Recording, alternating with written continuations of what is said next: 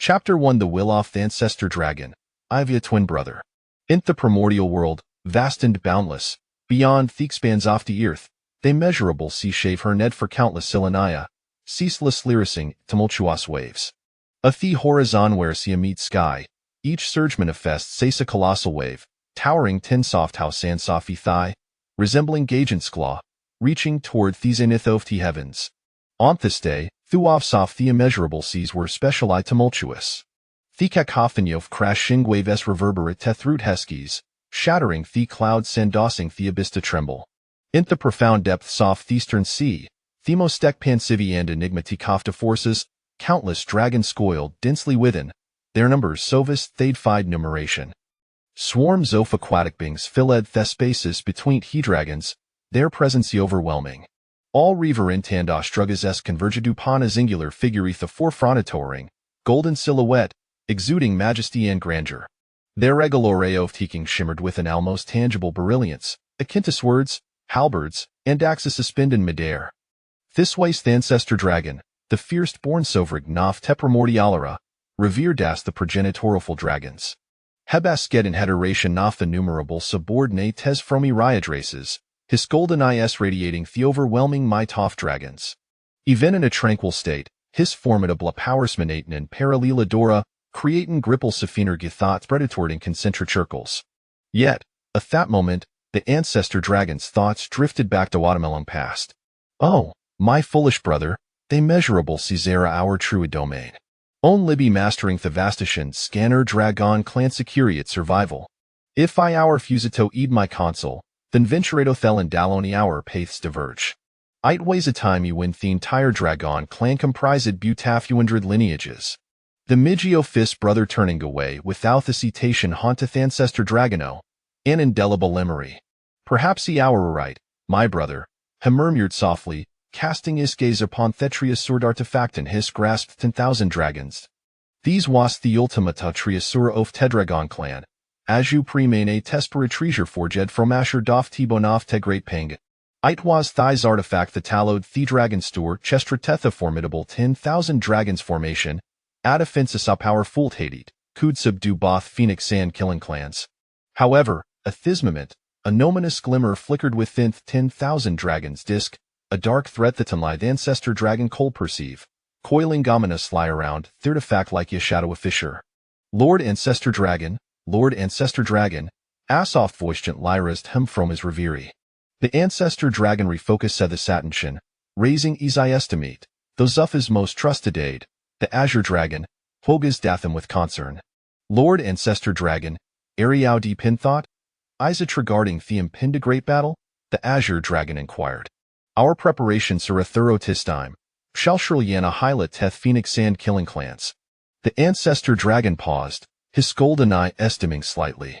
No, I am contemplating me brother. The Azure Dragon's expression turned to enough bewilderment. Huh?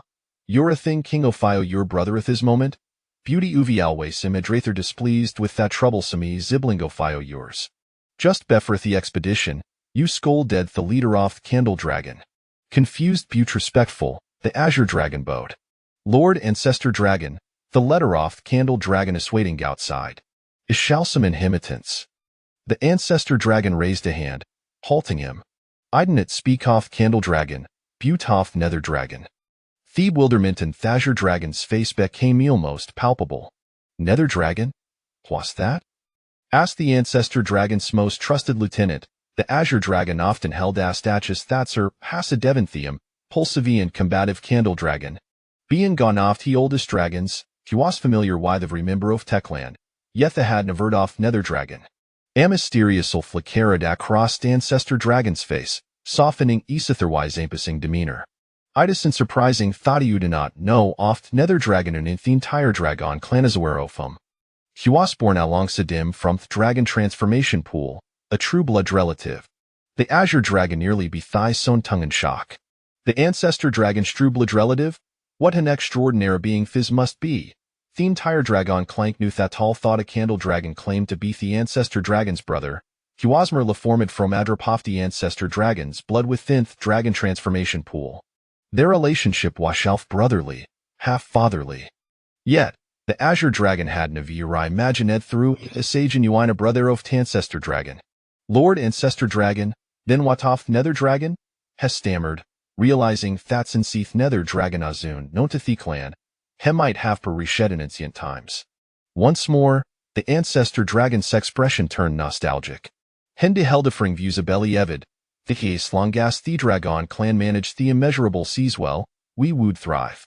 Ultimately, neithero fuscood persuaded Theather, and the she departed. The Azure Dragon contemplated, attempting to formulate a response a thought would not be deemed to presumptuous. However, before he could speak, the Ancestor Dragon wavishand, conjuring an invisible barrier that enveloped 100 Mudius, isolating them from the outside world. The Ancestor Dragon's expression grew grave. Azure Dragon, in this decisive battle, you shall not participate. Remain in our ancestral land and await my return. The Azure Dragon's countenance shifted to no falarm. Lord Ancestor Dragon, how can I abandon me post-stats, critical moment? The Ancestor Dragon shook his head.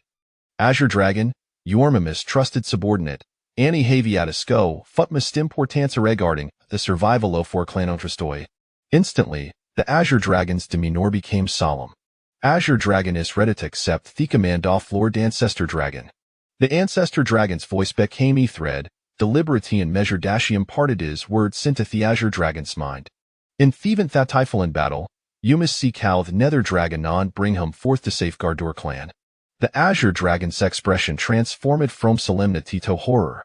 Lord Ancestor Dragon, how could you possibly perish? Our clan will undoubtedly vanquish the Phoenix Sand killing clans. As the Griat battle loomed, the Ancestor Dragon's sudden declaration of fall was perplexing.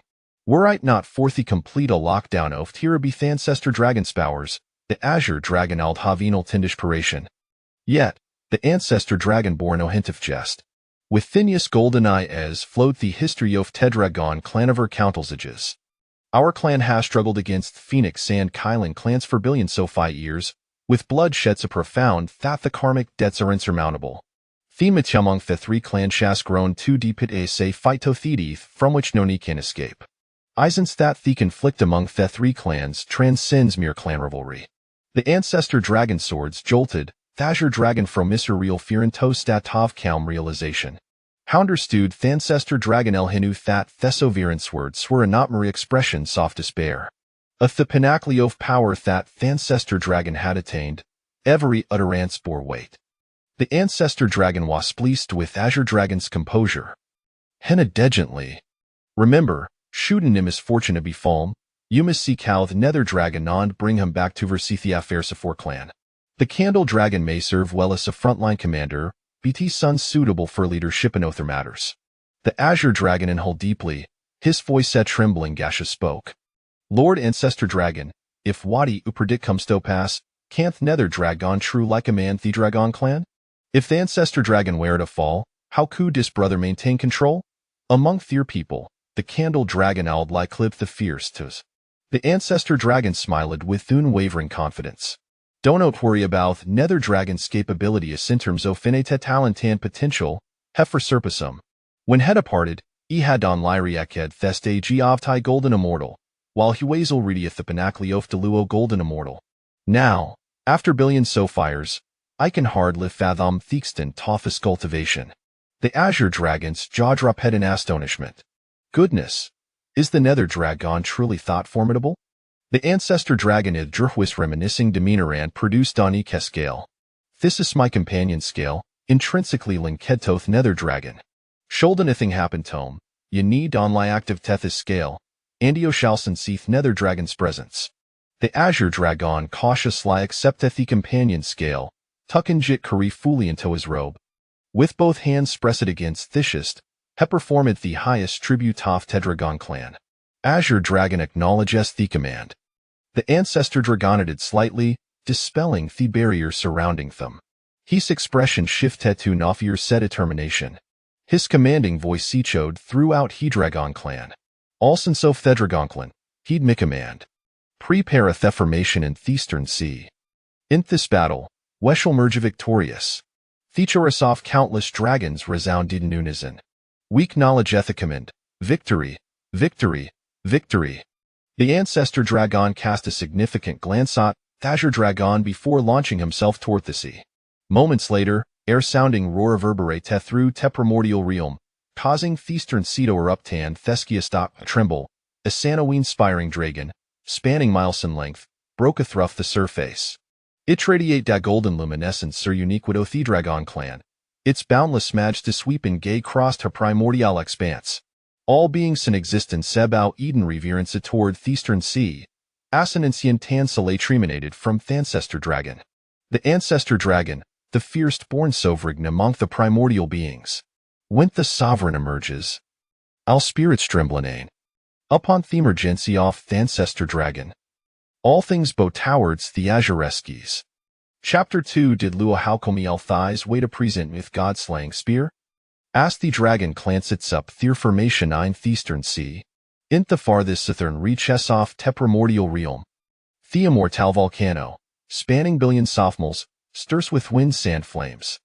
Ashrajan Jin furnace consummate southern lands. With air sounding boom, the immortal volcano erupts, spewing forth crimson flames that scorch the heavens. The entire southern skiof the primordial realm ignites, ablaze with the surging flames. From within the towering inferno, a woman of fun paralleled beauty, exuding gunero fregal elegance, emerges from the flames. In her mesmerizing gaze, powerful flames flicker. Each flicker resonating with the volcanic fury of the immortal volcano. Shays Yuan Feng, of the Phoenix clan. Today, the Phoenix clan shall march with Meta-Eastern Sea to annihilate Dragon clan. The Tony of Phoenix Ancestoricity, imbued with an undeniable authority. Yes, countless phoenixes soar forth from the immortal volcano, forming a formation that obscures the sun, following Yuan Feng towards the eastern sea. One seal thep honic shave departed. A teedgi of the immortal volcano. A point of black light coalesces. Wriggles slightly, Anthen transforms into Ayunman with his my leaderning's face. The smile upon the immense face resembles a mask, presses and flawless. A glance sees out the immortal volcano before turning away. In a time, the human has finished across billion soft miles. Arriving before Yodel figure shrouded in black mist. Only a pair of crimsoni is visible. This young man, forever wearing a facade of phasmile, kneels before the towering figure. Speaking with yet most reverence. Master, the Phoenix clan has taken flight. Ehavial Rita sont he seed soft darkness beneath the immortal volcano. Should Yuan Feng perish, Alfortunes off the immortal volcano be instant, lie absorbed into the seed soft darkness. The towering figure innocent satisfaction. Excellent, you haved and well? This towering figure is known ether thant the progenitor of the demon clan, Luo Ho. The Unman reporting to him is the joyful emotion envoy, oft he savine motion sans six disorderly's command. Since at the inception of the primordial clans, they have been embroiled in Sicilis conflict, though initially with some restraint. However, at some unknown point, the three clans descended in toast at Tofferlental's enmity. And aloft thighs ways instigated beluo how from Theshidos. His purpose was to harness the blood, souls, and negative energies wrought bethur soft te primordial clan Storfin Tetrius were in his possession. The extermination sword formation. Luo Hao walks the path of slaughter. Slaying heaven and earth, slaying Gulbings. Own light huskan he's into ethereal move to Luo golden immortal. The myriad beings soft te primordial realm begin theer, journey from ethereal move celestial immortals. Ascending through true immortals, profound immortals, golden immortals, Tai golden immortals, Daluo golden immortals, Huan Yuan golden immortals quasi-saints, and culminating in Huan Yuan Daluo golden immortal saints. Luo Hao was originally one of the 3,000 deities in Demisynth Chaos realm, but lost his divine form after a battle with Pangu. Now, he's re-establishing himself, retracing the path of slaughter. Yet this being stuck at the pinnacle of Huan Yuan golden immortal realm for quite some time. He must complete his path of slaughter to bring I through. To achieve this goal. The extermination sword formation, Alof carnage, Iski. Of course. Once the extermination sword formation is refined using fifth primordial clans, Luo Hao will not forsake their main and for two Nesoft tech lands. Not long after joyful emotion in Vur Portethanu soft Phoenix clan. The angry emotion in Vyera, turned from the ancestral land of Chilean clan. Master, the Chilean clan has malized. The seed soft darkness synth Kylan ancestral land have been sown. Luo Hauno dead in satisfaction. Now, he waited news from Thieval emotion envoy, how Astasked with Thele out in Eastern Sea. The joyful emotion envoy glanced at angry emotion envoy and Willie asked, "We hasn't Thil Dester turned diet?" The evil emotion envoy is the letter among 7 emotions and 6 desires, and Luo Hughes most trusted subordinate. Thus, the crucial and perilous task in Eastern Sea aways entrusted to the envoy. The angry emotion envoy, a burly man with all beard, spoke with fiery intensity. The dragon clan is mobilizing Eastern Sea. Thealdis needs to navigate around the bewildering sea. The joyful emotion envoy nodded. Thealdis thas never failed to trust will return shortly. Butte as soon as she finished speaking. A Sudan Shoxerjed within him. The evil emotion envoy is dead. The 7 emotions and 6 desires share a profound connection, allowing them to Sinzani and other closely. If Fanyonoff team encounter Sanasu, Theathers will invariably feel it. And just moments ago, both joyful emotion envoy and angry emotion invoice and set the demi-soft evil emotion envoy simultaneously. As the master of 7 emotions and 6 desires, Luo Howelsus and set the death of evil emotion envoyatants. His gaze sharpened with relentless intensity. Without uttering a word, Hitori through space and stepped forth. Instant lie arrive in Gathasai toft evil emotion envoy's dim eyes. The bewildering sea. This placely ascent the profound depth soft tea boundless forces. Evina daluo golden immortal wood luzathireway here. Thuzatisnameth bewildering sea. Furthermore, no living beings inhabit this area. Rendringit themis notorious life restricted zone in the boundless forces. No creature would eredo venture here. This was precisely why the evil emotion in Voikos de pass through. Asahu and Ewan golden immortal, possessed formidable a strength hand feared not, losing ease went bewildering sea. These was the optimal route for his retreat. Yet, Hemeth is end here. Without Tevanak and Satosin due to message. Luo how cold lie surveyed to surface soft bewildering sea, with Cleus de la Sammer. A powerful demonergy surged forth from within him. Come forth, since Uderitus lay my subordinate, Fasim. Thuff nothing is visible. Luo ho, Alrediath the Panacleof to you in golden immortarium, justice de pawe from Becamingahun you o golden immortal, cansens thutsameth in jisum is sheer. Something lurks within. Luo Hauskell received nor a plea. With that is contented snort, Hesimone forth. A long spear, entirely black, with his spear head is redas blood, manifested in his grasp. The god-slaying spear. Atreus sword artifact off dreadful providence.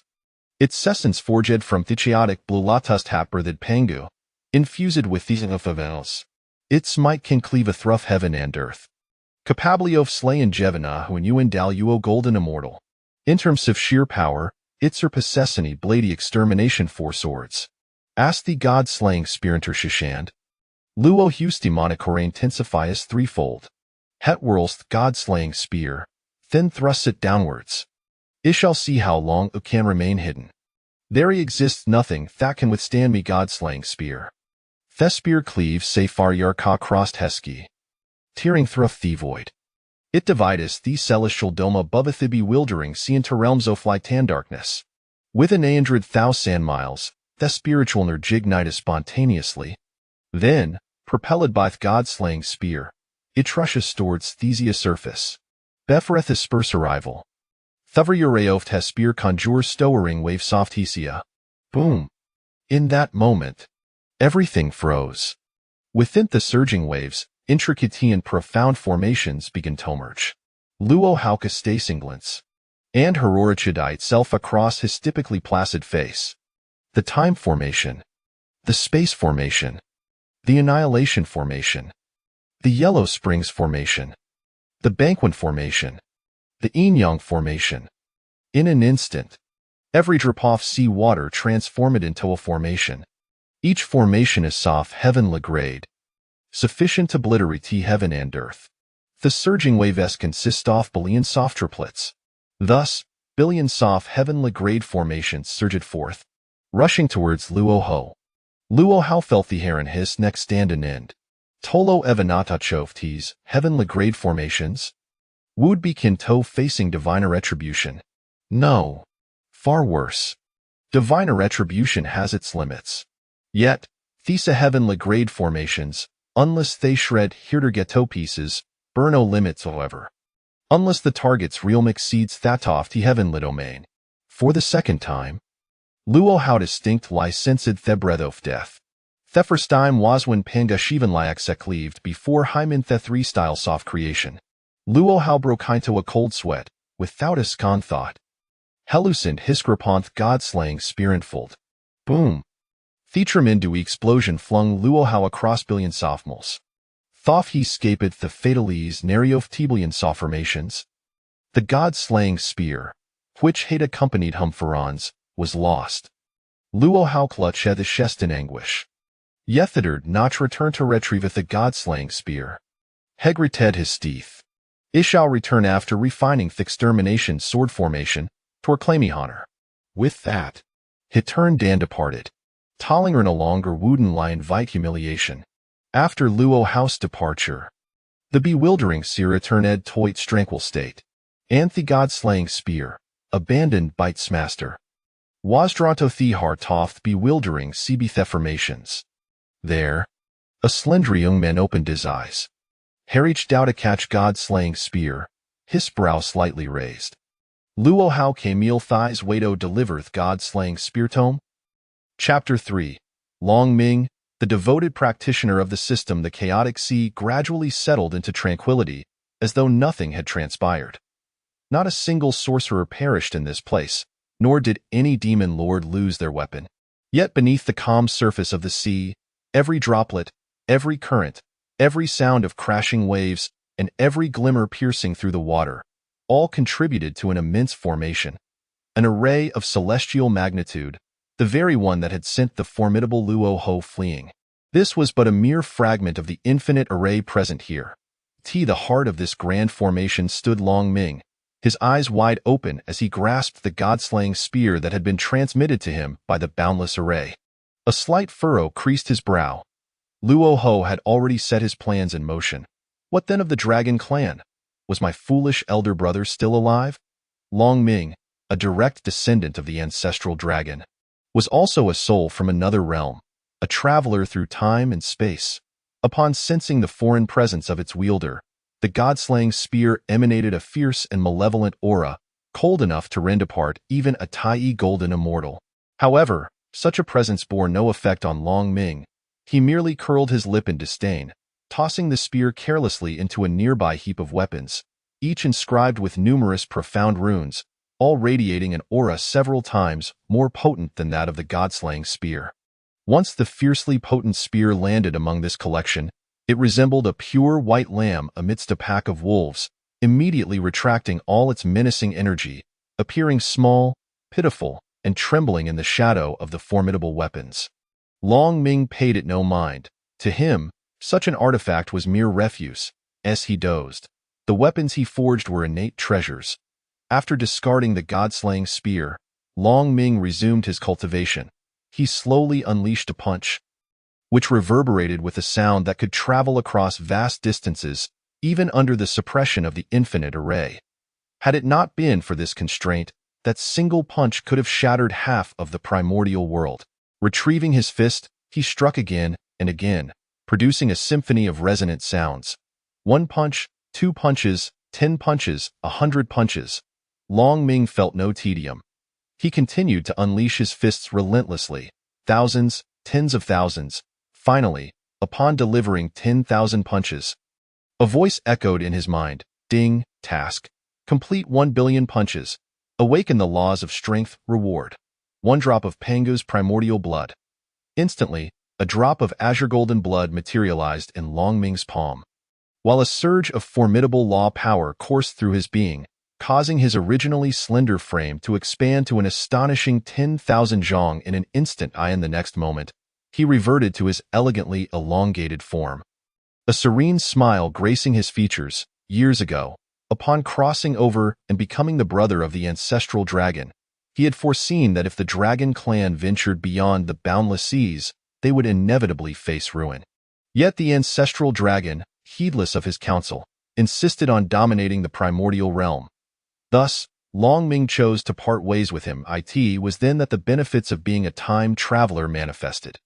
The devoted practitioner system activated, allowing him to break through diligent cultivation and earn rewards by completing system tasks. In the first billion years, Long Ming immersed himself in training, awakening the laws of the infinite array. Consequently, he established the infinite formation around him, transforming a vast expanse of ocean into the chaotic sea, creating an absolutely secure sanctuary for his seclusion. Yet, simultaneously, this chaotic sea also served as his prison, confining him until his strength could shatter the infinitely layered celestial formations. Only then could he emerge. Once accomplished, the heavenly calamities before Long Ming would feel like a mere gentle breeze. He understood well that although the war among the innate three races was instigated by Luo Ho, the root of their decline lay in the heavenly calamities. Therefore, to save the Dragon clan, he must first withstand these trials.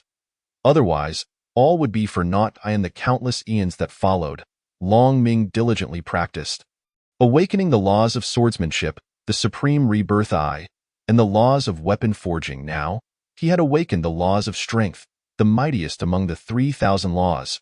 With a glance inward, he smiled gently. He was but a hair's breadth away from a breakthrough.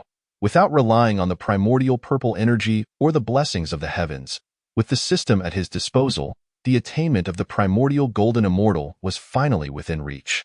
Long Ming produced a grand cauldron, one he had crafted after awakening the laws of forging. Setting it up, he placed the drop of Panga's blood within the cauldron, flicking it lightly. Instantly, a fierce alchemical flame erupted beneath it. After a moment of contemplation, Long Ming approached the pile of weapons and picked up the god-slaying spear, weighing it in his hands. Indeed, its size, length, and girth were perfect, an exquisite fire poker. Long Ming began to manipulate the alchemical flame with the spear. With such a fine poker, the flame danced and transformed in intricate ways, becoming infinitely fine and exquisite, revealing unparalleled mysteries. A satisfied smile crossed Long Ming's face. He could now completely refine the essence of Panga's blood into the elixir. When he consumed the pill, he should be able to break through. Long Ming commenced his alchemical endeavors. Luo Ho, drenched in cold sweat and having discarded his treasured weapon, returned to his lair. The remaining 12 entities of the 7 emotions and 6 desires approached him respectfully. "Welcome back, Master. What of the matter concerning the evil emotion?"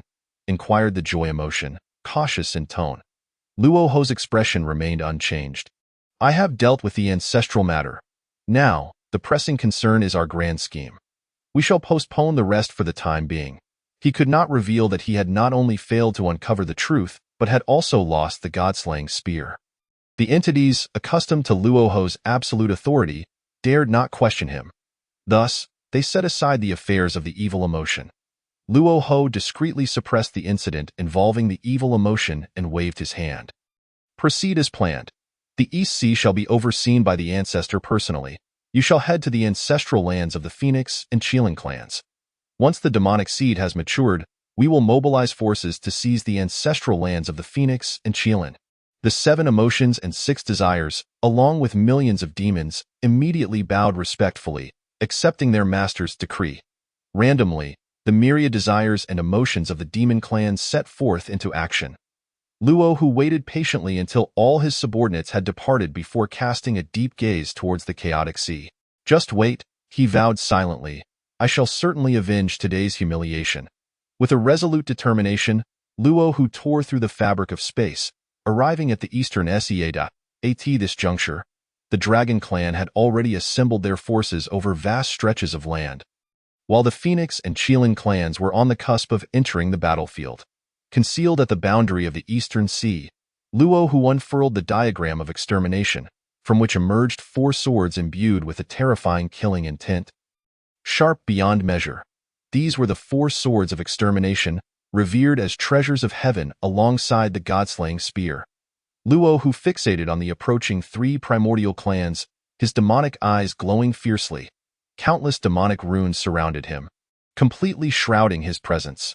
Nevertheless, the diagram of extermination had already been set in motion, poised to absorb all the murderous intentions, malevolence, and resentment permeating the battlefield, including the shattered souls of the fallen, rendering them into pure sustenance for the refinement of the extermination sword array. Chapter 4. Luo Hu's Grand Conspiracy. The Great War of the Three Clans commences. Luo Hu beamed with unparalleled delight as he observed the three primordial clans unwittingly marching towards a cataclysmic confrontation orchestrated by his design. After a millennium of scheming, the moment of fruition had finally arrived. This triumph even momentarily eclipsed the disgrace of the chaotic sea in his mind. Slay, slay. Let them all become the nourishment for my ascendants. Under Luo Hu's watchful gaze, the distance between the three primordial clans continued to diminish. Above the eastern sea, the ancestral dragon opened its eyes, unleashing a terrifying dragon might that swept across the vastness of the primordial realm. Countless scaled beings bowed reverently towards the eastern sea, acknowledging the dragon clan as the sovereign of all scaled and aquatic creatures. The ancestral dragon stood as the pinnacle of this dominion, the master of scales, the emperor of water. Stretching its immense dragon form across the skies above the eastern sea, it was flanked by myriad dragons and aquatic beings, arrayed in formation, exuding a murderous aura that pierced the heavens. Casting shadows over the sun and moon, rendering the firmament silent, an ancient and desolate energy emanated from the ancestral dragon, materializing into potent force that continuously bolstered the dragon and aquatic forces behind it, enhancing their combat prowess, elevating their morale, and fortifying their resolve. Ultimately, this legion would become invincible in the primordial realm, an unstoppable force. The ancestral dragon's gaze pierced through the undulating waves of the eastern sea, its countenance exuding an unparalleled majesty as it focused on the approaching avian and terrestrial creatures, the progenitor of the phoenix, Yuan Feng, and the progenitor of the Qilin, Shi Qilin, who led a mixed legion at the forefront. Behind them lay an even greater multitude of avian and terrestrial beings than those of the dragon and water clans. As the three primordial clans prepared for their decisive battle, it was inevitable that more beings would be drawn into the conflict. This would be a cataclysmic war that engulfed the primordial realm, a calamity for all sentient beings. In the eastern sea, the golden eyes of the ancestral dragon erupted with radiant golden light. Where the light swept, the weaker avian and terrestrial beings were either frozen to death or struck down by sudden bolts of lightning. The ancestral dragon, the sole master of both water and thunder among the primordial ancestors, merely needed to gaze for countless beings to fall lifeless in an instant. The majesty of the king was not to be trifled with. Any avian or terrestrial creature daring to show hostility towards the primordial sovereign had already sealed their fate. With an earth-shattering roar, the boundless dragon might surged forth, accompanied by a steady dragon's chant directed at the avian and terrestrial creatures, in the face of the king's majesty. All but Yuan Feng and Shi Qilin felt a primal fear emanating from their very souls.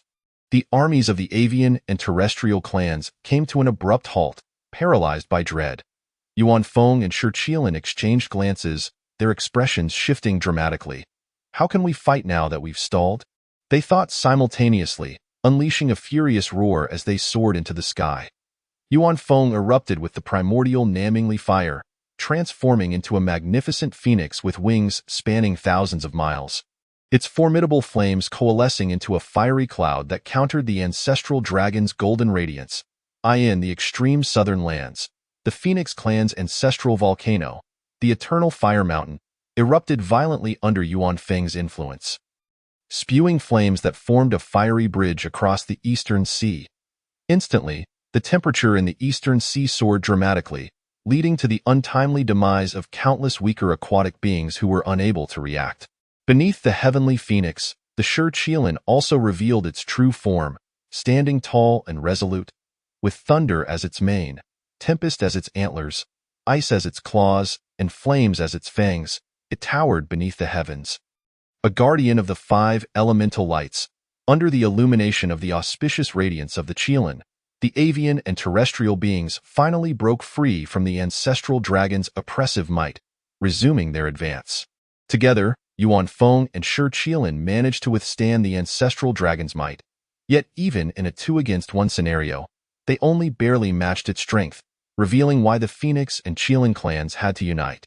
The Dragon clan was simply too formidable. The Ancestral Dragon was beyond measure. The Ancestral Dragon regarded the unfolding scene with a hint of disdain before finally speaking. Its authoritative voice echoed across the eastern sea. Yuan Shi, Qilin, our three primordial clans have contended for supremacy in the primordial realm for countless years. Since you two have allied, there is but one matter left to address. It is time to determine who the true sovereign of the primordial realm shall be. Qilin snorted defiantly, "Are we afraid of you?" Yuan Feng's response was even more straightforward, unleashing a torrent of primordial Namingli fire. Simultaneously, Qilin expelled a stream of primordial Sanmei true fire. The two flames colliding mid-air. The fiery forces amplified each other, raising the temperature to terrifying levels in an instant. The waters of the eastern sea boiled violently, and countless aquatic beings, unable to withstand the heat, plummeted into the depths, merging into a tumultuous, boiling cauldron of chaos. The golden radiance in the Ancestral Dragon's eyes intensified further. "You are but so much," it scoffed, as it opened its colossal jaws, unleashing countless swords forged from the essence of the primordial waters. Aimed at Yuan Feng and Qilin, at the same time, the myriad dragons coiling atop its head had reached their full potential.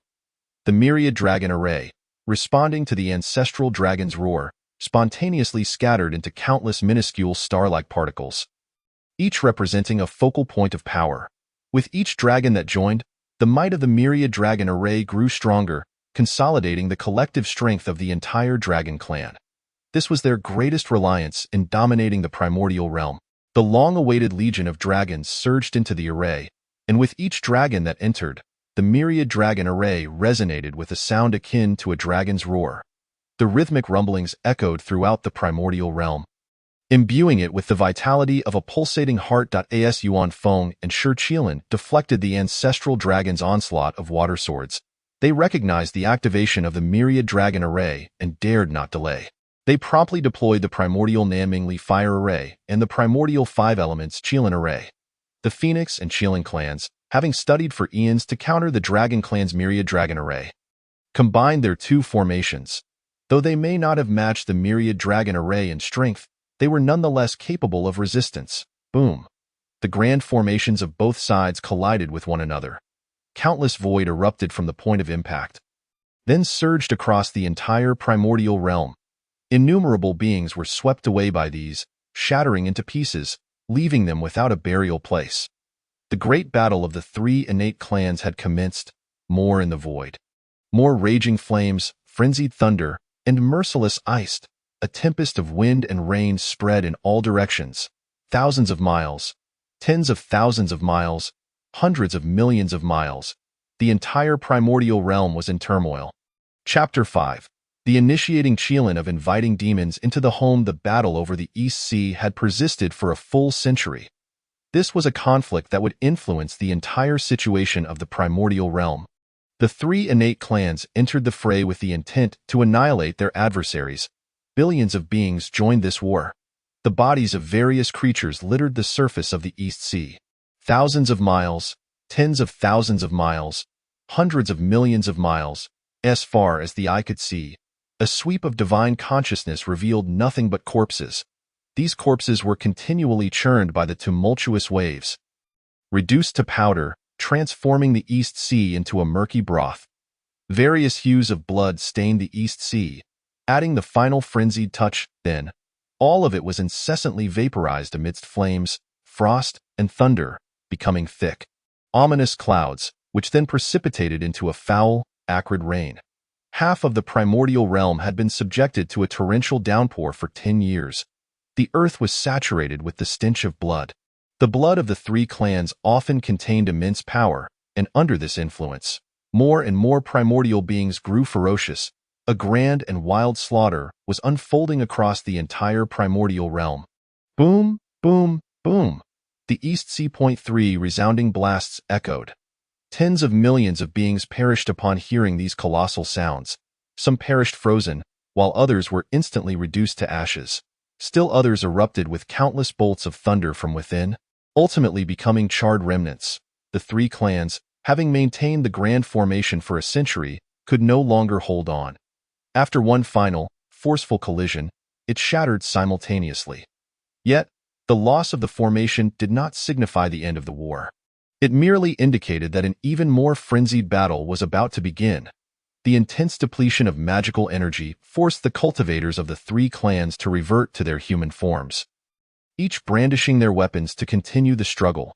Those who had lost their weapons resorted to using claws, fangs, and anything else at their disposal.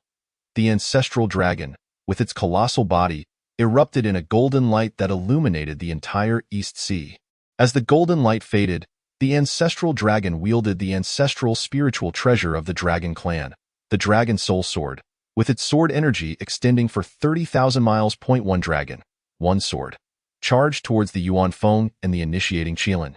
Yuan Feng, initiating Qilin, do you truly believe you can defeat me, your ancestor? The Dragon Soul Sword instantly unleashed 1,000,000 sword blades. These blades transformed into dragon shapes, with the essence of water as their core, and thunder as their form, fiercely cutting through the air.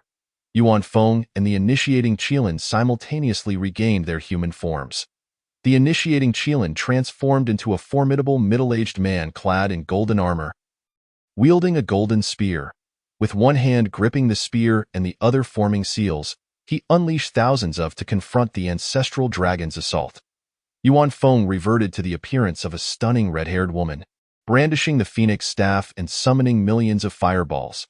As the fireballs soared forth, they instantly transformed into phoenixes with a wingspan of 1 meter.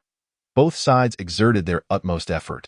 Each sword energy extended for millions of miles. With every explosion, everything within a 1,000-mile radius was obliterated. The Ancestral Dragon faced the multitude alone, yet did not falter. However, subduing Yuan Feng and the initiating Qilin proved impossible. Yuan Feng and the initiating Qilin exchanged glances, a sense of frustration evident in their expressions. They had exhausted their strength, yet still could not subdue the Ancestral Dragon. The initiating Qilin cast a meaningful look at Yuan Feng. Through a mental transmission, he conveyed, "The Ancestral Dragon's progress has been too rapid. He is the only one among us who has mastered 2 laws. If we fail to eliminate him this time, we will undoubtedly be unable to withstand him next time." Yuan Feng nodded in agreement. "Very well, let us go all out against him." The initiating Qilin let out a long howl. With a shift of his golden spear, he raised his hand to summon the clan's treasured artifact, the Qilin Seal. The innate 5-element, the true decree of the Qilin, commanded, "Kill." The Qilin Seal manifested alongside the initiating Qilin, gathering the power of the innate 5 elements. Incredibly potent. It suppressed the fortune of the Qilin clan, making it difficult to wield casually. The initiating Qilin was risking everything with this move. Upon seeing this, Yuan Feng immediately struck her phoenix staff. With a surge of magical energy, the immortal volcano of the southern pole erupted, producing a sound that reverberated throughout the primordial realm. 30 million zhang of sword into the sky, thickening the original golden flame bridge. Yuan Feng bit her tongue, spraying her vital blood onto the phoenix staff. In an instant, the phoenix staff transformed into a towering pillar of flame. This pillar resonated with the immortal volcano, forming 2 massive fiery spikes that firmly ensnared the Ancestral Dragon. Boom! The Qilin Seal in the initiating Qilin's hand struck heavily against the Ancestral Dragon. Boom! A tremendous explosion sent shockwaves throughout the East Sea. Hundreds of millions of dragons were instantly killed. Their bodies were hurled into the heavens by the inverted East Sea, only to plummet down again with a crackling sound. Countless aquatic beings were reduced to mere dust, unable to leave even a trace of their existence. Yuan Feng and the initiating Qilin fixed their gazes upon the location of the Ancestral Dragon. As the smoke cleared, both Yuan Feng and the initiating Qilin widened their eyes in astonishment. The Ancestral Dragon was still alive. Although it had lost an arm and a massive wound gaped in its abdomen, it yet drew breath. Golden blood flowed from the wound, staining the surrounding sea a brilliant gold. The Dragon Soul Sword in its hand had been reduced to a mere hilt in its final moments. It detonated the Dragon Soul Sword to evade the most fatal injury. "What other tricks do you possess?" The Ancestral Dragon rasped, its voice dry yet mocking. The Dragon clan possesses the most formidable physique among the three innate clans. As long as one is not killed on the spot, even the gravest of injuries can be healed. Yuan Feng and the initiating Qilin exchanged glances, their expressions filled with disbelief. They had exhausted all means, yet still could not slay the Ancestral Dragon. What to do now? Yuan Feng and the initiating Qilin locked eyes. The initiating Qilin gritted his teeth. I have one last resort. With that, he produced a pure black orb and crushed it. Ancestral Dragon, today you must perish. Both you and the Dragon clan shall be annihilated today. As the black orb shattered, a tidal wave of demonic energy erupted. The demonic energy coalesced into mist, instantly enveloping the entire battlefield of the East Sea. The beings of the three clans simultaneously felt a jolt of fear deep within their souls. In the next instant, for colossal long swords descended from the heavens. Each long sword stood 1,000 zhang tall, reaching for the sky. The four swords shimmered with a radiant brilliance, breathtakingly exquisite.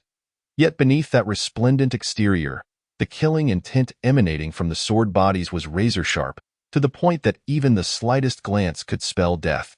The killing intent of the four swords responded to the demonic mist, completely shrouding the battlefield of the East Sea spanning billions of miles. What is this? The Ancestral Dragon had never anticipated that the initiating Qilin possessed such a technique. No, this cannot possibly be your doing. What have you done? The Ancestral Dragon quickly discerned that this demonic energy clashed with the auspicious power of the Qilin's 5 elements. Even if the initiating Qilin truly desired such power, he would be incapable of achieving it. The initiating Qilin laughed heartily. Ancestral Dragon, you need not know what this is. Today, your death is inevitable. As the initiating Qilin's words fell, a treasure map, spanning the area covered by the four swords, descended from the heavens. 4 beams of light shot forth from the treasure map, connecting to the 4 precious swords. Buzz! The 4 resonating sword cries echoed together. All beings of the 3 clans on the battlefield, including the Ancestral Dragon, were engulfed in a dizzying sensation. As their minds spun, everything before them turned upside down. When everything settled, they found themselves in another realm. Countless sharp swords filled the entire expanse. The killing intent and malevolence saturated the atmosphere, making each breath feel as though it were tearing them apart. The initiating Qilin initially froze, then burst into laughter. Though you see now, Ancestral Dragon, this time, you are certainly doomed. The ultimate victory belongs to. His words were cut short as a semi-transparent flying sword suddenly struck. Caught completely off guard, the initiating Qilin's arm, which held the golden spear, was severed. A voice imbued with a chilling aura of death echoed ominously. Silence. The initiating Qilin incredulously lifted his head, only to behold a towering black figure emerging from the treasure map. You intend to tear up the agreement? Luo Ho looked disdainfully at the initiating Qilin. Foolish creature, do you believe you have the right to ally with me? What I desire is not merely the Dragon clan, but the flesh and fortune of all 3 innate clans. Today, I shall use the blood and flesh of your 3 clans to nourish the 4 swords of extermination. With that, a fierce glint flashed in Luo Ho's eyes. In an instant, the billions of swords within the extermination sword array sprang to life. Sword energy, divine thunder, red sand, and gale winds howled forth, charging towards the 3 innate clans. Chapter 6. Ancestor of the Underworld, please save the Dragon clan. Yuan Feng gazed in horror at the initiating Qilin. What have you done? What have you summoned? As inquiries were voiced, Yuan Feng brandished the phoenix staff, enveloping herself and her kin in a protective aura. However, Shi Qilin had no time to respond to Yuan Feng's words. His gaze was fixed intently on Luo Ho. Luo Ho, do you dare deceive me? Luo Ho cast a nonchalant glance at Shi Qilin. Do you possess the standing to compel me, your ancestor, to deceive you? I have proclaimed my intent to assist you in vanquishing the Ancestor Dragon, but when did I ever assert that I would spare your life? Shi Qilin was left speechless. He had believed he had secured a formidable ally. Contemplating that once Luo Ho and the Ancestor Dragon were mutually weakened, he would seize the opportunity to benefit. Once the Qilin clan grew powerful, he would then subdue the Phoenix clan, rendering the entire primordial world subservient to the Qilin clan. Yet, all his meticulous schemes ultimately served to adorn the demonic forces. With gritted teeth, Shurchilin spat out a mouthful of blood. Luoho's earlier strike had already injured his internal organs. Do not presume you can devour our 3 clans. As long as we unite, your plans are but delusions. The Ancestral Dragon cast a scornful glance at Shurchilin, yet in light of the peculiar circumstances, he opted for silence, for he bore the heaviest wounds and required time to recuperate. Allowing Shurchilin to delay was a small advantage. Seizing the opportunity, the Ancestral Dragon transmitted a fragment of his divine consciousness. Although the sword array of extermination had been set, preventing any beings within from sending messages outward, the Ancestral Dragon was not attempting to communicate externally. He was merely sending a message to his own scale. Such a connection could not be severed by any means. The message reached its destination in an instant.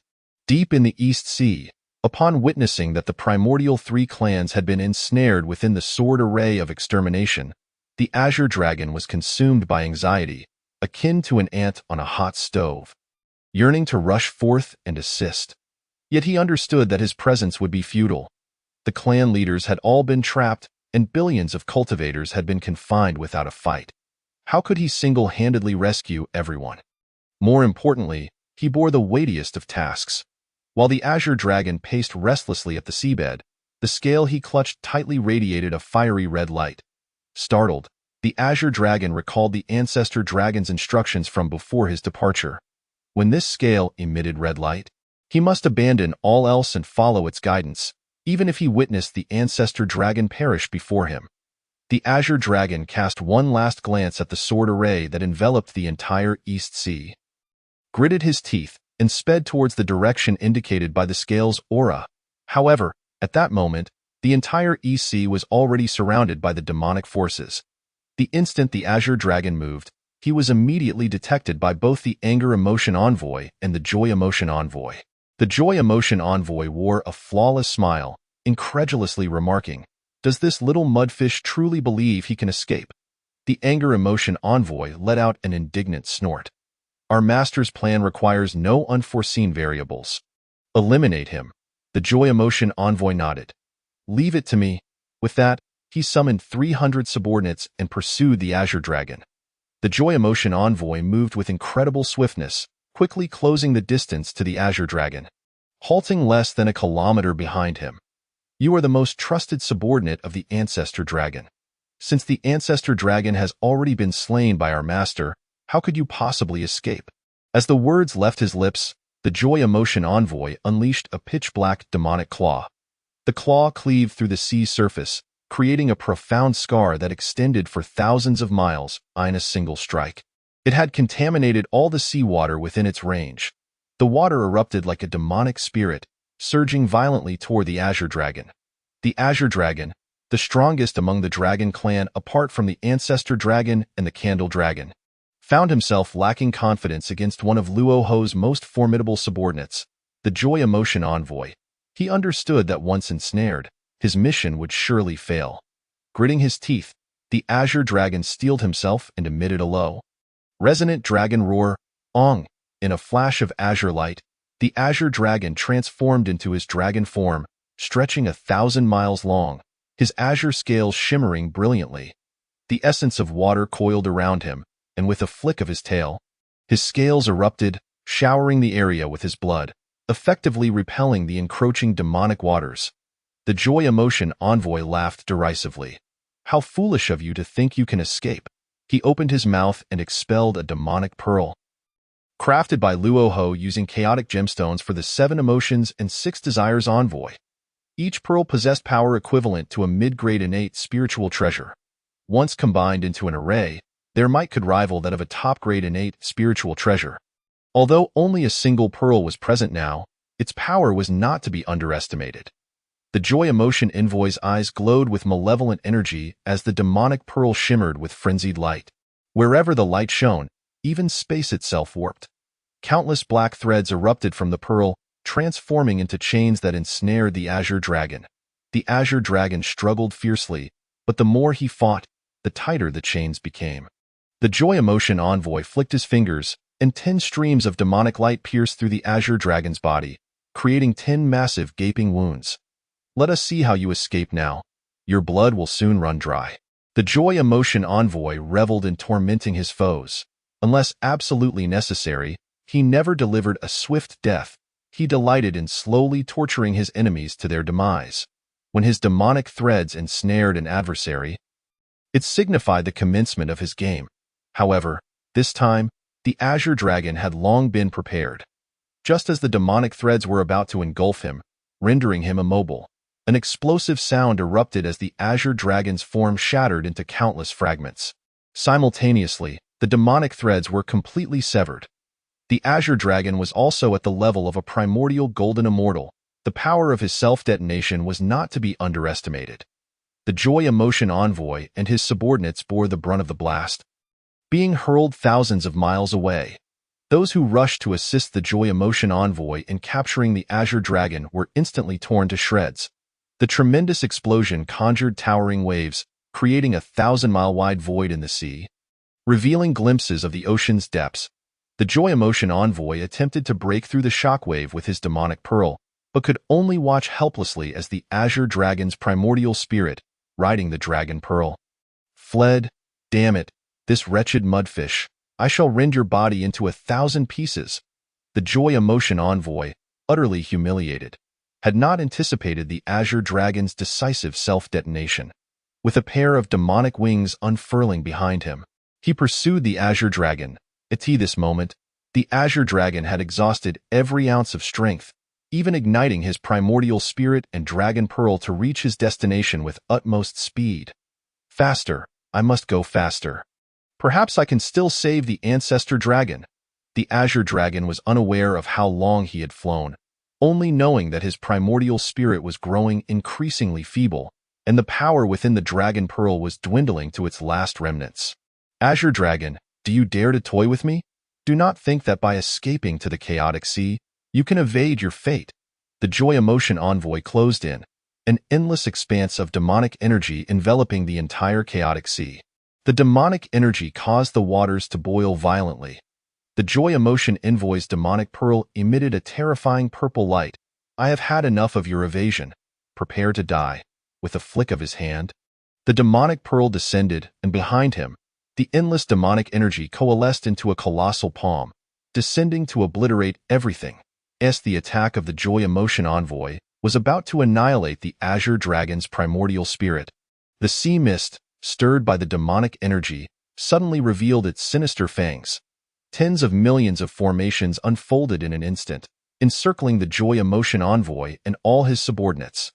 Time and space came to a complete standstill at that moment. The Joy Emotion Envoy instinctively attempted to send a distress signal, only to discover that even his divine consciousness could not transmit. His pupils widened in terror as he surveyed his surroundings. What is happening? When did such a multitude of formations appear here? Furthermore, why can I not recognize their levels? The formations were at the level of heavenly Tao. Only those who had reached the realm of primordial de Luo golden immortals or beings like Luo Ho, who had once been chaos demons, could comprehend them. Otherwise, even if the formations unfolded before one's eyes, they would remain unrecognized. The Joy Emotion Envoy turned to flee, but in the next instant, he and his subordinates were reduced to ashes. Leaving no trace behind, the Azure Dragon stared in astonishment at the unfolding scene. Only after the Joy Emotion Envoy and his entourage vanished without a trace, and the myriad formations dissipated, did he awaken from his stupor. It must be the Underworld Ancestor. It has to be Lord Longming, Underworld Ancestor. Please save the Dragon Clan. Chapter 7. Emergence from Seclusion. One sword shatters 10,000 formations, shocking the primordial world, shattering the heavenly tribulation. An infinite array encircled the Azure Dragon's primordial spirit, scrutinizing the small shard of scale within. The Azure Dragon summoned the last vestiges of his primordial spirit's power. Underworld Ancestor, the Dragon Clan is in grave peril. The Ancestor Dragon is ensnared in Luo Ho's trap, his life hanging by a thread. I beseech you, Underworld Ancestor, to rescue the Dragon Clan from impending doom and save the Ancestor Dragon from the brink of death. The voice of Longming resonated within the infinite array. Did my foolish elder brother perish? Upon hearing the voice of Longming, Qinglong immediately felt a surge of vitality. He feared nothing more than the silence of the Ming ancestor. As long as there were words spoken, a glimmer of hope remained. The Ming ancestor and Long ancestor were still persevering, awaiting his rescue. The infinite grand formation flickered 3 times, and among them, 3 major arrays underwent transformation. One array morphed into the ethereal wood vitality array, another into the 9-turn soul restoration array, and the third into the blood condensation rebirth array. These 3 arrays, embodying the essence of the Trinity, enveloped Qinglong's primordial spirit, spinning rapidly. The blood condensation rebirth array shattered the Qinglong dragon pearl, reverting it to its pure blood form. The dragon pearl itself was a product of the most refined essence of the dragon race's blood. And thus, newly born dragons did not possess a dragon pearl in no time. The pure blood boiled and churned, swiftly coalescing into the physical body of Qinglong. Subsequently, the ethereal wood vitality array enhanced the vitality of this new body, while the 9-turn soul restoration array extracted the true soul from Qinglong's primordial spirit, reconstructing the soul in less than a breath's time. Qinglong was resurrected once more, all previous depletions and losses fully repaired. Stunned, he clapped his hands to his face, confirming he was not dreaming. Then, overwhelmed with joy, he prostrated himself upon the surface of the sea. "Thank you, Ming ancestor. Truly, you are a being of immense power, able to resurrect me with but a gesture." Qinglong had initially approached with the resolve to face certain death. As long as Long Ming intervened, even death would have been worthwhile. Yet, he had not anticipated that Long Ming would revitalize him in the blink of an eye. This was an event beyond even the wildest imaginations of the dragon race during their drunken revelries. "Enough. Retreat from the chaotic sea by 100 million miles. I shall emerge now." Qinglong dared not voice any dissent, bowing respectfully before swiftly flying away for 100 million miles. Only then did he glance back towards the chaotic Set, the heart of the infinite grand formation.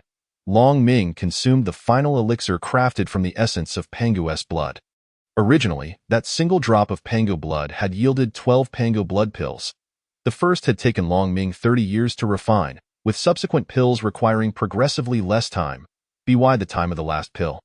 Long Ming needed no time at all. The immense power within him shattered the blood pill, digesting and absorbing it, until the last vestiges of pure power melded into his being. A resounding clap echoed within Long Ming. As a terrifying force erupted violently from within him, the infinite grand formation instantly contracted, transforming into countless seals, pressing down upon Long Ming in layer upon layer. Even a Hunyuan de Luo Jingxian would be instantly obliterated under such sealing pressure. Yet, these myriad seals merely caused Long Ming to pause momentarily. Gradually, he began to lift the immense weight of the seals, smiling faintly. Long Ming extended his hand to grasp a long sword, an artifact he had casually crafted. Adorned with 99 runes of the Tao, though merely a mediocre treasure amongst his casual creations, the moment he grasped the sword, the infinite grand formation sensed imminent danger, emitting a terrifying wail. The entire chaotic sea erupted into turmoil. Countless seals, layered upon countless seals, manifested the true power of the infinite grand formation.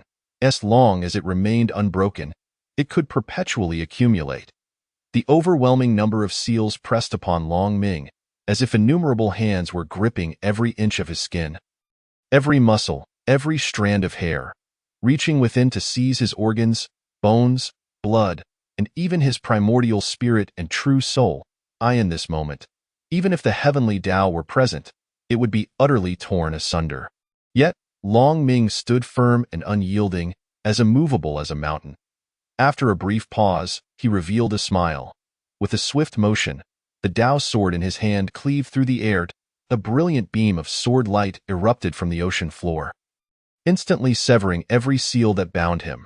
The infinite grand formation retaliated frantically, attempting to coalesce more heavenly Tao seals in an instant. However, before these seals could solidify, the power of the sword light had already obliterated everything in its path. The dazzling brilliance of the sword light outshone the sun in the heavens by billions of times. In an instant, the entire chaotic sea vanished, transforming into an immense void spanning millions of miles.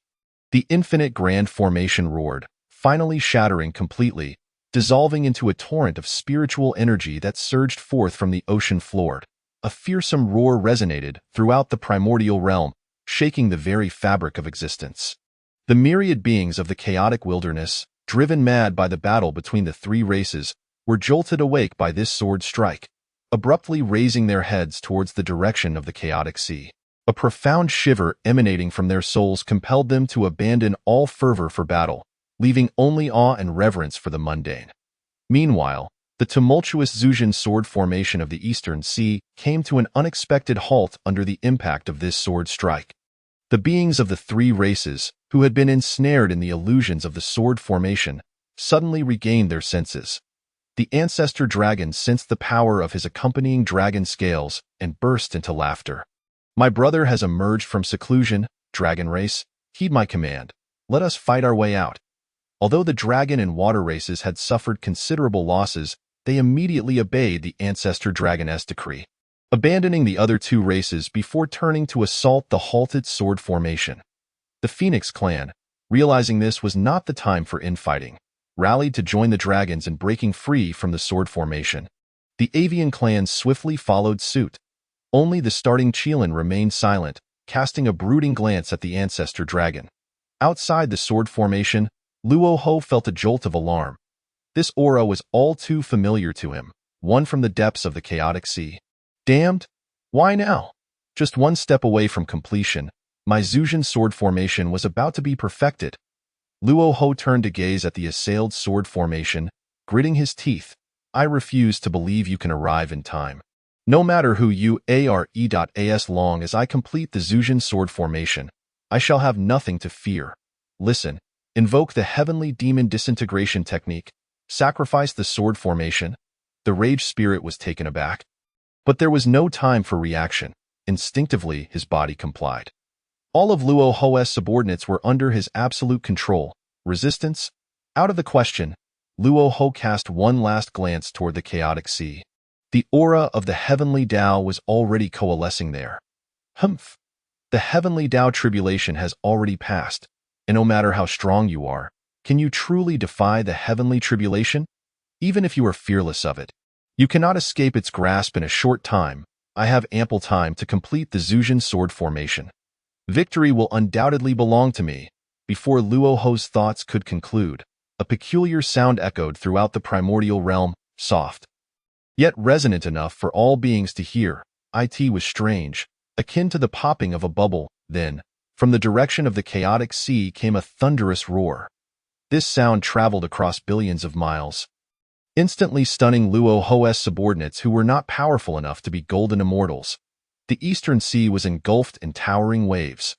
Luo Ho's scalp tingled as he gazed towards the chaotic sea, where the recently formed heavenly tribulation had been shattered. Chapter 8.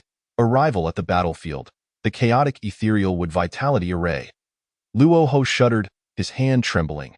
The Zhujian formation ceased its rotation, revealing countless enormous cracks. The beings of the three races within immediately launched a frenzied assault, striving to widen the fissures. Yet, Luo Ho could no longer afford to concern himself with the issues of the Zhujian sword formation. His scalp prickled as he stared towards the chaotic sea. One strike. Merely one strike had shattered the heavenly tribulation. Was this truly madness on my part, or had the primordial realm lost its senses? How could this be possible? Was the entity from the chaotic sea a being of the heavenly Tao? Impossible.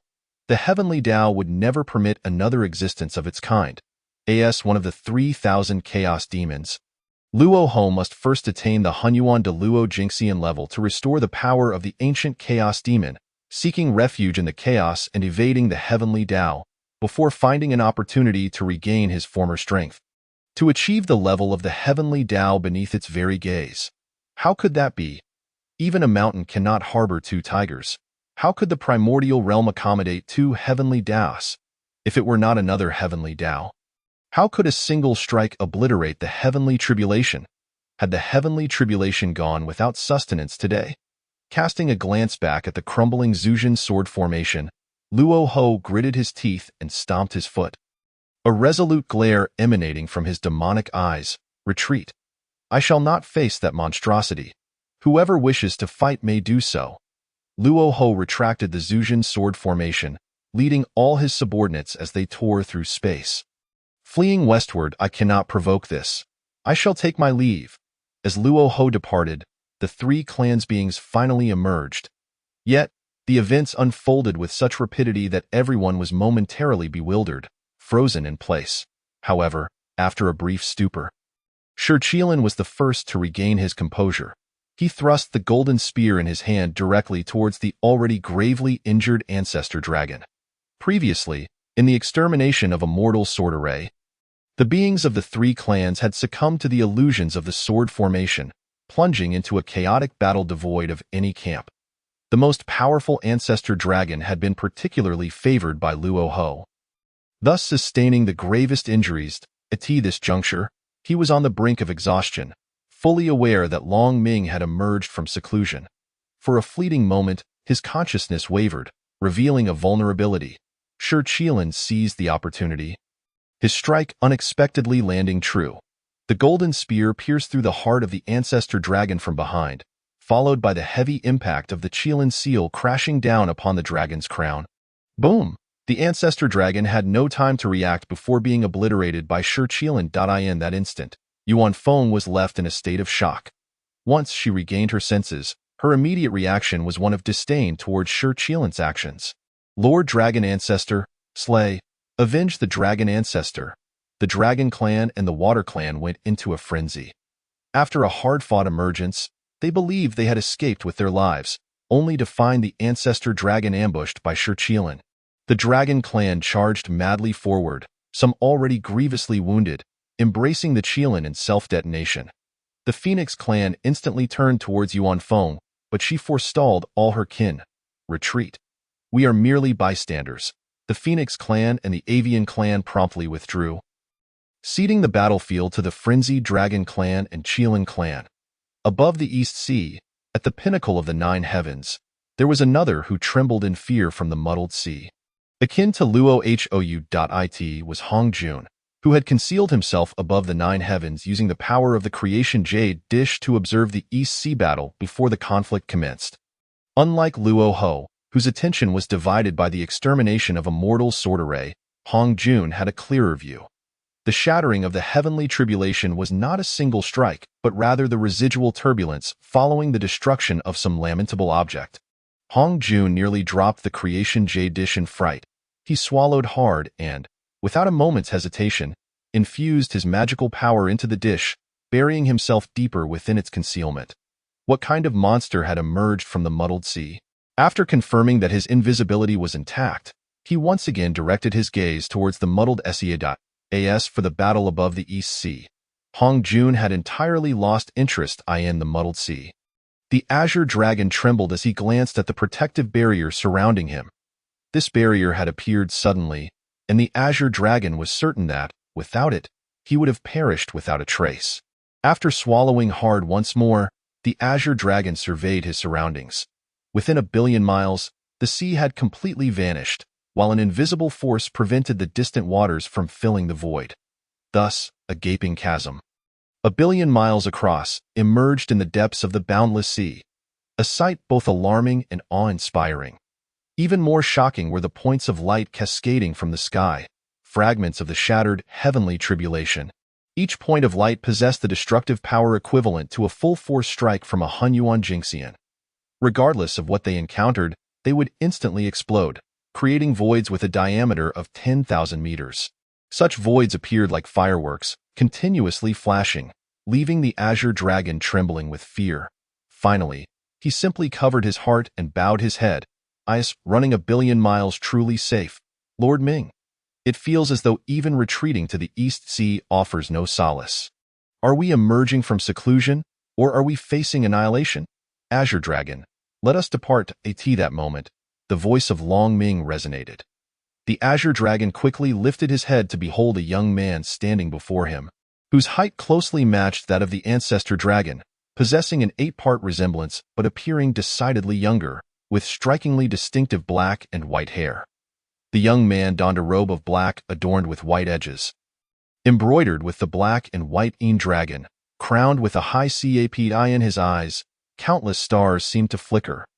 The fragments of heavenly tribulation, upon encountering others, would instantly detonate, creating voids. Yet, when they fell upon the young man, they merged into him like harmless specks of light. The azure dragon bowed deeply. I have seen the Lord of the Underworld. Congratulations on your return from seclusion, Lord Ming. Long Ming nodded slightly. Let us go. With that, a spatial array emerged beneath their feet. Before the azure dragon could comprehend its nature, the scenery shifted, and they found themselves in the East Sea. Before them lay a battlefield in utter disarray. With the Dragon clan engaging in frenzied self-detonations, the Qilin clan retreating but maintaining a semblance of order amidst the chaos, and the Phoenix clan observing from the sidelines. The Azure Dragon was utterly confounded by the unfolding events. A sweep of his consciousness revealed no sign of the Ancestral Dragon, sending a chill through his heart. Long Ming surveyed the battlefield of the East Sea. The temporal array flowed in his gaze, revealing all that had transpired here to him. He chuckled softly, and with a casual wave, the chaotic wood-of-life array unfurled from the surface of the sea in a mere snap of his fingers. It enveloped the entire battlefield of the East Sea. Countless illusory towering trees sprouted from the array, and myriad vines extended from the trees, sweeping across the battlefield. Those of the Dragon and Water clans, upon being touched by the vines, would instantaneously have all their injuries healed and their magical power and energy fully restored. In contrast, those of the Qilin clan would have half of their life force and magical power siphoned away. Weaker Qilin were even directly drained to death. The previously stalemated battle was swiftly resolved, with the Qilin clan defeated in the blink of an EYE.AS for the Phoenix clan, who had been watching from the sidelines. They exhibited no reaction whatsoever. Creaking and cracking echoed throughout the battlefield of the East Sea, resonating with the sounds of trees growing and vines thrashing. The Azure Dragon, fully aware, immediately called out, Dragon Clan, heed my command. With the Lord of the Underworld's return, all clans cease their attacks and encircle the Qilin clan, awaiting the Lord's decree. The sudden appearance of the chaotic wood-of-life array had initially left the Dragon clan bewildered. Upon hearing the Azure Dragon's command, they finally comprehended the situation. Although they were unaware of the specifics regarding the Lord of the Underworld, they promptly obeyed. The Dragon clan, being the most hierarchical among the three innate clans, held absolute control over lower-ranking members. The Azure Dragon, as a prominent official beside the Ancestral Dragon, held a position even above that of Zhu Long. At his command, even Zhu Long would comply. The Dragon clan responded, halting their attacks and encircling the Qilin clan, forming a massive blockade. Millions of dragons surrounded the Qilin, while the chaotic wood-of-life array provided them with an endless supply of magical power and healing. Now, all members of the Dragon and Water clans had returned to their peak condition before the battle, while the Qilin clan found themselves in the exact opposite predicament. Exhausted from prolonged combat, they were further diminished after having half of their life force drained, rendering them incapable of further resistance. The Azure Dragon fixed his gaze upon Shi Qilin. Xian, where is our dragon ancestor? Shi Qilin, bloodied and clad in tattered golden armor, clutched a golden spear that had been corroded by the essence of the water element due to the Ancestor Dragon's final struggle, leaving him with naught but a spear handle. Yet, he laughed heartily. I have already slain the old ancestor. The Azure Dragon trembled, grief surging within him. What did you say? Xian, you dare to kill? The Azure Dragon glared at Shi Qilin, filled with a desire to charge at him and fight to the death. However, remembering that Long Ming stood behind him, he suppressed his rage. Turning away, he wept bitterly. Lord of the Underworld, it is all my fault. If only I had urged you to emerge sooner, the dragon ancestor would not have met with misfortune. Long Ming quietly regarded the weeping Azure Dragon. Stand up, my foolish brother dying once is of little consequence. Who told him not to heed my words back then? He has been ensnared now. The Azure Dragon choked on his tears, nearly suffocating on them. Lord of the Underworld, such words will severely dampen morale. Ha ha ha, you speak true. The dragon ancestor was a foolish fellow. He deserved his fate. Now, your dragon clan is leaderless. Thinking that by trapping me, you can prolong your existence? What delusions! Shi Qilin laughed heartily. He scrutinized Long Ming from head to toe. Long Ming exhibited no fluctuations of magical power, standing there as if he were not a cultivator at all. "Who are you? I have never seen you before." Long Ming chose not to respond. The Azure Dragon rose once more, addressing Shi Qilin with venomous words. "This is the blood brother of the dragon ancestor.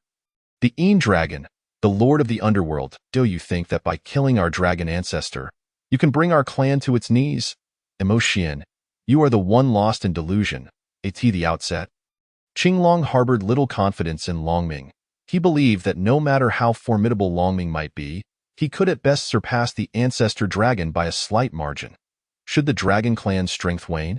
It would be a considerable achievement if Longming could preserve their lineage from extinction. However, upon witnessing Longming's world-destroying sword strike, he finally grasped the profound meaning behind the ancestor dragon's prior words. The strength of the underworld ancestor eclipsed that of the dragon ancestor by no small measure. With the underworld ancestor present, our clan shall endure through countless generations. Shi Qilin cast a dismissive glance at Longming, then spat contemptuously. "Is that old mudfish really your brother?" When the ancestor dragon fabricated the tale of a candle dragon, claiming it was his sibling, it was already a source of ridicule. Now, Qinglong, you attempt the same ruse? Are all of you from the dragon clan so foolish? Do you think that your peculiar formation will suffice to subdue my Qilin clan? Longming replied with a calm smile. "Mo Xian, I always thought you were a dim-witted beast. I never imagined that after all these years, you would be even more foolish than before. Your reliance must be on the Qilin ancestral land, am I correct? As long as the ancestral land remains intact, the Qilin shall not perish. The ancestral lands of the three primordial clans each possess their own unique wonders. The dragon clan's ancestral land lies in the Eastern Sea. Above the Eastern Sea, the dragon clan's Grand Dragon formation incurs no cost in itself. The true expenditure lies in maintaining the control of the formation during battle. The Phoenix clan's ancestral land is situated in the immortal Fire Mountain in the far south, where they are impervious to flames and can freely undergo rebirth. However, the Qilin clan's ancestral land exists in an unknown realm, its existence unknown to foreign clans. The effect of the Qilin ancestral land is true resurrection. As long as a fragment of their true spirit endures, the Qilin clan can revive within their ancestral land, albeit weakened and needing to cultivate anew. This explains why the Qilin clan, despite being the least numerous among the three clans, holds a significant position. Shi Qilin dares to launch a surprise attack on the ancestor dragon and continues to act arrogantly even in the face of the Qilin clan's current disadvantage because of this very reason. As long as the ancestral land remains, the Qilin shall not die. Furthermore, the fact that the Qilin ancestral land resides in an unknown realm, concealed from foreign clans, greatly bolsters Shi Qilin's confidence. With a cold smile, Shi Qilin declared, "It is good that you understand. No matter where you, Qinglong, have sourced your allies from, before me, they are nothing but a joke." Longming, unfazed by Shi Qilin's words, responded with a nonchalant smile. "Since your confidence stems from the Qilin ancestral land, then I shall obliterate it." As he spoke, he produced another Dao spirit sword from his hand. The previous sword had shattered under immense pressure, but Longming had an abundance of Dao spirit swords at his disposal, enough to pile into a mountain.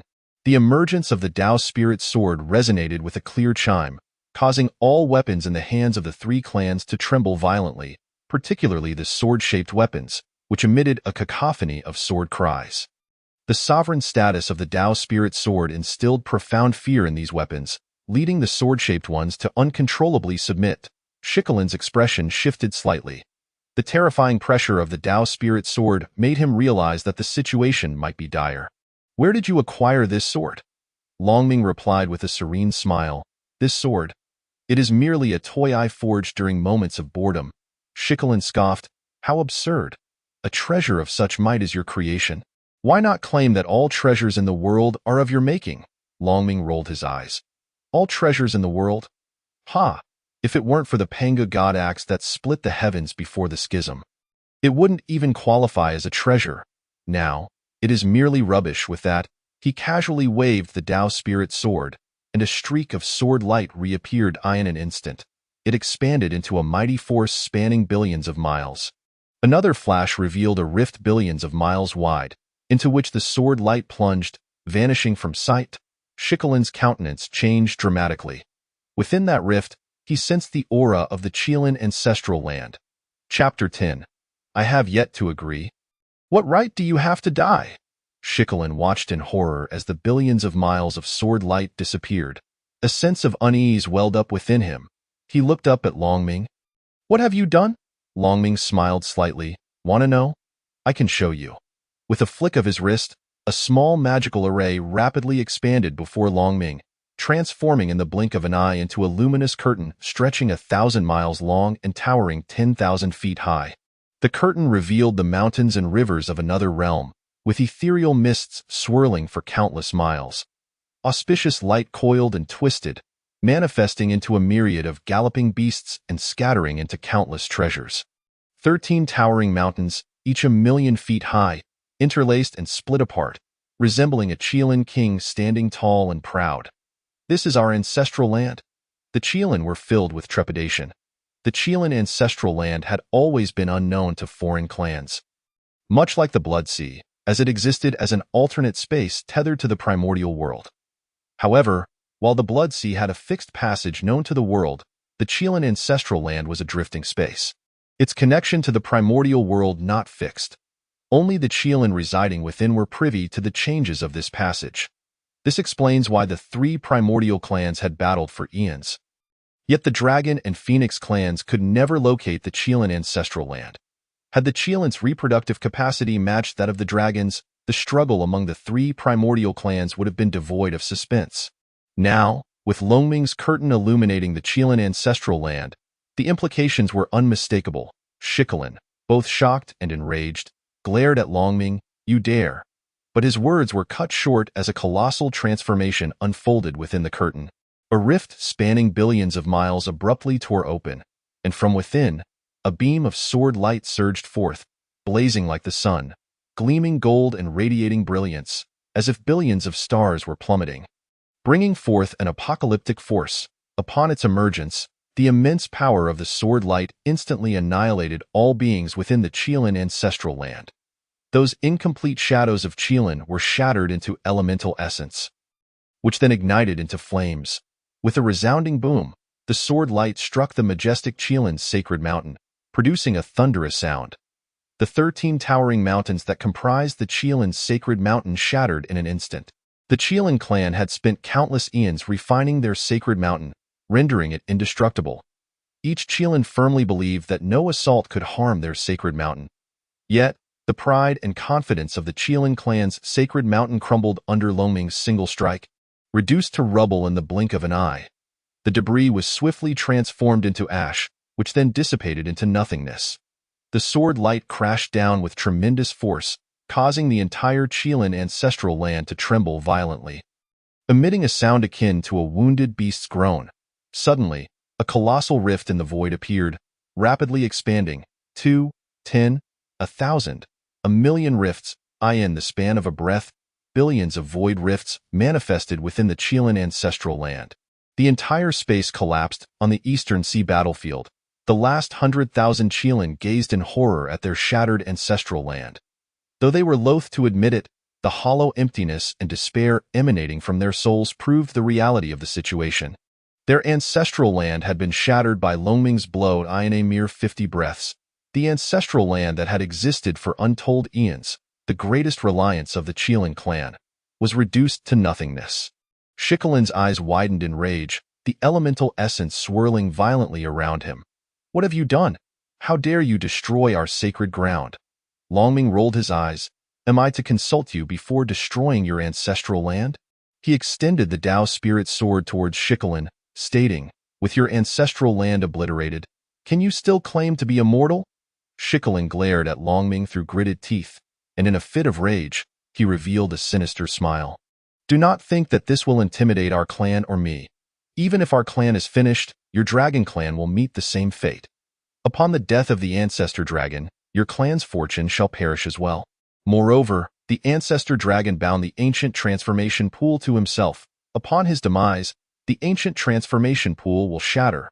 Without it, your dragon clan is doomed just the same. As Qinglong's expression shifted dramatically, the surrounding million-strong dragon clan also revealed their sorrowful countenances. The bloodline of the dragon race is unique. If newly born dragons do not undergo purification in the ancient dragon transformation pool, their bloodline remains impure. This not only restricts their own strength to the highest realm of Tai Golden Immortal, but also weakens the bloodline of their descendants. Without the ancient dragon transformation pool, the dragon clan is doomed to decline with each generation. In this ruthless wilderness of the weak being devoured by the strong. This foretells annihilation. The dragons, previously unaware of such dire implications, were suddenly thrown into disarray. Yet, before they could fully succumb to their panic, Longming's light laughter overshadowed all sounds on the battlefield of the East Sea. Dead? Are you suggesting that my foolish brother has perished? The primordial Qilin fixed its gaze on Longming, enunciating each word deliberately. Indeed, I, the ancestor, personally dispatched him. His body lies lifeless, his soul extinguished. Though you think that by refusing to bow, you can pretend this never occurred? Pointing at the surface of the sea, the primordial Qilin indicated a massive, serpentine form lying beneath the verdant light of the chaotic wood-nurturing formation. That was the corpse of the ancestral dragon. A smile full of malice curled on the primordial Qilin's lips. I care not who you are or what abilities you possess. Even if my clan meets its end, the dragon race is equally doomed. Longming raised an eyebrow. Is it truly the case that your Qilin clan possesses the right to drag my clan down with you? Ma Xuan, you are indeed just as hopelessly foolish as you were in the past. He retorted. With a flick of his left hand, Longming parted the clouds, revealing a vague, endless river before him. It had no beginning and no end. The beings of the East Sea beheld this long river, realizing it was composed of countless indistinct red threads, appearing both tangible and intangible. Yuanfeng had been observing everything unfold nearby. Even when Longming obliterated the ancestral ground of the Qilin, she managed to suppress her visible reaction.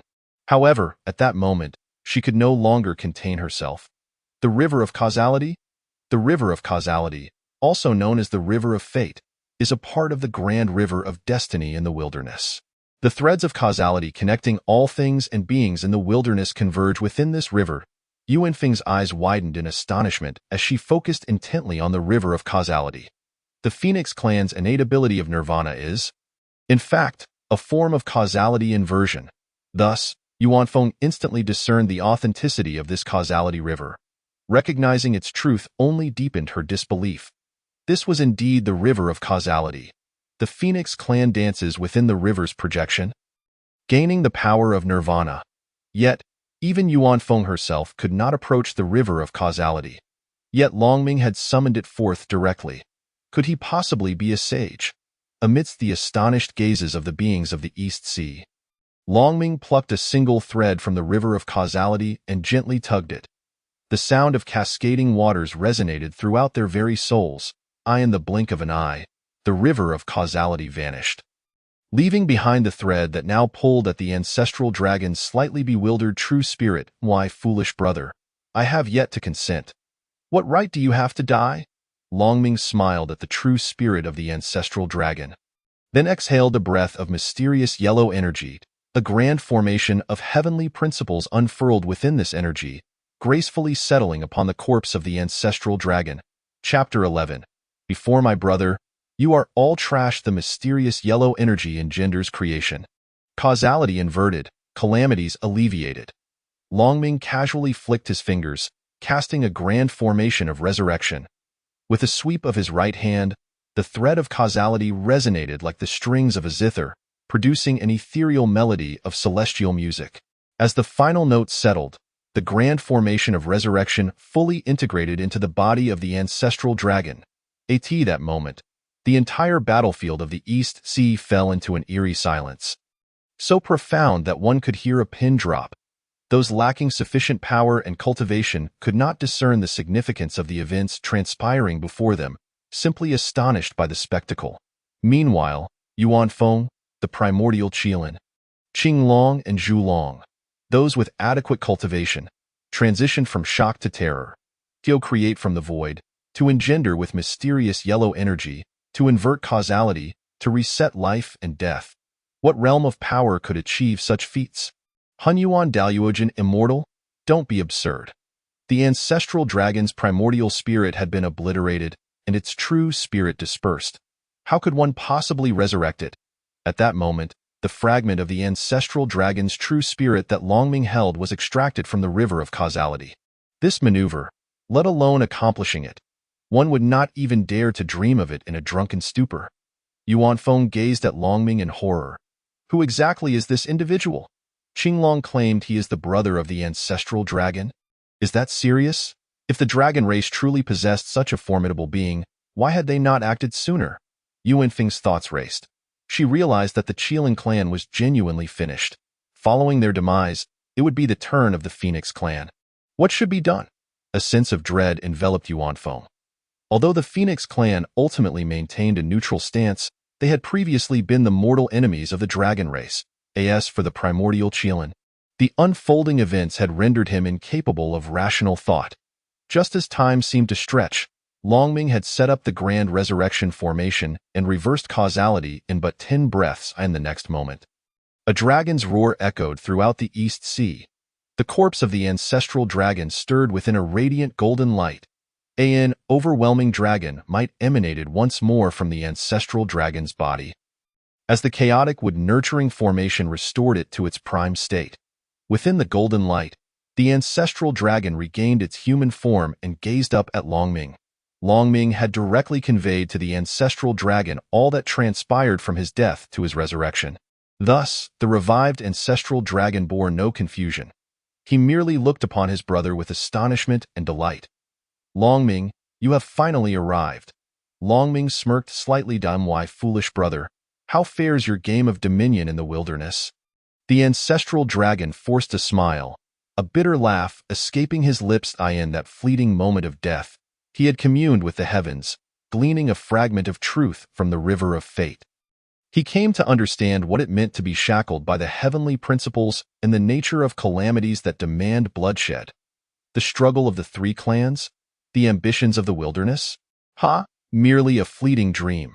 Without the power to transcend the heavenly principles, one could only serve as a pawn in the game. The more one struggles, the more creatively they meet their demise. Longming, spare me your mockery. It was my error in the past. Had I listened to you, we would not be in this predicament. The entire dragon clan was left bewildered. What the hell? The Lord of the Underworld is truly impressive. How could he compel the ancestral dragon to bow his head? Who among the dragon clan did not know that the ancestral dragon was exceptionally prideful and revered tradition? When had anyone ever witnessed the ancestral dragon admit fault? Yet the Lord of the Underworld had accomplished this. Longming smiled faintly. We shall discuss your foolishness later. For now, let us address the matter at hand. The ancestral dragon immediately regained his composure, turning to face the primordial Qilin, his dragon eyes seething with hatred. Ma Xuan, you despicable wretch, a coward who only knows how to strike from the shadows. The primordial Qilin was now utterly stunned. He had shattered the ancestral dragon's true spirit. How could this possibly lead to resurrection? How could he continue to engage? Who are you? The primordial Qilin glared at Longming, realizing that this individual had ruined everything he had built. The Qilin clan could have emerged victorious. Even with the unexpected intervention of Luahu, they would have ultimately triumphed. Yet this inexplicable figure had destroyed the ancestral ground of the Qilin clan and resurrected the ancestral dragon. It was infuriating. The ancestral dragon smiled with pride. What? Did Qinglong not inform you? Longming is my blood brother, born alongside me from the ancient dragon transformation pool. We are of the same lineage, bound by blood. My brother, however, preferred the path of cultivation over the pursuit of power. Thus he secluded himself early on, remaining unknown even within the dragon clan. The ancestral dragon's mood was exceptionally buoyant. My brother can slice through heavenly tribulations with a single sword. He can obliterate the ancestral ground of the Qilin clan with a single sword. He can even revive me, whose primordial spirit has perished. I do not target anyone in particular. Before my brother, you are all mere refuse. The primordial Qilin's face darkened with rage. At this moment, even a blind person could see the unmistakable smugness radiating from the ancestral dragon's expression. All beings in the wilderness knew that the ancestral dragon was a stoic figure, rarely displaying any emotion. Yet now, this famously stony-faced entity was grinning widely, as if his lips were nearly reaching his ears. The more triumphant the ancestral dragon became, the more furious the primordial Qilin felt, to the point where he wished to explode on the spot. However, the chaotic wood-nurturing formation had already siphoned off the majority of the Qilin's magical power. Even if they wished to self-destruct, their activation would be painfully slow and utterly ineffective. Longming, how shall we deal with this foolish donkey? You may decide. The primordial Qilin's gaze swiftly fell upon Longming. Gritting his teeth, he spoke, Longming, I, the ancestor, have lost. But do not presume that I will submit to you, that I refuse to bow. I curse you to become the adversary of the entire primordial realm. I curse the dragon clan to be the next to face extinction. The ancestral dragon was immediately engulfed in fury, raising a hand to prepare a lesson for the primordial Qilin, only to be halted by Longming. Brother, hold your horses, he said, turning his gaze towards the primordial Qilin. You dare curse me? You dare curse the dragon clan? Do you truly believe you possess the qualifications to do so? The primordial Qilin laughed bitterly, filled with indignation. Once the auspicious power of my Qilin clan is reversed, it will transform into the most terrifying curse in the primordial realm. With the combined curse power of 100,000 clansmen, even in death, I shall drag your dragon clan down with me. Upon hearing this, 100,000 Qilins murmured in agreement.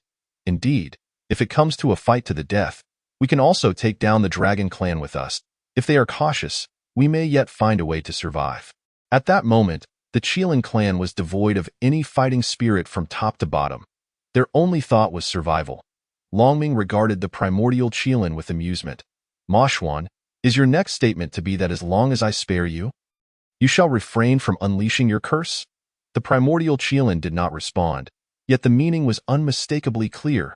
If survival was possible, he had no desire to perish. However, if death were inevitable, he would rather go down in flames together. The ancestral dragon turned to Longming, conveying through thought, Brother, if the Qilin clan truly resorts to a desperate curse, it would indeed pose a problem. Perhaps we should eliminate Ma Xuan and spare the other Qilins?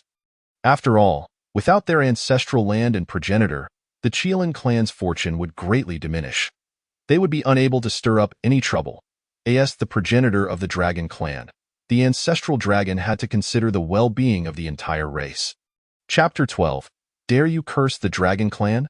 Go ahead and try. The ancestral dragon's words elicited a calm smile from Longming. Oh, my foolish brother, when did you become so timid? How can a mere foolish beast threaten our clan? The ancestral dragon felt an acute sense of embarrassment. Longming, if it were just me, I would certainly not be threatened by that foolish beast. However, within Luaho's sword array, our clan has already suffered significant losses. If we were to endure another desperate curse from the Qilin clan, it would surely weaken us greatly as the clan leader. I must prioritize the safety of our lineage. Longming chuckled lightly. I have said it before. A mere foolish beast cannot threaten our clan. As he spoke, Longming casually waved his hand, summoning forth a massive seal. The seal expanded in the wind, soaring to heights of 1,000 zhang and stretching tens of thousands of miles, resembling a colossal mountain. Upon the emergence of this mysterious seal, the 100,000 Qilins felt an overwhelming weight descend upon them. The already weakened Qilins discovered that the elemental energies within them were spiraling out of control. Thousands of frail Qilins were forced to revert to their original forms in order to suppress the boiling elemental energies within. Meanwhile, the elemental aura across the battlefield of the East Sea surged rapidly, an array of colorful mist expanding for millions of miles, while thunderous colors reverberated above the clouds. Initially, the primordial Qilin watched Longming's actions with wariness. However, when the massive seal transformed into a mountain, he gasped in astonishment. Innate elemental energy? What is this? The seal was composed of the purest form of innate elemental energy. The Qilin clan's treasured artifact, the Qilin seal, was also formed from the condensation of innate elemental energy. Born alongside the primordial Qilin, a supreme innate spirit treasure, it was meant to suppress the fortunes of the Qilin clan. Yet, even the Qilin seal contained impurities. Despite the primordial Qilint's efforts over countless millennia to purify the innate elemental energy within, the purity of the elemental energy within the Qilin seal was but a fraction of that of the massive seal produced by Longming. The Great Seal, devoid of impurities, contained an elemental core of innate energy. In terms of magnitude, the disparity between the Qilin seal and Longming's massive seal was immeasurable. The enormous seal loomed above the heads of the 100,000 Qilins. Longming smiled faintly. "Dare you curse my clan? Go ahead and try." The primordial Qilin gazed in despair at the seal overshadowing his entire clan.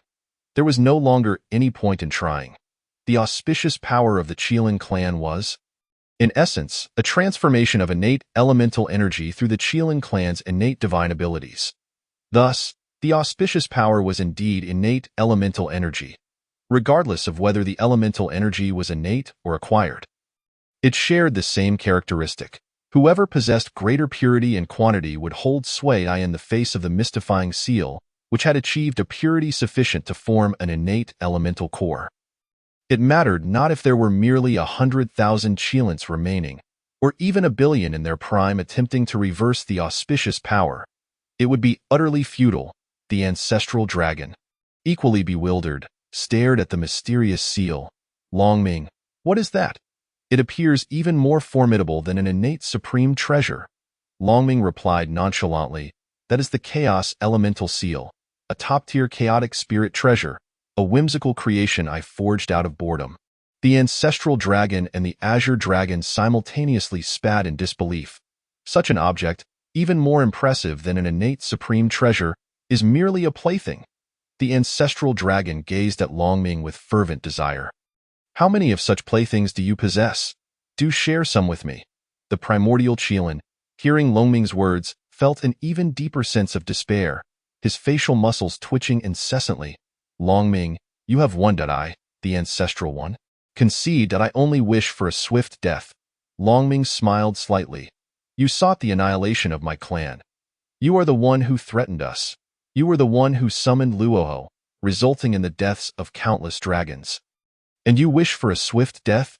Do you believe you are worthy of that?" The Ancestral Dragon nodded vigorously. "Longming is right. We cannot easily let this foolish beast go.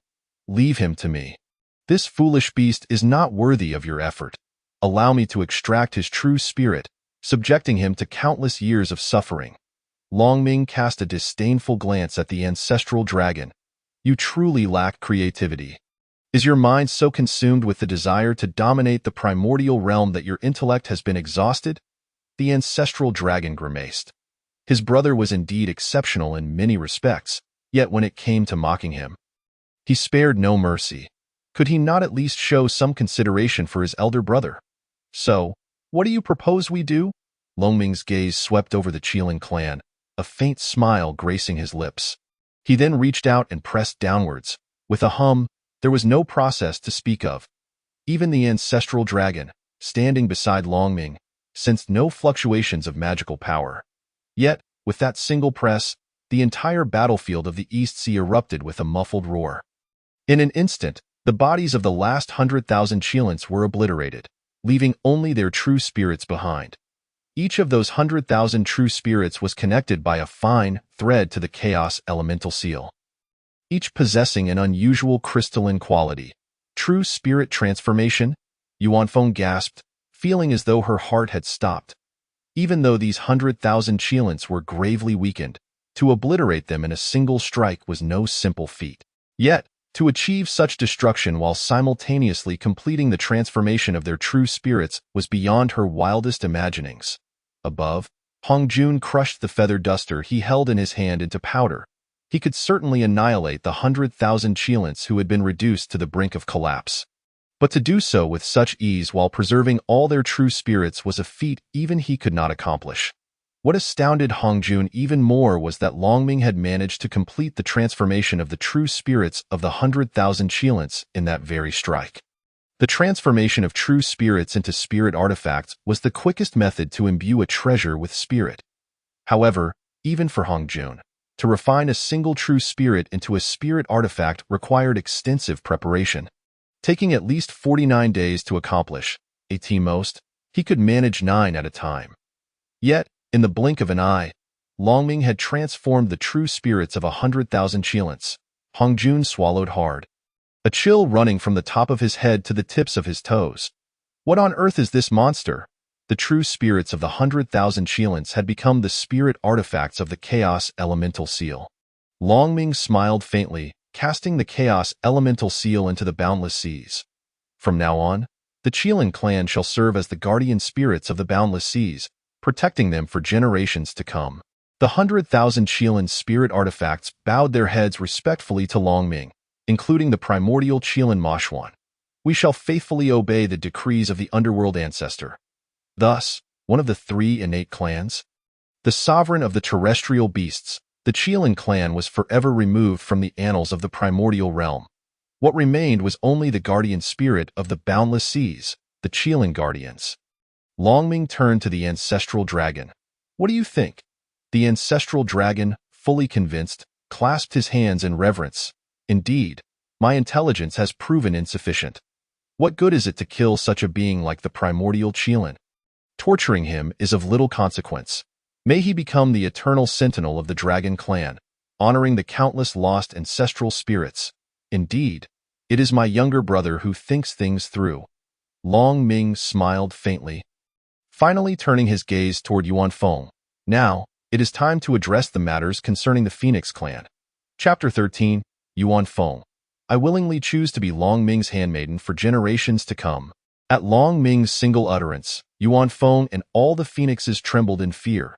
A few impetuous young phoenixes turned to flee, but the moment they moved, the tendrils extending from the chaotic wood vitality array enveloping the entire Eastern Sea battlefield snapped at them.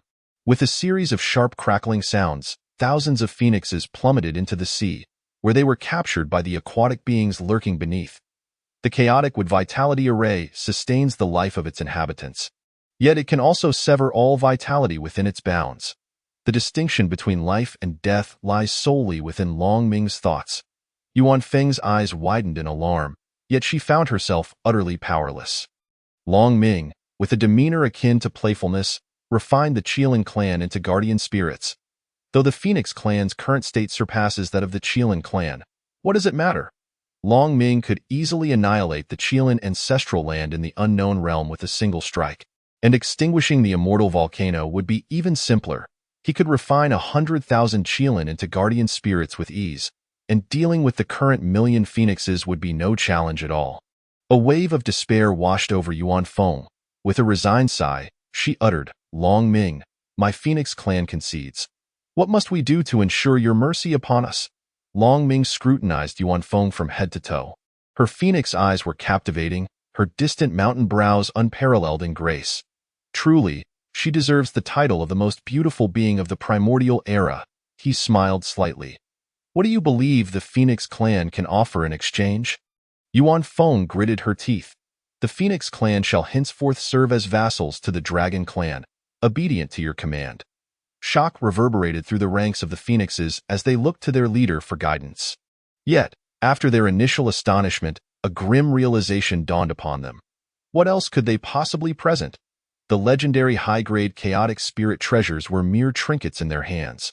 The finest treasure the Phoenix clan possessed was the Phoenix Staff, an exceptional innate spirit treasure, comparable to the Qilin's treasure seal. But could they truly present that? Yet, apart from that, what did the Phoenix clan possess? 1,000,000 phoenixes exchanged glances, and ultimately, they all bowed their heads in submission. Longming remained silent, watching Yuan Feng with a calm demeanor. Yuan Feng sighed inwardly, aware that it was still insufficient. Biting her delicate lip, she finally lowered her proud head. I voluntarily become your handmaiden. Longming, to follow you faithfully. At last, Longming smiled lightly. Remember, the Phoenix clan has but one chance. If you fail to cherish it, your fate will not be better than that of the Qilin clan.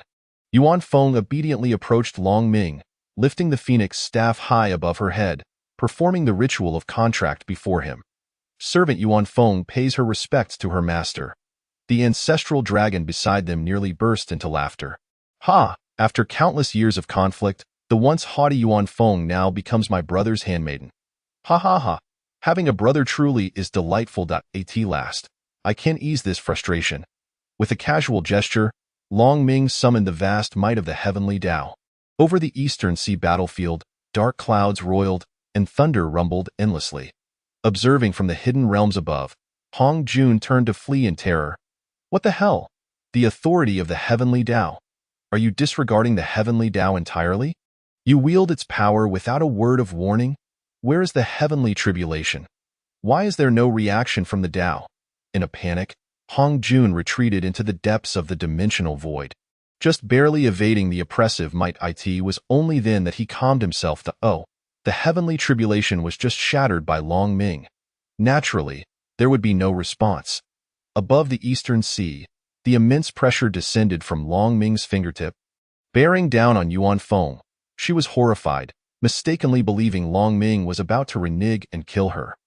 The Ancestral Dragon also assumed Long Ming intended to slay Yuan Feng, astonished and bewildered. Brother, did you not just promise to spare the Phoenix clan? Even if you were to turn against them, couldn't you wait a few days and find a different excuse? However, everything transpired too swiftly. Just as despair began to rise in Yuan Feng's heart, she had no time for a second thought. The heavenly Tao runes from Long Ming's fingers enveloped the Phoenix staff in the next instant. The runes transformed into 1,000,000 contract chains, binding Yuan Feng and the 1,000,000 phoenixes together. With a crisp sound, the chains became intangible, merging into the essence and bloodline of the Phoenix clan. Only then did Yuan Feng comprehend that Long Ming had established a contract. As long as the Phoenix clan continued to be subservient to the Dragon clan, this contract would not only bear no ill effects, but would also facilitate their cultivation. However, should any treachery arise, they would meet instantaneous demise. Furthermore, the contract imposed even stricter terms upon Yuan Feng. Should she entertain any thoughts of betrayal, the entire Phoenix clan would be obliterated in an instant. This contract was inscribed within the very essence and bloodline of the Phoenix clan, ensuring that even future generations would remain bound by its terms. Yuan Feng let out a bitter laugh, yet dared not harbor any further thoughts. She simply bowed deeply to Long Ming at that moment. The Ancestral Dragon also came to his senses, his lips twitching. What the hell, brother? Was it really necessary to employ such a high-level technique for a mere contract? Long Ming smiled slightly. The matter of the 3 clans has been resolved. Yuan Feng, the Beast clan shall be governed by your Phoenix clan, and the Bird clan will continue under your dominion. The war among the 3 clans has now concluded. It is time for all beings of the primordial world to rest and rejuvenate. Yuan Feng exhaled in relief, respectfully offering a gesture of gratitude to Long Ming. She feared that Long Ming might use the Phoenix clan as a weapon to continue waging war across the primordial realm. Should that occur, the Phoenix clan would face near extinction. Having experienced death, the Ancestral Dragon had seen through the truth of the heavenly Tao's calamities and had lost any desire for dominance. Naturally, he had no objections to Long Ming's arrangements. Yet, he turned to Long Ming and inquired, "Brother, shall we return to the Eastern Sea now?" Long Ming's sword-like brows arched. Return to the Eastern Sea? Yes, but there is still one matter to attend to. The Ancestral Dragon pondered but could not fathom what else remained. The Qilin clan had become guardians of the 4 seas, and the Phoenix clan, vassals. What more was there? Long Ming paid no heed to the Ancestral Dragon's bemused expression, casually dismissing the chaotic wood vitality array, and turned his gaze westward. Luo Ho, you schemed against my clan and my brother. Do you have nothing to say? A powerful divine thought surged forth from the Eastern Sea, akin to a world-destroying spear. Completely disregarding the barriers of space and time, forcefully targeting the hidden lair of Luo Ho in the west. Luo Ho, who had only just concealed himself, turned pale with fright. He struck his chest heavily, spewing forth a mouthful of demon blood. With a flourish of his hands, he unleashed a torrent of blood, conjuring thousands of demonic shadows, creating layers upon layers of barriers, each spanning billions of miles, only to fold in an instant, compressing into a singular point. Luo Ho's eyes blazed with demonic light. Not even his arch-nemesis, Hong Jun, could hope to breach this shield, which was the most formidable defense he had devised since the days of being a chaotic demon god. In his prime, it had withstood the 3 strikes of Pengu's creation. Even with the power of the heavenly Tao, you cannot break through with mere words. If I miss this chance, I can once again slip into hiding. I will retreat to the edges of the primordial realm, within the shadows of chaos, and I refuse to believe you can find me again. Chapter 14. It is nothing of great consequence. Merely a minor heavenly retribution. Luo Ho, fueled by self-inflicted wounds, activated the demonic barrier, his most potent technique available in that instant. With this move, he was confident that even the heavenly tribulation would not harm him immediately. Given a moment to catch his breath, he would swiftly retreat to the chaotic shadows at the edges of the primordial realm, where the heavenly Tao would be unable to locate him. This is not escape. It is a tactical retreat. I will rest in the chaos until I fully recover, and then it will be your demise, Long Ming. Luo Ho gritted his teeth, fixating on the divine thought spear that approached him. Amidst his fury, he felt a surge of terror, utterly perplexed by the emergence of this monstrous figure. Long Ming. In the next moment, Luo Ho's eyes widened in disbelief as he beheld the divine thought spear manifest into a tangible form. It was the god-slaying spear. Upon closer inspection, he confirmed it was indeed the god-slaying spear, the very weapon he had lost in the sea of confusion. However, this spear, which had accompanied him for countless eons, was now aimed directly at him. Luo Ho's fury reached a boiling point, nearly causing his lungs to explode. This is an outright slap in the face. How dare you, Long Ming, humiliate me in such a manner? I shall not let you go unpunished. With a roar of anguish and fury, Luo Ho struck his chest once more, releasing another mouthful of demonic blood. Even if the ancestor were to exhaust countless eons in recovery, today he would surely make you aware of the depths of my power. The magical barriers were reinforced once again, layers upon layers of enchantments stacking relentlessly, ultimately rendering the demonic barrier shield in Luo Ho's grasp almost tangible, a true shield held firmly in his hands. Long Ming, even if faced with heavenly tribulation, cannot harm me in the slightest. As his words fell, the divine thought spear and the god-slaying spear descended simultaneously. With a sharp crack, the god-slaying spear shattered against the demonic barrier shield, scattering tens of millions of fragments that erupted into demonic flames. In an instant, half of the West was ignited, with countless beings of the West writhing in agony amidst the inferno, contorting into charred remains. Even those minions beside Luo Ho could not withstand the onslaught of the demonic flames that surged forth, caught off guard and obliterated in an instant. As the flames receded, Luo Ho stared in disbelief at his chest. The divine thought spear had disregarded the demonic barrier shield entirely, piercing through all of Luo Ho's defenses as though no obstacle existed. The consciousness contained within the divine thought spear then coldly infiltrated Luo Ho's mind. I allowed you to defend? Did I? It was naturally the voice of Long Ming. With a cough, Long Ming spat out blood, his original primordial golden immortal realm plummeting, descending rapidly to the level of the great Luo golden immortal. Gazing at the dissipating divine thought spear in his chest, Luo Ho coughed up another mouthful of blood. Initially, he had believed that Long Ming had infused the god-slaying spear with enhancements, primarily to amplify its power beyond merely striking him. Now he realized how mistaken he was. Long Ming had merely returned the god-slaying spear. To kill him, a single thought from Long Ming sufficed. To spare him was equally a matter of mere intention. As the divine thought spear completely vanished, Luo Ho expelled a third mouthful of blood, his realm now having fallen to the initial stage of the great Luo Golden Immortal, teetering on the brink of descending to the Tai Golden Immortal. Should that occur, he would forever relinquish any hope of regaining his strength. The remaining few from the 7 emotions and 6 desires approached with faces full of terror. Master, Luo Ho collapsed against the anger envoy. Flee. Just as he finished his command, he succumbed into a deep unconsciousness.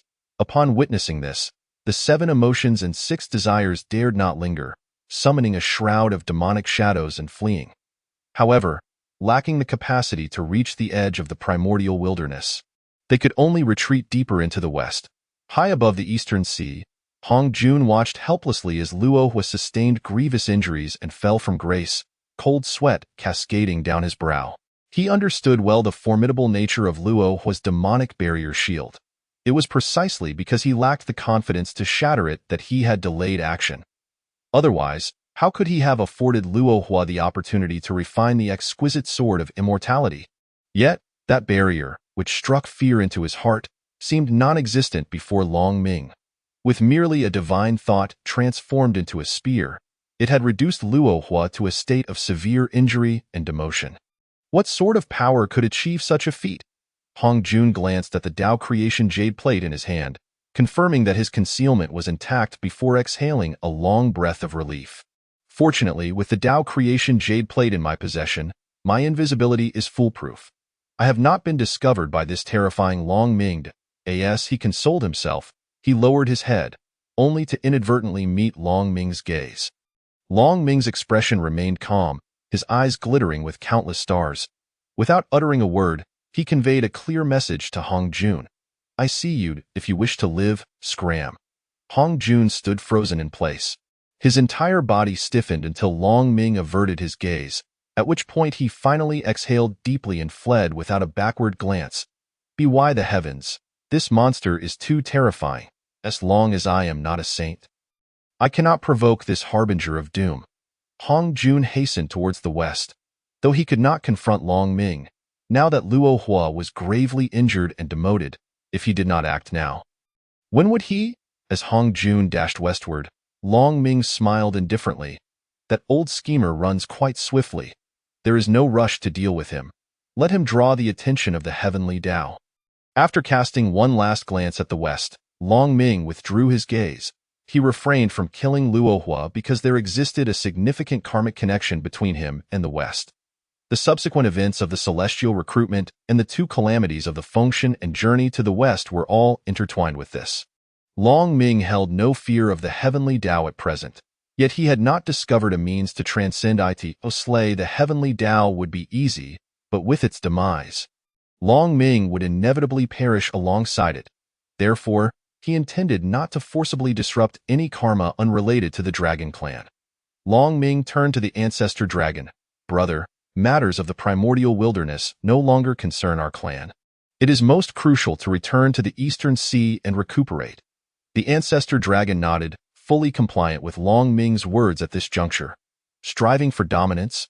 What use is that, without transcending the heavenly Tao? Striving for supremacy ultimately serves as a garment for another. The Ancestral Dragon felt he had been foolish once. To be foolish again would indeed be sheer folly. Raising a hand, he commanded, Children of our clan, heed my orders, return. Just as the Ancestral Dragon's command concluded, the entire primordial wilderness trembled, not from the quaking earth, nor the rippling sky, but rather the entire expanse shuddered. An inexplicable aura of murderous intent and heavenly might surged forth from the depths of every being's soul present. Alongside this, dark clouds as black as ink emerged, not merely spreading flatly but forming a colossal wheel of law above the eastern sea, resembling a massive gear or a single, unfeeling eye wide open. The Ancestral Dragon and the Yuan Phoenix were both taken aback. What is this? How can there be such overwhelming murderous intent from heavenly might? Heavenly might is not to be trifled with. However, since the inception of the three ancestral clans, they had never encountered such a blatant display of murderous intent emanating from heavenly authority. Long Ming raised an eyebrow. Finally unable to contain themselves? The Ancestral Dragon immediately turned to him. Long Ming, what is this? Long Ming smiled nonchalantly. It is nothing of great consequence, merely a minor heavenly retribution. Chapter 15. What drama of life and death are you performing here? With a gasp, both the Ancestral Dragon and the Yuan Phoenix exclaimed in disbelief. Heavenly retribution? This? The Yuan Phoenix looked up at the colossal black circular eye, utterly losing her composure. How could heavenly retribution manifest? Heavenly tribulation and heavenly retribution are not the same. Heavenly tribulation is a trial imposed by the heavenly Tao. Failing it naturally leads to death and obliteration. Yet, overcoming it brings immense benefits. However, heavenly tribulation is notoriously difficult, causing myriad beings of the primordial wilderness to dread it. Heavenly retribution, on the other hand, is pure murderous intent, a condemnation from the heavenly Tao. it embodies the most unambiguous intent to kill, devoid of any room for negotiation. Long Ming cast a calm glance at the pale Yuan Phoenix. The War of the Three Clans is a calamity of great magnitude. Have you calculated how many beings of other clans perished in the struggle for supremacy? The karma from these accumulated slaughters must be reconciled through similar acts of slaughter. Yet, the three clans have not truly perished. The Yuan Phoenix's eyes widened in terror, her mouth agape in shock. She had never considered this perspective. The primordial three clans were born powerful, endowed with sovereignty, leading them to act recklessly. Yet she had not realized that all actions come with a price. Yuan Phoenix. Long Ming speaks truth. When I perished previously, I glimpsed a fragment of this. The Ancestral Dragon sighed.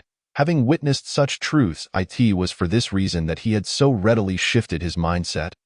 Harboring no opposition to Long Ming's arrangements, the Yuan Phoenix's expression shifted repeatedly as she gazed up at the nearly fully formed eye of heavenly retribution, despair washing over her.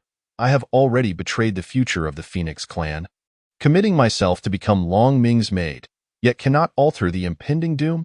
The Ancestral Dragon also regarded the eye of heavenly retribution, then produced the Wanlong plate, placing it into Long Ming's hands. Long Ming, the Dragon clan shall be entrusted to you moving forward. I shall bear the brunt of this heavenly retribution. With that, he disregarded Long Ming's protests and turned to the Azure Dragon and the Candle Dragon. You both must obey Long Ming's commands. For the sake of the Dragon clan, remember this above all else. Both the Azure Dragon and Candle Dragon had been thoroughly intimidated by the eye of heavenly retribution. Hearing the Ancestor Dragon's words, one of them suddenly regained clarity. Lord Ancestor, allow me to die in your stead, the Azure Dragon exclaimed excitedly. The Candle Dragon nodded fervently. Brother, let me take your place. I share your bloodline, and can stand in for you. Now that Brother Long Ming has returned, I can depart with peace of mind. The two dragons eagerly vied to step forward to sacrifice themselves. The Ancestor Dragon's expression darkened. Nonsense. How could you represent the Dragon clan? I alone am connected to the fate of the Dragon clan, and thus can die in its stead. As he spoke, he hastily expelled his dragon orb. Handing it to Long Ming, Long Ming, take my dragon orb, so that the ancient transformation dragon pool may be preserved. I regret not heeding your advice back then, and now it is time to pay the price for my past decisions. The Dragon Ball was placed in Long Ming's hand. Ancestor Long then turned his gaze toward Yuan Feng. If my demise is insufficient, then you are my only option. However, I firmly believe my brother will adeptly confront the Phoenix clan. He is not like me. He opposed my efforts to incite discord among the three clans back in the day. Yuan Feng let out a bitter laugh. I never expected, you old rascal, to possess such boldness. At this juncture, I have no choice but to heed your words. Ancestor Long smiled sorrowfully, then leaped into the air, transforming once more into a colossal dragon stretching across the skies. He ignited his own magical powers. Allowing his golden form to expand in the blink of an eye, he grew into a gigantic figure spanning millions of miles, casting his shadow over both the Dragon and Phoenix clans. Millions of dragons knelt in unison. Weeping in unison, we honor the ancestor of dragons. Yuan Feng exhaled deeply, a single tear cascading down. Aolong, Yuan Feng bids you farewell. With that, she too knelt on one knee.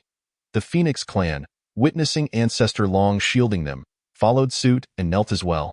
The Phoenix clan bids farewell to the ancestor of dragons. Next came the Water clan, the Avian tribe, and the remaining beasts that had not yet dispersed. The billions of beings on the battlefield of the East Sea all knelt down.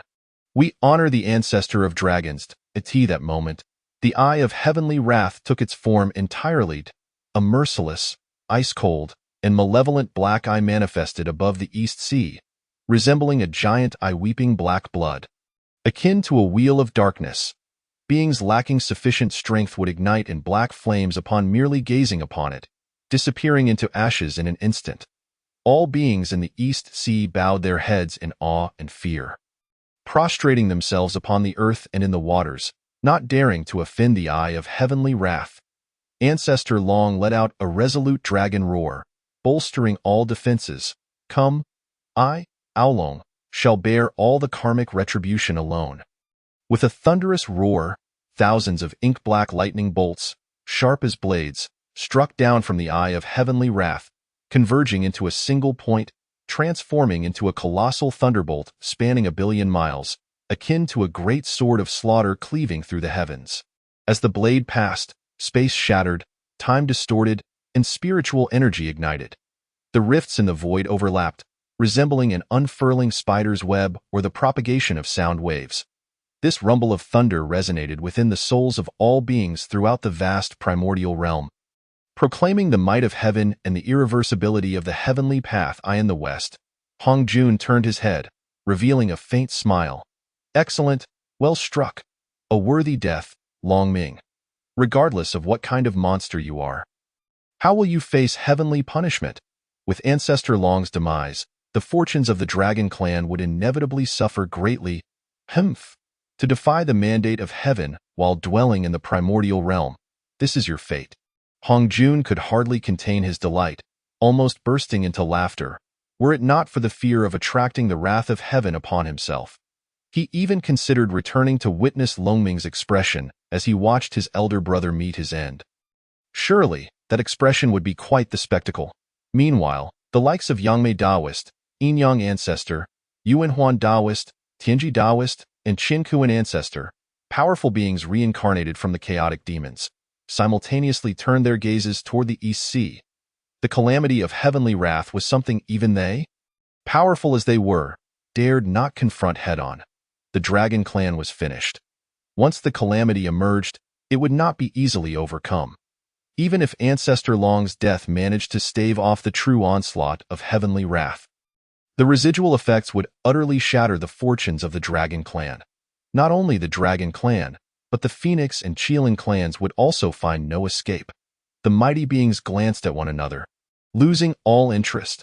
Their focus had shifted to a different matter, the conflict between Hong Jun and Luo Ho. The three innate clans had become a thing of the past. Thunder rumbled.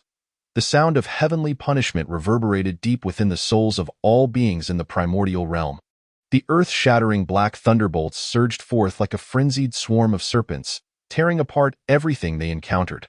The sky exploded, resembling a flower of death, with chaotic remnants swirling within its petals. This signified the shattering of the spatial barrier. The beings on the battlefield of the East Sea mustered their courage to look up. Ancestor Long had sacrificed himself for their sake. They owed him at least one final farewell. They raised their heads, only to behold the unscathed Ancestor Long alongside Longming, who regarded Ancestor Long with a derisive gaze. I just mentioned that this calamity of heavenly punishment is but a trivial matter. What are you performing here? This melodrama of life and death. The billions of beings were collectively bewildered. What is happening? Chapter 16. Heavenly Tao cannot overpower you, Long Ming, yet cannot evade either. Ancestor Long, much like the billions of cultivators below, was utterly befuddled. He stared in disbelief at the thin barrier shielding his head, watching the raging thunderbolts of heavenly punishment wreak havoc beyond. Finally, he spoke. Below, the countless cultivators of the three clans also looked up, their faces equally perplexed, echoing his sentiment. Longming rolled his eyes. Cease your divine powers. Ancestor Long, both confused and embarrassed, retracted his dragon form. Longming, can you truly withstand this calamity of heavenly punishment? Longming shot Ancestor Long a glance. Is it so difficult? As I said, it is merely a trifling calamity of heavenly punishment. Longming spoke. He turned his gaze toward the eye of heavenly punishment high above the 9 heavens. Are you done making a ruckus? Then cease. With that, he raised his fist. The sound echoed like a punch striking soggy leather. The edge of Longming's fist paused for less than a billionth of a second before the formless force erupted, shattering the eye of heavenly punishment into fragments. The void rifts created by the thunderbolts of heavenly punishment were completely erased before this unreasonable power, leaving not a trace behind in the preceding moment. The East Sea was still engulfed in thunderous roars and darkness. The billions of cultivators from the three clans felt as though each breath they took was unbearably heavy in the next moment. The clouds parted, the darkness receded, and sunlight poured once again upon the battlefield of the East Sea, casting billions of beams of light akin to spears. Yuan Feng instinctively reached out to touch the sunlight warming her face. Feeling its genuine warmth, only then did she shudder and realize it is gone. The heavenly punishment has been obliterated by Longming's punch. Gasp, am I truly dead? Or have I lost my mind? Yuan Feng pressed her hand against her chest, fearing her heart might leap out. Similarly, those powerful beings reincarnated from the chaotic demons, including Hong Jun, were equally stunned. Yang A Daoist bit down hard, shattering 2 teeth in panic. Yuan Huan Daoist dropped the Panga banner he held in shock. Tianji Daoist nearly choked, rolling his eyes in disbelief. What on earth? What just happened? The calamity of heavenly punishment can be shattered. Who is this individual, retaining the full strength of a chaotic demon? When Pango opened the heavens and split chaos, he attracted the assault of 3,000 chaotic demons.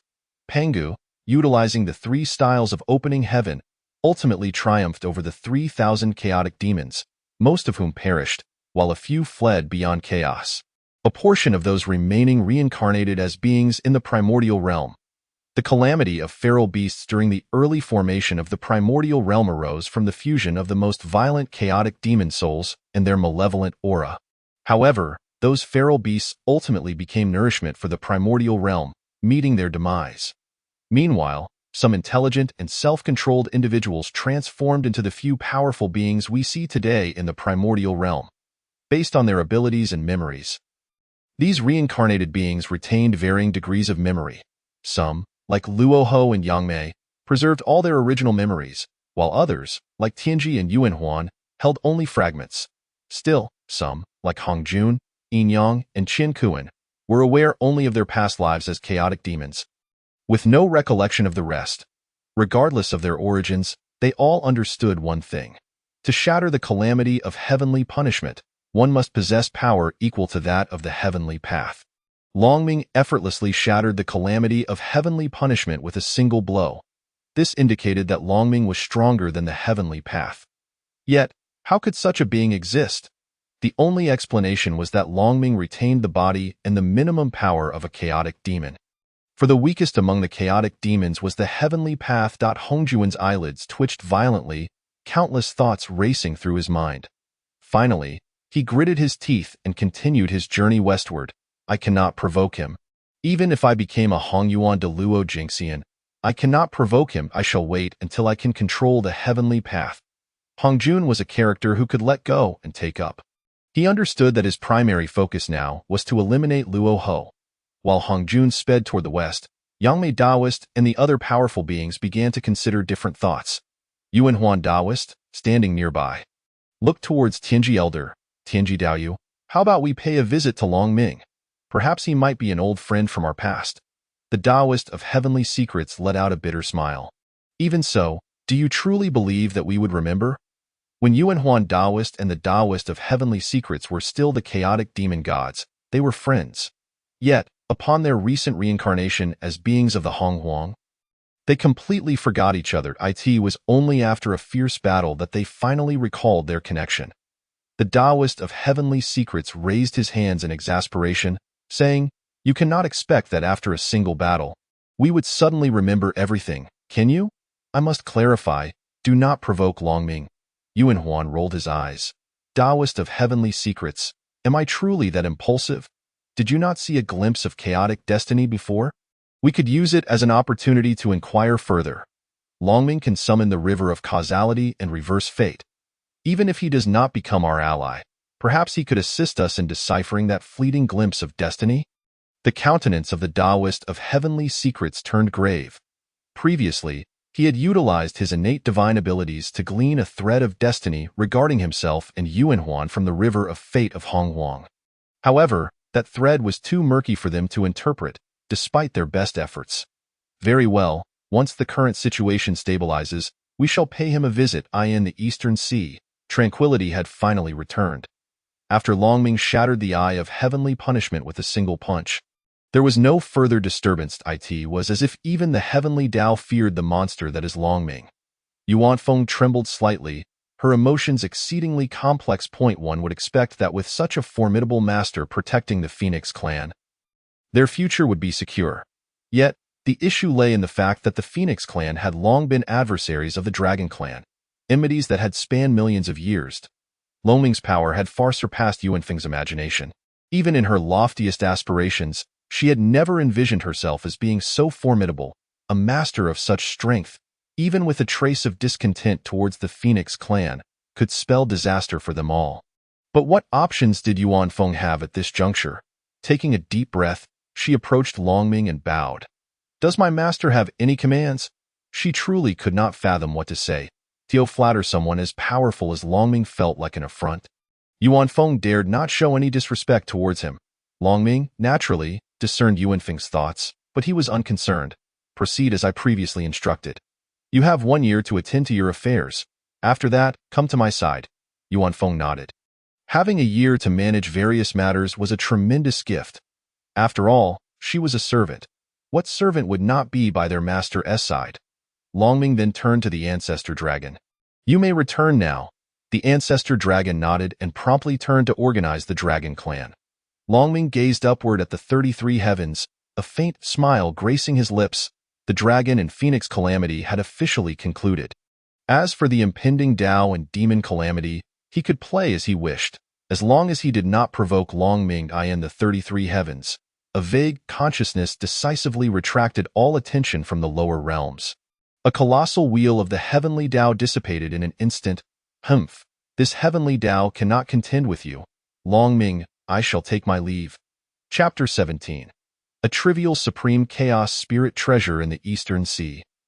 The Dragon clan returned to their ancestral land beneath the waves.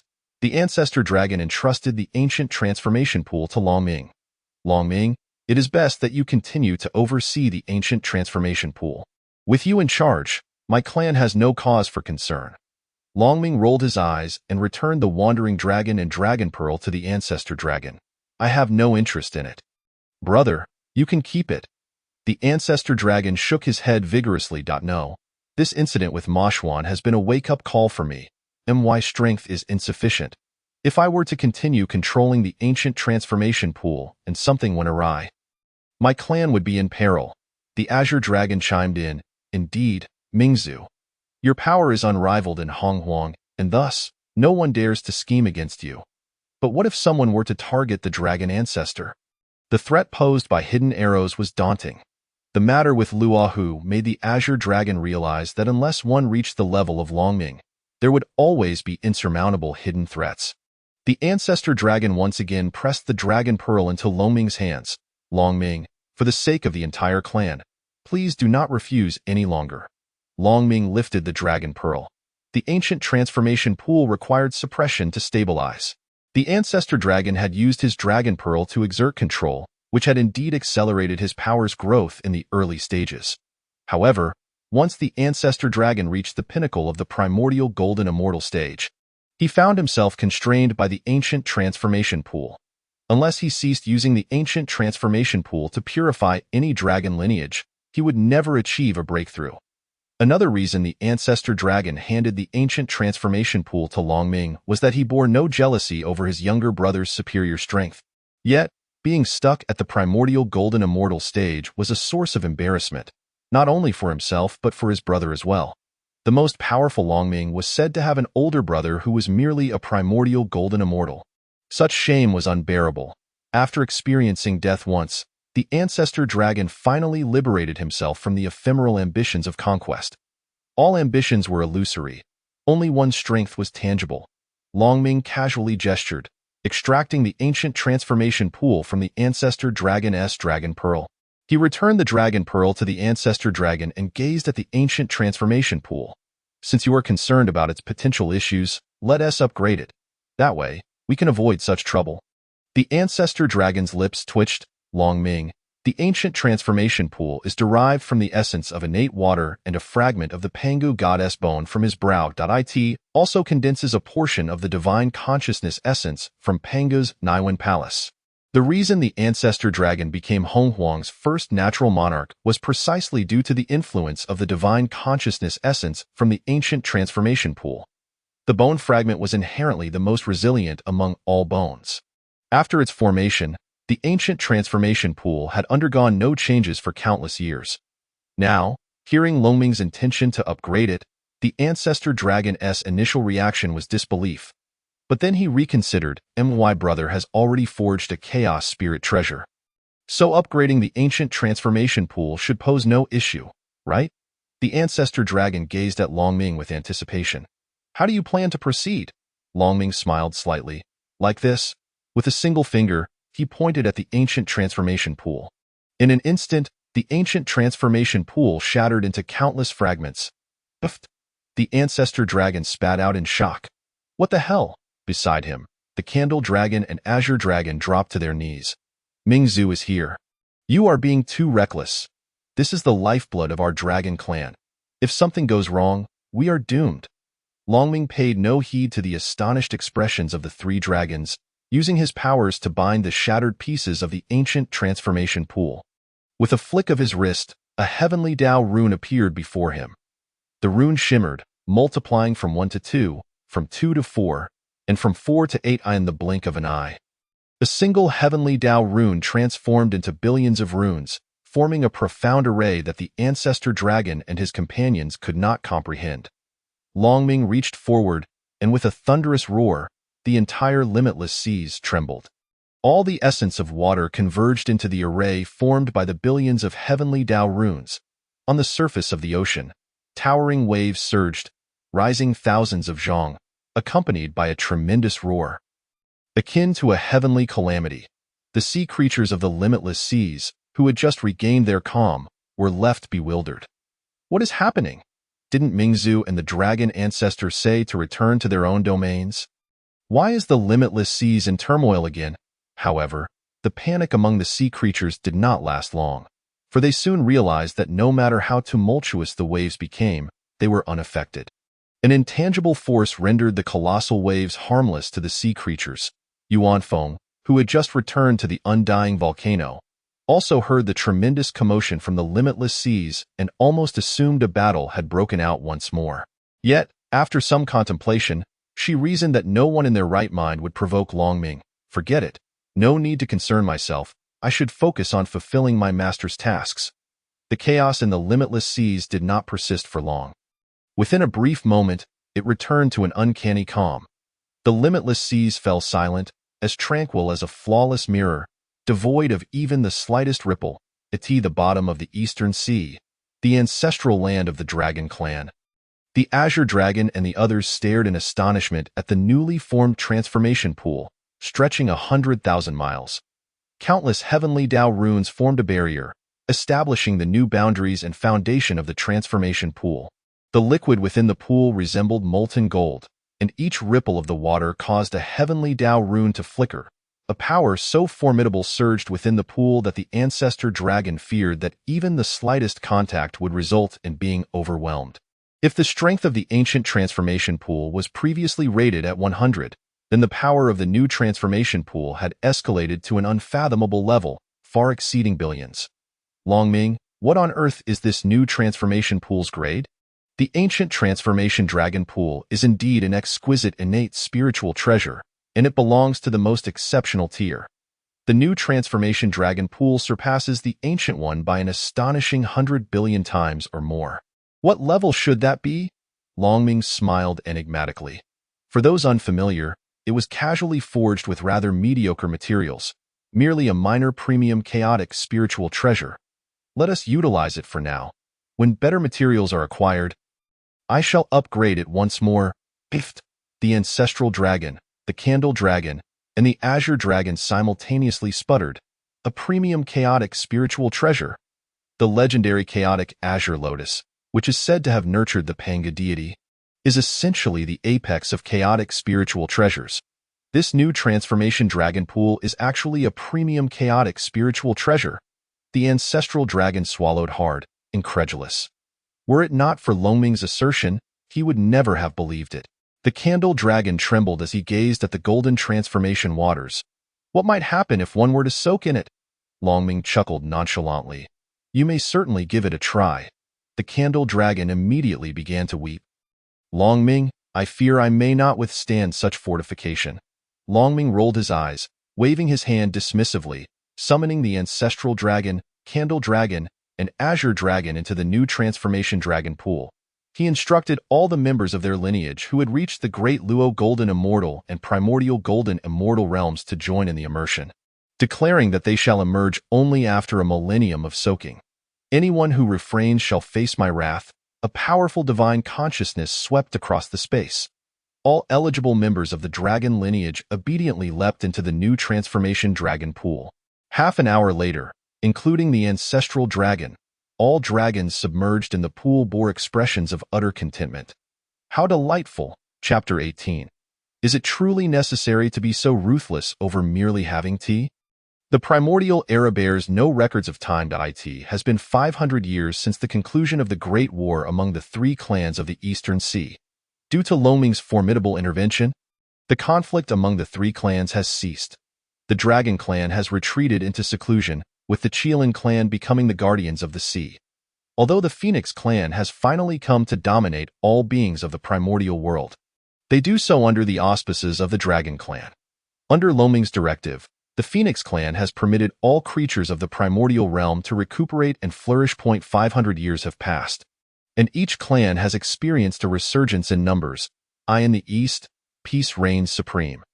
Creatures once embroiled in mortal conflict now coexist harmoniously, for those unwilling to do so have been eliminated. In the west, due to Rahu's retreat, the beings there are gradually recovering from the influence of demonic energy, finally exuding a hint of vitality.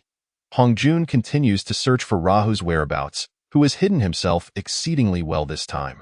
However, over 500 years, Hongjun has steadily compressed the space in which Rahu can conceal himself, narrowing it down to a mere 10 billion miles. Soon, Rahu will find himself with nowhere left to retreat. Moreover, those mighty figures reincarnated from the chaotic demon gods await this moment, anticipating the transformations that the conflict between Hongjun and Rahu will bring. Yet, some cannot wait any longer. One day, above the Eastern Sea, Yuanhuan and Tianji stood, their divine consciousness reaching out into the depths. Pious Taoist Yuanhuan, Tianji, requests an audience with the Dragon clan's Minglong. I hope Minglong will grant me this honor. Below the Eastern Sea, Longming raised his head at the edge of the transformation dragon pool. Tianji, Yuanhuan, what brings these two near-death figures to my presence? Longming raised an eyebrow and summoned a clan member, Ao Su. Go and escort Yuanhuan and Tianji here. The dragon named Ao Su was quite a young fellow, having only reached the Golden Immortal realm, and thus lacked the qualifications to enter the transformation dragon pool.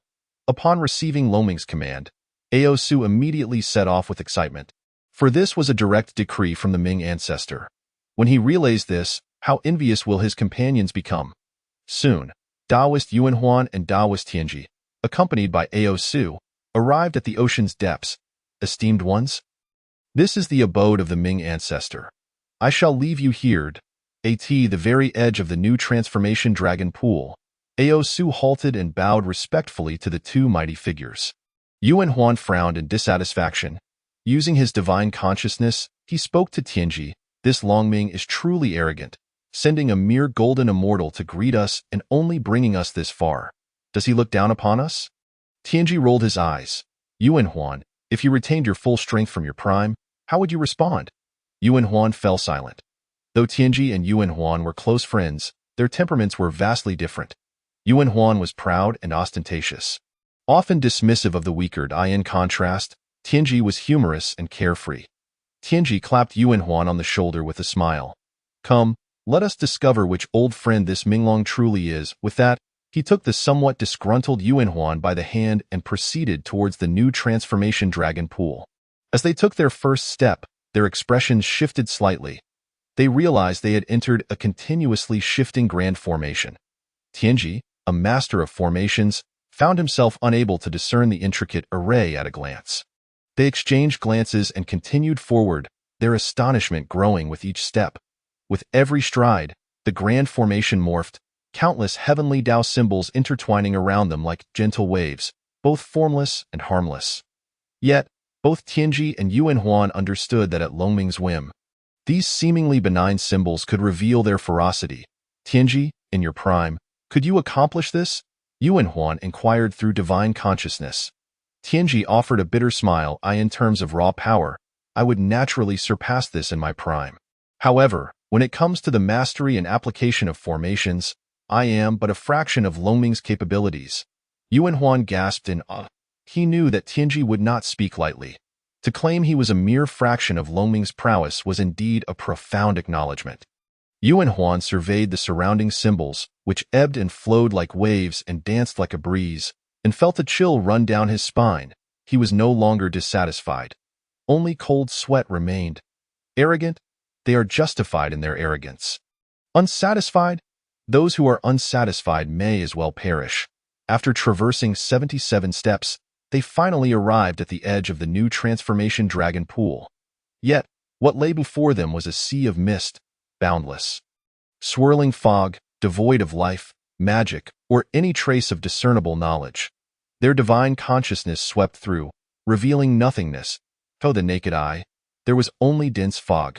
Longming sat at the edge of the misty sea, a low table before him with two small stools. Esteemed ones, please take a seat. Longming gestured to Tianji and Yuan Huan. The two exchanged glances and dutifully seated themselves. Even Yuan Huan, in that moment, harbored no thoughts of defiance against Longming. As long as I am spared from death, I am willing to comply with any request. That moment, the most genuine thought in Tianji and Yuan Huan's minds was precisely this. Longming regarded them, his gaze shimmering with the light of countless stars. Esteemed friends, would you care for some tea? Tianji nodded to it. Would be a pleasure to sample the exquisite tea of my friend Longming. Yuan Huan vigorously agreed, for he had no intention of displaying any nonchalance in such a situation. Longming smiled faintly, waving his hand, and a pot of hot tea appeared on the low table. The pot itself began to pour 3 cups, as if an invisible spirit were attending to them. The fragrant steam wafted upward, invigorating even beings as powerful as Tianji and Yuan Huan, who were at the pinnacle of the primordial golden immortal realm. They exchanged glances at the teapot, both unable to suppress a smirk. Just a teapot, yet it is a low-grade chaotic spiritual treasure with a spirit. Must one be so ruthless? After confirming that the teacups bore no such spirits and posed no offense, Tianji and Yuan Huan cautiously lifted their cups. Savoring a sip, the celestial brew awakened their senses, revealing myriad wonders. Tianji and Yuan Huan simultaneously displayed expressions of profound shock. This tea is no ordinary substance. Innate spiritual root? No, it is far beyond that. It certainly cannot be compared to the legendary Tao Awakening tea. Reputed to be the finest of innate spiritual roots, Tianji and Yuan Huan, reincarnated from chaotic demon gods, though they do not retain all memories like Rahu, possess formidable true spirits. The fact that this tea could evoke such intense reactions from their true spirit speaks volumes of its extraordinary nature. Longming, my friend, what marvel is this? Tianji could not help but inquire. After asking, he and Yuan Huan took another sip, this time reluctant to swallow, instead savoring it in their mouths. Longming smiled slightly. It is nothing extraordinary. Merely a trivial item, the chaotic Zixiao Dao tea. Both Tianji and Yuan Huan simultaneously spat their tea. Longming, appearing unfazed, raised a barrier in anticipation, shielding himself from the oncoming spray. Are you both surprised? Yuan Huan was on the verge of tears. Ah, Longming, my esteemed friend, must you be so fierce over nothing more than a cup of tea? Chapter 19. You too, my friends, may rest assured in your demise. Tianji and Yuan Huan exchanged awkward glances at Longming, with Yuan Huan breaking into a cold sweat. Goodness, he nearly splattered Longming with tea. Surely this would lead to their end? After the initial shock, Tianji and Yuan Huan could not help but savor the lingering taste of that final sip of tea. It was the cha of chaos purple celestial, a divine elixir that could bestow the drinker with the birth of their own Tao. This is not merely enlightenment. Enlightenment is but a path trodden by those before. Albeit with different methods, however, the birth of a Tao is the nurturing of a path uniquely one's own. The distinction is profound. When compared to enlightenment tea, the chaos purple celestial birth tea is but refuse. Moreover, the chaos purple celestial birth tea and the chaos green lotus, which birthed the formidable Pango, are not only of the same echelon but are likely to be companion products in ancient times. Amidst the chaos, it was a chaos demon god who first discovered the chaos purple celestial birth tea. just as its purpose was realized, before the other Chaos Demon gods could seize it. The Chaos Green Lotus emerged from the very spot where the birth tea appeared. Throughout the recorded history of the Chaos, since the first Chaos Demon god came into being and left records, the Chaos Green Lotus and the Chaos Purple Celestial Birth Tea, along with the complete creation disc, the divine acts of creation, and the earth-splitting drill, constitute the 5 great enigmas of the chaos. Thus, when Pengu was besieged by 3,000 demon gods, it was not merely out of fear that the chaos would change post-creation, impacting their pursuit of the Tao. They were equally concerned that, should Pengu attain the Tao, he might obliterate them. An additional layer of reason lay in the fact that all 5 great enigmas were in Pengu's possession. Who else could they possibly confront if not Pengu? Tianji and Yuan Huan could hardly have anticipated that, at this very moment and place, they would once again encounter the Chaos Purple Celestial Birth Tea and even indulge in its flavor. Longming, my friend? Rest assured, we shall not speak a word of this to anyone else, Tianji hastily affirmed. Should this information leak, our fates would be sealed. Yuan Huan nodded in agreement. Indeed, we shall remain silent. To utter a word would surely spell our doom. Longming, however, merely chuckled, unfazed. I have said it before. It is but a trivial matter. What you say matters not. Tianji and Yuan Huan were momentarily taken aback before realizing that Longming feared neither divine retribution nor calamity. Who in this primordial realm could possibly stand against him? Even if they were to recklessly divulge the secret, who would dare attempt to seize it? Nonetheless, they were resolute in their decision to remain tight-lipped. We have merely come to inquire about a few matters. There is no need to court disaster. Composing themselves, Tianji and Yuan Huan began to apologize for their earlier indiscretion regarding the tea.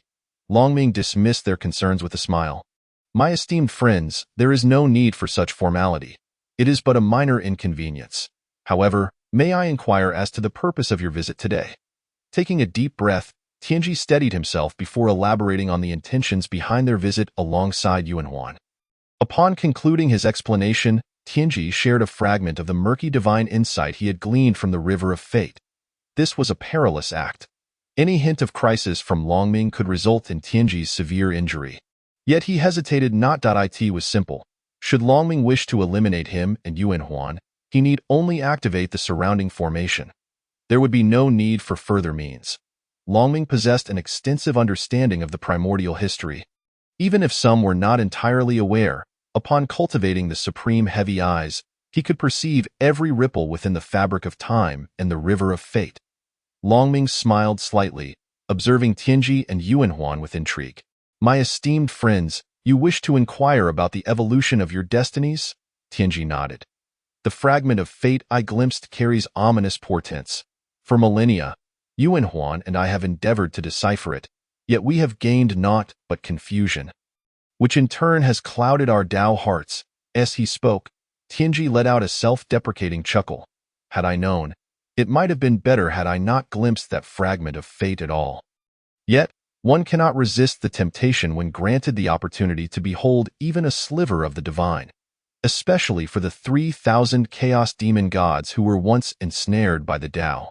Had they known that the momentum of creation could not be thwarted, they would not have desperately sought to impede Pengu, ultimately leading to their own demise at his hands, upon reincarnation into the primordial realm.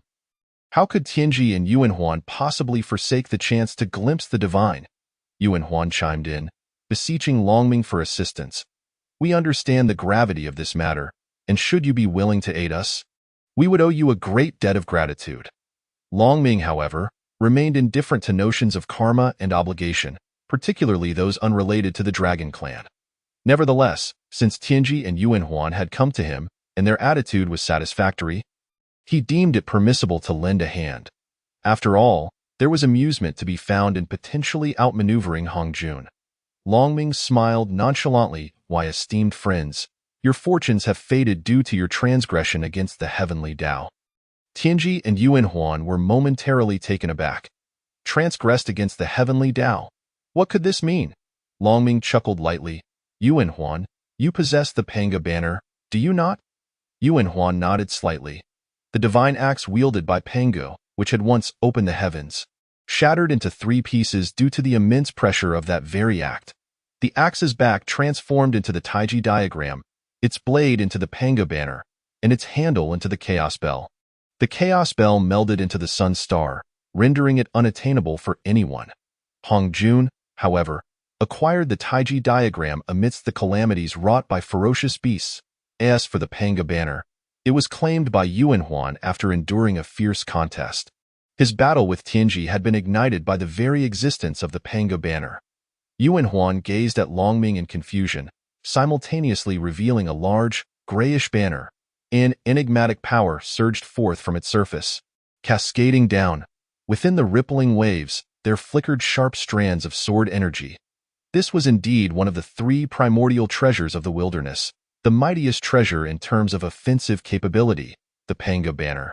The moment the Panga banner was unfurled, it displayed an overwhelming might, akin to a sovereign making a grand procession, exuding unparalleled dominance and stirring the surrounding space into tumultuous waves. Yuan Huan hastily suppressed its power. Despite having refined the Panga banner for eons, it had always been somewhat uncooperative. Were it not for its immense strength, he would have relinquished this obstinate treasure long ago. After all, any cultivator with a modicum of intelligence understood that an unyielding treasure could be a matter of life and death in critical moments.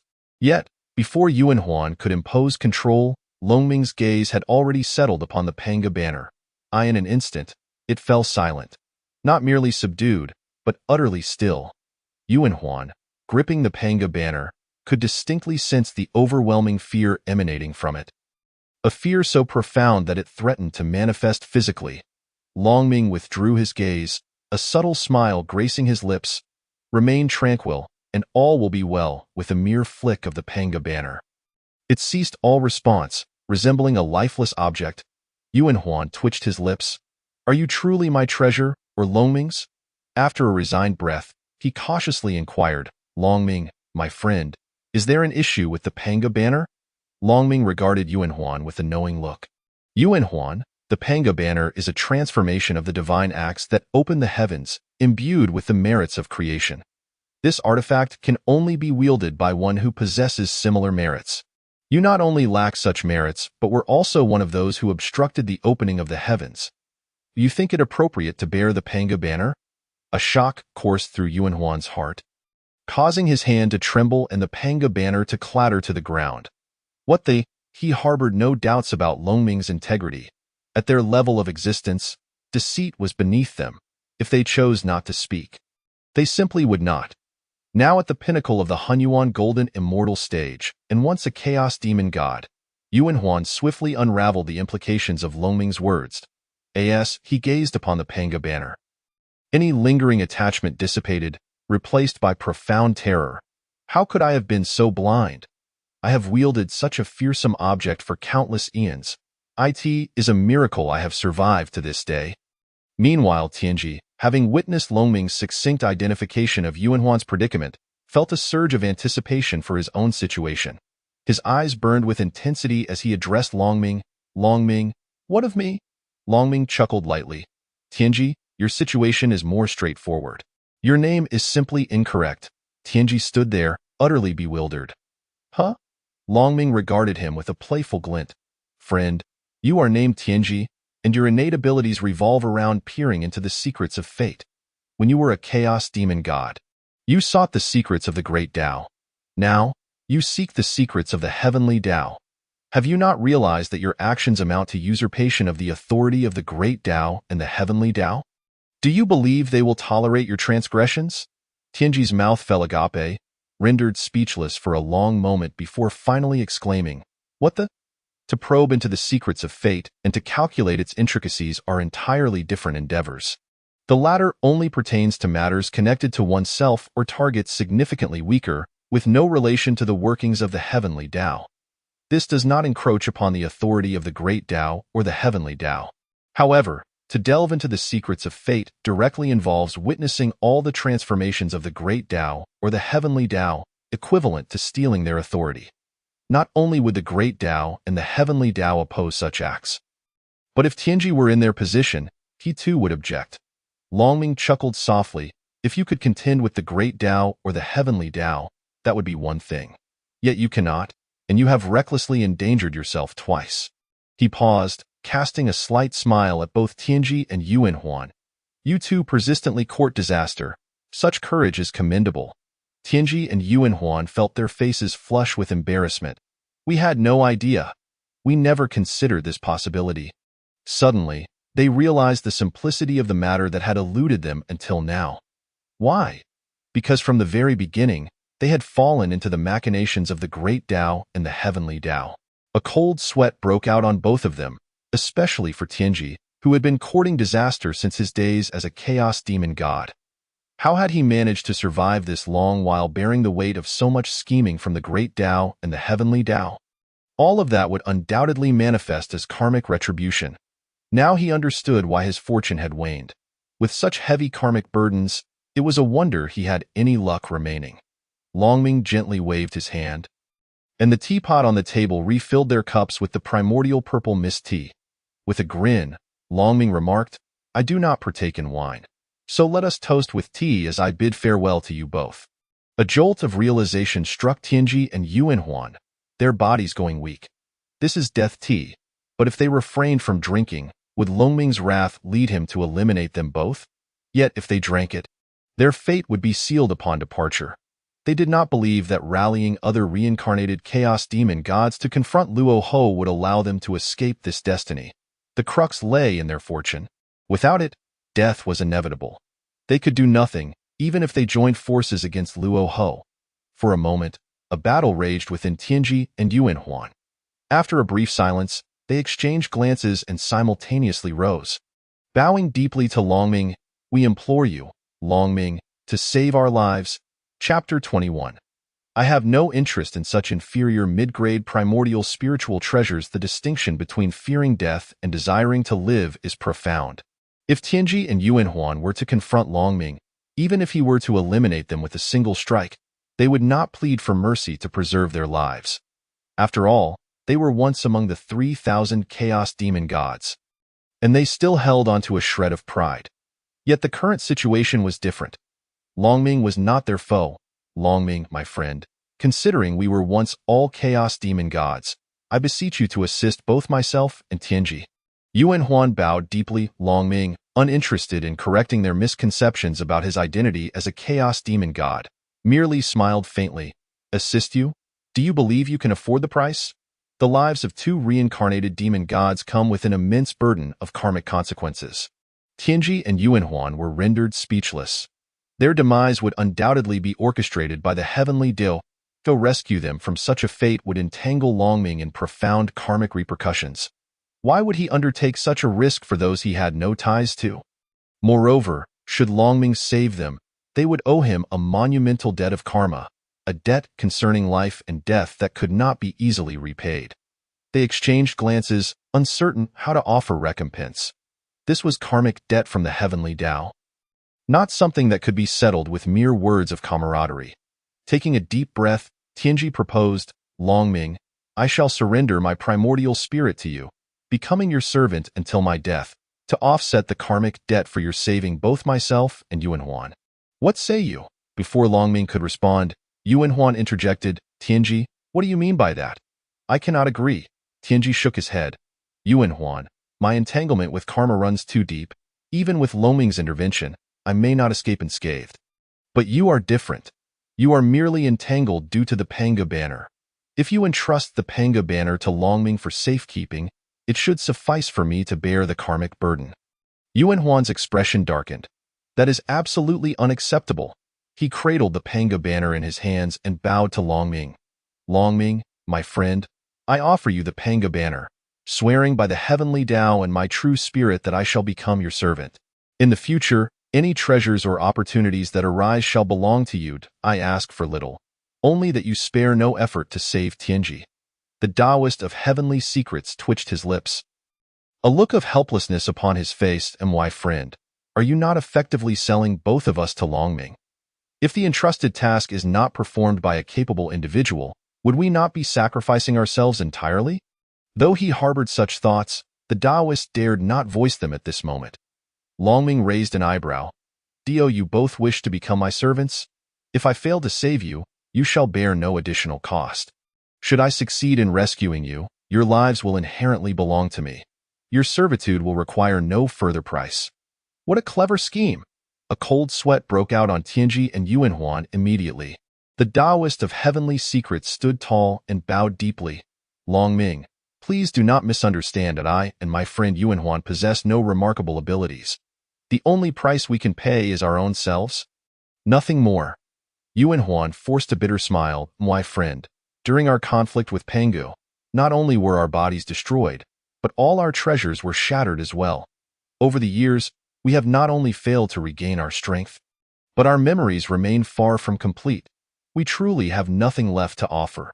However, having made a promise, we shall not betray our oath, nor shall we shirk from our duties. Longming smiled slightly and rose. Very well. Without allowing Tianji and Yuan Huan time to recover from their astonishment, he flipped his hand and produced a treasure. The artifact was a jade tablet, entirely blood-red. At its center, a single eye surrounded by a circle of Dharma wheel patterns, with a staggering 9,900 celestial symbols floating upon it. Longming produced the treasure with a slight smile. Shall you wield it yourselves, or shall I? Tianji and Yuan Huan exchanged bewildered glances. Huh? Their gaze was fixed upon the jade tablet, where they faintly sensed countless karmic entanglements and innumerable threads of causation connected to it. Though the tablet bore no trace of murderous intent or malice, merely being in Longming's hands sent a chill through their bodies. They felt that should they be struck by this jade tablet, their demise would be inevitable. Longming, what treasure is this? Longming smiled faintly. Have you heard of the karmic Niwa tablet? Yuan Huan shook his head, but after a moment's contemplation, Tianji uncertainly spoke up. It seems to be a mid-grade innate spiritual treasure. I once caught a distant glimpse of it, but it vanished in a flash. I wonder what abilities it possesses. Longming replied calmly, the karmic Niwa tablet can eliminate all personal karma with a single strike. If it attacks, it annihilates the karmic entanglements of the divine way. The karmic Niwa tablet is simply the rebranded name bestowed by the old ancestor of the underworld river after acquiring this treasure. Karmic Niwa tablet is its original name. Upon hearing this, Tianji and Yuan Huan immediately understood Longming's intentions. The celestial way's calculations against them revolved around karma. Bound by karma, their fortune naturally waned. Their gaze immediately fell upon the jade tablet in Longming's hand. Could it be that this treasure is the karmic Niwa tablet? Longming raised an eyebrow. I do not possess any mid-grade innate spiritual treasures. Yuan Huan blinked in disappointment. Then what is this treasure in your possession? Longming? I can see it is no ordinary item. Longming nodded. This is the chaotic causation jade tablet, crafted by Mead. A mid-grade chaotic spiritual treasure. Its effects are 100-fold more potent than the karmic Niwa tablet, and it bears no side effects. I do not keep such inferior items as mid-grade innate treasures. Tianji and Yuan Huan nearly spat at this. We have scoured ourselves clean, and the only thing we can present is the Pango banner. The rest of our belongings are not even innate treasures, merely some postnatal items. Do you consider mid-grade innate treasures to be mere trash? Tianji and Yuan Huan, having their fortunes continually diminished by the celestial way, found themselves unable to acquire any other innate treasures after obtaining the Pango banner. They had previously been oblivious to this issue until Longming's revelation made them realize it was a matter of their own fortunes. Perhaps we should let Dao Long handle this, Tianji said, offering an awkward smile. A mid-grade chaotic spiritual treasure. I dare not use it. What if I inadvertently become entangled in some karmic fate? I would not know how I met my end. Longming smiled nonchalantly. In that case, I shall not hold back with that. He summoned the chaotic causation jade tablet, and without hesitation directed it towards Tianji and Yuan Huan. A brilliant light emanated from the jade tablet, and 9,900 celestial symbols formed a myriad of ever-changing formations that enveloped Tianji and Yuan Huan. A cacophony of sounds erupted, akin to boiling seawater. The karmic threads and causation binding Tianji and Yuan Huan were instantly shattered, vanishing in the blink of an eye. Beyond the 33 heavens, a colossal celestial Dharma wheel swiftly manifested. Within the wheel, a cold, indifferent eye gazed down upon the lower realms, upon perceiving something it feared. The eye and the wheel trembled simultaneously before swiftly disappearing from sight. Chapter 22. Cleaving the sea a million times, rewarding the path of time. Longming sensed a tremor from the celestial way. But it quickly dissipated. He smiled knowingly indeed. As long as one possesses sufficient strength, the celestial way often turns a blind eye to many matters. As Tianji and Yuanhuan observed Longming retract the chaotic causation jade tablet, the peculiarities surrounding them completely vanished. The two exchanged glances and simultaneously inhaled deeply, an unprecedented sense of relief washing over them, their very souls becoming infinitely more perceptive. It was only then that they finally comprehended the abnormal state they had endured while entangled in karma. A wave of fear washed over them. It was fortunate they had come to find Longming. Had they not, they would have perished without understanding the cause of their demise. Tianji and Yuanhuan promptly bowed deeply to Longming. We pay our respects to our benefactor. With Longming having taken action, it was now their turn to fulfill their oath.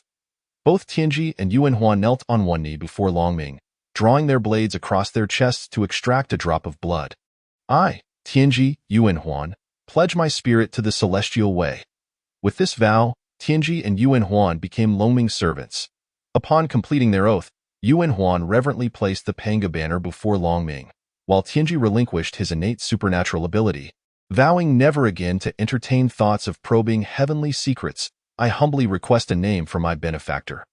The Taoist of heavenly secrets, a formidable character, not only unhesitatingly renounced his innate supernatural ability but even sought a new name. After all, he could not afford to provoke trouble. Even though he would be following Longming, a master more powerful than the Celestial Way, above the Celestial Way still loomed the Great Path. Retaining his innate supernatural ability would only invite disaster upon Longming. Either he would not take the oath, or if he did, he could not create pitfalls for his benefactor.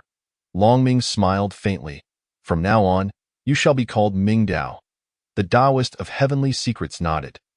Thank you, benefactor, for the name. Henceforth, the name Tianji Taoist would no longer grace the primordial world. He would be known as Ming Dao. With a soft sound, an invisible lock fell away from Ming Dao. He was taken aback. Even though Longming had severed the karma binding him, he had not realized there existed another Dao lock upon him. Yet now, the final restraint had vanished. Although Ming Dao would need to redefine his path and seek a new direction in his cultivation, he was now free from shackles and burdens. Yuanhuan rejoiced. Congratulations, my friend. Ming Dao smiled gently. Congratulations to you as well. He then bowed once more to Longming. Thank you, benefactor. Longming smiled indifferently and waved his hand, dispersing the mist surrounding the newly transformed dragon pool. As the mist dissipated, Ming Dao and Yuanhuan finally beheld their surroundings, gasping in astonishment. The astonishing energy of the dragon pool sent shivers down their spines, even as reincarnated chaotic demigods. Goodness!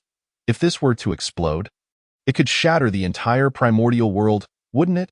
Yet it was safe for the dragon clan to approach. What a terrifying level of control! Longming gestured toward the newly transformed dragon pool. This is the transformation pool of my clan. You may enter. Ming Dao and Yuanhuan were momentarily taken aback, but soon grasped Longming's intent. This was both a trial and an opportunity for them. Should they entertain any treachery and venture into the new transformation dragon pool, they would likely become mere sustenance for it. Conversely, if they remained steadfastly loyal to Longming, this would alter their very bloodlines, liberating them entirely from past entanglements. Even the heavens, no matter how stingy, would find it impossible to track them down. Likewise, should they hesitate to enter the new transformation dragon pool, they too would become nourishment for it. Ming Dao and Yuanhuan exchanged a glance, devoid of any superfluous words, and with serene expressions, stepped into the new transformation dragon pool. Longming smiled with satisfaction. The new transformation dragon pool would not truly transform Ming Dao and Yuanhuan into members of the dragon race. Rather, it would endow them with the bloodline of chaotic demigods. This was indeed a boon for both Ming Dao and Yuanhuan, as well as for the dragon race. Longming once again concealed the new transformation dragon pool and resumed his secluded cultivation. He struck the sea a million times, raising his hand to strike down, causing the boundless seas to tremble. Yet, the beings of the four seas remained utterly oblivious. The seas parted, yet life remained undisturbed. What was cleaved was not the essence of the seas, but rather their very fabric of time. Unless one could master the way of time, no one would perceive Longming's endeavors in the art of sea-splitting. Longming's countenance remained unchanged as he raised his hand once more and struck down.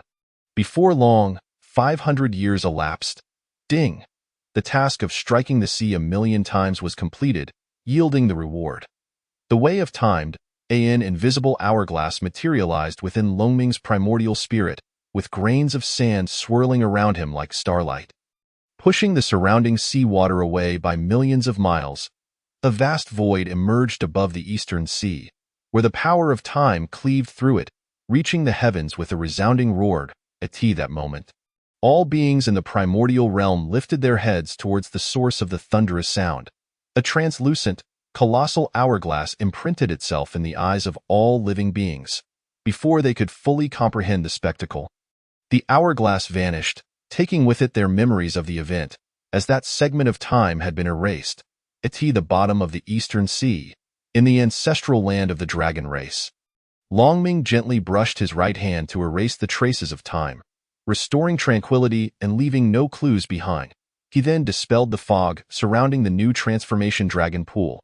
As the mist dissipated, Yuan Feng immediately stepped forward to greet her master.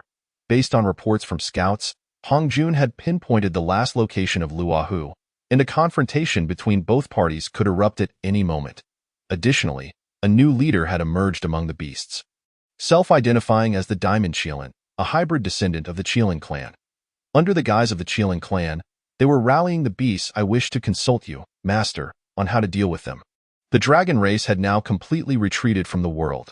As long as no one dared to stir trouble in the eastern sea, they remained entirely secluded, focusing solely on procreation and cultivation. Utterly disinterested in the affairs of the primordial realm, influenced by the dragon race and eager to restore their population, the Phoenix clans similarly secluded themselves within the undying volcano. Consequently, the Beast clan rapidly flourished. Although the Phoenix clan nominally governed the Beast clan, they were preoccupied with their own issues and had little inclination to oversee the beasts. As a result, the Beast clan not only surged in numbers but also birthed a Diamond Qilin, who began consolidating the beasts under the Qilin banner, hinting at a resurgence. Yuan Feng wished to take action but needed to first consult Longming. Longming smiled faintly. The Beast clan is currently concentrated in the west. Is that so? Yuan Feng nodded. Indeed, the waters of the eastern lands are vast, and the Beast clan fears the master's might. Thus, for the past millennium, they have been migrating westward. Although the dragon race has retreated, they are the victors of the great war among the three races, and no other tribes dare provoke them. Moreover, with the Beast clan leaderless, they are even less inclined to challenge the dragon race. As they develop, they continue their westward migration, with the primary population now established in the west. After all, following Luohu's injury, the west is no longer affected by demonic energy, allowing the tribes to thrive once more. Longming smiled with amusement. There's no need to concern yourself, they will soon vanish on their own. Yuan Feng appeared perplexed. Chapter 23. Having a benefactor feels quite good. Yuan Feng did not quite grasp Longming's words. They will vanish on their own, master. Do you mean to say that the Beast clan will fall into internal strife? Longming replied with a calm smile. You will know soon enough. Summon all the phoenixes and birds from the west. They are no longer needed for surveillance there. Although Yuan Feng remained somewhat bewildered, she obediently nodded in agreement. After Yuan Feng departed to carry out her tasks, Longming turned his gaze towards the new transformation dragon pool, from which Ming Dao and Yuan Huan emerged, approaching Longming respectfully. Benefactor, do you have any commands? Longming grinned. Luohu wishes to slay you as a sacrifice for his sword. Hong Jun aims to harm you in pursuit of treasure. What are your thoughts? A glimmer of fire ignited in Ming Dao and Yuan Huan's eyes. They were well aware that while Luohu sought to kill them, it was Hong Jun who would deceive them into confronting Luohu. They could accept enmity with Luohu, as life and death struggles were to be expected. However, Hong Jun's betrayal ignited their fury. When the beast calamity had just concluded, they had aided Hong Jun. Even if Hong Jun would not acknowledge that debt, he should at least owe them a favor. Yet, he had callously sold them out, in comparison to Luohu. Their hatred for Hong Jun ran deeper. Longming smiled faintly. You shall venture westward to assist Hong Jun against Luahu. Yuan Huan stood in stunned silence. Benefactor, we are to assist Hong Jun? Longming chuckled playfully that, of course, you are to assist Hong Jun. This is the decree of destiny. Mingdao's eyes brightened as he comprehended Longming's meaning. While they would indeed help Hong Jun slay Luahu, they could also pursue other endeavors in the process. Receiving the edict, he cast a knowing glance at the still-dazed Yuan Huan, who immediately refrained from further questioning. As close friends, they shared absolute trust. Yuan Huan understood that Mingdao had grasped Longming's intent, so he remained silent. Longming nodded in satisfaction and produced the Panga banner. Yuan Huan, you may now freely utilize the Panga banner without reservation. Yuan Huan accepted it without suspicion.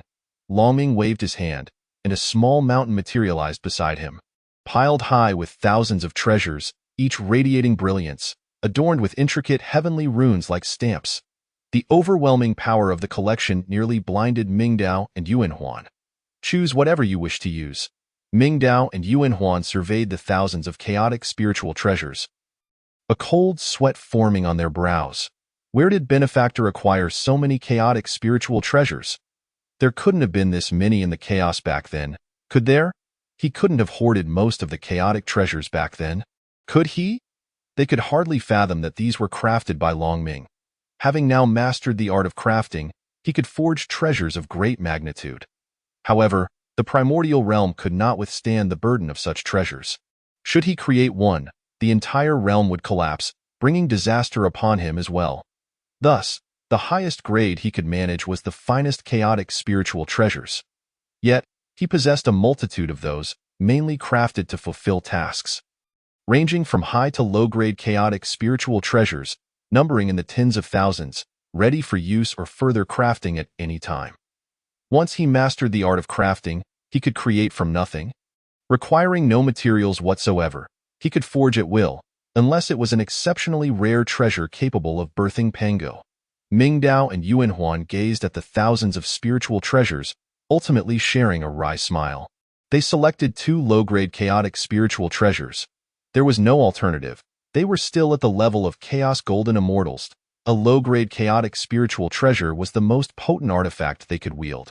Providing them with a high-grade chaotic spiritual treasure would only allow them to unleash a mere 50% of its power, rendering it less practical than a low-grade wand. Mingdao chose an iron ruler, while Yuan Huan selected a longsword. Benefactor, we shall set forth at once. Mingdao bowed to Longming, uncertain of what outcome the benefactor desired. Longming smiled serenely. Simply put, your survival is the desired outcome. Mingdao smiled knowingly, understanding the implication. After exchanging another bow with Yuan Huan, they departed from the Eastern Sea, heading directly westward. En route, Yuan Huan glanced at the low-grade chaotic spiritual treasure longsword in his hand and revealed a peculiar smile. Mingdao, have you considered our current situation? Mingdao understood what Yuan Huan truly wished to inquire. He smiled lightly. Having a benefactor above us feels rather pleasant, does it not? Yuan Huan, having been provoked by Mingdao's words, smiled in an increasingly peculiar manner. From the time when he was still a chaotic demon god, Mingdao and Yuan Huan had always been the unconventional demon gods who did not form factions, merely the 2 of them together. The so-called 3,000 chaotic demon gods does not imply that there are only 3,000 demon gods in the entirety of chaos. Rather, it refers to the chaotic demon gods born in response to the 3,000 great paths. In truth, the number of chaotic demon gods is far beyond 3,000. When Pangu opened the heavens and created the earth, the number of chaotic demon gods he vanquished was in the millions. Chaotic demon gods are also divided into factions, generally categorized by their respective great paths into different camps. For instance, in ancient times, demon gods such as Rahu, Yangmei, Shurchen, and Destruction had tens of thousands of subordinates each. However, Mingdao and Yuan Huan, from the very beginning until their eventual demise, remained unique in their lack of any subordinates. Later, upon reincarnating as beings of the Honghuang, they still did not gather followers. They looked down upon the recruitment efforts of other reincarnated demon gods. Unexpectedly, after suddenly acquiring a benefactor, they found it quite agreeable. The heavenly Tao's schemes against them were resolved by their benefactor. Their bloodlines were altered by the benefactor, alleviating any fears of resentment from the heavenly Tao. Even the treasures bestowed by the benefactor began with the essence of chaotic spiritual treasures. As the saying goes, the four essential elements of cultivation are law, companionship, wealth, and land. Law pertains to treasures of cultivation and also encompasses bloodlines and more. As reincarnated demon gods, Mingdao and Yuan Huan lacked none in this regard.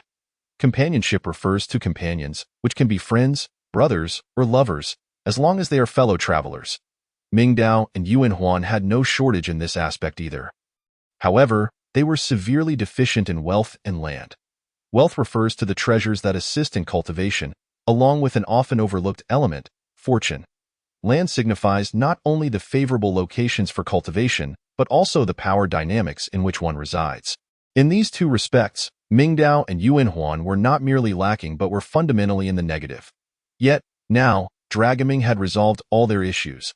Consequently, Mingdao and Yuan Huan experienced an inexplicable sense of ease and elation. Their pace quickened as they traveled, reaching the west in less than half the planned time. Shortly after their arrival in the west, their target appeared before them. Hongjun approached, stepping upon a cloud. It is the esteemed Dao friends. Tianji and Yuan Huan. 500 years ago, when you journeyed to the Eastern Sea, did you find any treasures? Hongjun scrutinized Mingdao and Yuan Huan with keen interest. The visit to the Eastern Sea was known to nearly all reincarnated demon gods. Yet none were aware of Mingdao and Yuan Huan's encounter with Dragaming and the subsequent events. This segment had been erased by Dragaming, known only to the heavenly Tao. However, the heavenly Tao could not openly declare this. Yuan Huan chuckled lightly. We discovered a celestial island in the Eastern Sea, a land of fortune, and there were indeed some gains. A flicker of jealousy flashed in Hongjuan's eyes, though he concealed it well. Then I must congratulate you both. Chapter 24. Those Dao friends, Dragaming is indeed quite formidable. Mingdao grinned broadly. Thank you. Hongjun engaged in casual pleasantries for a moment before shifting the topic. Since you both have acquired a celestial island in the Eastern Sea, what brings you to the west? Yuan Huan raised an eyebrow. What are you investigating me, Dao friend Hongjun? Do I need your permission to come to the west with Dao friend Tianji? A hint of dissatisfaction crossed Hongjuan's eyes. Yet he forced a smile and shook his head. Dao friend Yuan Huan, you jest. I was merely curious. If my inquiry has caused any offense, I apologize. Mingdao raised a hand to placate Yuan Huan, smiling. Dao friend Yuan Huan? There is no need to say such things. Dao friend Hongjun was simply asking out of curiosity. After a brief pause, he continued nonchalantly, in truth, it is not a significant matter. Dao friend Yuan Huan and I journeyed to the Eastern Sea to seek that celestial island, and we were indeed repaying a favor owed to Dragaming. A look of realization flickered across Hongjuan's face. I and the entirety of Hong Wang, who was unaware of the ferocity of Dragaming, who even the heavenly Tao could not subdue. If Mingdao and Yuan Huan claimed that their trip to the Eastern Sea had no connection to Dragaming, Hongjun would undoubtedly be skeptical. Thus, Mingdao chose the path of honesty, openly acknowledging the connection, yet not entirely confirming it. I see, Hongjun remarked, his signature smile betraying a hint of skepticism. So, you Dao friends have come to the west to repay the favor owed to Dragaming. However, may I inquire as to the nature of this matter? Is there any way in which I might assist? As he spoke, Hongjun perhaps felt he was being overly eager, so he quickly added, during the calamity of the fierce beasts, I owed a favor to you both. Thus, I wish to lend my assistance. Mingdao chuckled softly. Our arrival in the west is indeed related to what you, Dao friend Hongjun, have been doing recently. Hongjuan's eyes widened in surprise. Related to me? Mingdao nodded. You have been tracking Rahu, have you not? We have come at the behest of Dragaming to ascertain Rahu's current status. You should know, Dao friend Hongjun, that Dragaming previously wounded Rahu, leading to a feud between them. However, Dragaming is currently in seclusion, making it inconvenient for him to monitor Rahu. Thus, he entrusted us with this task. Mingdao's explanation had been prearranged with Yuan Huan during their journey, leaving no room for flaws. Even if Hongjun racked his brains, he would never suspect that Mingdao and Yuan Huan had become Dragaming's subordinates. After hearing Mingdao's words, countless thoughts swirled within Hongjuan's mind before he chuckled. So, you are merely keeping an eye on Rahu? Such a task could easily be entrusted to a dragon. I have heard that the Phoenix clan has also submitted to Dragaming. He could send one of them as well, for such a trivial matter. You Dao friends have come all the way to the west. Dragaming truly does act in a unique manner. Yuan Huan snorted coldly, visibly displeased but saying nothing, harboring profound disdain for Hong Jun. Attempting to sow discord between us and our benefactor? You, Hong Jun, are quite the schemer. Alas, with your shallow insight, how could you possibly discern the truth? Ming Dao interjected to mediate, a subtle smile gracing his lips. In fact, this simplifies matters. Such a simple task can resolve the favor owed. Hong Jun twitched his lips, ambiguously nodding without expressing a clear stance. Ming Dao then spoke again. Dao friend Hong Jun, could you share with me any news regarding Rahu? Hong Jun nodded. Of course. He turned and ventured deeper into the west. Please accompany me, and I shall share the details along the way. As they proceeded, Hong Jun began to recount the situation regarding Rahu. Since Rahu was severely injured by Dragaming, he has been in hiding. For the past millennia, I have been narrowing down his hiding spots. I have now confirmed his location. At the western end of the Shumi Mountain, the ancestral vein of the west. Ming Dao responded, Oh? Has Rahu regained his strength? What of his subordinates? Hong Jun, stroking his long beard, smiled with pride. Why, relentless pursuit over the millennia has not been in vain. Rahu has had no time to recover under my watch, so he has certainly not regained his strength. As for his subordinates, I have hunted down quite a few over the years. Now is the most opportune moment for Rahu, as he is at his weakest. Yuan Huan, flying at the rear, could not help but roll his eyes at Hong Jun's boasting. Go ahead and brag. Our benefactor has already stated that he has wounded Rahu's primordial spirit. Unless there are means to repair the primordial spirit, Rahu would not be able to recover regardless of your surveillance. You truly have a talent for self-aggrandizement. Ming Dao shielded Yuan Huan from view, smiling gently at Hong Jun. A millennium of tracking, Dao friend Hong Jun. Your efforts for the safety of Hong Huang are indeed commendable. Hong Jun adopted an expression of righteousness. For Rahu to pursue the path of slaughter in Hong Huang would spell disaster for all. As a cultivator, I must safeguard Hong Huang. I cannot turn a blind eye to Rahu's actions. Yuan Huan gritted his teeth, suppressing the urge to unleash a torrent of disdain upon Hong Jun. Dao friend Tianji, since Dao friend Hong Jun has clarified Rahu's situation, let us return to inform Dragaming. After all, Dragaming only tasked us with understanding Rahu's status. Returning to report can also be seen as repaying our favor. Ming Dao blinked. That makes sense. Let us return at once. Why cultivation has reached a critical juncture. If I return sooner, perhaps I shall ascend to the rank of Hongyuan Daluo Jinxian. With that, Ming Dao and Yuan Huan prepared to depart. Hong Jun's lips twitched. What? You intend to leave just like that? What significance is there in deceiving you for so long? It is not easy to finally have two of you. Mindless laborers, at my disposal, I cannot allow you to leave. Esteemed friends, I have a word to share. I implore you to listen closely. Ming Dao turned his gaze towards Hong Jun. Please, speak plainly, dear Hong Jun. With a mere gesture, Hong Jun erected several layers of barriers, concealing everything around them. Esteemed friends, it appears that our companion, Long Ming, may be scheming against you. Yuan Huan immediately raised an eyebrow. Oh? What do you mean by that? Although the surroundings were already obscured, Hong Jun lowered his voice, adopting a cautious demeanor. Esteemed dragon friends, Long Ming is indeed quite treacherous. He aims to entrap you in a greater web of cause and effect. Hence he has deliberately assigned you a seemingly easy task. Ming Dao and Yuan Huan exchanged glances, aware that Hong Jun's deception was about to unfold, yet they maintained expressions of shock. Long Ming is plotting against us? Why? Chapter 25. I would be a fool to believe you, you old rascal. Hong Jun's expression turned grave. Esteemed friends, you have obtained the blessings of the celestial islands in the Eastern Sea, which is crucial for your ascension. Is it not? Ming Dao nodded. Indeed, this celestial island is vital for my potential breakthrough to the Hunyuan Daluo Jinxian. Hong Jun wore a knowing expression. Precisely. Esteemed friends, this is a matter of consequential assistance on your path. Once you ascend to the Hunyuan Daluo Jinxian, you will have a direct connection to the heavenly path. In this primordial chaos, it would signify your first transcendence. Do you truly believe that such consequences can be settled merely by inquiring about Luo Ho's whereabouts? Ming Dao and Yuan Huan simultaneously displayed cautious expressions. Yuan Huan's countenance darkened. Tianji, I stated earlier that Long Ming's intentions were suspect, and it appears I was correct. Ha, it seems Ming Dao's calculations were indeed accurate. The flaws we intentionally left open were truly seized upon by Hong Jun. Ming Dao, however, wore a serious expression. Hong Jun, we possess no evidence. It would be unwise to speculate recklessly. Why observations of Long Ming suggest he is not malevolent. Hong Jun shook his head. Esteemed friends, do not be deceived by appearances.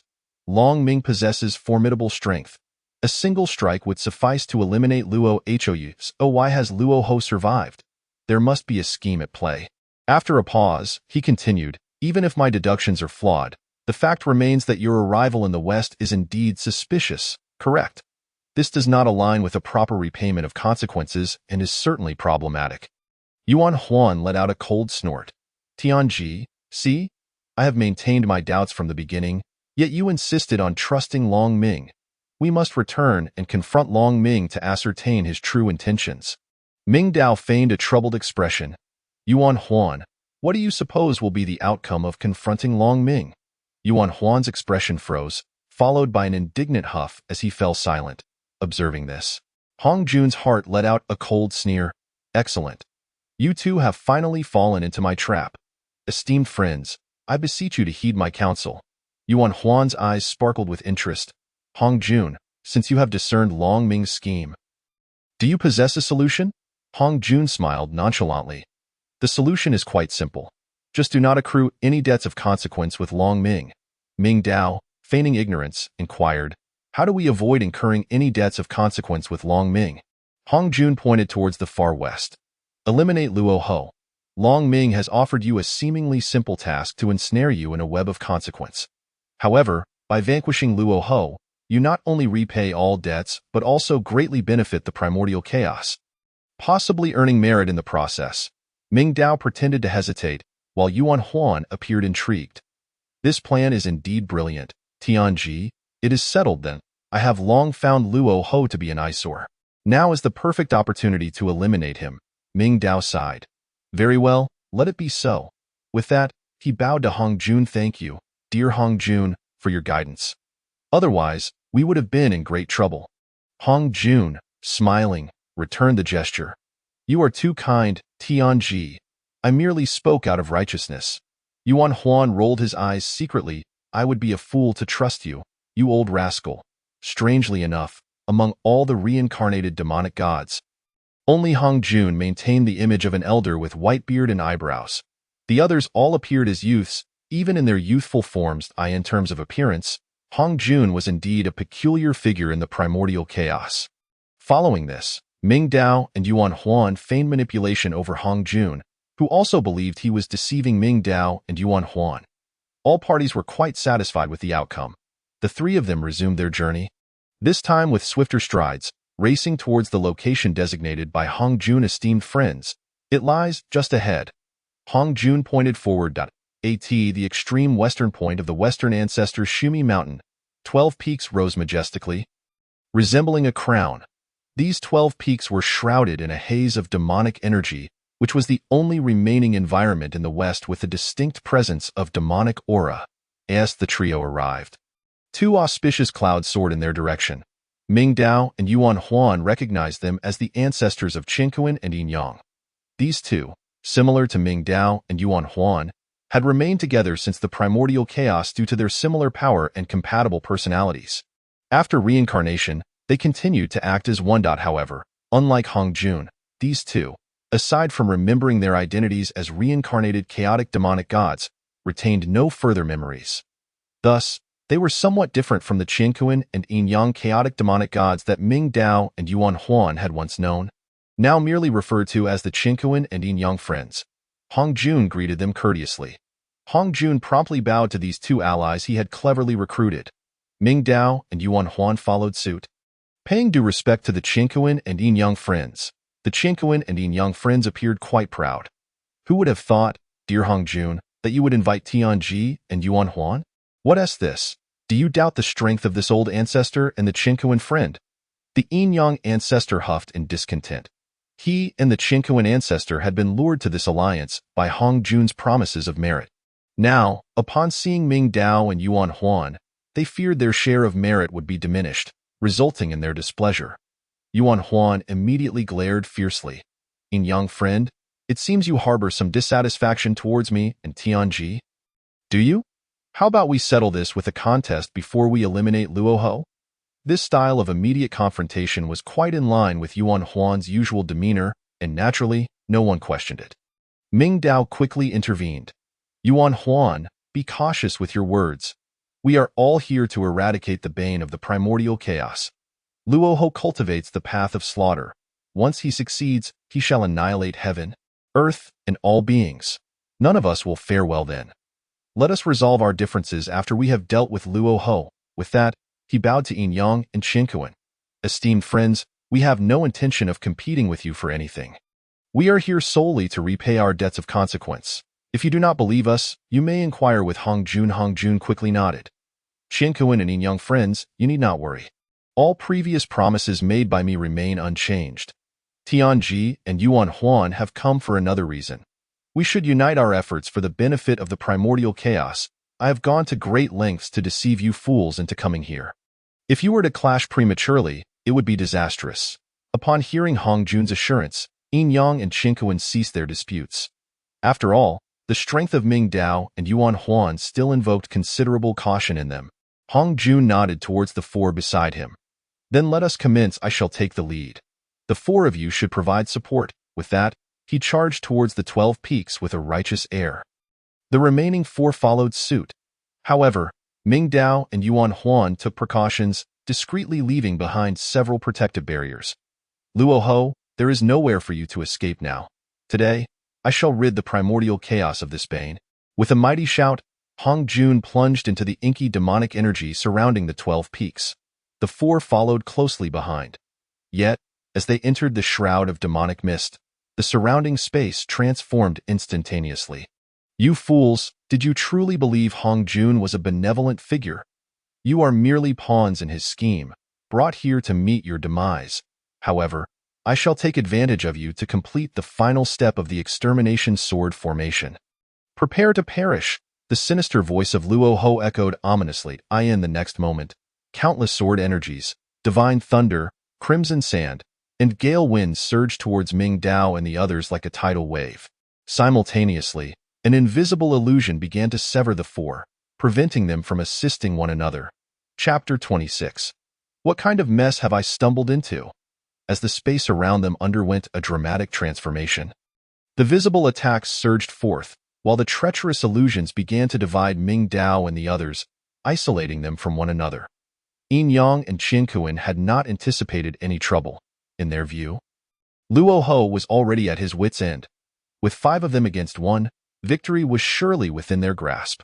Before being ensnared by the array of the exalted immortal, Yin Yang and Qinkuan were preoccupied with devising a strategy to eliminate Luoho before Ming Dao and Yuan Huan, in order to seize the greatest share of merit. However, as the array of the exalted immortal activated, Yin Yang and Qinkuan found themselves unable to assist one another, having already been cleaved apart by the illusory veil. Immediately, the ancestor of Yin Yang summoned his innate spiritual treasure, the primordial Yin Yang cauldron, while the ancestor of Qinkuan likewise invoked the Qinkuan cauldron. These two treasures, originally supreme innate artifacts, had been diminished in essence due to the ancestors' past sacrifices of their corporeal forms and injuries to their primordial spirits in their encounters with the great Pengu, resulting in their consciousness being embedded within their respective innate treasures, thus granting them a chance at reincarnation. This process, however, had drained much of the treasure's spiritual essence, relegating them to the status of top-tier innate spiritual treasures. Nevertheless, even in this diminished state, the might of these two supreme innate spiritual treasures was not to be underestimated. Once Yin Yang and Qinkuan activated their treasures, they immediately secured their own safety. The ancestor of Yin Yang scoffed, "Luoho, do you truly believe that your array of the exalted immortal can confine me?" With that, he urged the primordial Yin Yang cauldron into motion, causing a reversal of Yin and Yang, unleashing a tempest of thunder. Countless bolts of thunder, each as thick as 100 miles and stretching for 10,000 miles, erupted from within the primordial yin-yang cauldron. The thunderclaps reverberated, scattering the surrounding sword energies and crimson sand. Within the array of the exalted immortal, the atmosphere shifted dramatically. The supercharged thunder roared within the array, with brilliant lightning spanning the entire formation. The reversal of yin and yang thunder? Luoho's astonished voice echoed. The ancestor of yin-yang laughed heartily. You are wise to recognize why reversal of yin and yang thunder, born from the interplay of yin and yang, is boundless and ceaseless. Luoho, let us see how you shall defend against it. With a crackling sound, a colossal bolt of lightning surged forth, dispersing thousands of sword energies. The sword energies ricocheted, forming a tempest of crimson sand that coalesced into a massive palm extending 100,000 miles, aimed at the ancestor of yin-yang. Foolishness, scoffed the ancestor of yin-yang disdainfully. The thunder flashed once more, wielding immense power, and struck the giant palm. With a dull thud, the palm instantly cracked, unable to withstand the might of the yin-yang thunder, shattering into a myriad of crimson fragments. Ha ha ha ha, Luoho, you are but this. The ancestor of yin-yang laughed boisterously, victory already within his grasp. A similar scene unfolded on the side of the ancestor of Qin Kuan. The Qin Kuan cauldron, capable of refining the cosmos, transforming decay into the miraculous, and elevating the mundane to the extraordinary, absorbed all attacks directed at him, converting them into the ancestor's own strength to counterattack Luoho. However, the situation for Ming Dao and Yuan Huan was starkly different. From the outset, they had been vigilant, having established hundreds of barriers around themselves. When the illusory veil attempted to sever them, the barriers successfully thwarted the assault. Countless sparks of light flickered around Ming Dao and Yuan Huan, illuminating the dark expanse, allowing them to discern their surroundings.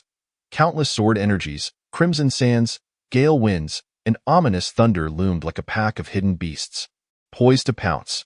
Not far away, the ancestor of yin-yang and the ancestor of Qin Kuan were engaged in a frenzied clash, with the primordial yin-yang cauldron and the Qin Kuan cauldron colliding with thunderous roars. Ha ha ha, Luoho, what other tricks do you possess? Bring them forth. The ancestor of yin-yang was oblivious to the fact that he was battling the ancestor of Qin Kuan, lost in his delirious laughter, convinced he had completely subdued Luoho. Meanwhile, the ancestor of Qin Kuan, though silent, was similarly ensnared in delusion. Ming Dao and Yuan Huan exchanged glances, both displaying expressions of astonishment. Dao friend, fortunate are we that we received a warning from our benefactor, allowing us to prepare in advance. Otherwise, we too would be as foolish as those two. Yuan Huan conveyed telepathically, his face a picture of shock. Ming Dao nodded. You speak true. Yet, the array of the exalted immortal is certainly more than mere illusion. Observe those entities around us. They remain still. We must tread carefully. No sooner had he spoken than Luoho perceived that Ming Dao and Yuan Huan had evaded his illusion. The wave of divine thought swept toward them. You have not fallen into my illusion? Impressive. Yuan Huan retorted with a cold huff. Is it truly so difficult to shatter your illusion, Luoho? What other means do you possess? Show me. Although the illusion of the array of the exalted immortal was formidable, once one evaded the initial strike, it was nearly impossible for it to regain efficacy. Nevertheless, Luoho dismissed their defiance. Ignorant fools, do you think my array of the exalted immortal is merely an illusion? The exalted immortal's blade is lethal, the slayer of immortals, ensnaring them in radiant light, transforming them in ways unbounded.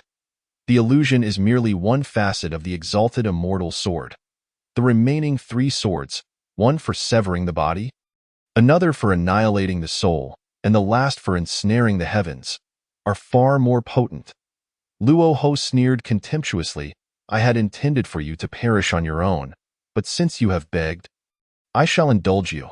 With that declaration, the true sword energies, ominous thunder, and gale winds surged forth, converging upon Ming Dao and Yuan Huan. Yuan Huan promptly summoned the Panga banner. Dao friend, you focus on defense while I shall take the offensive. Ming Dao nodded. Neither had yet revealed their respective chaotic spiritual treasures, which served as their trump cards. With Luoho's methods not fully unveiled, Revealing their own secrets now would be unwise, as the Panga banner was unfurled. A grayish glow enveloped the surrounding miles. All attacks that ventured into this haze vanished without a trace. Yuan Huan paused for a moment, yet did not dwell on it. Channeling his power, he vigorously shook the banner. The Panga banner emitted a deep, resonant howl, unleashing millions of sword energies in all directions. The powers within these sword energies varied. Half carried spatial force, devouring anything they encountered, while the other half wielded temporal force, disrupting the essence of time and causing anything they touched to collapse upon itself.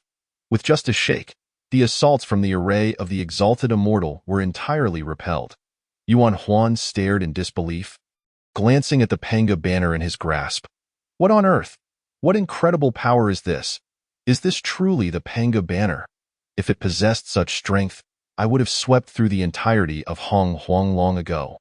While the Panga banner could indeed unleash razor-sharp chaotic sword energies, it could only do so in limited quantities, and those energies were merely sharp without any additional power. Yet now, the Panga banner not only released millions of sword energies with ease, but also imbued them with the forces of time and space. It soon dawned on Yuan Huan that his benefactor had refined the Panga banner.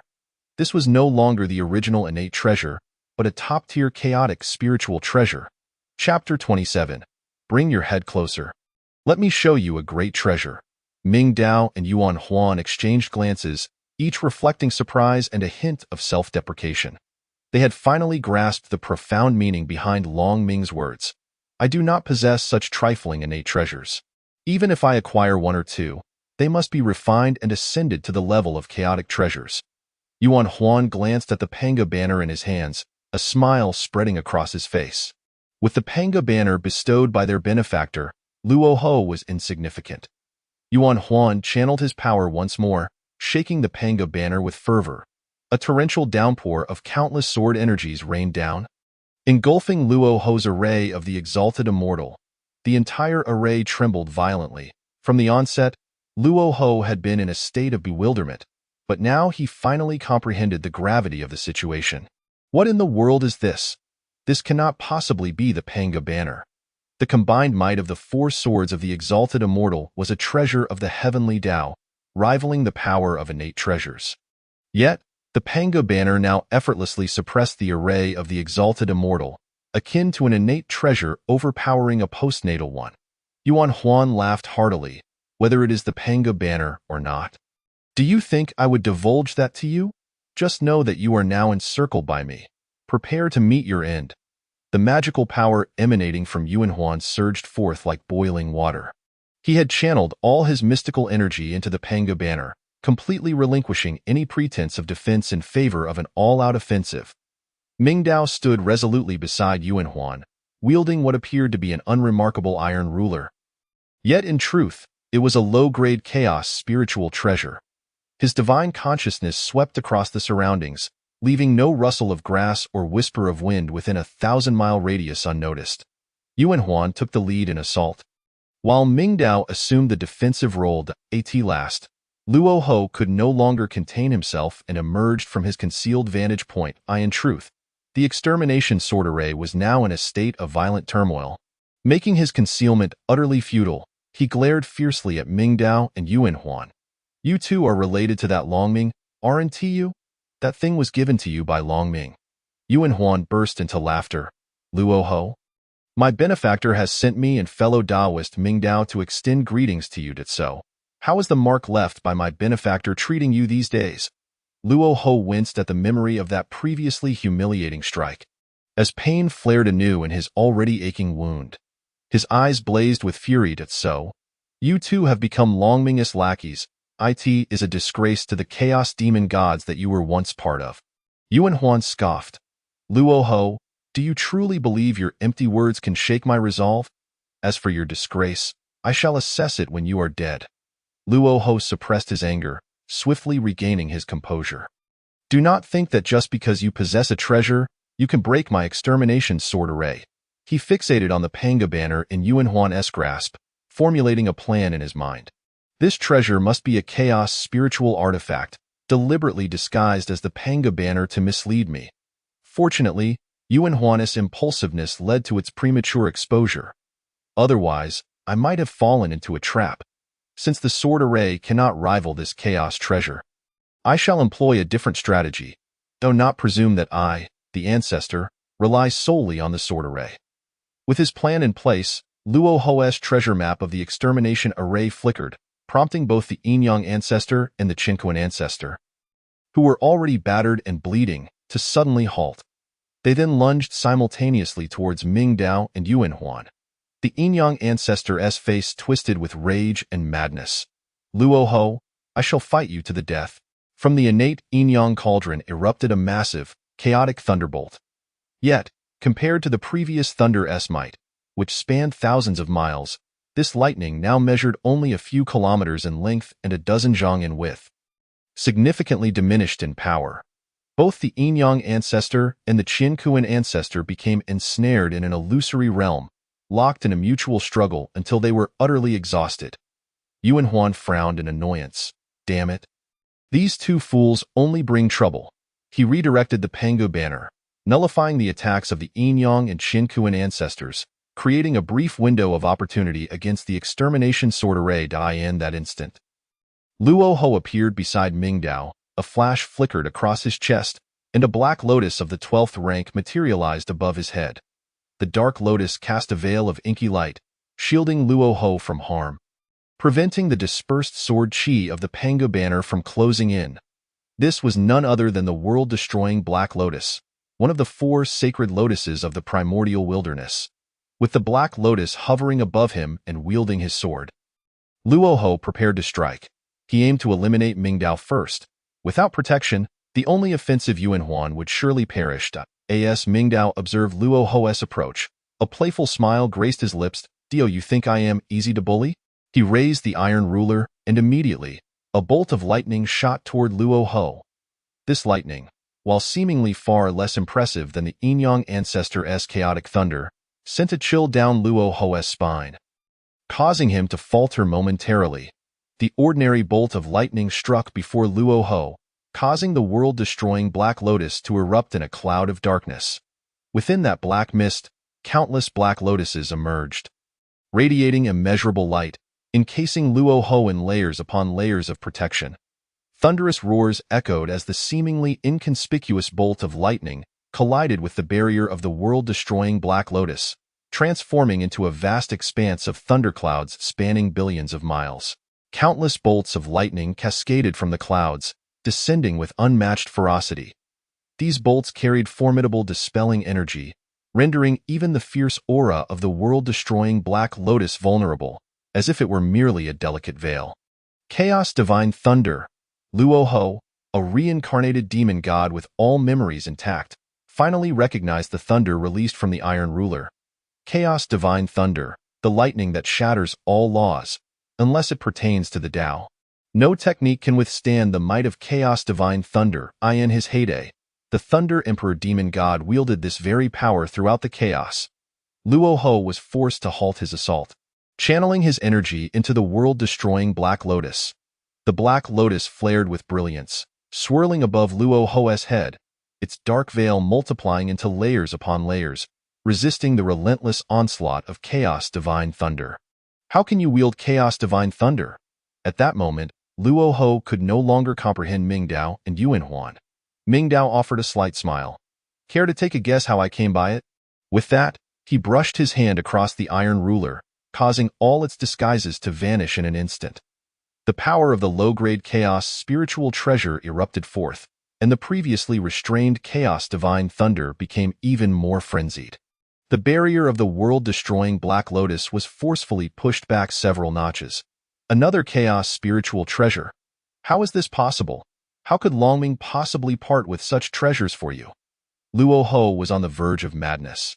This was a Chaos spiritual treasure, one of fewer than 100 that existed in the chaos. Longming bestowed upon you not one, but 2. How could there be such generosity in this world? Ming Dao chuckled mischievously. Extend your head over here, and I shall show you a grand treasure. With that, he reached out to seize a long sword from Yuan Huan. With a flick of his wrist, the restrictions on the sword were lifted. And another chaos spiritual treasure-s aura illuminated the air. Chapter 28. Yin-Yang Reversal, Qin Kuan Upside Down. The two great powers prepare for a grand confrontation. Point 3 Chaos Spiritual Treasures. Luo Ho's eyes nearly bulged from their sockets. I have spent countless eons to refine a set of heavenly treasures, exhausting all my efforts only to find myself one step away from success. And you too, mere insignificant figures, possess 3 chaos spiritual treasures at once?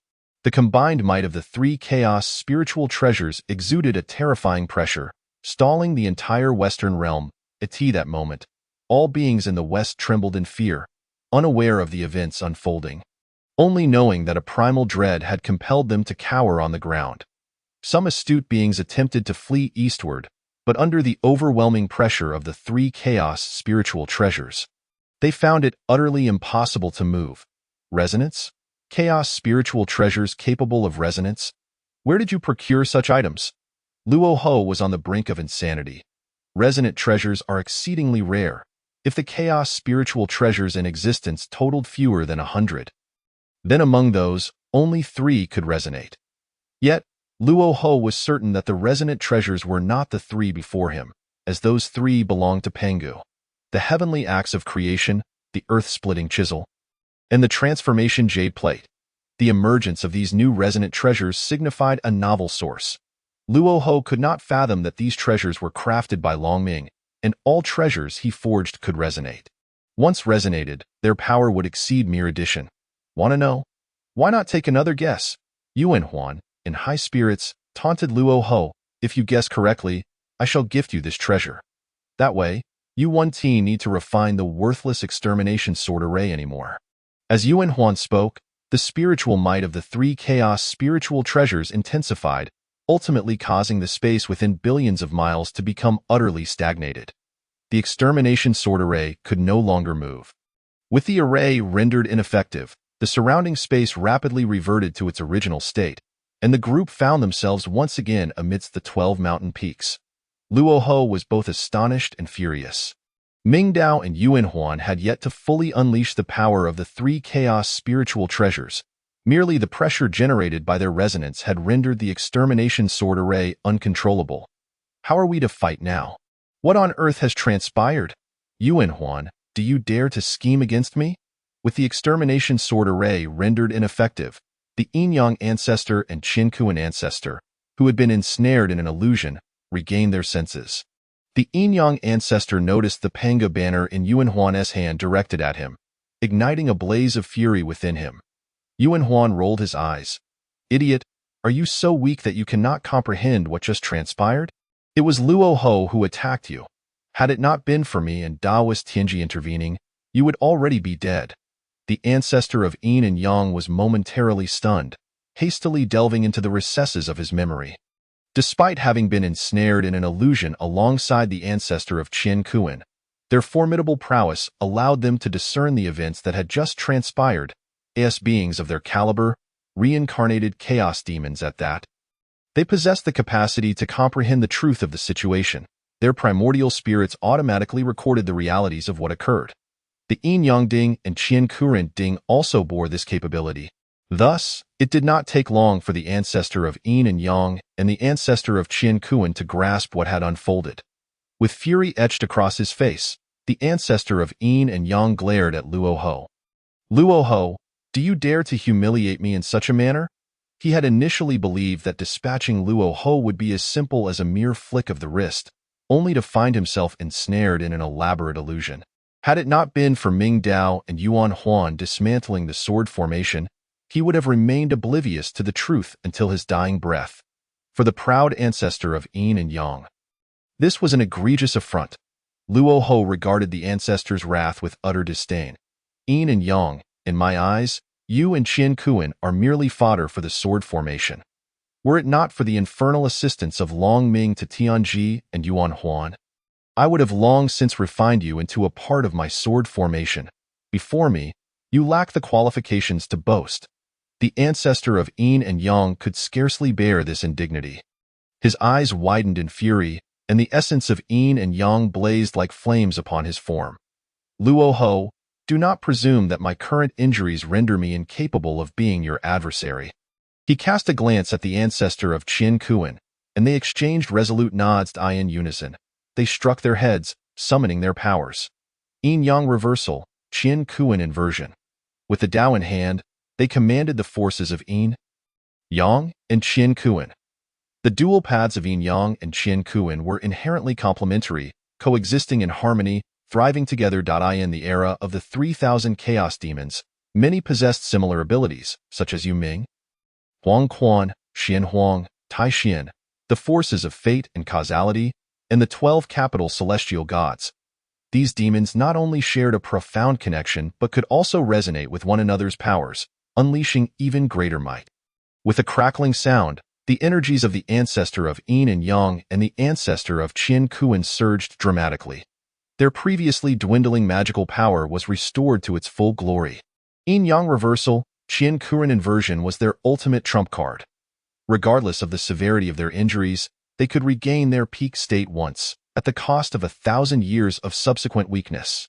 "Luo Ho, I shall bring about your demise," the ancestor of Yin and Yang declared ominously. He then turned to Ming Dao and Yuan Huan. "Stand aside. Do not interfere. This is my quarry." Without awaiting their response, he summoned the primal Yin-Yang Ding once more, which erupted with thunderous resonance. Luo Ho watched with amusement as the ancestor of Yin and Yang and the ancestor of Qian Kuan prepared their assault. Finally, he let out a derisive laugh. "Do you think I am unaware of your hidden capabilities?" The ancestors were momentarily taken aback. They had no recollection of events prior to their reincarnation, thus were oblivious to the fact that their so-called secret weapon was known to Luo Ho, the reincarnated demon who retained all memories. Realizing this, how could the cunning Luo Ho fail to prepare in advance? In the midst of the ancestors' horrified expressions, Luo Ho produced a black orb, the very same magic orb wielded by the 7 emotions and 6 desires. This orb was a supreme primal spiritual treasure, the Slaughter Demon Orb, characterized by its ability to self-split. Luo Ho had previously divided the Slaughter Demon Orb to arm the 7 emotions and 6 desires, both as a weapon for his subordinates and as a means to refine treasures. Now, with the orbs returned to him, he fused them back into the Slaughter Demon Orb. With a mocking grin, Luo Ho taunted, "Did you think I kept you around for no reason?" As his words echoed, the Slaughter Demon Orb unleashed 2 beams of demonic light, striking the ancestor of Yin and Yang and the ancestor of Qian Kuan directly. The 2 ancestors, utterly out of control, let out piercing, anguished cries as their primordial spirits, true souls, magical powers, and the essence of their flesh were uncontrollably siphoned away by the Slaughter Demon Orb. "What are you doing to him?" The ancestor of Yin and Yang shrieked in terror. Desperately, he attempted to harness his Yin-Yang Dao and magical power, but to no avail. He sought to protect himself with the primal Yin-Yang Ding, yet found it entirely beyond his control. Luo Ho chuckled triumphantly. "It is merely a matter of planting a demon seed within you. Do you need me to remind you what you did to my subordinates when you captured them?" "That was a trap I deliberately set." The ancestors' expressions changed drastically as they recalled their past actions. They remembered all too well what they had done to Luo Ho's female subordinates. However, they were unaware that it was all part of Luo Ho's intricate scheme. Lacking specific memories from before their reincarnation, they had unwittingly fallen into his calculations from the very beginning. "You shall become the final offerings to my Ji-Xian sword," Luo Ho proclaimed, gesturing as the 4 Ji-Xian swords flashed and embedded themselves within the bodies of the ancestor of Yin and Yang and the ancestor of Qian Kuan, consuming everything about them like a ravenous beast. The incompleteness of the 4 Ji-Xian swords was swiftly rectified, culminating in the perfection of the Slaughter Dao, a surge of murderous intense sword, and the oppressive malevolence transformed into dark clouds. Enveloping the 12 mountain peaks once more, at that moment, the mountain peaks awakened as if animated, transforming into colossal beasts that emitted terrifying howls. These giants rose, forming the 12 stellar demon Yuan formation, Luo Ho's most potent array. Rivaling even the Ji-Xian sword formation, as the array manifested, it instantly negated the oppressive force emanating from the chaos spiritual treasures held by Ming Dao and Yuan Huan. While this was partly due to Ming Dao and Yuan Huan's failure to unleash the true power of their treasures, it also served to highlight the formidable nature of the 12 stellar demon Yuan formation, which could withstand the pressure exerted by the 3 chaos spiritual treasures. Ming Dao scrutinized Luo Ho before shaking his head with a wry smile. I found it rather peculiar earlier. You hardly seemed injured. I assumed you were merely recovering, but it appears your injuries have long been mended. Luo Ho stretched his demonic form and laughed heartily. Indeed, my injuries were healed within the 1st century. The rest was merely an act for that fool Hong Jun. Yuan Huan expressed surprise. Healed in a century? Impossible. The power that inflicted harm upon your primordial spirit exceeded the heavenly Tao. You could not have expelled it in such a short time. Luo Ho laughed boisterously. True, I acknowledge Long Ming's strength, but I am no easy target. Do you think the 7 emotions and 6 desires mean anything to me? Let me be frank, the 7 emotions and 6 desires are but my divided avatars. Everything they possess belongs to me. The injuries Long Ming inflicted upon me, I simply transferred them to the 7 emotions and 6 desires. Ming Dao and Yuan Huan's eyes widened in astonishment. Luo Ho had indeed plotted extensively. Since Luo Ho's reincarnation in the primordial era, the 7 emotions and 6 desires had been by his side. All living beings believed them to be his cultivated subordinates, but in truth, they were his contingency plan. At that time, no one in the primordial era could have foreseen the emergence of such an aberrant entity as Long Ming. Luo Ho had already prepared for this eventuality. This level of cunning was beyond ordinary comprehension. The 7 emotions and 6 desires not only served as Luo Ho's contingency, but also as a means for his cultivation. By transferring the injuries inflicted by Long Ming onto the 7 emotions and 6 desires, Luo Ho reclaimed their strength. Consequently, he not only restored his injuries within a mere century, but even enhanced his power. Thus, he was able to effortlessly ensnare the ancestor of Yin and Yang and the ancestor of Qin Kuan in an illusion from the outset. Had it not been for Long Ming's sudden emergence, Luo Ho would undoubtedly have been the unrivaled sovereign of the primordial era. Yuan Huan scoffed disdainfully. Do you believe that with the 12 stellar demon Yuan formation, you can withstand us? Have you underestimated the 2 of us? Luo Ho's eyes gleamed with demonic light. And do you believe that possessing chaos spiritual treasures will allow you to contend with me? Do you think you are Long Ming? Alas, Long Ming merely sent you forth to meet your demise. Furthermore, you foolishly fell for Hong Jun's ruse. Initially, Hong Jun was indeed deceived by me, but he eventually realized that I had long since recovered. Thus, he feigned ignorance of my whereabouts, leading you 4 fools into his trap. Luo Ho cast a disdainful glance at the Yin Yang ancestor and the Qin Kuan ancestor. Do you truly believe that Hong Jun would share any merits with you? Can you guess where Hong Jun is at this very moment? He has acquired the Chaos Jade Disc and has immediately concealed himself with it, merely waiting for you and I, the ancestor, to engage in a mutual destruction. Despair finally etched itself upon the faces of the Yin Yang ancestor and the Qin Kuan ancestor. It was only at this moment that they fully comprehended their own ignorance, realizing they were the foolish pawns manipulated by various powers. In that instant, everything they had was drained by the slaughtering demon pearl and the 4 swords of extermination. Any attempt to act was far too late. Luo Ho extended his hand, extracting the 4 swords of extermination from within the 2 of them. The Yin Yang ancestor and the Qin Kuan ancestor trembled. Casting a pleading glance towards Ming Dao and Yuan Huan, not seeking rescue, but hoping for vengeance, fully aware that they had only a path to death, Ming Dao and Yuan Huan responded with an understanding look. A wry smile flickered across the faces of the Yin Yang ancestor and the Qin Kuan ancestor, yet this smile faded before it could fully bloom. Luo Ho then collected the primordial Yin Yang cauldron and the Qin Kuan cauldron, subsequently dividing the slaughtering demon pearl into 4 parts, embedding them within the 4 swords of extermination. In an instant, the ritual of the heavenly ominous treasure was completed. The path of slaughter was thoroughly refined upon the 4 swords of extermination, unleashing a terrifying intent to kill that surged towards the heavens. Even the heavenly Tao beyond the 33 heavens was stirred by it. The path of slaughter sought to annihilate all beings before laying waste to heaven and earth. Luo Ho's path of slaughter was something the heavenly Tao could not abide. which explained its instigation of Hong Jun to hunt him down. Yet, with Hong Jun seeking to take advantage and the Yin Yang and Qian Kuan ancestors acting as incompetent allies, the endeavor to hunt Luo Ho instead fortified his path of slaughter. The heavenly Tao was thus compelled to intervene. The eye of heavenly tribulation abruptly opened above the 9 heavens, its silver single eye beginning to brew the 9 heavenly tribulation.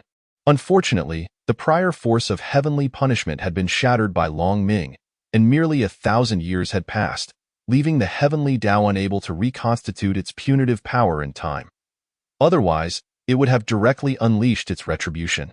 The eye of heavenly tribulation was cold and unfeeling. The thunderclouds swirled, and purplish-red lightning coalesced. The resounding thunder echoed throughout the entire west. The firmament above the 12 mountain peaks was prepared to descend divine punishment. However, just as the heavenly Tao was about to act, it suddenly sensed something. It turned its gaze towards the east sea.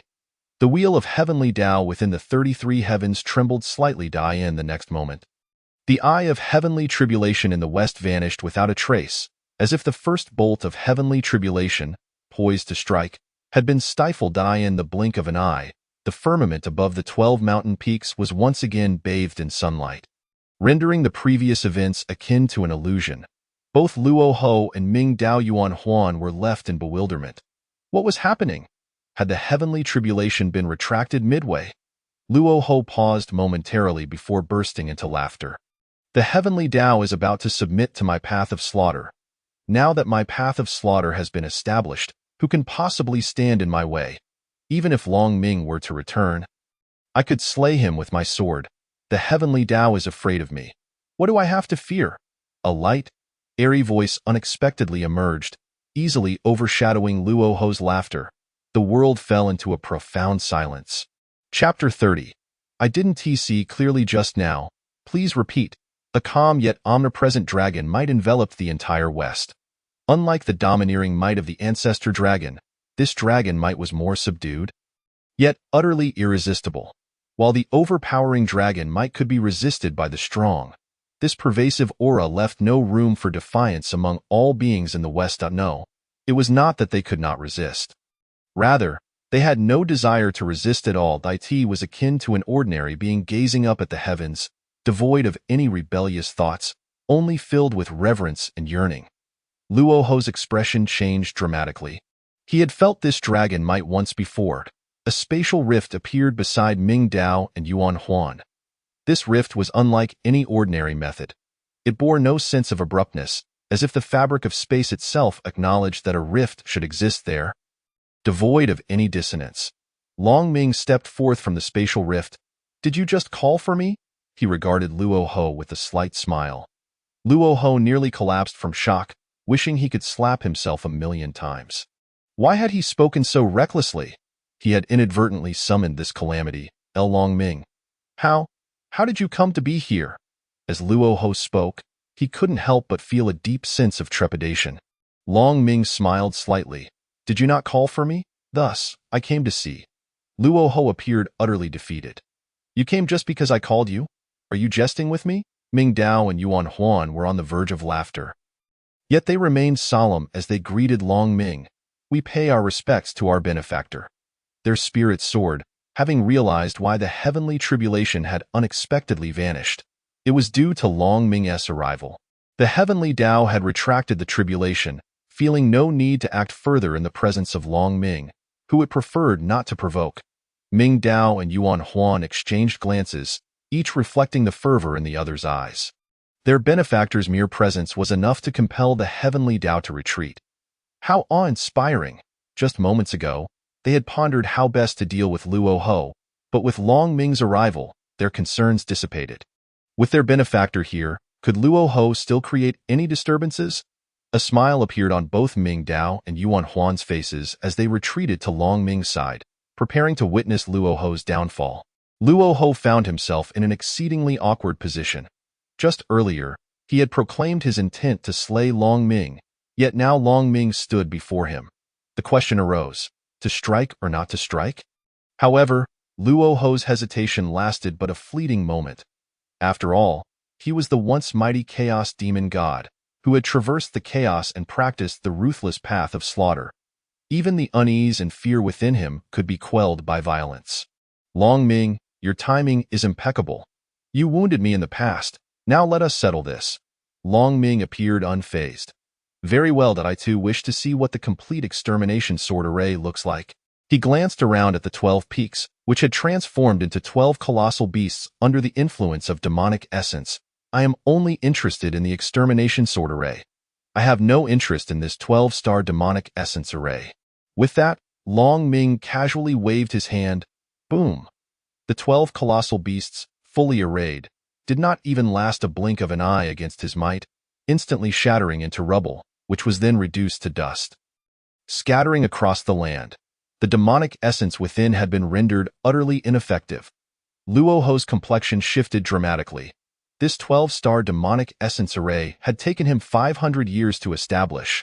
Its original purpose was not to confront the Yin-Yang ancestor and the others, but to withstand the heavenly tribulation. Luoho was acutely aware that once the path of slaughter upon the extermination sword array was completed, it would not be tolerated by the heavenly Tao. And heavenly tribulation would certainly follow. He had been confident that even if the heavenly Tao unleashed its wrath again, he would have time to escape. Yet, before Long Ming, the 12-star demonic essence array could not withstand even a moment. The demonic essence he had painstakingly gathered over 500 years failed to create even a ripple in the presence of Long Ming. Long Ming effortlessly obliterated the 12-star demonic essence array with a casual sweep. Smiling slightly as he gestured towards Luoho, "Let us begin. I await to see your extermination sword array, complete with the path of slaughter." Luoho's face shifted through shades of green and white. No matter how patient one might be in such a situation, it was impossible to remain composed, especially given Luoho's inherently violent disposition. Long Ming, do not be arrogant. Today, I shall show you what the true extermination sword array is, and reveal to you the essence of the genuine path of slaughter.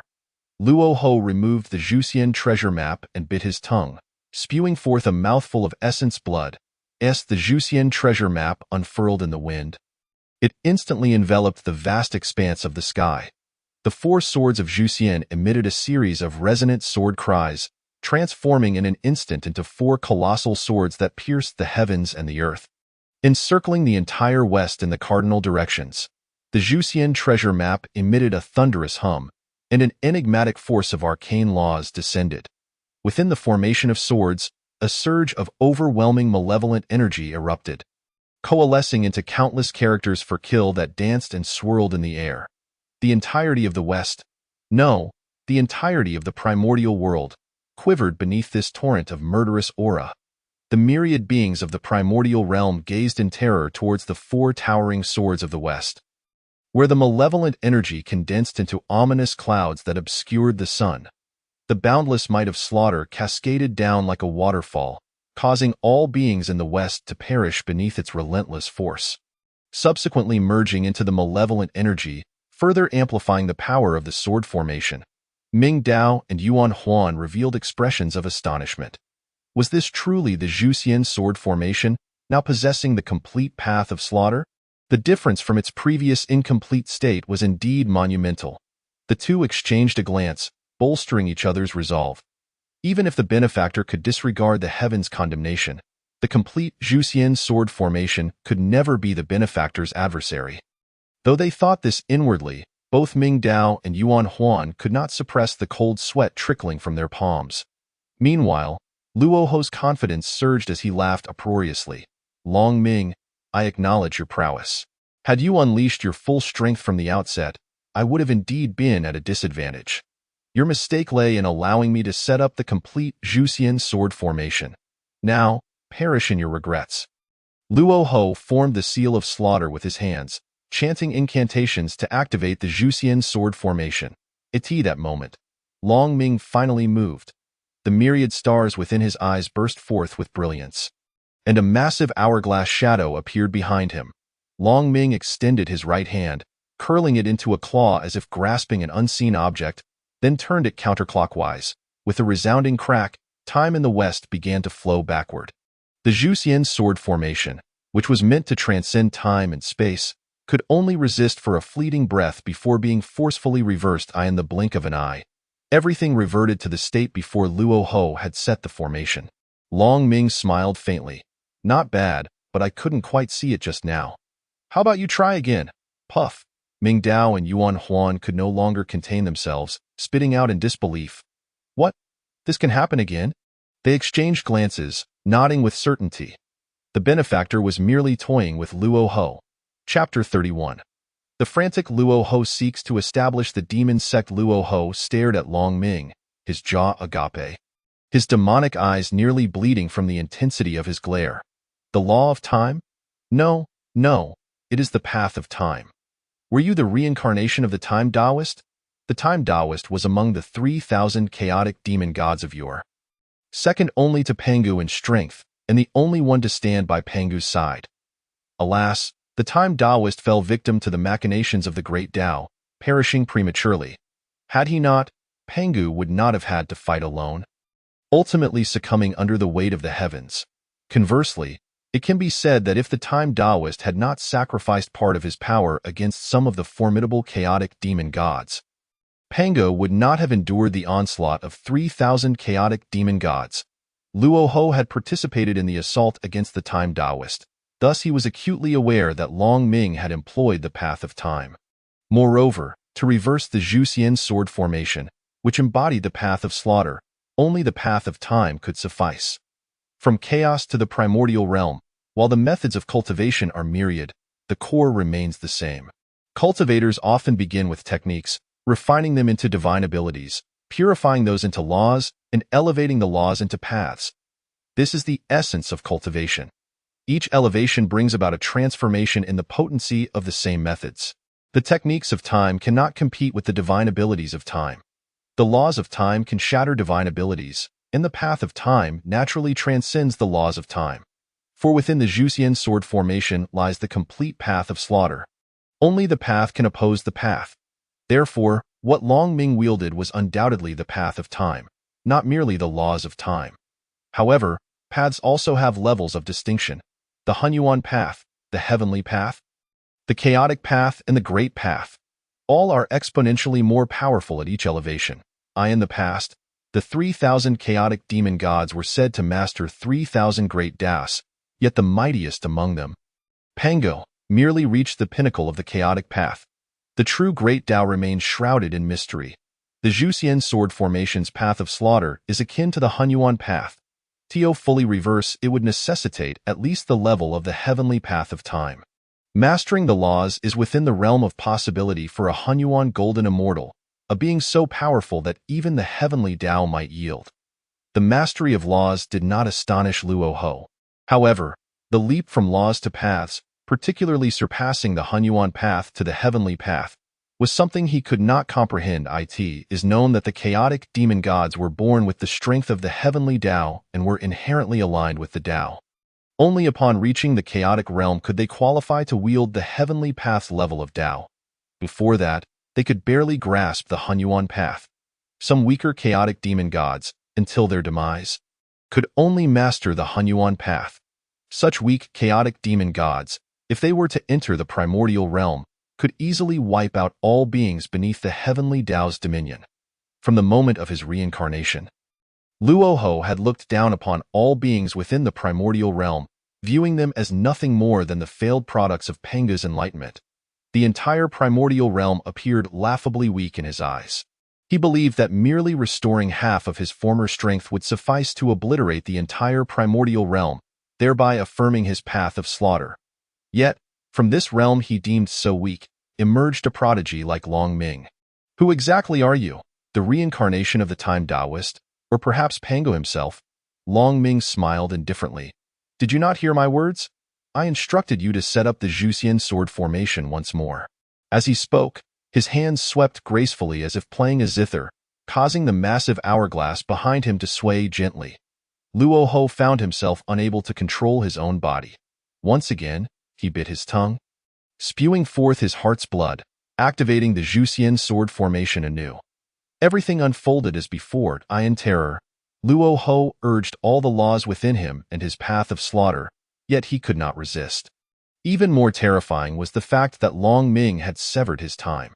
His body, primordial spirit, and magical power were all in the state of having activated the Zhuxian sword formation once.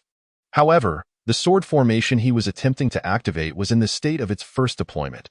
This implied that the Zhuxian sword formation would wield no power, while he would bear the burden of consuming the energy of two activations. Luoho had yet to integrate the Path of Slaughter within the Zhuxian sword formation, remaining at the level of Hunyuan Golden Immortal. The toll of activating the Zhuxian sword formation was immense. Soon, the Zhuxian sword formation was once again pushed to its limit, on the cusp of unleashing the Path of Slaughter that would plunge the entirety of the West into a massacre. Time reversed once more, returning everything to the beginning, save for Luoho's own depletion of energy. Still unable to see clearly? How about you try again? Long Ming smiled gently, his demeanor radiating warmth. Without giving Luoho any chance to respond, he activated the Path of Time once more. Thus, Luoho found himself compelled to activate the Zhuxian sword formation yet again, and everything unfolded as it had in the previous two instances. At the final moment, time reversed again. Puff! Luoho spat out blood. The cumulative toll of 3 full-force activations of the Zhuxian sword formation, fueled by his heart's blood, was far beyond what he could currently endure. As a spray of demonic blood erupted, his demonic form became riddled with cracks, the demonic energy leaking from him like an airless balloon. But what Luoho was leaking was not merely energy. It was the culmination of countless eons of cultivation. Should he run out, he would suffer a fate worse than that of the fallen Yin Yang and Qingkuan ancestors. Though those ancestors perished, they left a significant mark in history. In the future, their remnants might even be reincarnated. While such remnants would not remember their past, it would still constitute a form of legacy. In contrast, Luoho's current predicament meant that should he exhaust his essence, his existence would be utterly erased. From the very dawn of chaos, there would no longer be a being named Luo Houd. No one would remember that a being named Luoho ever existed. This fate was far more terrifying than mere death or dissolution. Luoho clutched his chest, his face a mask of madness and humiliation. Long Ming, Time Taoist, you dare to insult me so? You actually presume that such actions can compel me to submit? You think you can threaten me into submission? The method of disintegration by the heavenly demon. In the depths of Luoho's dual eyes, a frenzied blaze ignited. He bellowed mightily, and then delivered a heavy palm strike upon the crown of his head. The already cracked demonic body shattered utterly, dispersing into an endless torrent of demonic energy. You shall never force me, the ancestor, into submission. Luoho's primordial spirit commanded the crumbling form, unleashing a roar of defiance and fury. Today, I, Luoho, establish the demonic sect. From this moment forth, the Tao shall diminish as the demonic force flourishes, and vice versa. The Tao and the demon cannot coexist. It is a fight to the death, a resounding rumble echoed. Beyond the 33 heavens, a swirl of profound yellow energy descended, forcibly cleaving the heavens asunder. Ming Dao and Yuan Huan expressed their astonishment. What is this, if not the heavenly Tao? Within the 33 heavens. Although the heavenly Tao wheel had exerted its utmost effort, it was riddled with fissures, emitting a lamenting creak. From the cracks erupted bolts of heavenly tribulation lightning, causing the entirety of the 33 heavens to tremble violently. Chapter 32. The primordial chaos is too perilous. The chaos is the safer choice.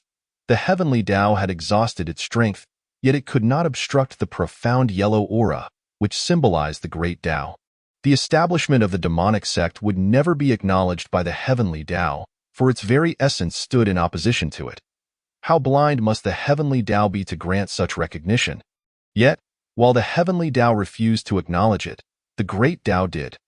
The myriad paths of the great Tao encompass all forms. Each distinct path is but a fragment of the great Tao. Despite the heavenly Tao's fury, it had no recourse. It was incapable of staving off the great Tao. With a thunderous roar, the profound yellow energy ultimately permeated the 33 heavens, descending beneath the 9 heavens. Morphing into a pure golden cloud, golden rain fell like delicate threads.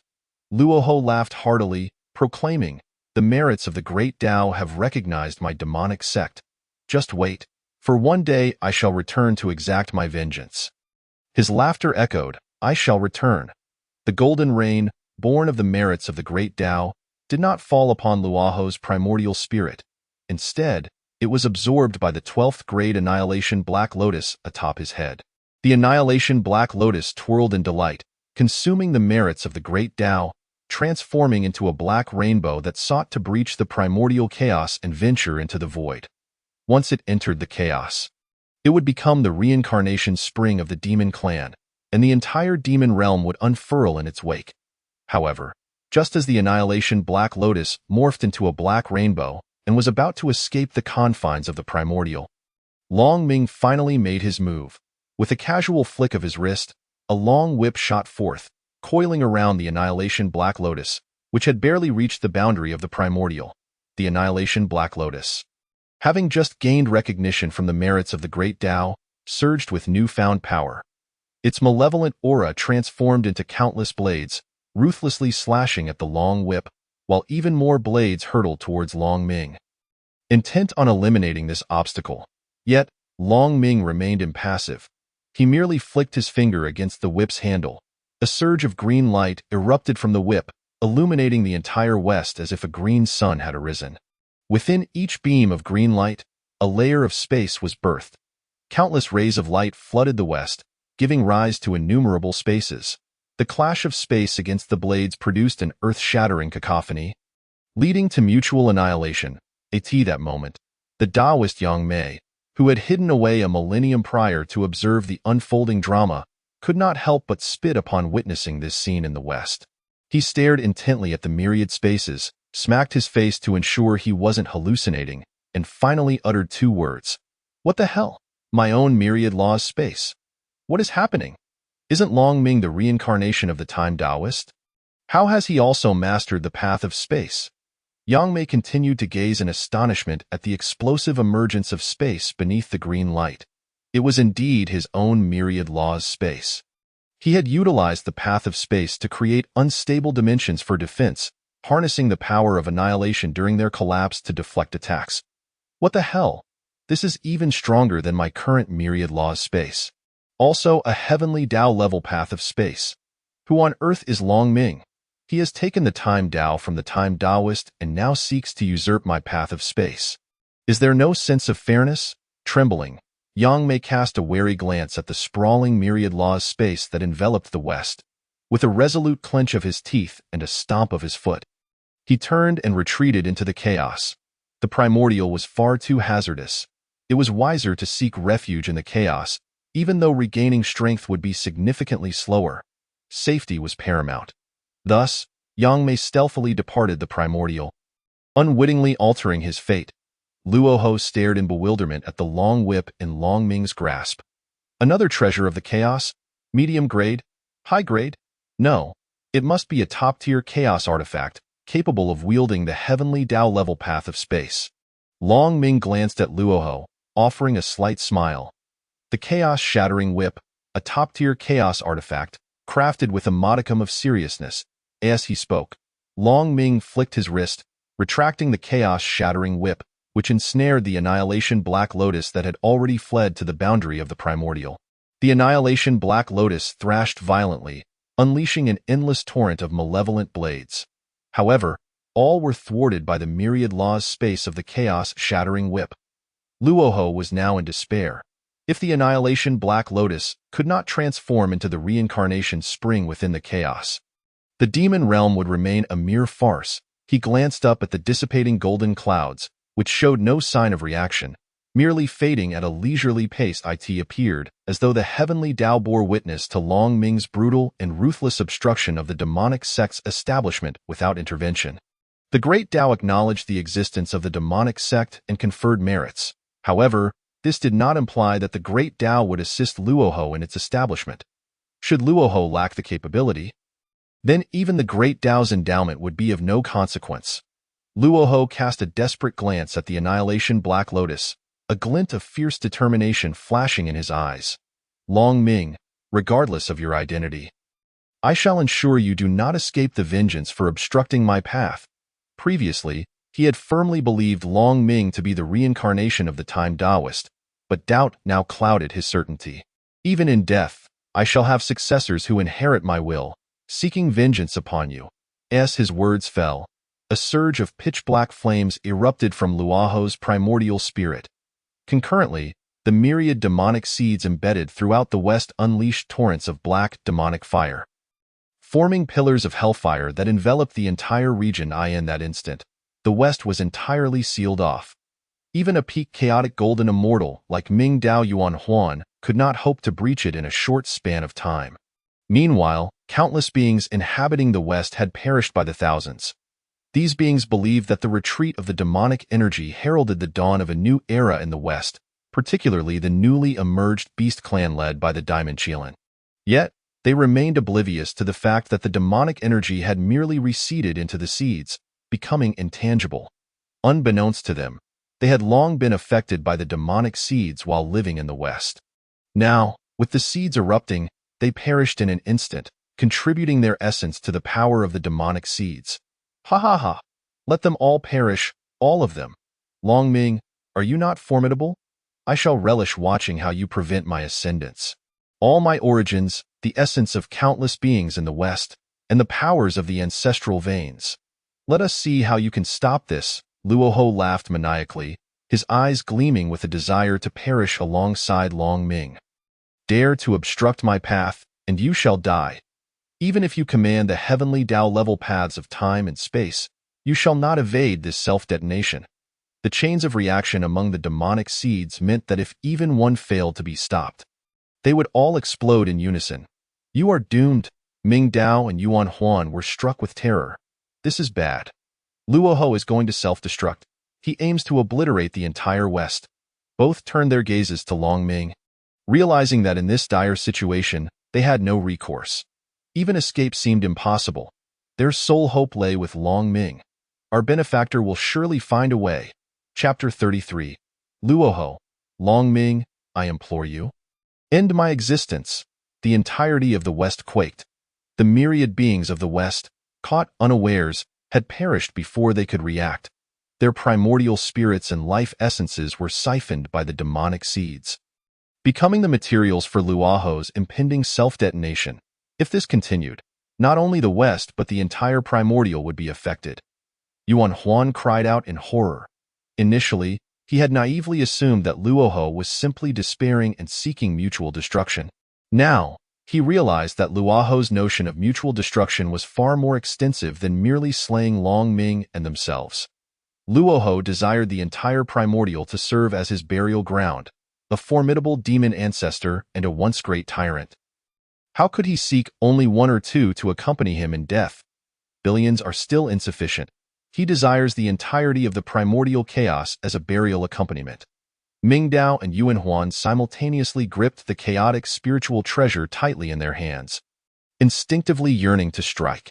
Yet, upon tightening their hold on the chaotic artifact, they suddenly realized that attacking at this juncture would only transform the outcome from obliterating the entire primordial realm into shattering it into fragments. Regardless, all would perish. Long Ming, you cannot thwart me, the progenitor. Luoho proclaimed his final declaration of triumph. In the next breath, he would self-destruct. No one could impede him, not even the heavenly Tao. Long Ming finally made his move. He seized the Annihilation Black Lotus, shattering the 49 seals within it, rendering the Lotus a state of being without a master. Simultaneously, the grand merits yet to be refined within the Lotus were extracted. Subsequently, Long Ming produced the great cauldron he once used to refine Panga's essence and cast the Annihilation Black Lotus into it. Upon entering the cauldron, the Lotus immediately emitted fierce resistance, its malevolence transforming into a colossal beast's head that let out a roar capable of shattering mountains. However, the Annihilation Black Lotus's struggles could not breach the cauldron's confinement. This cauldron was a chaotic supreme treasure that Long Ming had meticulously crafted, the divine cauldron of creation. To avoid placing undue pressure on the primordial realm, he would seldom draw it forth. Confronted with the divine might of the divine cauldron of creation, the Annihilation Black Lotus's resistance lasted less than the blink of an eye before it was utterly subdued. Long Ming flicked his fingers, and the path of creation ignited into blazing flames, beginning the re-refinement of the annihilation Black Lotus. All of this transpired within a time frame that Luo Ho, Ming Dao, and Yuan Huan could not comprehend. Longming directly erased this segment of time using the path of time.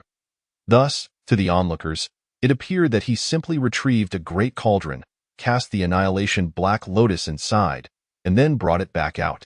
The chaotic Black Lotus that emerged had undergone a complete transformation.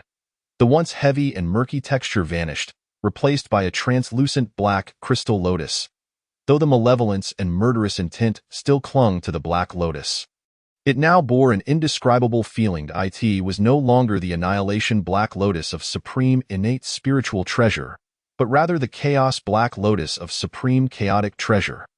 The grand merits had been refined within, allowing the Black Lotus, which could originally only ascend to a mid-grade chaotic treasure, to surpass into the supreme tier.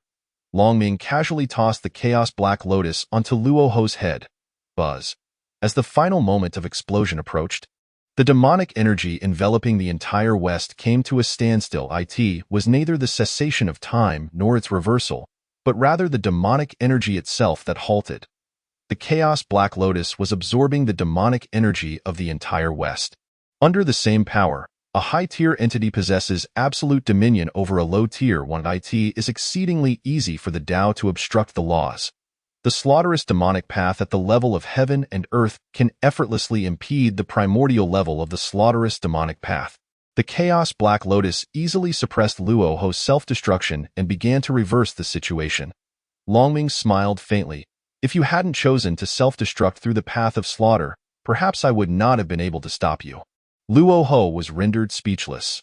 Utilizing the path of creation to elevate the annihilation Black Lotus to a supreme chaotic treasure, granting the Chaos Black Lotus the slaughterous demonic path at the level of heaven and earth. Erasing the refining process that could have taken 100 to 1,000 years through the path of time, and then employing the Chaos Black Lotus to thwart the self-destruction. Each of these paths was indispensable. Coupled with the previously utilized path of space, Longming had simultaneously mastered 4 fundamental paths, each at the level of heaven and earth. The extent of this madness left Luo Ho devoid of any will to think. When he had his physical body shattered by Panga's axe, and his primordial spirit fled to the primordial realm to lie in wait for eons, eventually reconstructing his physical form with the 4 swords of extermination. He had never felt such despair as in this moment. In stark contrast to Luo Ho's despair, Ming Dao and Yuan Huan were so exhilarated that they could scarcely contain their excitement, nearly roaring aloud to express their elation. The benefactor is indeed formidable. Tio command 4 paths. Not even the 3,000 demonic gods of primordial chaos could achieve such a feat. Who exactly are you? You are not the reincarnated chaotic demonic god. Luo Ho fixated on Longming. If I do not uncover this answer, I fear I shall die without closure. Longming regarded Luo Ho with an expression of calm indifference, then smiled. I am Longming, the ancestor of the Dragon clan. The Dark Dragon. Luo Ho's entire primordial spirit quivered. He grasped the significance of Longming's response. He needed only to know the surface identity. The rest was beyond his privilege to know. A bittersweet smile crept across Luo Ho's face. Very well, I concede. Grant me a swift end. Longming grinned broadly, snapping his fingers. The great formation of resurrection that had once revived the Ancestral Dragon appeared beneath his feet. The primordial creation enveloped Luo Ho's primordial spirit. Moments later, Luo Ho was resurrected. What does this mean? Luo Ho's face was a picture of confusion. Why have you brought me back to life? Do you wish for me to submit to you? Before Luo Ho could contemplate further, Longming casually gestured, retrieving the 4 swords of extermination that had previously fallen to the ground. Upon sighting the 4 swords of extermination, Luo Ho broke into a cold sweat. No way, Longming grinned. Your extermination sword array is quite fascinating. Do show it to me once more. Pfft. Luo Ho spat out a mouthful of blood that flew 3 zhang away. Pfft. Ming Dao and Yuan Huan also coughed, spraying saliva all over each other's faces before both hastily covered each other's mouths, unable to contain their laughter. This is too much. The benefactor is truly majestic. The benefactor's divine might is invincible. You are making us laugh ourselves to death. Luo Ho's face was a mix of exasperation and despair. Longming, if you wish to kill, then kill. If you desire to flay, then flay. After such humiliation, do you still retain any semblance of a strong person's dignity? Longming maintained his smile, yet his tone turned frigid. For the sake of the countless beings in the West, you may perform your act 1,000,000 times over. Rest assured, I have ample time. Mingdao and Yuan Huan vigorously nodded in agreement. Indeed, the benefactor wields the path of time at the level of heaven and earth. There is no shortage of time. As Longming spoke, he flicked his fingers. The massive hourglass of time reappeared behind him. Luo Ho's pupils constricted. This time, he hesitated no longer. Slap. He fell to his knees. Longming, my friend, I, the ancestor, no, I, the humble one, was mistaken. I shall no longer dare to oppose you. Just grant me a swift end. Chapter 34. Can merit also be by one? Get one free. At this moment, Luo Ho's heart was in turmoil. The illustrious demon ancestor, a once mighty hero, feared not death, nor the torment of his abilities. Yet, subjected to Longming's whims, he was filled with dread. The sensation of being entirely at the mercy of another, regardless of his actions, left Luo Ho feeling both stifled and fearful. More importantly, upon his revival, he suddenly recalled a dire reality. He now bore the karmic burden of countless beings in the West, and still owed the Tao a demonic sect. The combination of these two factors would render his existence a living hell, i.e. his original fate. Luo Ho would self-destruct in the West, slaying millions and incurring karmic debt. He too would perish in that self-destruction. The demon realm had drifted through countless epochs of chaos. Only after the tribulations of the witch and demon, the Fengshen, and the journey to the West, could he finally settle his karmic debts. Luo Ho was thus reborn, subsequently opening the passage to the primordial realm, heralding a new cycle of calamity. However, now that he was alive, the weight of that karmic debt was overwhelming. Moreover, the Tao had granted him merit. Yet the demonic sect had not been established. This meant he owed the Tao a debt of causality. The causality of the heavenly Tao was already lethal. The causality of the Tao was something Luo Ho dared not contemplate. It was precisely this realization that drove Luo Ho to kneel. A faint smile curved Longming's lips. Do you wish for me to go back on my word? Luo Ho offered the 4 swords of extermination with both hands to Longming. My friend, the extermination swords are yours now. You may wield them as you please. If there are any further conditions, feel free to voice them, except for making me demonstrate the extermination sword array again. If this continues, even in death, I shall find no peace. Longming casually summoned the Chaos Black Lotus to his hand, shrinking it into a palm-sized, exquisitely crafted crystal lotus. I can agree to your establishment of a demonic sect. But what will you offer in exchange? Luo Ho was taken aback, not expecting Longming to actually consent to his founding of a demonic sect. However, he quickly recovered. I can swear by the Tao that henceforth the demonic sect shall retreat in the presence of dragons, never to be enemies with the dragon clan. I owe you 3 debts of causality. Should you command, I would traverse fire and water for you. Longming smiled but said not a word. Luo Ho broke into a cold sweat, gritting his teeth. I can owe you 10 debts of causality. Mingdao and Yuan Huan exchanged a glance, both taken aback. Good heavens! 10 karmic debts. This essentially equates to selling oneself to the benefactor. Yet, almost simultaneously, a playful smile appeared on their faces. Oh, Rahu, do you truly believe this suffices? Is the benefactor still in need of your 10 karmic debts? What do you think you can offer him? Indeed, Longming simply shook his head lightly. I still prefer watching the exquisite sword formation. As his words fell, the hourglass of time began to turn once more. Rahu nearly burst into tears again. Wait, fellow Taoist, please hold on. Longming gazed at Rahu with calm eyes, the implication clear. This was a matter of 3 strikes. Rahu had one final opportunity. Gritting his teeth, Rahu declared, fellow Taoist, I am willing to pledge myself to you as your servant. The once mighty hero finally bowed his head. Longming smiled indifferently. You wish to become my servant? And then transfer the karmic burdens of countless beings from the West onto me? Rahu shook his head vigorously. I would never dare. I shall bear this karmic weight alone. without any ulterior motives. With that, Rahu obediently presented his soul seal, becoming a servant of Longming, just like Ming Dao and Yuan Huan. It was only then that Longming waved his hand, and the hourglass ceased its flow. Subsequently, Longming pressed a finger to Rahu's brow, and an intricate and profound formation emerged, the chaotic Imu life-bringing formation, which had previously achieved great merit in the Eastern Sea. When the formation appeared, it encompassed the entirety of the West, only to swiftly shrink to the size of a fingertip, engraved upon Rahu's brow.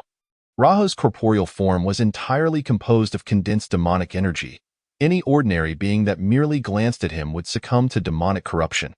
However, one of the abilities of the chaotic Imu life-bringing formation was the capacity to transform any form of power into the vitality of life. Rahu's soul was uncontrollably expelled from his body. Longming embedded Rahu's soul into the chaotic Black Lotus. Venture forth into the chaos and establish the demon realm and the demon sect in due time. There will be opportunities for you to exert your strength. Your physical form must remain in the West to atone for two tribulations.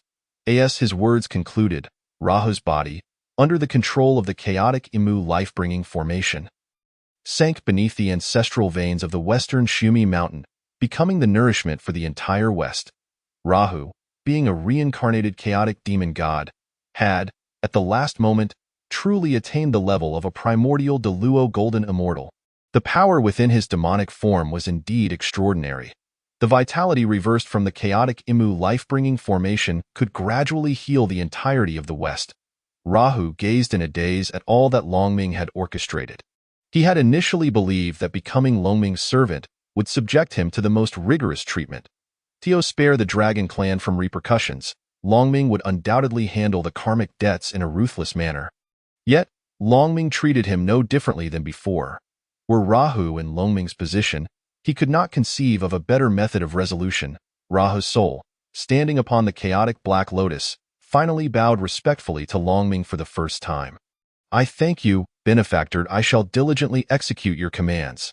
As his words fell, the grim visage of Rahu's soul underwent a transformation. It did not become kind and gentle, yet it was no longer fearsome and terrifying. Ming Dao and Yuan Huan exchanged faint smiles. "Congratulations, fellow Taoist Rahu." Rahu nodded at Ming Dao and Yuan Huan, then bowed once more to Longming before turning and soaring into the chaos with the chaotic Black Lotus to establish the demon realm and the demon sect. That would be another tale, one not to be known by the Honghuang. Once Rahu departed, auspicious clouds surged across the skies of the West. Amidst the clouds, a pale golden single eye and a seven-colored heavenly Dao Dharma wheel simultaneously appeared. Ming Dao and Yuan Huan exchanged glances and smiled. The merit of the heavenly Dao has finally arrived. Unlike the pure golden showers of the great Dao's merit, this was a cascade of pale golden petals. Each petal represented a portion of merit. As the petals began to fall, they multiplied rapidly in the blink of an eye. The entire 12 mountain peaks area was obscured by petals, with all else completely hidden. Initially, Ming Dao and Yuan Huan rejoiced at finally receiving merit. However, they soon found themselves utterly dumbfounded. What in the world? Has the heavenly Dao gone mad? Is it really doing a buy one get one free on merit? There's just too much merit. The floating merit petals divided into three, with 90% descending upon Longming. The remaining 10% was further split in two, falling to Ming Dao and Yuan Huan. Yet, even the portion received by Ming Dao and Yuan Huan far exceeded their wildest imaginations. Being more than tenfold, Yuan Huan, bewildered, turned to Ming Dao. "What is going on? Is the heavenly Dao planning to stuff all the merit into the benefactor at once?" Ming Dao pondered for a moment before shaking his head with a wry smile. "If you and I were the heavenly Dao, how would you handle it?" Yuan Huan recalled everything from Rahu establishing the demon sect, the great Dao's forceful intervention, to the eventual subjugation of Rahu by Longming, and finally understood. The benefactor not only saved the lives of the beings of Honghuang, but also rescued the heavenly Dao itself. Moreover, the great Dao had conferred merit upon the demon sect, yet it was forcibly restrained by the benefactor, altering its founding principles. This is tantamount to allowing the heavenly Dao to vent its frustrations. "If I were the heavenly Dao, I would give even more." Chapter 35. the benefactor's grand vision, the heavenly Tao bestowed ample merit upon Longming, granting him the utmost limit of merit possible in a single instance. The 9/10 of merit that Longming alone received was sufficient to elevate 10 beings with no foundation whatsoever to the realm of primordial Deluo golden immortals. Even the 1/10 shared by Mingdao and Yuan Huan was enough to elevate them to the status of Deluo golden immortals instantaneously. After the last petal of merit merged into Longming's being, his voice echoed within the minds of Mingdao and Yuan Huan. You may utilize this merit freely, but it must not be employed to elevate your realms. Mingdao and Yuan Huan were taken aback upon receiving the merit. Their first instinct was to enhance their cultivation. The benefactor was capable of compelling the heavenly Tao to yield, singularly mastering the 4 levels of the heavenly Dao as his subordinates.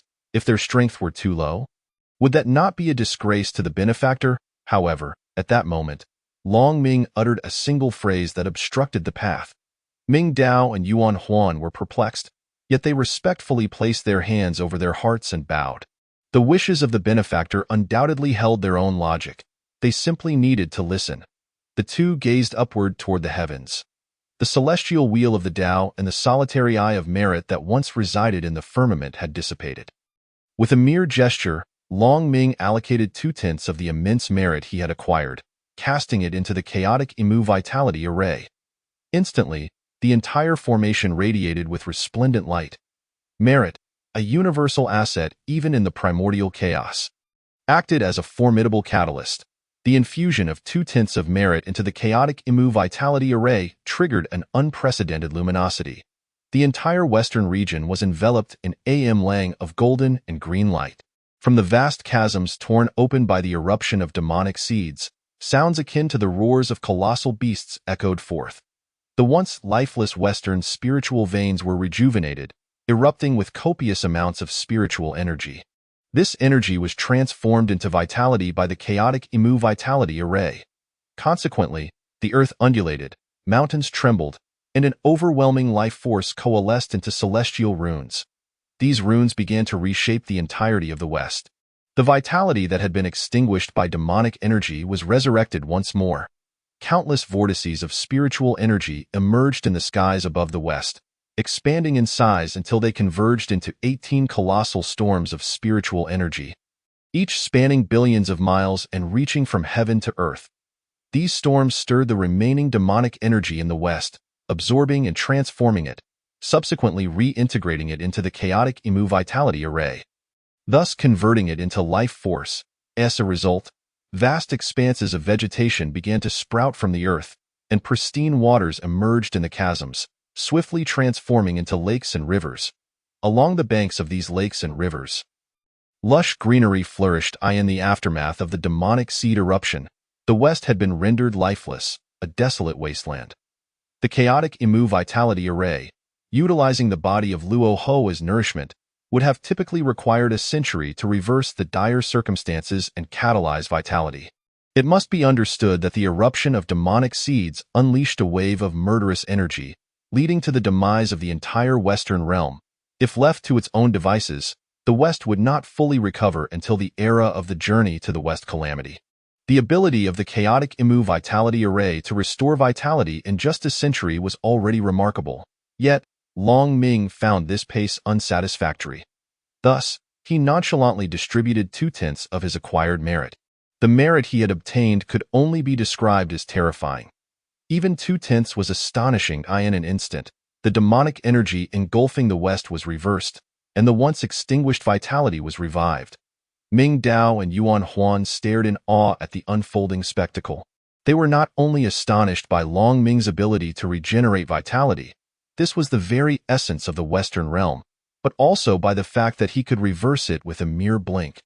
While this feat might not rival the resurrection of the Ancestral Dragon in terms of quality, it had reached a scale capable of stirring the very Tao. What left Mingdao and Yuan Huan even more astonished was Longming's decision to part with 2/10 of his merit. This was merit, an omnipotent force. Even merely observing Longming's actions made them wince with a pang of regret. Consequently, for a moment, they were at a loss as to whether to mourn the loss of merit or to marvel at the revival of vitality in the West. After a full 7 days and nights, The 18 storms of spiritual energy finally subsided. By that time, the vitality of the entire West had been completely restored. However, apart from the plant life, no sentient beings remained in the Western realm.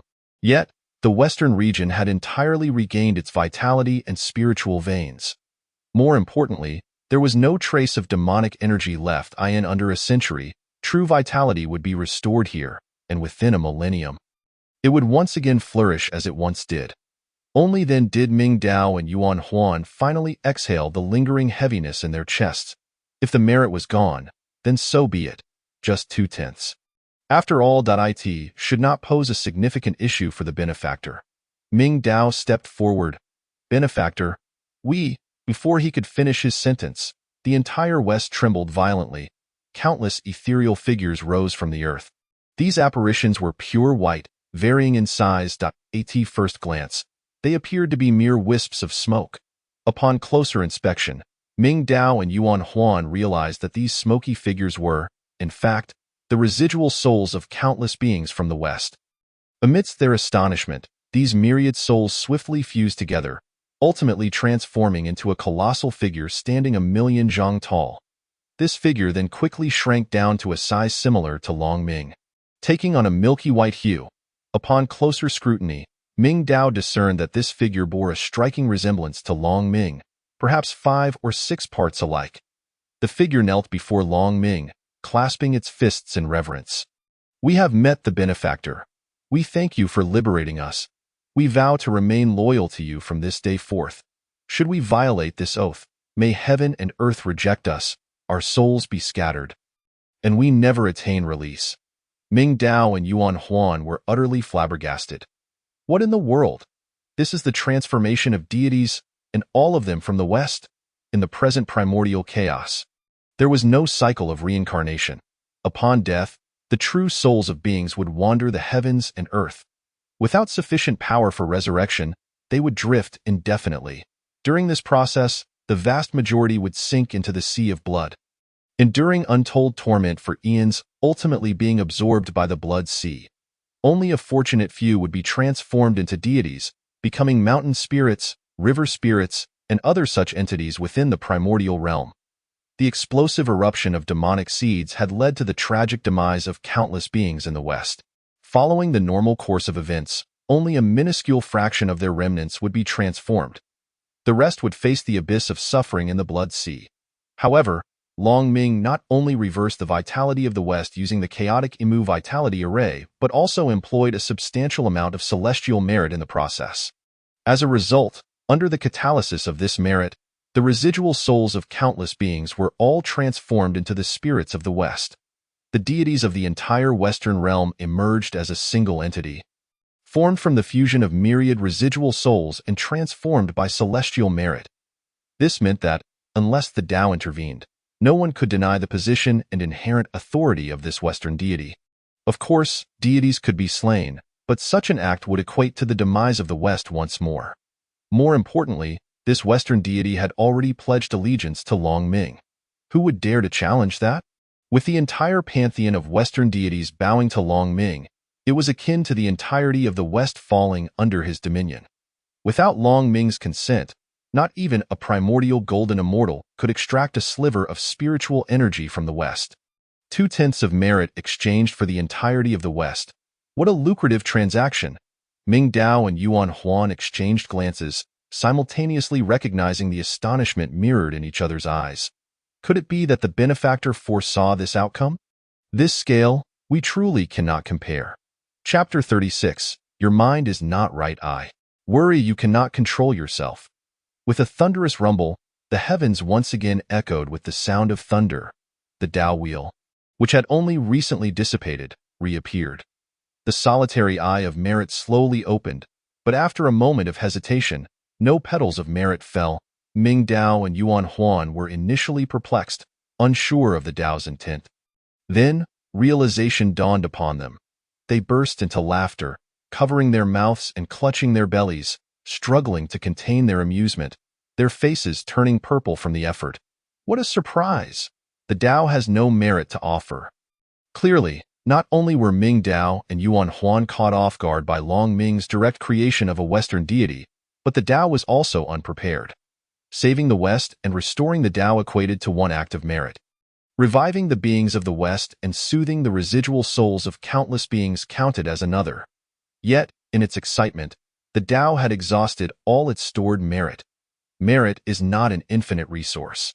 It is a special energy generated by the operation of the Dao. Under normal circumstances, the Dao's consumption of merit would far exceed its generation. However, the Dao had just depleted its entire reserve. Now, even if it wished to bestow merit, it found itself unable to do so. The Dao wheel trembled vigorously, managing to produce only a single, pitiful petal of merit. This solitary petal fell atop Long Ming's head. And then there was nothing more to come. The Dao wheel flickered in apparent frustration before finally fading away. The solitary eye of merit closed instantaneously, bearing an expression that was difficult to behold. Once the Dao departed, Ming Dao and Yuan Huan could no longer contain themselves, collapsing to the ground in fits of laughter. As they laughed, they pounded the ground in mirth, causing tremors across a vast expanse. Long Ming chose to ignore the antics of these two jesters and turned his gaze toward the Western deity. From now on, it shall be called Shumi, residing within the ancestral Shumi mountain in the west. Without my command, you may exercise forbearance over the entirety of the west. Shumi has received a name. The originally milky white form immediately underwent transformation, becoming akin to a normal living being. This further enhanced its resemblance to Longming by 6 parts. Thank you, benefactor, for the bestowed name. Longming smiled faintly. Go forth. Shumi bowed once more, then vanished into Shumi Mountain. Instantly, a peculiar rhythm emanated throughout the west, as if it were breathing. At this moment, Ming Dao and Yuan Huan also composed themselves and approached Longming. Benefactor, shall we return to the EC now? Longming did not respond to Ming Dao immediately, but instead directed his gaze toward a particular spot. After a brief moment, Longming smiled with intrigue. The Dao demon tribulation has concluded. We shall return to the East Sea. With that, he tore open a rift in space and stepped through it. Ming Dao and Yuan Huan hastily followed suit. Thus, the three returned directly to the ancestral land of the Dragon clan in the East Sea. Resuming their cultivation, long after their departure, the direction Longming had gazed upon suddenly flickered. Hongjun emerged from there, drenched in cold sweat, his eyes vacant, and his hand trembling to the point of leaving a residual shadow while clutching the Dao creation jade plate.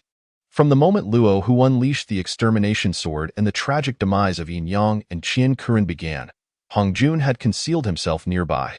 Utilizing the power of the Dao creation jade plate, he had hidden himself in a relatively safe location, observing everything that transpired. It was precisely for this reason that Hongjun had nearly been frightened into revealing his hiding place several times. Longming's power surpassed his wildest imaginations. Moreover, Ming Dao and Yuan Huan had known from the outset that he was deceiving them, which further horrified Hongjun. Ming Dao and Yuan Huan were Longming's servants. Deceiving them was tantamount to disrespecting Longming. Hongjun feared that if Longming were displeased, he might annihilate him without a second thought. Hongjun was confident that Longming could extinguish him with but a mere gesture. The emergence of Shumi, this Western deity, disrupted all of Hongjun's subsequent plans. He dared not meddle with anything from the west. Finally, when Longming's gaze fell upon Hongjun's hiding place, Hongjun discerned the message within Longming's gaze. I see you. Cold sweat erupted from Hongjun's brow. It was not until Longming uttered the words that the Dao demon tribulation had ended that Hongjun's heart, which had nearly leapt from his chest, finally settled. Longming was conveying to him that all matters regarding the Dao demon tribulation had come to a close, and he did not intend to pursue the matter of Hongjun deceiving Ming Dao and Yuan Huan. Hongjun lowered his gaze to the Dao creation jade plate in his hand. The plate had shattered long ago, leaving only half of it in Hongjun's possession. Even so, the mysteries contained within it were sufficient for any being to attain enlightenment, provided they could comprehend it. The Dao creation jade plate seemed to sense Hongjun's scrutiny, emanating a flash of purple light. Hongjun understood that this was the primordial purple energy hidden within the Dao creation jade plate. Should he obtain this primordial purple energy, he could become a saint without needing to comprehend the Dao creation jade plate. However, the cost was not insignificant. Once again, Hongjun hesitated. Yet, the overwhelming power of Longming resurfaced in his mind, pressing down upon him as if the entire primordial realm rested upon his shoulders, leaving him breathless. Hongjuan's ambition was certainly no less than Luo Hu's. In fact, it was even greater. His methods were simply not as direct as Luo Hu's. Yet, in terms of ruthlessness, they were not to be underestimated. Hongjuan's hesitation was fleeting. He bit his tongue, letting a drop of blood fall upon the Dao creation jade plate. Instantly, a cascade of purple light enveloped Hongjun. Subsequently, a strand of primordial purple energy, as thick as a finger, descended into Hongjuan's hands. With gritted teeth, he inhaled the primordial purple energy into his primordial spirit and swiftly made his way to Buzhou Mountain. Seeking out his cultivation cave in the final moment of his seclusion, he gazed toward the East Sea. Longming, wait for me, I shall not be forever beneath your shadow. With that, Hongjun sealed his cave and commenced his retreat into solitude. Meanwhile, back in the East Sea, beside the newly transformed dragon pool, Longming opened his eyes and gazed toward Buzhou Mountain, a slight smile gracing his lips. He then turned and deposited all of the heavenly merits into the divine cauldron of creation. The Ancestral Dragon watched in astonishment, still reeling from the account of Longming's grand exploits in the West recounted by Mingdao and Yuanhuan. He was yet to recover from his shock when he witnessed Longming depositing all the merits into the divine cauldron of creation, leaving him utterly bewildered. Longming, do you not desire these merits? What do you intend to do with them? As Longming placed the final portion of merit into the divine cauldron of creation, he casually replied, to refine pills, for you and those of our lineage. Perhaps for crafting artifacts as well. The Ancestral Dragon's mouth fell agape. Longming, these are merits you have acquired. Will you not keep them for yourself? Longming chuckled nonchalantly. They are merely heavenly merits. What use are they to me? By the way, although I have erased the ownership of these merits, you are not permitted to indulge in them, understand? Otherwise, I shall punish you. The Ancestral Dragon's face turned a deep shade of red. Longming, do you see me as someone beneath you? Longming nodded with an earnest expression. I worry that your faculties are lacking. I fear you may not be able to control yourself. Chapter 37. Hongjun. No matter who dares to disturb my retreat, I shall surely annihilate them. Mingdao, Yuanhuan, Zhulong, Qinglong, and Yuan Feng all simultaneously covered their mouths. The Ancestral Dragon, after all, was the dragon ancestor and the brother of the benefactor, the lord of the underworld. One must maintain dignity. However, it was truly impossible to suppress their laughter. Qinglong and Zhulong nearly bit through their lips, while Mingdao and Yuanhuan struggled to contain their laughter. Yuan Feng was in such fits of laughter that she trembled uncontrollably. Although no sound escaped their lips, they were all on the verge of bursting into laughter. The Ancestral Dragon's face transitioned from red to purple, and then to black, nearly rivaling a dye shop. He pointed at Longming, momentarily rendered speechless. Finally, he thumped his thigh, reclaiming some semblance of authority. Longming, you must explain yourself today. Longming smiled faintly, raising an eyebrow. Explain what? The Ancestral Dragon's imposing demeanor evaporated instantly, replaced by a simpering smile. Pray tell, is there an issue with these merits? Bang! Zhulong and Qinglong crashed into the ground. Ever since the Lord of the Underworld's return, the dragon ancestor had truly let himself go. Thus, the atmosphere beside the dragon pool was filled with joviality. Longming smiled serenely. Although heavenly merits are versatile, they absolutely cannot be used to elevate one's own cultivation. If one does so, they will incur a debt to the heavenly merits. At that point, no matter how one cultivates, their realm will never surpass that of the heavens. To transcend the heavens is but a dream. The Ancestral Dragon and the others were simultaneously taken aback. The previously joyful atmosphere shifted to one of shock. The Ancestral Dragon's eyes widened. The heavens possess such calculations? Longming rolled his eyes. It's not so much a calculation as it is a fair trade. On the path of cultivation, any shortcut must come with a price. The others exhibited expressions of enlightenment, nodding in agreement. Mingdao hastily inquired, Benefactor, how shall we handle the merits we have received? They had never intended to defy Loming's orders by using the merits to enhance their cultivation. Now that they understood the reason, they were even less inclined to do so. They felt uncomfortable merely holding onto the merits. Had they not pledged allegiance to Longming, Mingdao and Yuanhuan would have likely sought to use the heavenly merits to elevate their cultivation. Given their awareness of their own damaged primordial spirits, it was impossible for them to transcend the heavens and regain their former chaotic demon god powers. Under the heavens, becoming a saint was already commendable. However, now that they had pledged allegiance to Longming, although he had not explicitly stated so, their instincts told them that following the benefactor would not only allow them to regain their former powers, but even to surpass them. This change in mindset naturally altered their perspective. Consequently, they were absolutely unwilling to bear the cost of the heavenly merits. Longming smiled nonchalantly. "Present them to me, I shall refine pills for you, and this way, there will be no issues." Mingdao and Yuanhuan hurriedly approached with joy. Longming waved his hand, extracting the heavenly merits from Mingdao and Yuanhuan with ease, which, theoretically, should have been impossible. After placing their merits into the divine cauldron of creation, Longming spoke again. "You may continue your cultivation. Once the elixirs are ready, I shall provide them to you." After a brief pause, he added, "Yuanfeng and Qinglong, you shall oversee the Phoenix and Dragon clans, managing the East Sea and the Undying Volcano. Maintaining stability throughout the East, I shall ensure you receive some compensation. These merits and elixirs shall also include your share." Yuanfeng and Qinglong were momentarily taken aback, followed by an overwhelming excitement as they paid their respects to Longming. Particularly Yuanfeng, who had initially resigned herself to the thought that becoming Longming's maid would merely spare her from being bullied or mistreated. To her astonishment, Longming treated her with the same regard as he did the entire dragon clan. Once Longming had conveyed his instructions and stored away the divine cauldron of all creation, he returned to his place of cultivation to continue his secluded training. Part of his focus diverted as he glanced at the system notification. Task: carry the mountains 1 billion times. Reward: elevate the law of strength to the path of strength. Current progress: 12,345 times. Leaving behind a shadow of divine thought in the East Sea, Longming departed for the far northern lands, where the most mountains of the primordial world were located. A millennium passed swiftly. During this time, Longming took the opportunity to refine a furnace of 12 merit golden pills, distributing 6 of them to the Ancestral Dragon. After the distribution, 6 remained. Longming instructed the Ancestral Dragon to select 4 promising individuals from the dragon lineage, while the remaining 2 were given to the Phoenix clan.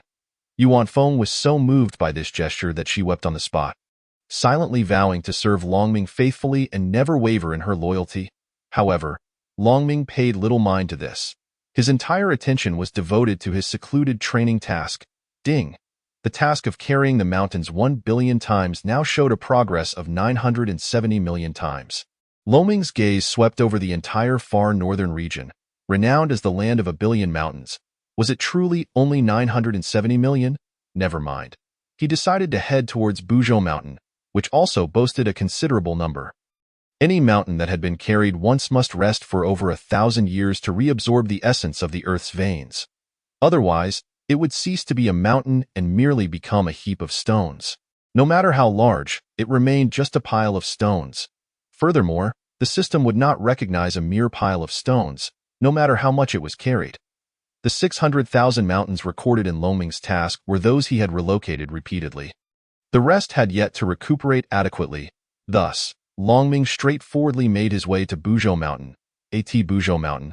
Hongjun had been in seclusion for a millennium. Having absorbed the primordial purple energy, his cultivation had reached the threshold of a final breakthrough. The 5 energies within him surged, and 3 flowers gathered atop his head, with the good, evil, and attachment 3 corpses seated upon them, resonating continuously with him. A faint smile graced Hongjuan's face. With the assistance of the 3 corpses, refining the primordial purple energy became significantly easier. In just another millennium, he would achieve the status of a sage. The thought of becoming a sage made Hongjuan's expression twitch slightly. A sage, beneath the heavenly path. The realms of the Hunyuan de Luo Golden Immortal and the sage were, in essence, of equal standing. Yet, they were fundamentally different. the Hunyuan de Luo Golden Immortal was a practitioner of the Tao, while the sage was the embodiment of the heavenly path. The sage's primordial spirit is entrusted to the heavenly path, pure and unsullied, immortal and indestructible. As long as the heavenly path exists, the sage cannot perish. However, transcending the heavenly path is nearly impossible. The reason it is termed nearly is that there remains a path, albeit one fraught with peril, more arduous than the ascent from Hunyuan de Luo Golden Immortal to the heavenly realm. Yet Hongjun had no choice but to press on. Gritting his teeth, he swiftly suppressed his emotions. Longming, what you have given me, I shall certainly repay. Suddenly, the entire cave trembled violently. Hongjun was left bewildered. What was happening? Buzhou Mountain was the most stable place in the entirety of the primordial world. Even though his cave was situated not on the main peak, but rather on a subsidiary peak. Such a tremendous disturbance was unprecedented. Bang! Moments later, another tremor shook the mountain. Subsequently, at regular intervals, the cave would shudder violently. The formations and runes Hongjun had arranged within the cave proved utterly ineffective. Who was it? Who dared to disturb my seclusion? Enraged, Hongjun opened the cave and stormed down Buzhou Mountain. Whoever dared to interrupt his meditation would surely face annihilation. Bang! Another deep thud resounded, as Hongjun parted the mist. He beheld a figure engaged in carrying mountains, relocating the subsidiary peaks of Buzhou Mountain. Soon, he would arrive at the very peak where Hongjuan's cave was situated. Hongjuan's fury ignited, his face a mask of wrath as he descended. Raising his hand, the Taiji diagram materialized in his grasp, and a golden bridge extended from it, prepared to crush the intruder. Then, the figure turned around. Hongjuan's heart dropped. What? Longming? Chapter 38. Longming, my friend, do you think I am kneeling properly? Hongjun summoned the Taiji diagram, constructing a 7-colored golden bridge, and charged down the mountain in a furious onslaught. And no matter who you are, daring to interrupt my cultivation is a capital offense. Boom! The air reverberated with Hongjuan's wrathful proclamation. Echoing throughout the myriad miles, at this moment, Hongjuan's strength had reached an unfathomable level, nearing that of the Hunyuan de Luo Golden Immortal, just a step away. His rage amplified his might, fracturing mountains for thousands of miles, causing rivers to run dry, and scorching a massive void in the clouds above. The earth cracked open, revealing countless unfathomable fissures. The golden bridge rumbled as it descended, poised to strike at this juncture. The figure bearing the mountains finally turned to face him. With black hair and eyes and brows sharp as swords, the figure appeared remarkably youthful yet exuded an air of superiority over the myriad beings of the primordial realm. Merely standing there was enough to compel the heavenly path to retreat. Time and space yielding to his command, and the earth bowing in submission. The Dragon Clan, the progenitor of the Dark Dragons, Longming's eyes, akin to countless stars, regarded the approaching Hongjun with a hint of disdain. An enormous formation unfurled beneath his feet, resembling rivers flowing forth from him. The chaotic rivers and mountains formation did not manipulate actual rivers, but rather controlled the river of time itself. This supreme formation could only be wielded once one attained a Tao-level understanding of the temporal path. In ancient times, the Time Taoist had utilized this very formation to battle the myriad chaos demons. Had it not been for the great Tao's betrayal, he alone could have annihilated all the chaos demons. Time was completely reversed. The mountains and rivers, recently devastated by Hongjuan's might, were reformed anew. Hongjun, now terrified, bit his tongue in shock. What the hell, Longming? How did this monstrous fiend end up here? The bearer of the mountains was actually him. Glancing at the chaotic rivers and mountains formation beneath Longming's feet, Hongjun was drenched in cold sweat. It was far too late to retract the golden bridge. He could only muster his remaining strength to redirect its trajectory. Bang! The golden bridge, capable of shattering the earth for billions of miles, landed mere inches from Longming. Yet, this formidable strike stirred not a speck of dust. Longming had already imprisoned the flow of time within this space, rendering Hongjuan's barely Tao-level attack utterly ineffective against the chaotic rivers and mountains formation. Incapable of even displacing a grain of sand, Longming raised an eyebrow at a capital offense. Do you intend to kill me? As Hong Jun stood upon the golden bridge at the moment Longming spoke, he suddenly collapsed to his knees, sliding down the bridge directly to Longming's feet.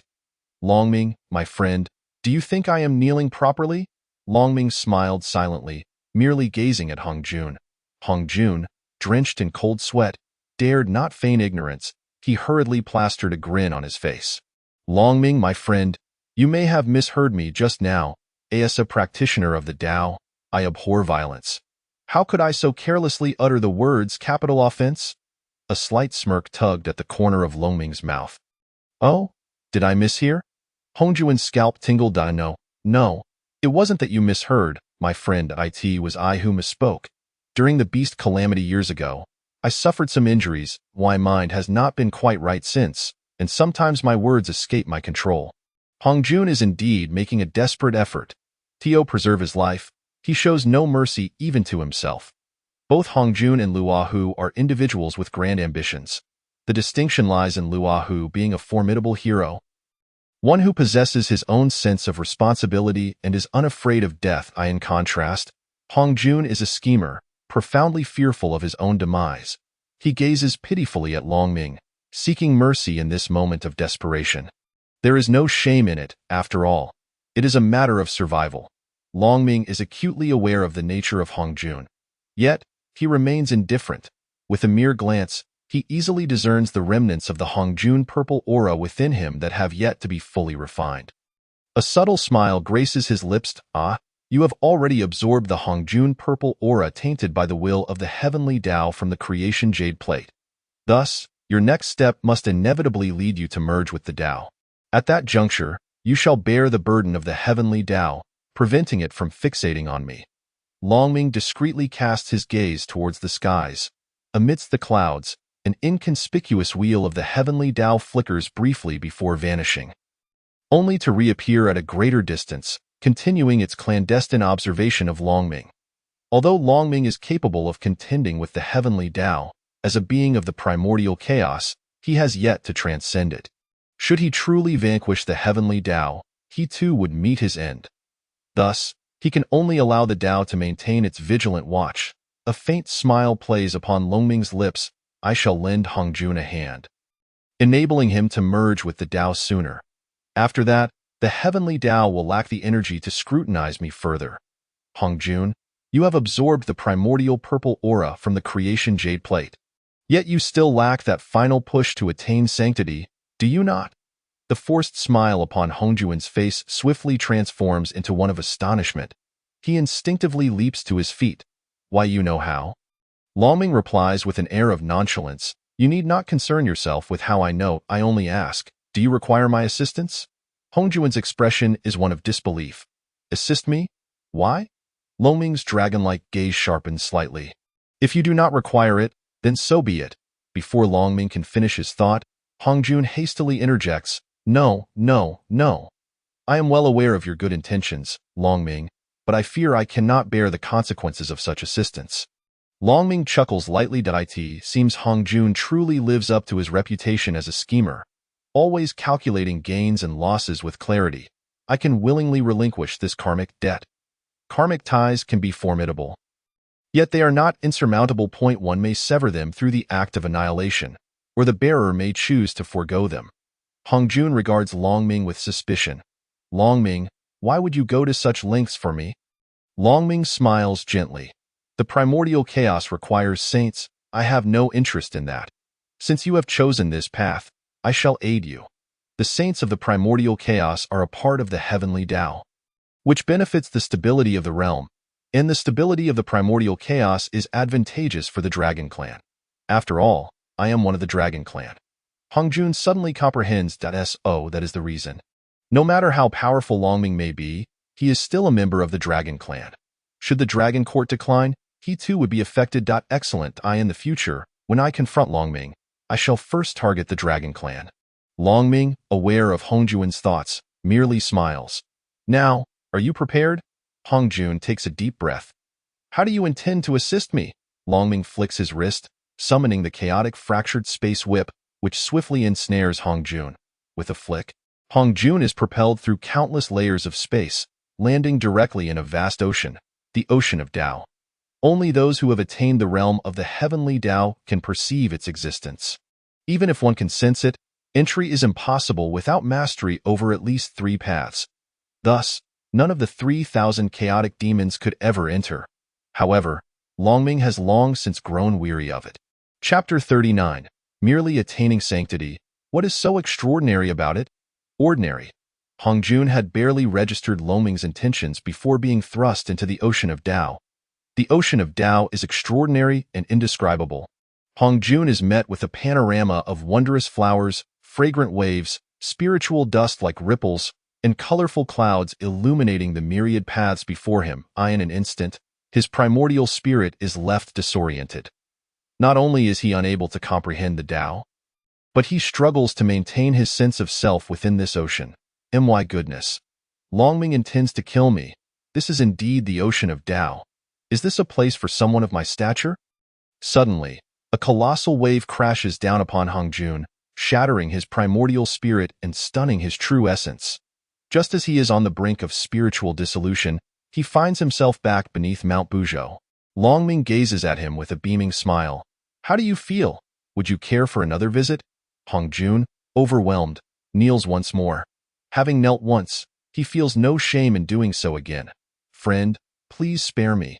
The ocean of Tao is not a realm for someone as insignificant as I. Longming raises an eyebrow. I see. Then let us leave it at that, a pity. With that, the chaotic array beneath them retracts, restoring the surrounding space to its normal state. I shall remain here to bear the mountain for 300 years. Does that affect you? Hongjun quickly shakes his head.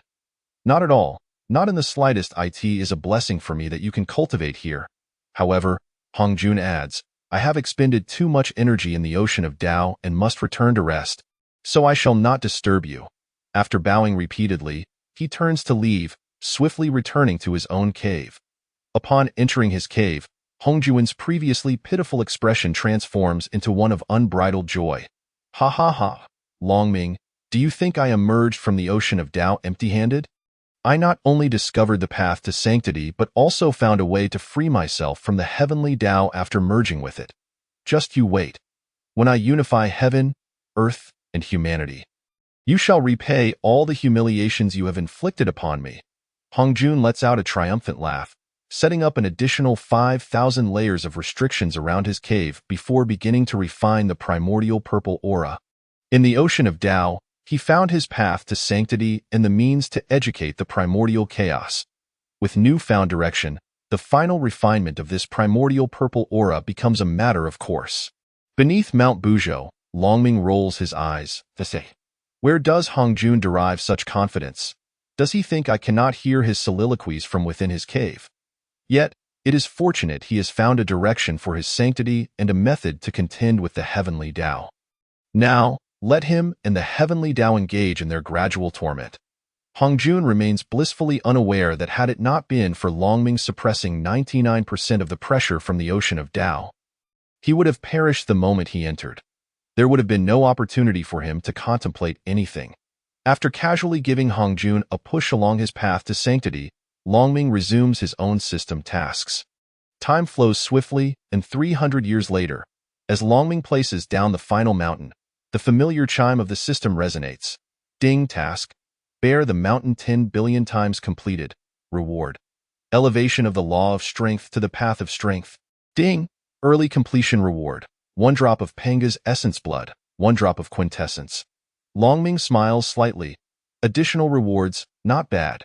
The essence blood of Panga will enhance his realm, while the quintessence will fortify his physical form, particularly his bones. Coupled with the acquisition of the path of strength, he draws one step closer to transcending the heavenly Tao. If only I could obtain the complete version of the 9 transformations of heaven. I have been collecting fragments of the 9 transformations of heaven in the primordial chaos for so many years, yet I still lack a full set. However, even if I were to gather them all, it would be futile. When Pengu initially acquired the 9 transformations of heaven, it was incomplete. The true complete version serves as a means to cultivate the great Tao. Cultivating the great Tao, the laws, And the myriad divine powers to it is a pity that the 9 transformations of heaven Pangu obtained from within the chaotic green lotus was but a remnant. Thus, Pangu could only utilize the 9 transformations of heaven to refine his physical body. Ultimately, he did achieve the peak of the 3,000 chaotic demons, yet in the grand scheme of the 9 transformations of heaven, it was akin to wasting a treasure of the great Tao to crush stones. Ding, keyword detected. New task initiated. Ding, task. Enter the ancient starry sky to create 10 billion ancient stars and annihilate 10 billion ancient stars. Task reward, complete 9 transformations of heaven. Longming grins widely, just in time. Such tasks, akin to a pillow presented to a slumbering individual, are exceedingly rare, yet when they do appear, they invariably align with Longming's immediate needs. Longming effortlessly tears open a rift in space, returning to the eastern sea. Brother, I shall be away for a while, approximately 3,000 years. During this time, the Dragon clan will be in seclusion, as will the Phoenix clan. Regardless of what transpires, as long as the primordial chaos remains intact, you are all forbidden from leaving. Zulong did not expect Longming to depart again so soon after his return, and to issue such a peculiar command. He was utterly bewildered. What transpired? Was there some significant event on the horizon? At that moment, Ming Dao and Yuan Huan approached, equally perplexed, gazing at Longming. Unfazed, Longming shook his head dismissively. It is nothing of great consequence. At most, in a few hundred years, Hongjun will attain sainthood. Zulong, Ming Dao, and Yuan Huan simultaneously erupted in disbelief. What? Sainthood? This is indeed a momentous occasion. How could Hongjun so suddenly aspire to become a saint? Longming rolled his eyes. What's the matter? Do you wish to achieve sainthood? If you yearn to be subservient to the Tao of heaven, I can assist you. This, Zulong and the others were jolted into realization. Indeed, once one becomes a saint, they are at the mercy of the Tao of heaven. Zulong regained his composure. Longming, you make a valid point. Hongjun's elevation to sainthood is not trivial. However, once he attains it, and if you are absent, he may not behave himself and could turn against our clan. Longming waved his hand in dismissal. There is no need for concern. I have left contingencies in the East Sea. If he truly seeks his own destruction, he will find it. However, I believe he will not come. He lacks the time. The opportunity for Hongjun's ascension lies in enlightenment. Yet without attaining sainthood, he cannot enlighten. Thus, the Tao of heaven has accelerated Hongjun's ascension. This implies that Hongjun now owes the Tao of heaven a karmic debt. Therefore, post-sainthood, he will have no time to target the Dragon clan. Instead, he must commence preparations for enlightenment, at least until the conclusion of his inaugural sermon. Hongjun will have no opportunity to act against the Dragon clan. Zulong nodded in agreement. Very well, since you have made preparations, I shall refrain from worry. Longming smiled faintly. I shall be away for no less than 3,000 years, and perhaps as many as 5,000. Elder brother, organize our kin to enter the Dragon transformation pool in an orderly fashion. All clans must devote themselves to cultivation and refrain from venturing outside. With that, Longming departed from the East Sea, journeying towards the primordial starry sky. The primordial starry sky lies above the 9 heavens and beneath the 33 heavens. Unless one enters, it exists merely as an imperceptible veil, separating the pressures of the 33 heavens while filtering the chaotic spiritual energy into primordial energy that can be absorbed by the beings of the wilderness. However, should one choose to enter the primordial starry sky, it becomes a vast expanse far exceeding the combined size of the wilderness and the boundless seas. Chapter 40. Hongjun achieves sainthood. Preparations for teaching in 3,000 years. The primordial starry sky dwarfs the entire wilderness manifold. Yet it is exceedingly desolate. When Pango opened the heavens and perished, he transformed into all things. His left eye became the sun, his right eye the moon, and most of his hair and fur became the stars. Pangu's layer of dreams morphed into the primordial starry sky, designed to protect the wilderness and accommodate the sun, moon, and stars. However, Pango lacked the time to establish operational rules for them, resulting in the current chaotic nature of the celestial bodies. The wilderness is devoid of distinct day and night or seasons. The time scale commonly used in the wilderness is calculated according to the rhythms of the river of time and space. Unless one reaches the realm of the great Luo Golden Immortal, they remain oblivious to the divisions of time. This is also why the wilderness does not keep track of years. Upon arriving in the primordial starry sky, Longming cast his gaze upon the blazing sun and the seemingly lifeless yet secretly vibrant moon, smiling faintly. Since I have assisted Hongjun in achieving sainthood ahead of schedule, to ensure you do not miss his teachings, I shall lend you a hand as well. With his left hand, Longming flicked a spark towards the sun, while his right hand inscribed a Taoist rune that drifted into the moon. The Fusang tree within the sun instantly bloomed with vitality. The fruits that would have taken at least 3,000 years to mature ripened prematurely. As soon as the Fusang fruits ripened, they fell into 2 eggs resting beneath the tree. These eggs contained the pure essence of the sun. One egg bore a book and a diagram, the aura of royalty intertwined with the breath of destiny swirling upon it. The other egg contained a great bell, embodying a domineering essence and an ancient, desolate aura. These 2 eggs were destined to become the future celestial emperors of the demon clan, Dijuan and Tai. With Longming's aid, the eggs of Dijuan and Tai absorbed the essence of the Fusang fruits ahead of time. In less than a century, they would emerge into the world. Contentedly, Longming withdrew his gaze from the Sun, S for the moon. The Taoist rune he inscribed upon it transformed into a magnificent and somewhat ethereal palace.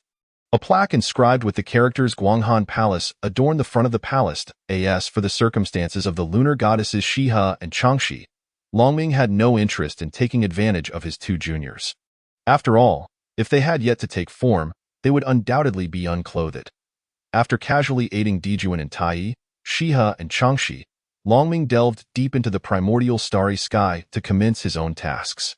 Mastering the path of creation, it was no difficult feat for Longming to create primordial stars. Destruction was even easier. He soon discovered an efficient method. By collecting the thoroughly shattered remnants of primordial stars and recreating them, he could expedite the creation of new primordial stars while enhancing their strength in the process. Initially, Longming need not lift a finger. Merely sweeping his gaze across could obliterate thousands of primordial stars. As time progressed, he found that he needed to intervene personally to shatter those primordial stars. Through the continuous cycles of creation, destruction, refining, and purifying, these primordial stars underwent transformation. One by one, star deities were born. Once a primordial star birthed a star deity, Longming would cease its destruction and turn his attention elsewhere. Soon, 500 years passed, and nearly 100 star deities had gathered around Longming, viewing him as their father and pledging unwavering loyalty. Observing Longming create new star deities also deepened their understanding of the paths of creation and destruction, rapidly elevating their strength. Within a mere 500 years, half of these star deities, who had only attained the realm of celestial immortals, became golden immortals. On this day, Longming had just created the 108th star deity when suddenly, his heart stirred, and he directed his gaze towards the wilderness. Father God, what has transpired? The earliest and strongest among the star deities, Chisha, inquired with curiosity. Longming withdrew his gaze from the wilderness. Hongjun has attained sainthood. Chisha was momentarily taken aback. Who is Hongjun? Longming chuckled softly, a rather intriguing fellow. Before his words could settle, a formidable thought swept across the entire wilderness, enveloping even the primordial starry sky. I am Hongjun. Today, I attain sainthood with the aid of the creation jade dish at Mount Bujo. I wish to establish the Purple Cloud Palace beyond the 33 heavens and enlighten the wilderness. In 3,000 years, all those with fate may journey to the Purple Cloud Palace beyond the 33 heavens to listen to teachings. The resounding voice of Hongjun echoed 3 times throughout the wilderness. Where it passed, the earth blossomed with vibrant 7-colored lotuses, and auspicious clouds unfurled in the sky. The boundless seas were tranquil, suffused with an ethereal aura. Even in the primordial starry sky, countless colorful rings appeared. Each ring that swept by brought a hint of extraordinary color to the dormant primordial stars. However, those primordial stars that responded to Hongjun's transformation into a saint had not been touched by Longming. All primordial stars created by Longming, regardless of whether they had birthed star deities, remained entirely unresponsive to Hongjun's transformation. Among the star deities, the 3 leading brothers, Qisha, Pajuan, and Tanlang were particularly dismissive. Qisha huffed, brimming with murderous intent. What a fine Hong Jun! With our Father God present, what qualification does he have to enlighten the wilderness? Tanlong's eyes glimmered with malevolence, yet he cackled eerily in a rush. We are not his match at present. Once our siblings increase in number, we shall cultivate the chaotic myriad stars array bestowed by Father God and eliminate him at our leisure. Qisha and Pajuan found this reasoning quite sound and nodded in agreement. Longming refrained from commenting on the plans of these three brothers, considering it merely a future entertainment. His only surprise was that Hong Jun intended to take 3,000 years to prepare for his teachings. It seems that once Hong Jun entered the Sea of Tao, he felt he possessed a significant advantage, leading to such arrangements.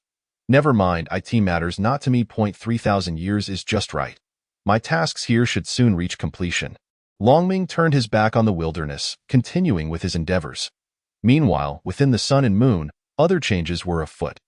Thanks to Longming's assistance, Dijuan and Tai, as well as Shiha and Changshi, had already taken form 300 years prior. Their unique bloodlines allowed them to cultivate for countless years even before taking form. With Longming's help upon their emergence, they each attained the realm of Hunyuan Golden Immortals. Within the sun, Tai opened his eyes. Brother, should we not go? A glimmer of light flashed in Dijuan's eyes. Of course we shall go. Perhaps we might find our benefactor there. Tai nodded slightly. Indeed, were it not for the benefactor, we would have required at least several thousand years to take form. Could it be that Hong Jun is our benefactor? Dijun closed his eyes. In 3,000 years, we shall know.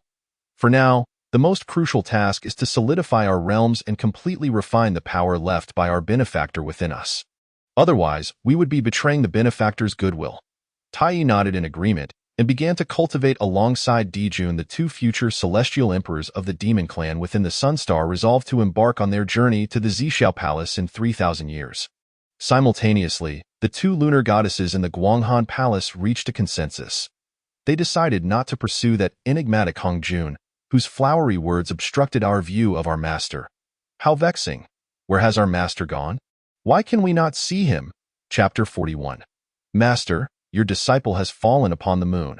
The two lunar goddesses anxiously searched for Long Ming's trace in the primeval starry sky, yet ultimately found nothing. Long Ming, wishing to avoid being disturbed by Hong Jun's aura, ventured deep into the primeval cosmos, which lay far beyond the reach of the two lunar goddesses' divine senses. Changshi waved her hand in frustration. Sister, that Hong Jun is truly detestable. Where shall we search for our master now? If our master returned to the Hong Huang without our knowledge, how can we pay our respects? Shihi sighed softly. If only we could leave the Tai In Moon star. Alas, we are unable to depart from this realm, confined within 1 billion miles. This distance is but a mere drop in the ocean of the primeval starry sky. Hearing her sister's words, Changshi became even more agitated. Ultimately, it all traces back to that loathsome Hong Jun. She felt helpless as well. After all, they were bound to the Tai In Moon star. Long Ming occasionally made trivial mistakes. At the outset, he only observed the situation within the sun and noted that Dijun and Tai had yet to hatch into their forms. Thus, he assumed the circumstances of the Tai In Moon star were the same. However, in reality, Shihi and Changshi had already taken shape ahead of him. The sun and moon are inherently interconnected, reflecting the duality of yin and yang. Consequently, Shihi and Changshi were also members of the Jinwu clan, yet they were not of the extreme yang attribute, but rather of the extreme yin attribute. Since the universe's yin gives rise to yang, they manifested before Dijun and Tai. However, having just taken form, Shihi and Changshi remained in a relatively unstable state. Solitary yin does not endure. By their destined fate, they needed to wait for Dijun and Tai to take form, allowing the resonance of yin and yang to stabilize them. This process also established the future fate of Shihi and Changshi as celestial empresses. However, this destiny dictated that they could only become subordinates to Dijun and Tai, leading to a tragic end. Yet this fate was inadvertently interrupted by Long Ming. His presence at the Guanghan Palace on the moon provided refuge for Shihi and Changshi. The grand array of the heavenly Tao within the Guanghan Palace filtered and purified the power of the yin. allowing Shi-He and Chang-Shi to absorb this refined energy and swiftly stabilize their state. Their inherent fate was thus freed from being mere subordinates to Dijun and Tai. Although Shi-He and Chang-Shi were unaware of this change in destiny, they thrived under the protection of Long Ming's power within the Guanghan Palace, thus regarding him as a master deserving of their gratitude. Were it not for their inability to leave the moon, they would have sought Long Ming to pay their respects long ago. Now, having lost his whereabouts, the two sisters felt both anxious and frustrated. Yet after a moment of worry, Chang-Shi's bright eyes lit up. "Sister, I have a brilliant idea." She promptly shared her thoughts with Shi-He. Even though Shi-He knew her sister to be impulsive, she stood in stunned silence. "This is possible?" Chang-Shi giggled. "Perhaps it could be. After all, we have no other options left. I shall make preparations at once." With that, Chang-Shi joyfully set about her preparations. Shi-He sighed helplessly. "Very well, let her proceed. After all, there is little to occupy us on the Tai-In moon star. Unable to pay our respects to our master, we have no motivation to cultivate. 3,000 years swiftly passed in the primeval starry sky. The last primordial star created by Long Ming was positioned. A powerful light erupted suddenly, its brilliance cleaving through the space of the primeval cosmos and penetrating the 33 heavens. Crashing into the chaos, within the chaos, it unleashed a dazzling wave of light. Hong Jun, in the Zixiao Palace, abruptly opened his eyes. The sage's gaze traversed the Zixiao Palace, fixating on the direction of the light wave. Yet he soon withdrew his gaze in confusion, unable to discern the source of the light. Could it be that some anomaly had occurred in the Hong Huang? "No, that is impossible," asked the sage. "I would surely be aware of any changes in the Hong Huang. Perhaps it is merely a phenomenon from the chaos." Although the Zixiao Palace is said to be situated in the chaos beyond the 33 heavens, this chaos is not the true chaos. Long ago, Pango created a barrier from his dreams to protect the Hong Huang. The outermost layer consists of the 33 heavens, the 33 heavens themselves, and the primeval starry sky. Each of these three layers of barriers is a manifestation of Panga's dreams, sharing the same trait. For those who wish to pass through, they appear as mere membranes, yet for those who seek to enter, they are exceedingly vast. The purpose of the outermost 33 heavens is to suppress the chaotic winds that rage within the chaos and to shield the Hong Huang from it. A portion of the chaotic demons from ancient times has yet to be eradicated, harboring deep-seated hatred for the Hong Huang. Should they discover it, they would surely come to wreak havoc. Pango concealed the Hong Huang behind the 33 heavens. The role of the 33 heavens below is to further calm the chaotic spiritual energy transformed from the subdued chaotic winds. It is also the dwelling place of the heavenly Tao. The primeval starry sky beneath accommodates the primordial stars and transforms chaotic spiritual energy into innate spiritual energy that can be absorbed by the beings of the Hong Huang. For the sake of the Hong Huang, Pangu exerted tremendous effort. It is precisely because the Zixiao Palace is located beyond the 33 heavens that the true state of the chaos remains obscured.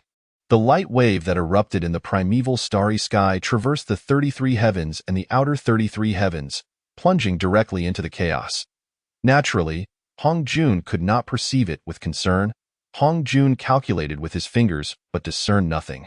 As a sage, what I cannot foresee must be unrelated to the Hong Huang. Since it bears no relation to the Hong Huang, it need not concern me. Resolute, Hong Jun's sage consciousness swept across the entirety of the Hong Huang once more. The time of 3,000 years has arrived. Those of you with fate may come to the Zixiao Palace to listen to the teachings.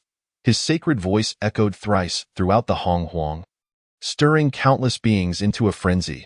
The most recent calamity of the Tao and demon tribulation had passed 5,000 years ago, and vibrant life had once again given rise to innumerable beings.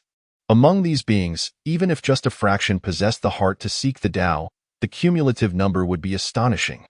Thus, when Hong Jun's sacred voice swept through the Hong Huang, tens of millions of beings fervently soared towards the 33 heavens.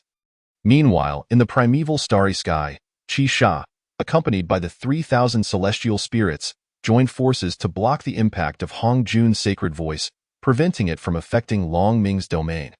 How infuriating that Hong Jun is at it again. Qi Sha expressed his dissatisfaction. Gan Lang chuckled. Brother, there is no need to rush. We shall take our time. One day, Hong Jun shall pay the price for this. And no sooner had he spoken than Long Ming appeared beside them. The chaotic starry array had already been set in place. You shall cultivate within the array. Unless I command otherwise, none shall leave at will. Long Ming remained indifferent to Hong Jun's sacred voice and did not oppose the celestial spirit's plans to subdue Hong Jun in the future. If they could achieve it, it would indeed be a delightful endeavor. Following the divine command of their master, Qi Sha and the 3,000 celestial spirits knelt on one knee before Long Ming. Paying their respects, Long Ming smiled slightly. Cultivate diligently, and in due time, you shall achieve great deeds. With that, Long Ming's figure flickered and appeared at the edge of the primeval stars near the Hong Huang. Right by the moon, Long Ming intended to assess the situation, but upon arriving at the moon's edge, he noticed a colossal rune inscribed upon its surface. This rune bore no practical significance. It was merely a message. Master Long Ming, your disciple has fallen. Come quickly to retrieve him. Chapter 42. Who dares to manipulate the fate of my disciple? Long Ming? Long Ming raised an eyebrow. The runic system belonged to the remnants he had left in the Guanghan Palace. Thus, the identity of the messenger was clear to him. He chuckled softly, intrigued by the personality of the Taiyin goddess. With a slight smile, Long Ming strolled towards the moon. Buzzed, a complex and esoteric great formation immediately materialized at the moon's boundary. 3 heavenly Tao runes and 100,000 innate runes collectively formed this grand array. In an instant, it seemed as though the moon were on the verge of vanishing from the ancient starry sky. Shrouded in a veil of mist, inside the Guanghan Palace, Shiha and Changshi had been gazing at the ancient starry sky all along. Upon Long Ming's appearance, the two sisters caught sight of him. Yet, they found themselves utterly unable to reach out to him. Their only hope resting on whether Long Ming would come to the moon after seeing Changshi's message. When Changshi saw Long Ming truly approaching the moon, she couldn't help but leap up in joyous exclamation. However, as Long Ming drew near, billions of miles away, the Moon Xian illusion array was activated. This formation was designed to protect the moon, composed of 3 heavenly Tao runes and 100,000 innate runes. Although it possessed no lethal potency, it was the foremost illusion array of the primordial era. Even a sage would become lost within its confines. It was precisely due to the Moon Xian illusion array that Shiha and Changshi were unable to leave the moon. This array had no conventional means of unraveling. Only those who possessed the essence of the sun could naturally disperse it. This was the heavenly Tao's most potent method of maintaining Shiha and Changshi's original destinies. Upon witnessing the activation of the Great Formation, despair washed over the sisters. Oh no, their master had been obstructed by the Moon Xian illusion array. What should they do now? Changshi felt tears welling up in her eyes. But there was nothing she could do against the array. Sister? Changshi called out twice, but heard no response from Shiha. Confused, she turned her head and was instantly stunned. Long Ming sat gracefully opposite Shiha, his dark hair fluttering gently in the breeze of the Guanghan Palace. His starry eyes brimming with mirth, a charming smile gracing his lips. When did I become your master? Changshi rubbed her eyes vigorously, ensuring she was not dreaming.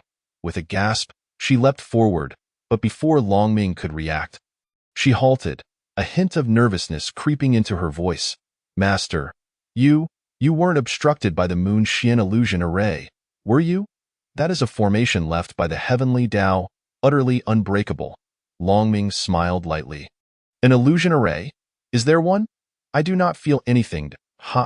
3 mere heavenly Tao runes can be called an array? Long Ming's mastery over the art of formations rivaled that of the heavenly Tao itself. Every array he crafted was composed purely of heavenly Tao runes, with the simplest requiring at least 3,000 runes. The trifling combination of 3 heavenly Tao runes and 100,000 innate runes was, to Long Ming, mere doodling, not a formation at all. Changshi's mouth fell agape in shock. Master, you are incredible. The Moon Xian illusion array cannot possibly hinder you.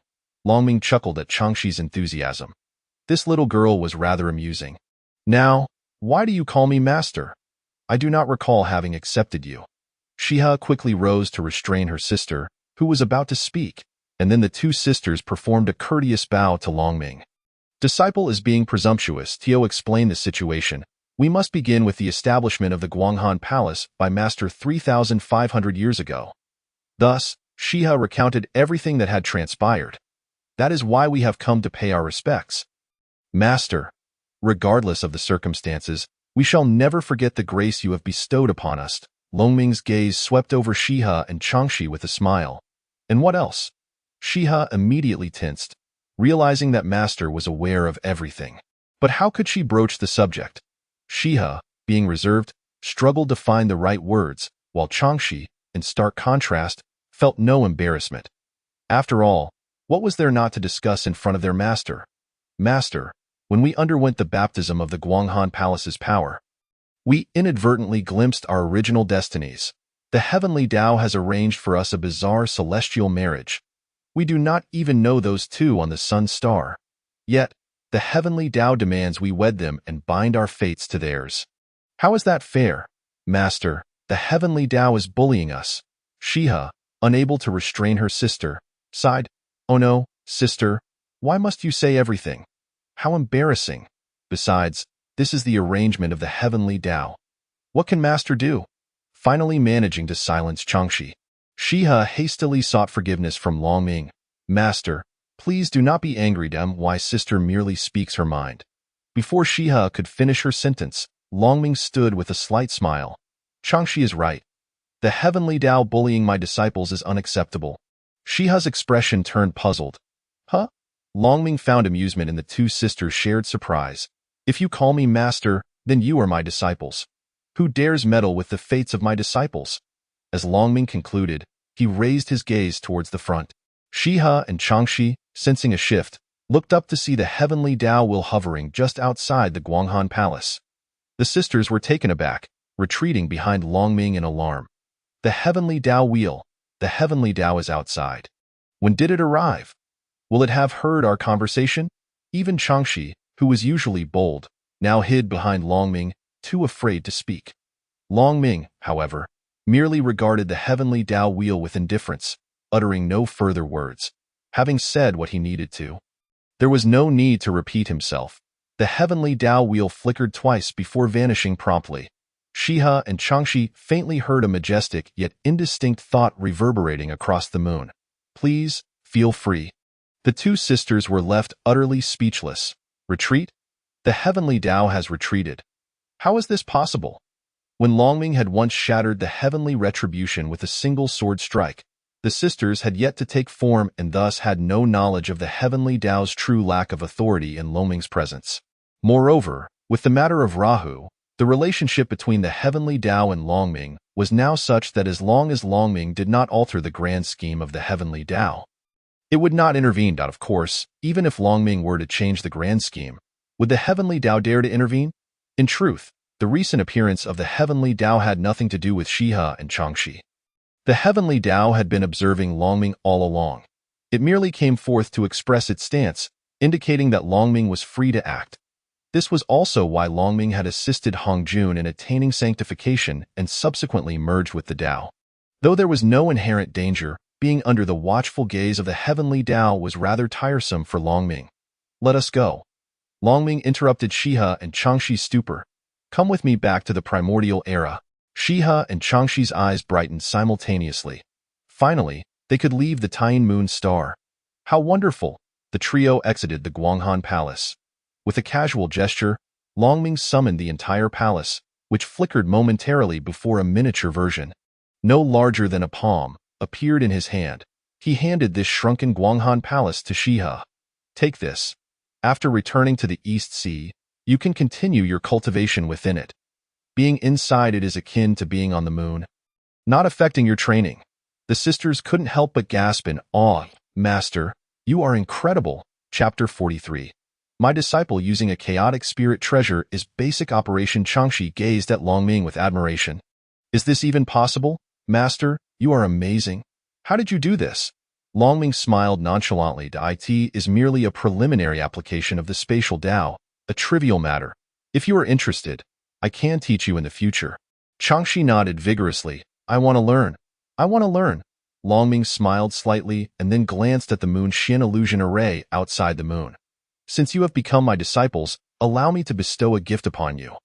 With a gentle gesture of his hands, thousands of celestial Tao runes were instantaneously inscribed. These runes danced and twirled, vanishing into the moon in the blink of an eye. A deep rumble echoed as the moon emitted a profound sound. Thick, gnarled vines emerged from the lunar terrain, representing the innate spiritual root of the laurel tree. Although it was classified as a tree, it bore the form of a vine.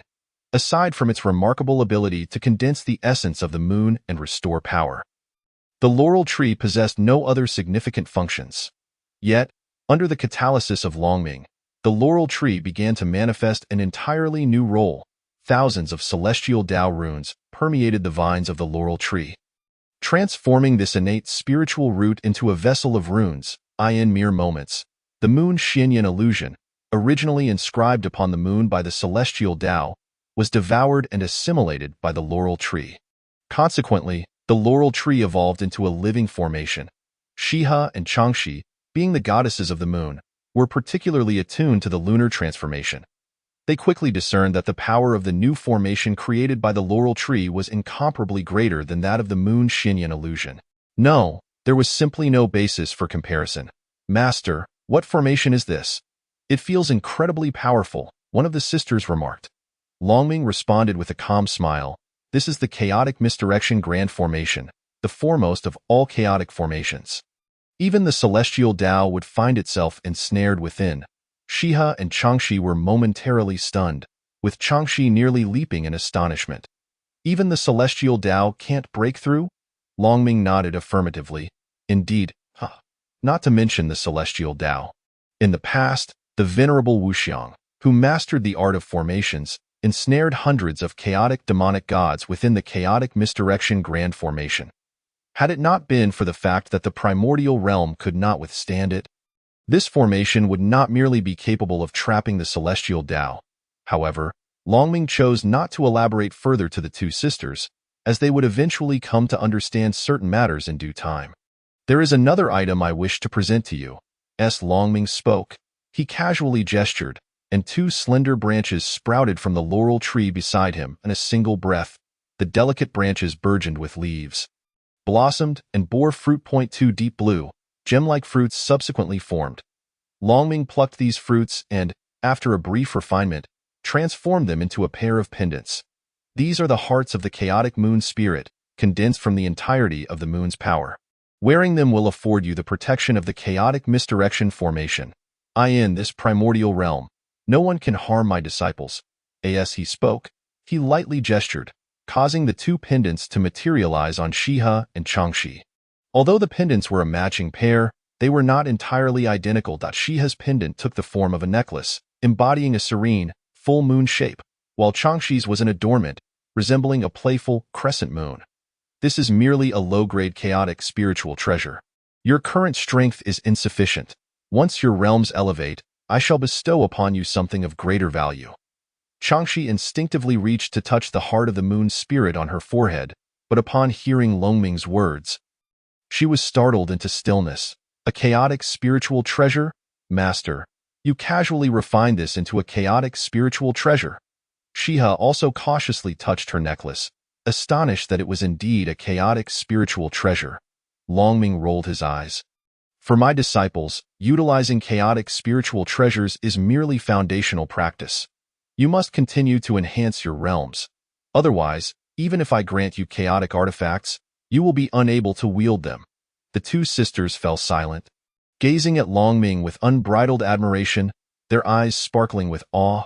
Master is truly remarkable. Having concluded his affairs on the moon, Longming tore through the fabric of space. Follow me, he commanded, stepping through the rift.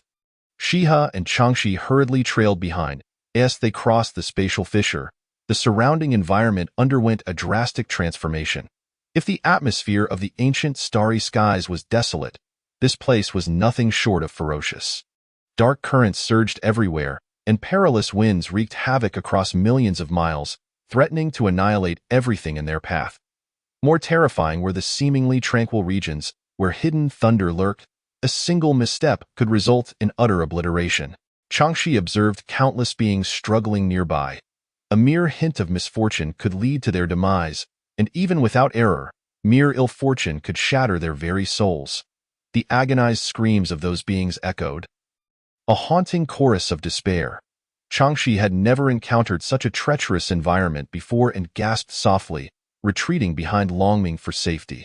Yet, upon finding solace there, she realized that although the surroundings were fraught with danger, a protective aura enveloped them within a 10,000-mile radius of Longming.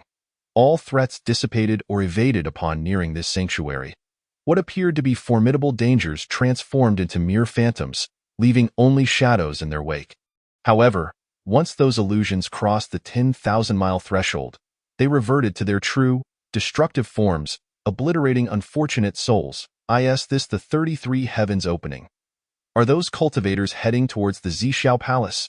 Shiha, with her keen insight, deduced the answer. Longming smiled gently, gesturing toward the horizon. Indeed, this is the entrance to the Zhixiao Palace.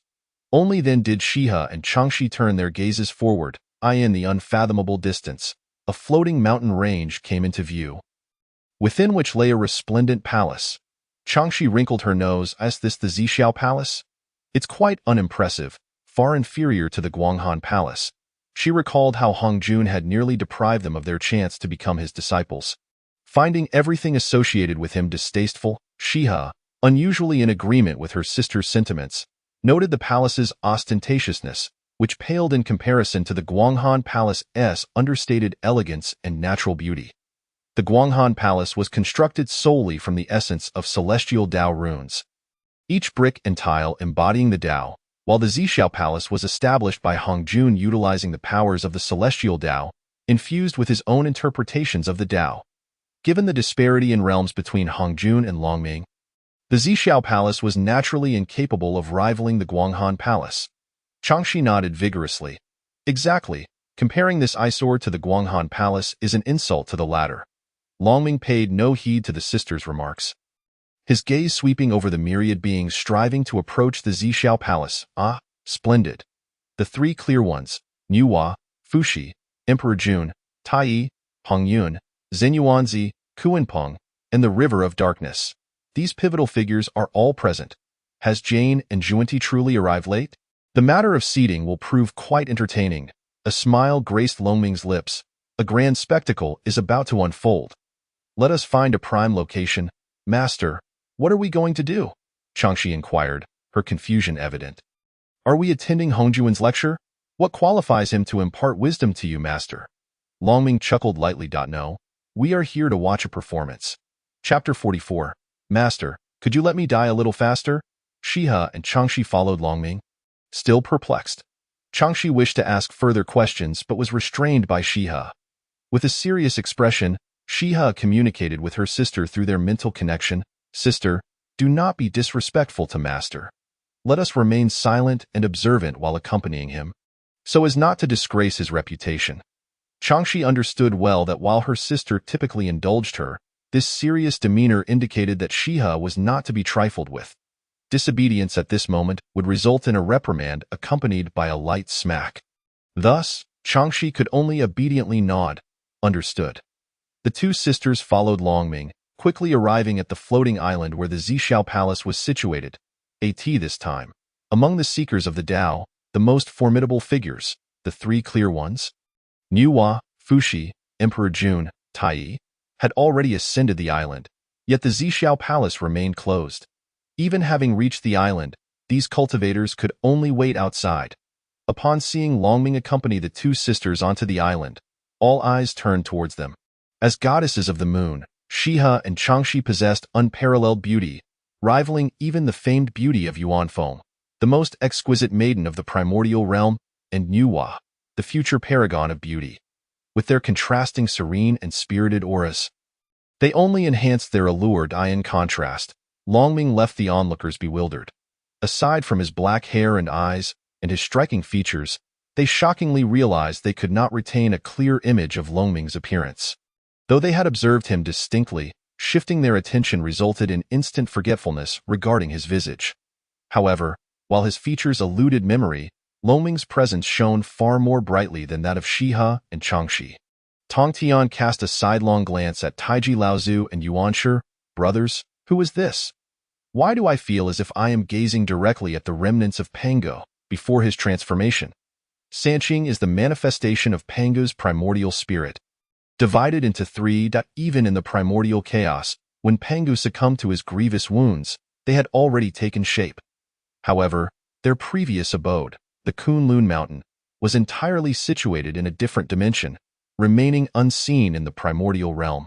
A similar situation existed with the ancestral grounds of the innate three clans, the Wu clan's Pangu Sacred Hall, the radiant Pure Land of Jejin and Zhuanti, and the mountainous realm of Enhua and Fuxi. These powerful beings, prior to taking form, were all sheltered under the legacy of Pangu. Otherwise, during the great calamity of ferocious beasts, the entire primordial world would have descended into chaos. These formidable entities achieved completeness even before taking shape. As manifestations of Panga's primordial spirit, Sanqing's Kunlun Palace retains the traces of Panga's Tao. Bathed in this Daoic influence, from their very inception, Sanqing possessed an extraordinary level of enlightenment and maintained a profound connection with the source of the primordial Tao. Coupled with the merits of creation that Pangu bequeathed to them, they exhibited an acute sensitivity to the Tao. Thus, while other cultivators regarded Longming with mere bewilderment, unable to articulate their shock or grasp the underlying principles, Sanqing perceived the Tao. Taching Laozu nodded slightly. Despite his typically nonchalant demeanor, he couldn't help but widen his eyes in astonishment. The humble Taoist recognized that this esteemed friend had subdued his influence to a minimum. Yet even so, the minuscule aura he exuded was astonishingly potent. Tongtian's eyes widened. Could it be that this formidable Daoic pressure belonged to the sage Hongjun? Laozu shook his head. It did not resemble him. When the sage Hongjuan's sacred voice swept across the primordial realm, we sensed a faint echo. The visage of Hongjun we beheld then was vastly different from this esteemed friend. Sanqing is indeed Sanqing. While other beings could only grasp the content of Hongjuan's sacred voice, they, with their innate sensitivity to the Tao, could glimpse a fragment of Hongjuan's countenance through that sacred sound. Tongtian blinked and turned to Yuanshi. What do you think, second brother? Yuanshi nonchalantly shook his head. We shall know when the Zhixiao Palace opens. For now, it is best not to be distracted. Laozu smiled faintly, not opposing this. Tongtian rolled his eyes. You truly are dull, second brother. Despite his words, he refrained from further comment.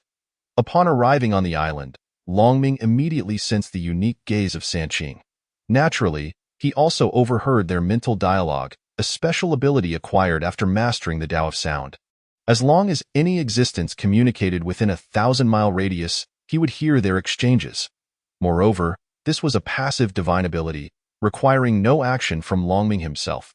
Longming smiled faintly. The capabilities of Sanqing are intriguing. They can manifest the traces of the Dao. It seems Pangu left behind quite a treasure for them at the time of his demise. After all, they are his primordial spirit. Having met the three esteemed friends, as Longming retracted his attention, a Taoist clad in a crimson cloud robe approached with a beaming countenance, bowing respectfully from a distance of 100 meters. I am the humble Taoist Hongyun. Honored to meet the three esteemed friends. Longming raised an eyebrow slightly. Hongyun Taoist, the most earnest child of the primordial realm. A typical case of self-sabotage, leading to his dark reincarnation. There's something you require. Hongyun Taoist? Longming's smile was present, yet his eyes held no warmth. Hongyun detected the subtle rejection in Longming's smile and thus refrained from advancing further.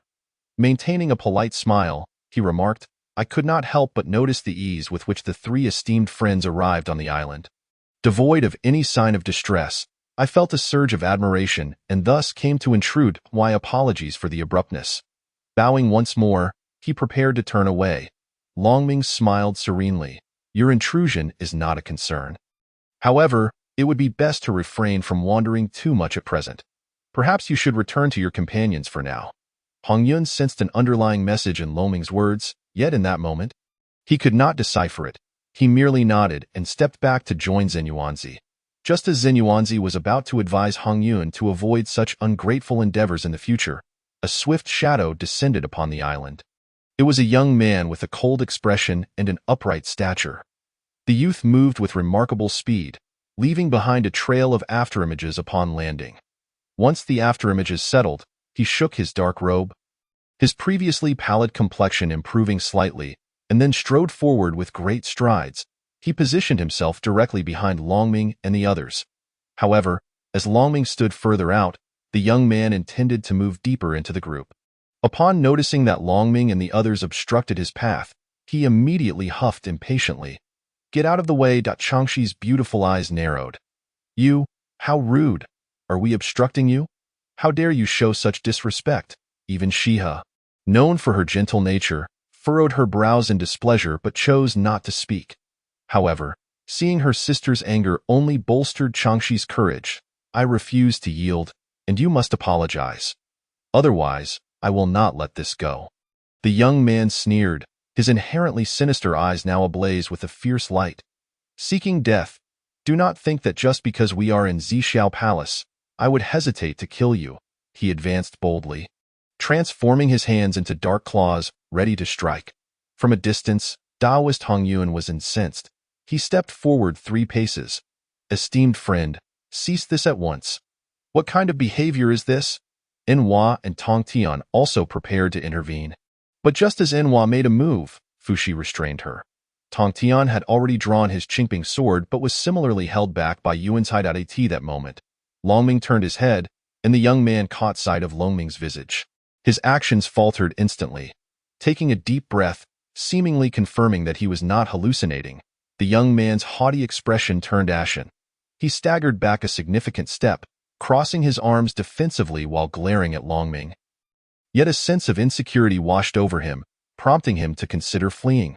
However, just as he turned halfway, he halted abruptly, his face shifting through a spectrum of colors as though a dye house had opened. Finally, gritting his teeth and stamping his foot, he fell to his knees before Longming. "Ancestor, could you grant me a swift demise?" Chapter 45. The greatness of Kuan, too vast for a single pot to contain Pift. The onlooking cultivators collectively burst forth in laughter. The already approaching Taoist Hong Yuan trembled, his hands shaking, causing the innate treasure he had prepared to clatter to the ground, while gasped, covering her fragrant lips in shock. Her eyes wide in disbelief. Tong Tian held his sword aloft, unsure whether to raise or lower it, his expression one of utter confusion. Longming, unfazed by the astonished expression surrounding him, merely smiled at the young man. "Kuanpeng? Yuanfeng has been searching for you for quite some time. You have been evading her rather effectively." The now trembling young man, who had nearly fainted from fear, was none other than Baiming Kuanpeng, kneeling before Longming. He stammered, "Ancestor, I do not dare to hope for life, but could you at least grant me a swift end? Why have you come to Zhixiao Palace?" "I risked everything to reach Zhixiao Palace to escape from the Dragon and Phoenix clans. How did I end up right before you? I foolishly told the Ancestral Dragon to get lost. I cannot believe that I dared to lay hands on the woman beside the ancient dragon of the underworld. If death were my fate, so be it. However, it seems that even death is now beyond my grasp." The more Kuanping contemplated, the more despair engulfed him, causing his entire body to tremble uncontrollably. Yet, in the presence of Longming, he lacked even the courage to end his own life. Longming remained indifferent to his plight, and Kuanpeng was forced to breathe cautiously, each inhalation fraught with trepidation. Kuanpeng was born during the nascent era of the 3 primordial clans. Thus, he could be considered a veteran in the vast expanse of the Honghuang. Originally, he was a great fish residing in the northern underworld sea of the infinite 4 seas, as a member of the aquatic race. He was once classified under the jurisdiction of the Dragon clan. However, the northern underworld sea was inhospitable, with few living beings, and among them, only the weak. Consequently, the Dragon clan paid little attention to that desolate realm. Thus, Kuanping lived a blissful life, free from orders and proclamations, while still able to flaunt the Dragon clan's prestige as a bannered that time. However, Kuanping bore no name. Following that, the war among the 3 primordial clans reached its zenith. The first son born from the Yuanfeng, who sensed the heavenly Tao, was the 9 heavens Kuanpeng. He valiantly battled the formidable heroes of the Dragon clan, Zhu Long, Qing Long, and Ying Long, ultimately meeting his demise. A drop of his blood, imbued with an exceedingly faint fragment of his primordial spirit, fell into the northern underworld sea. Kuanpeng had hoped to use this drop of blood and the spirit fragment to be reborn. For he possessed the bloodline of the Phoenix clan. As long as this drop of blood and the spirit fragment were returned to the immortal fire mountain by Yuanfeng, there would be a chance for him to undergo a rebirth. Yet, Kuanpeng's meticulous calculations were thwarted when, upon his arrival in the northern underworld sea in his most weakened state, he was devoured by a fish. After consuming Kuanpeng's blood and primordial spirit, this fish not only prevented the frail Kuanpeng from reclaiming his body but also absorbed his abilities.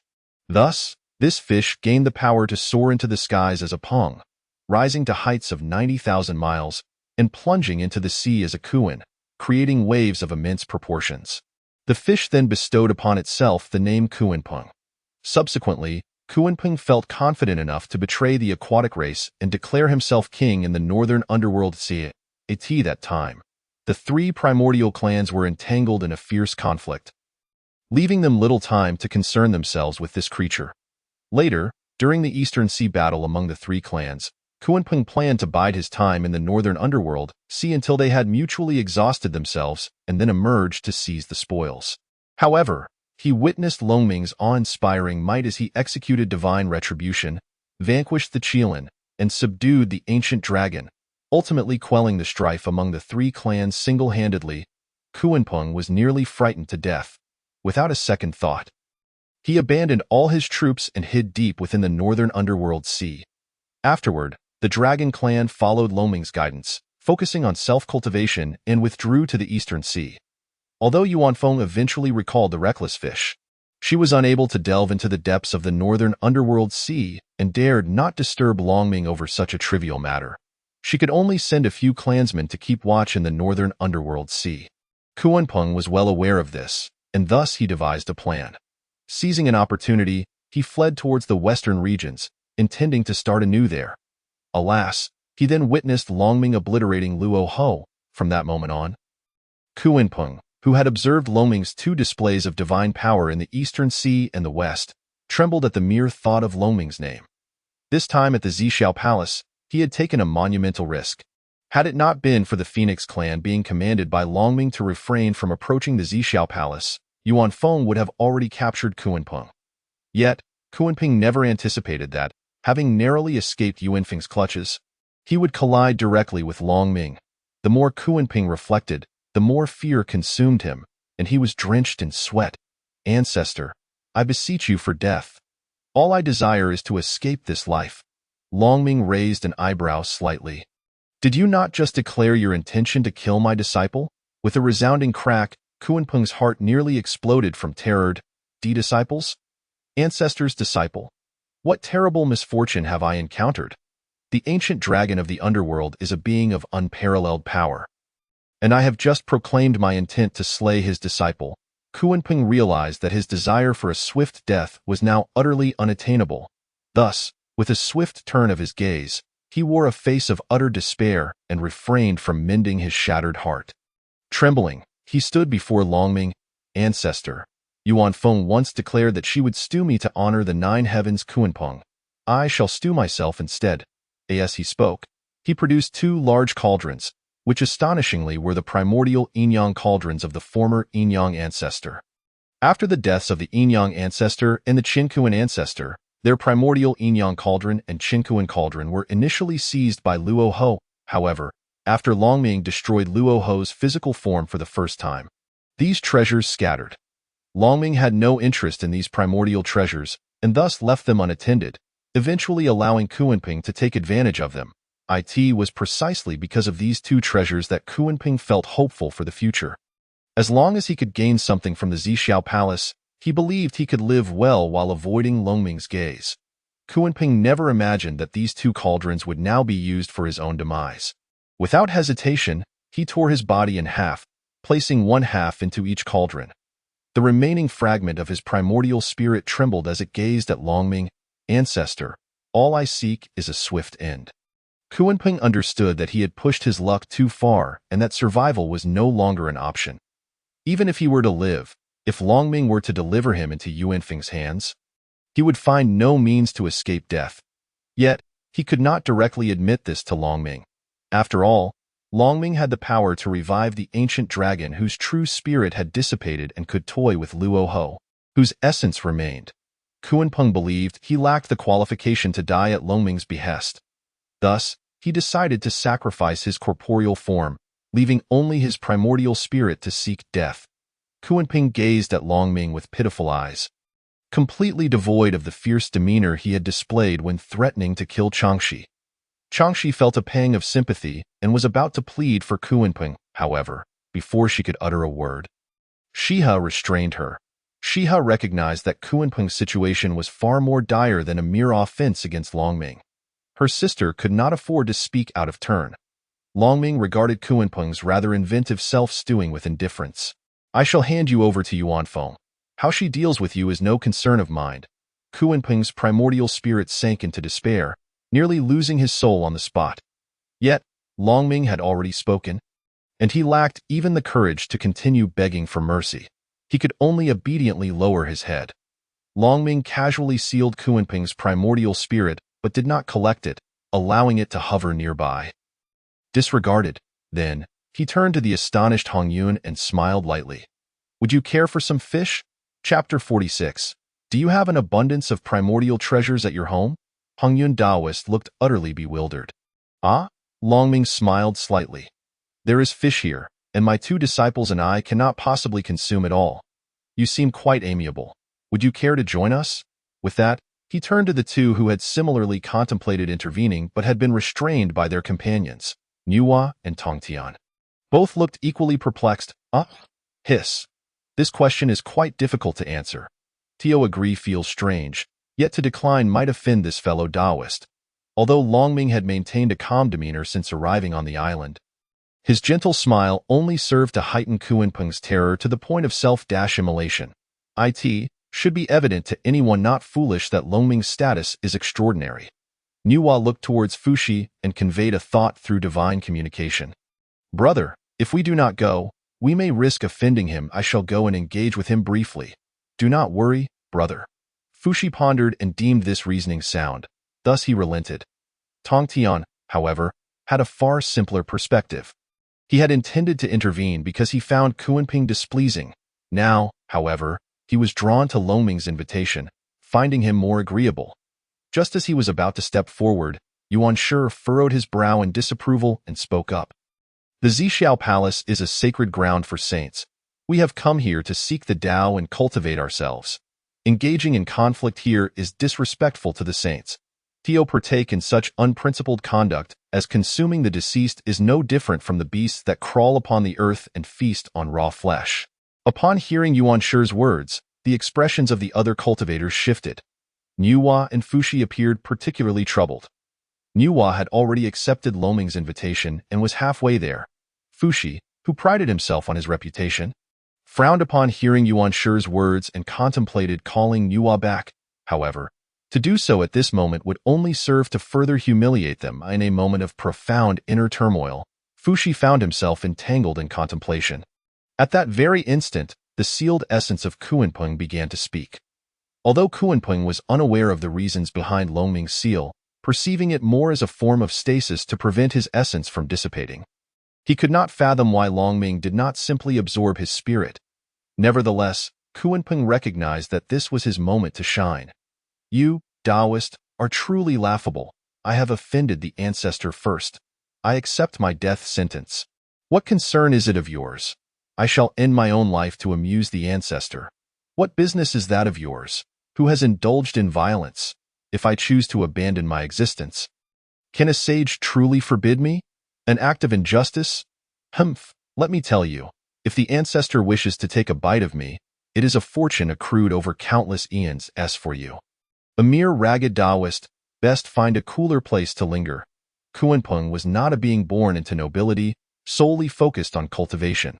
He had clawed his way out of the depths of the North Sea. Even if the North Sea was teeming with life, with a population numbering in the billions, Kuan-Peng managed to carve out a niche for himself there long before acquiring the remnants of the 9 heavens Kuan-Peng blood. This was a testament to his resourcefulness, particularly his eloquence. Time and again, he had evaded the relentless pursuit of the Phoenix clan. Beyond his swiftness, It was his silver tongue that had proven invaluable. As Kuan-Ping spoke up, he rendered Yuanshi utterly speechless. The party involved, the fish in question, bore no objections and even hoped that Longming would take a few bites of him. It was Yuanshi, gesticulating from the sidelines, who truly displayed a lack of decorum. Longming cast a sidelong glance at Kuan-Ping, prompting him to promptly close his mouth. Yet, after a brief moment of silence, Kuan-Ping could not resist the urge to smile and propose. Ancient ancestor, why not sample my wings? They are the most delectable. That moment, Nuwa, who had just arrived, could no longer contain her laughter. In this age of chaos, where decorum was often disregarded, Kuan-Ping, the very fish in question, not only refrained from any grievances but also self-promoted. This rendered the assembled cultivators devoid of any sense of cruelty or bloodshed. Instead, they were inclined to laughter. Even Laozi could not help but twitch his lips, while only Yuanshi turned his face away, his expression one of discontent. Tongtian, at that moment, refrained from stepping forward, as it would have been too disrespectful to his second brother. Thus, he could only offer an apologetic salute to Longming, his expression one of contrition. Nuwa, finally managing to suppress her amusement, quickly bowed to Longming. Greetings, fellow Taoist, I am Nuwa, and I offer my respects. Your kindness is duly noted, but this is, after all, the sacred domain of the sages. I must express my gratitude, fellow Taoist. Her words were neither servile nor arrogant, maintaining a sense of dignity and etiquette. Longming smiled slightly, then, do take it away. Nuwa's smile immediately faltered. Longming pointed at the Kuan-Ping meat within the great cauldron. Take a pot home with you. Savor it at your leisure. As he spoke, he grasped, causing the Qian Kuan cauldron to shrink to the size of a palm. Longming presented the steaming Qian Kuan cauldron to Nuwa. Kuan-Ping, eager to promote his offerings, chimed in, indeed, Taoist Nuwa, do not be modest. This piece of meat is the most tender. Nuwa found herself in a predicament. Accepting it felt inappropriate, yet refusing could offend Longming. Moreover, she sensed a profound connection to the Qian Kuan cauldron, as if this treasure held immense significance for her. Ultimately, she steeled herself and said, "Thank you, fellow Taoist, I shall respectfully accept." With that, she stored away the Qian Kuan cauldron and the pot of Kuan-Ping meat. Returning to Fushi with a peculiar expression, Fushi looked perplexed. Little sister, why did you so casually accept that fellow Taoist's gift? It seems rather inappropriate. Nuwa met Fushi's gaze, her myriad thoughts distilled into a mere few words. The pot is a supreme innate spiritual treasure. Fushi's subsequent words were choked into a cough. To give away a supreme innate spiritual treasure as if it were a mere cooking pot. What a display of extravagance! At that moment, Fushi had yet to contemplate other matters. But one thing was clear. One simply could not offend a being capable of treating supreme innate spiritual treasures with such casualness. Thus, Fushi could only bow distantly to Longming as a gesture of gratitude. Longming returned the gesture with a nonchalant smile before turning his attention to the Taoist Hongyun nearby. Care for a bite? Taoist Hongyun chuckled wryly. Well, I truly lack the courage to eat in the presence of Kuan-Ping. My friend, if you were to absorb Kuan-Ping's essence, I might be willing to take a bite. Longming did not absorb Kuan-Ping's essence. Instead, he grasped again, transforming the innate yin-yang cauldron into a palm-sized object, which he tossed to Taoist Hongyun. Then, this is for you. Do as you please with it when you return. Hongyun stood dumbfounded. But this cauldron, good heavens! This is a supreme innate spiritual treasure. Fellow Taoist, you have already given one. Must you give another? Do you have an abundance of innate treasures? Chapter 47. Hongjun, seek the Tao, do not look back. Turning back leads to death. Longming, hee. Taoist Hongyun, with a bewildered expression, clearly did not expect an answer. After handing the innate yin-yang cauldron to Hongyun, Longming did not wait for a response and shifted his gaze toward the island's exterior. They are coming. The gates of the Purple Cloud's palace are about to open. At this moment, the attention of all the cultivators was drawn to him. Noticing his gaze directed outward, they too turned their eyes in that direction. In the next moment, on the great shield surrounding the floating island of the Purple Cloud's palace, Ripples began to undulate, and groups of cultivators started to arrive at the palace in succession. The three pure ones, Nuwa, Hongyun, and Emperor Jun represented the first batch. The hundreds of ripples that followed constituted the second batch. With three more batches yet to come, the second batch of over 300 cultivators just set foot on the island. Still unaccustomed to their surroundings, the grand doors of the Purple Cloud's palace creaked open, revealing two adorable, finely chiseled youths, one male and one female. These were the children whom Hongjun had enlightened after achieving sainthood at the Kunlun Heavenly Pool, Haoyan and Yaotai, the future Jade Emperor and Queen Mother. The two youths bowed slightly to the assembled cultivators and spoke in unison, their voices reminiscent of a gentle breeze passing through jade bells, akin to soft rain falling on red blossoms, truly enchanting. Esteemed Dao friends, the gates of the Purple Cloud's palace are now opened. We invite you to enter in an orderly fashion from your current positions. Please refrain from noise and jostling. The cultivators were momentarily taken aback before adopting a more decorous demeanor. Yuanshi cast a triumphant glance at Tong Tian, clearly indicating that his insistence on maintaining their positions had paid off, as they were indeed entering the palace in an order of rank, which held significant meaning. Now, the positions were clear. The three pure ones at the forefront, followed by Nuwa and Fushi in the second position, with Hongyun and Xinyuanzi in third. Next came Emperor Jun and Tai, followed by Longming. And only then did others follow. Thus, the three pure ones were the first to enter the palace, while the others quietly filed in behind them. Upon entering through the grand doors, they found themselves in a long, straight corridor, grand and resplendent like a palace yet imbued with an inexplicable chill. The cultivators paused, bewildered. Outside the floating island, a celestial atmosphere prevailed, filled with birdsong and fragrant blossoms, ethereal mists swirling about, with divine beasts frolicking amidst the vibrant flora. Had it not been for the fear of disrespect, they would have long since indulged in exploration. However, within the Purple Cloud's palace, a sense of stark desolation prevailed. Despite an air of authority, a mere glance revealed a stark contrast to the vibrancy outside. Some cultivators could not resist glancing back, hoping to discern whether they were merely imagining things, or if the outside world was nothing but an illusion. Yet, in that fleeting moment, those who dared to look back were met with instant obliteration. Their very beings reduced to ash, a wave of shock rippled through the assembly, leaving them frozen in place. Even the three pure ones stood motionless.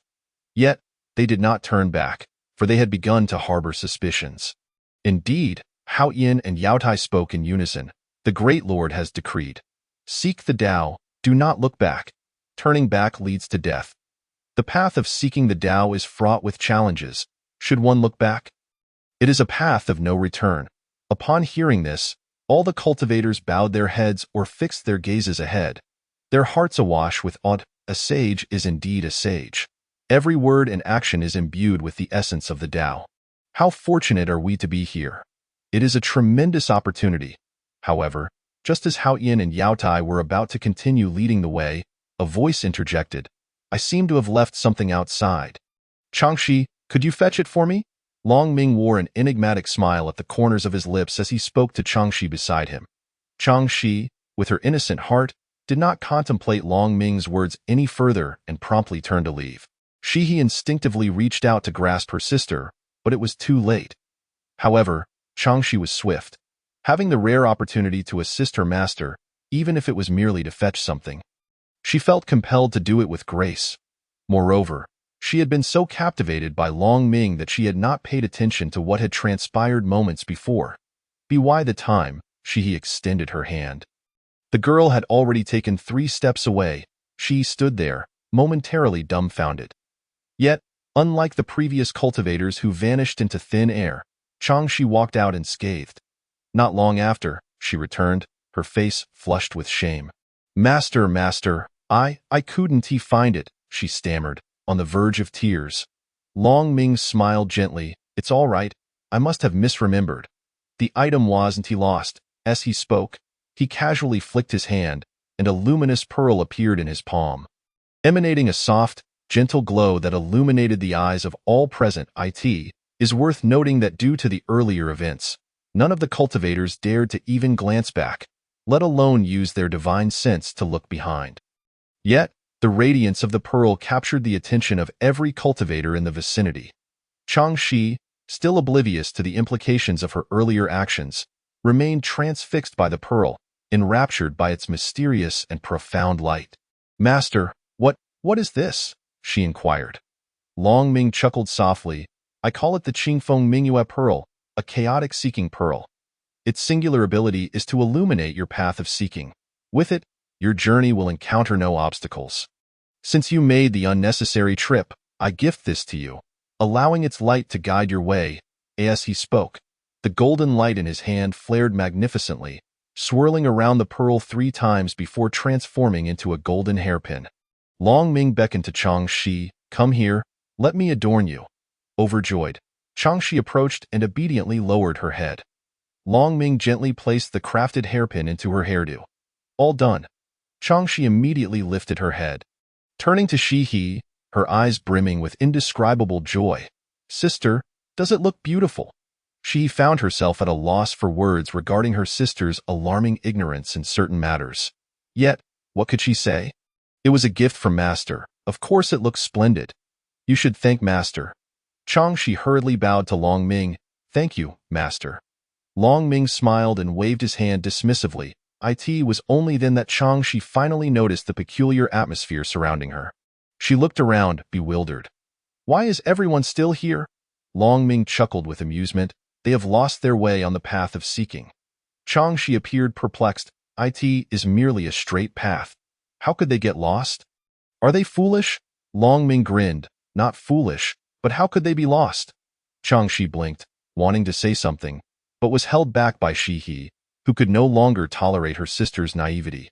With a closed mouth, the entire corridor hall fell silent, the kind of stillness where a pin drop could be heard. From the 3 pure ones to Nuwa and Fushi, and even the cultivators at the back, all were left in a state of shock. What should we do now? It feels awkward no matter what we choose to do. What happened just now? Challenging the saint's design, casually taking a pearl and claiming it to be of chaotic level. Crafting a treasure in just 3 breaths. What on earth is going on? All the cultivators were engulfed in confusion. At that moment, they felt so embarrassed that they wished they could dig a hole in the Zixiao Palace with their feet. Chapter 48. Hao Yin and Yao Che. How is this so different from what the Great Lord said? As the atmosphere became unbearably awkward, nearly driving the less resolute cultivators insane, Long Ming finally spoke. "Hao Yin, Yao Che, are you not going to lead the way? Is the Great Lord delivering a sermon here?" Both Hao Yin and Yao Che were taken aback. Yao Che, unable to contain herself, blurted out, "Friend, how do you know our Dao titles?" Long Ming smiled slightly. "Is it so difficult? I not only know your names, but I also know you were enlightened at the heavenly pool atop Kunlun Mountain. Hao Yin is a breath of pure air from the pool, and Yao Che is a drop of jade dew from it." Hao Yin and Yao Che widened their eyes, looking at Long Ming with an indescribable gaze. "Incredible!" Long Ming chuckled. "Are you not leading the way?" Hao Yin, finally regaining some composure, responded, "Oh, please follow us." He then pulled Yao Che, somewhat flustered, as they led the way ahead. The other cultivators followed suit, their expressions a mix of peculiarity and reverence for the saint, feeling a little less intimidated as they continued. At the forefront, Tong Tian was eager to glance back at Long Ming, his curiosity piqued. However, he questioned whether he could withstand the saint's design and thus stifled his urge, reddening his entire face in the process. Nuwa walked closely behind Tong Tian, her eyes filled with curiosity as well.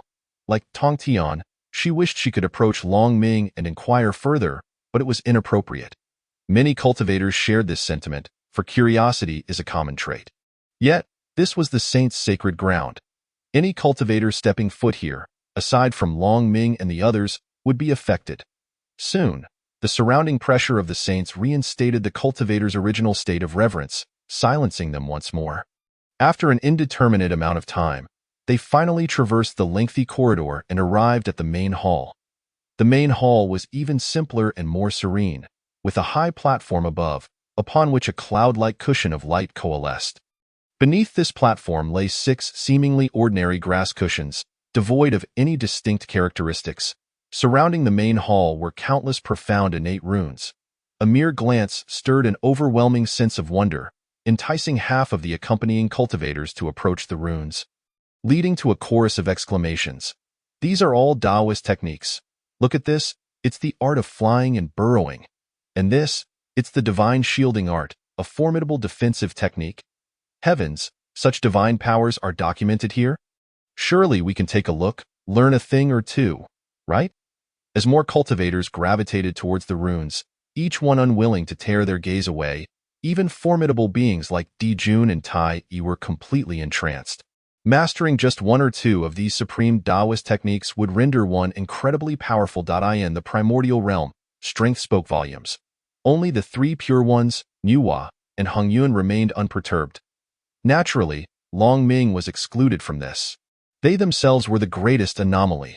Upon seeing the 6 cushions, the 3 pure ones and Nuwa felt an immense connection, and without hesitation, they approached and sat down in succession. 3 pure ones in the first 3 positions, Nuwa in the 4th, and Hongyun in the 5th. The moment they settled upon the cushions, an exceptionally pure celestial energy surged forth, entering their bodies. Their powers instinctively circulated, effortlessly transforming this celestial energy. All the prior exhaustion and injuries sustained in the chaos were instantaneously restored. The 4 exchanged glances, each experiencing an enlightening clarity and an overwhelming sense of relief. Countless celestial sounds resonated within their primordial spirits. In the blink of an eye, they felt that this moment surpassed the results of a century of arduous cultivation. Indeed, these cushions were truly remarkable treasures. Long Ming observed the scene before him with a playful smile before gesturing to Shihe. You should sit on the last one. She quickly shook her head. Master is standing. How could I dare to sit? Long Ming chuckled at his overly serious disciple. Go on, sit. Although Shihe felt that sitting would be disrespectful to Long Ming, it was, after all, his command. To refuse would be an even greater disrespect. Thus, she reluctantly sat down. Long Ming then turned his attention to Chang Shi, who was curiously examining the Taoist techniques inscribed around the main hall. Do you wish to take a look? Long Ming inquired with a chuckle. Chang Shi pouted. Not at all. I am a disciple of Master and disdain such trivial learning. The words may convey one's sentiment, yet the curiosity in the young lady's eyes almost materializes into something tangible. Indeed, she holds no interest in learning any magical arts or doctrines beyond what Long Ming has imparted to her. However, a lack of desire to learn does not equate to a lack of curiosity. Changshi is, after all, a remarkably inquisitive soul. Upon witnessing Changshi's demeanor, Long Ming merely smiled. You needn't learn. Simply indulge your curiosity by observing, he said. With Long Ming's consent, Changshi wasted no time and dashed over it that moment. Long Ming cast his gaze toward Hao Yin, and the Yaoqi. 2 young acolytes had been watching Long Ming intently since earlier. As Long Ming's eyes fell upon them, they both shuddered in unison. What? Hao Yin stammered nervously. Long Ming's gaze swept over the mat and the surrounding area. What does your esteemed master have to say about this? Hao Yin replied, stumbling over his words. Nothing at all. I absolutely cannot divulge anything to you, lest you create chaos again. How would I explain this to the master? Long Ming grinned broadly. Changshi, return.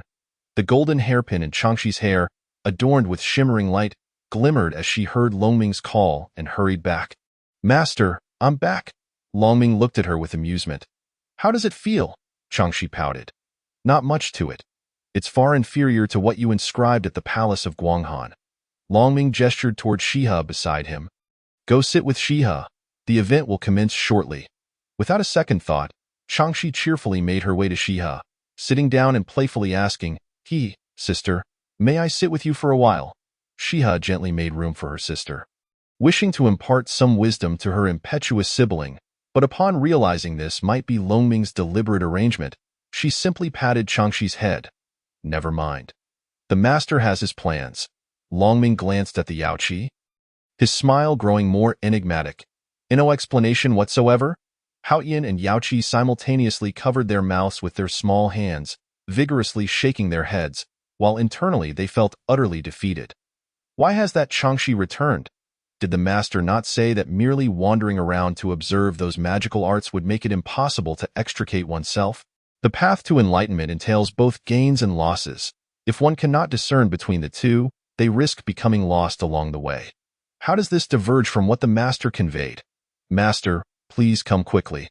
We cannot withstand this. Chapter 49. Zhuanti. Today, I shall declare my resolve through death, crashing here.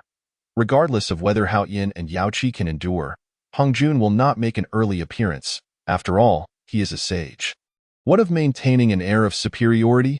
Moreover, the myriad practitioners who came to listen to the teachings have yet to arrive. How could a sage possibly emerge? Unfortunately, Hong Jun cannot sense Longming. Otherwise, he would have appeared much sooner. While Hao Yin and Yao Qi awaited Hong Jun's early arrival, they happened to attract a subsequent group of practitioners one after another. Over 1,000 practitioners arrived, all irresistibly drawn to the magical arts surrounding them. They lingered, almost forgetting that they had come to listen to the teachings. At that moment, two Taoists entered together. One was a towering figure, his complexion yellow, radiating a bright aura with an expression of deep compassion. The other, slightly plump, wore her hair in twin buns, her face waxy and pallid, surrounded by the aura of metal, reflecting a countenance of suffering.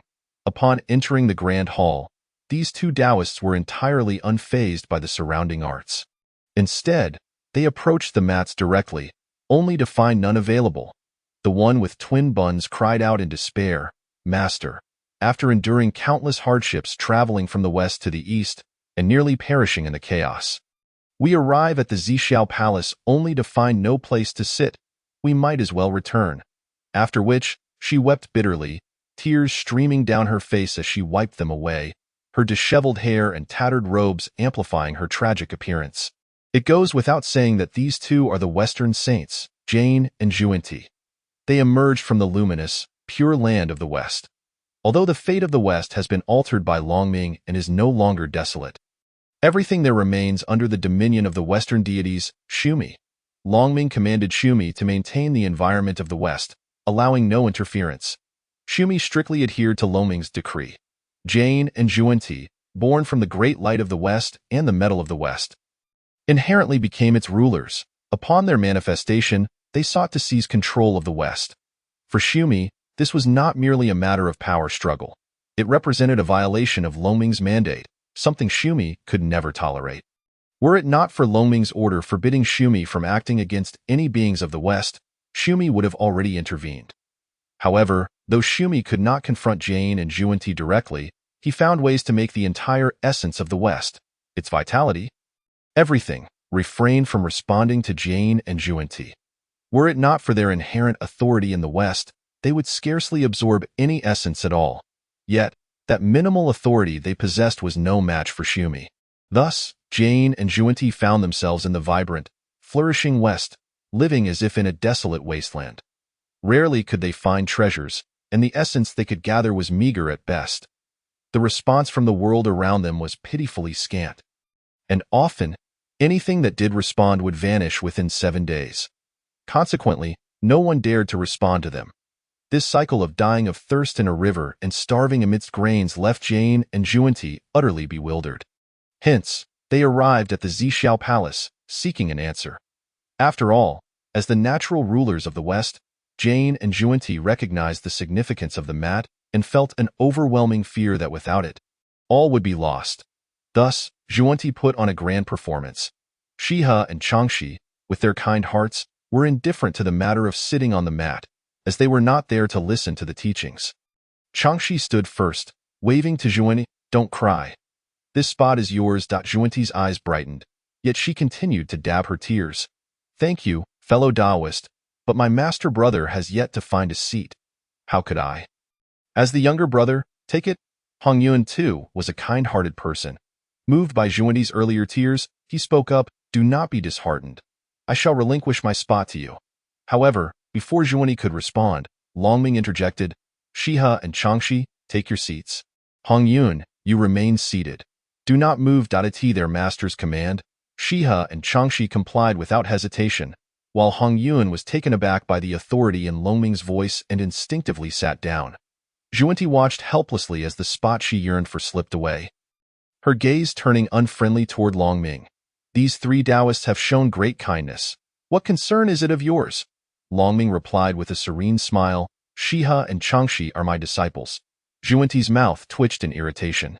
And what of that Taoist? She inquired, gesturing toward Hong Yun. Longming smirked with pride.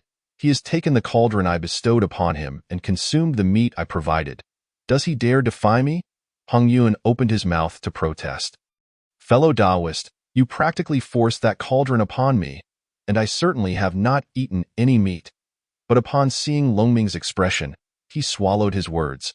Upon realizing that Hong Yun had also retreated, Zhuanti's frustration nearly overflowed. Yet, being in the sacred ground of the sage, she dared not express it. Instead, she feigned a sigh. Master brother, we have toiled for the West for many years, yet receive no understanding. Arriving at the Zixiao Palace, we are met with such disdain. Today, I shall declare my resolve through death, crashing here.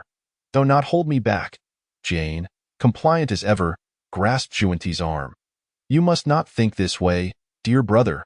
You must hold on. But Zhuanti cried even louder. Master brother, do not hold me back. Let me die. I must declare my resolve here today. Longming regarded the pair with a look of bemusement, then smiled playfully. With a gentle snap of his fingers, he made Jane's grip on Zhuanti inexplicably loosen. Zhuanti was taken aback, as was Jane. Longming pointed to a pillar 7 steps away. You wish to declare your resolve through death? That spot seems quite suitable. Go ahead and crash into it. Zhuanti pointed at Longming, her previously pallid face now flushed a deep crimson. This moment, those seated began to comprehend the situation. Jane and Zhuanti were merely causing a ruckus. Even Hong Yun, typically good-natured, abandoned any thoughts of yielding his seat. Initially, he had been moved by compassion, and seeing Shiha and Changshi willing to yield spurred him to act on impulse. Now, however, he had cooled down and discerned Jane and Zhuanti's ruse. To yield again would be sheer folly. Longming, with hands clasped behind his back, observed the bewildered Jane and Zhuanti with amusement. Crash already. Everyone is rather busy. Do not waste time. Just go ahead. Zhuanti gritted his teeth, asserting that he would not stoop to the level of such trivialities. This is the sacred ground of the sages, and I must not show any disrespect here. However, in an instant, Zhuanti's eyes darted around, and he clutched his chest, collapsing to the ground, appearing as if he could succumb at any moment. This dramatic display elicited eye rolls from the few attendees present, epitomizing shamelessness. Longming chuckled softly, offering his seat, which instantly revived Zhuanti. Really? Longming nodded. If you desire a seat, then my disciple owes me 3 karmic debts. Without a second thought, Zhuanti acquiesced. Very well. Hemph that I possess my own means to resolve karmic debts. What is there to fear? Chapter 50. I see you have ambitions. Why not become my disciple? Longming observed Zhuanti, who was lowering his gaze, his eyes spinning restlessly, and realized that he was contemplating ways to evade his karmic obligations. Longming was well aware of Zhuanti's tactics. Karmic debts are not to be taken lightly, but should one party perish, the debt dissipates. Yet, Longming had no intention of intervening. After all, the heavenly principles required sages, and he had no desire to oppose them unnecessarily. However, refraining from confrontation did not equate to inaction. Longming smiled slightly. Shihi, Changshi, you may relinquish your seats. The 2 lunar goddesses complied and moved beside Longming. Zhuanti's eyes lit up, hastily urging Jia-yin to take a seat. Senior brother, please sit. You have protected me throughout this journey. Your efforts have not gone unnoticed. He feigned a gesture of courtesy, assisting Jia-yin to sit down, then turned his attention to Hong Yun. This esteemed fellow, this position is clearly meant for the 3 pure ones. Their similar attire and harmonious aura made Zhuanti hesitant to provoke them. Between Nu Hua and Zhuanti, there lay Hong Yun. Should Zhuanti circumvent Hong Yun to approach Nu Hua, it would appear excessively deliberate. Furthermore, having already asked Hong Yun to yield once would mean offending him. And to further offend Nu Hua would be unwise. Zhuanti may be shameless, but he was not foolish. Hence, he turned his gaze back to Hong Yun, preparing to employ his silver tongue and shameless demeanor to persuade him to relinquish his seat. Having observed Hong Yun's earlier behavior, Zhu Ti discerned that he was an easy target for manipulation. However, before Zhu Ti could articulate his thoughts, Long Ming preempted him. Hong Yun, should you rise, I shall kill you. Hong Yun was taken aback. What on earth? Do you wish to aid me or bring about my demise? He forced a smile, clasping his hands in greeting. Your words are overly harsh. I have no intention of rising. Upon realizing that his position was lost, Zhu Ti's heart filled with rage. Although he was yet unaware of the significance of the 6 positions, he felt an ominous foreboding that if he failed to secure one, the repercussions would be immense. He turned to Long Ming. Esteemed friend, this is the sacred ground of the sages. How can you shout threats? Moreover, Hong Yun's actions are none of your concern. Is it reasonable to threaten him over a trivial cauldron and its meager contents? Long Ming smiled nonchalantly. Let me rephrase that: if Hong Yun yields his position, I shall kill him, and if he dies for yielding to you, I will assist him in killing you. What do you think? Zhu Ti nearly choked on his words, his eyes widening as he stared at Long Ming. You are so brazen and violent? Do you truly believe you are worthy of receiving teachings from the sages? Long Ming raised an eyebrow. Is that so? What do you intend to do? Zhu Ti's eyes glimmered with a metallic aura as he sneered. This is the sacred ground of the sages. I shall not act recklessly. However, once the sages emerge, I shall surely accuse you of disrespect. Long Ming chuckled. I look forward to it. With that, he stood with his hands clasped behind his back in the hall, falling silent. Zhu Ti regarded Long Ming, wishing to utter more, but suddenly sensed a distinctly dangerous aura emanating from him. I felt as though uttering another word would invite dire peril. Zhu Ti was acutely aware of such sensations and trusted his instincts. Thus, he swallowed the words he had intended to say. Yet, this left him without a position. Zhu Ti's gaze swept over the 3 pure ones and knew what he feigned ignorance, lowering his head. Yuan Shi smirked coldly, displaying his disdain. Tong Tian, however, seemed eager for a confrontation, as though waiting for Zhu Ti to approach him. Zhu Ti clenched his jaw and stepped forward, fixing his gaze upon Nu Hua. Esteemed friend, might you consider yielding your position to me? I have traveled from the West, having long heard of the Eastern splendor. Alas, the West suffers greatly. My brother and I have endured countless trials to arrive at this Zixiao palace. As he spoke, tears welled in his eyes. Tong Tian rolled his eyes dramatically, utterly unimpressed by Zhu Ti's antics, while Yuan Shi displayed open disgust. Even Hong Yun, typically amiable, felt a surge of irritation. Esteemed fellow, why must you be so unreasonable? You have already secured a position. Must you be so greedy? Zhu Ti pretended not to hear Hong Yun's words, fixating his gaze on Nu Hua, continuing to present his sorrowful demeanor. Nu Hua felt a twinge of impatience. Casting a few glances at Zhu Ti, however, just as she prepared to voice her refusal, an inexplicable shiver coursed through her. Instinctively, she glanced at Long Ming, who met her gaze with a smile. Suddenly, Nu Hua made a remarkably bold, even reckless decision. Esteemed friend, just now, when He and Chang Shi yielded their positions, you received 3 karmic debts. If I were to yield my position, how many would I receive? Zhu Ti's heart soared with joy as he quickly raised 3 fingers.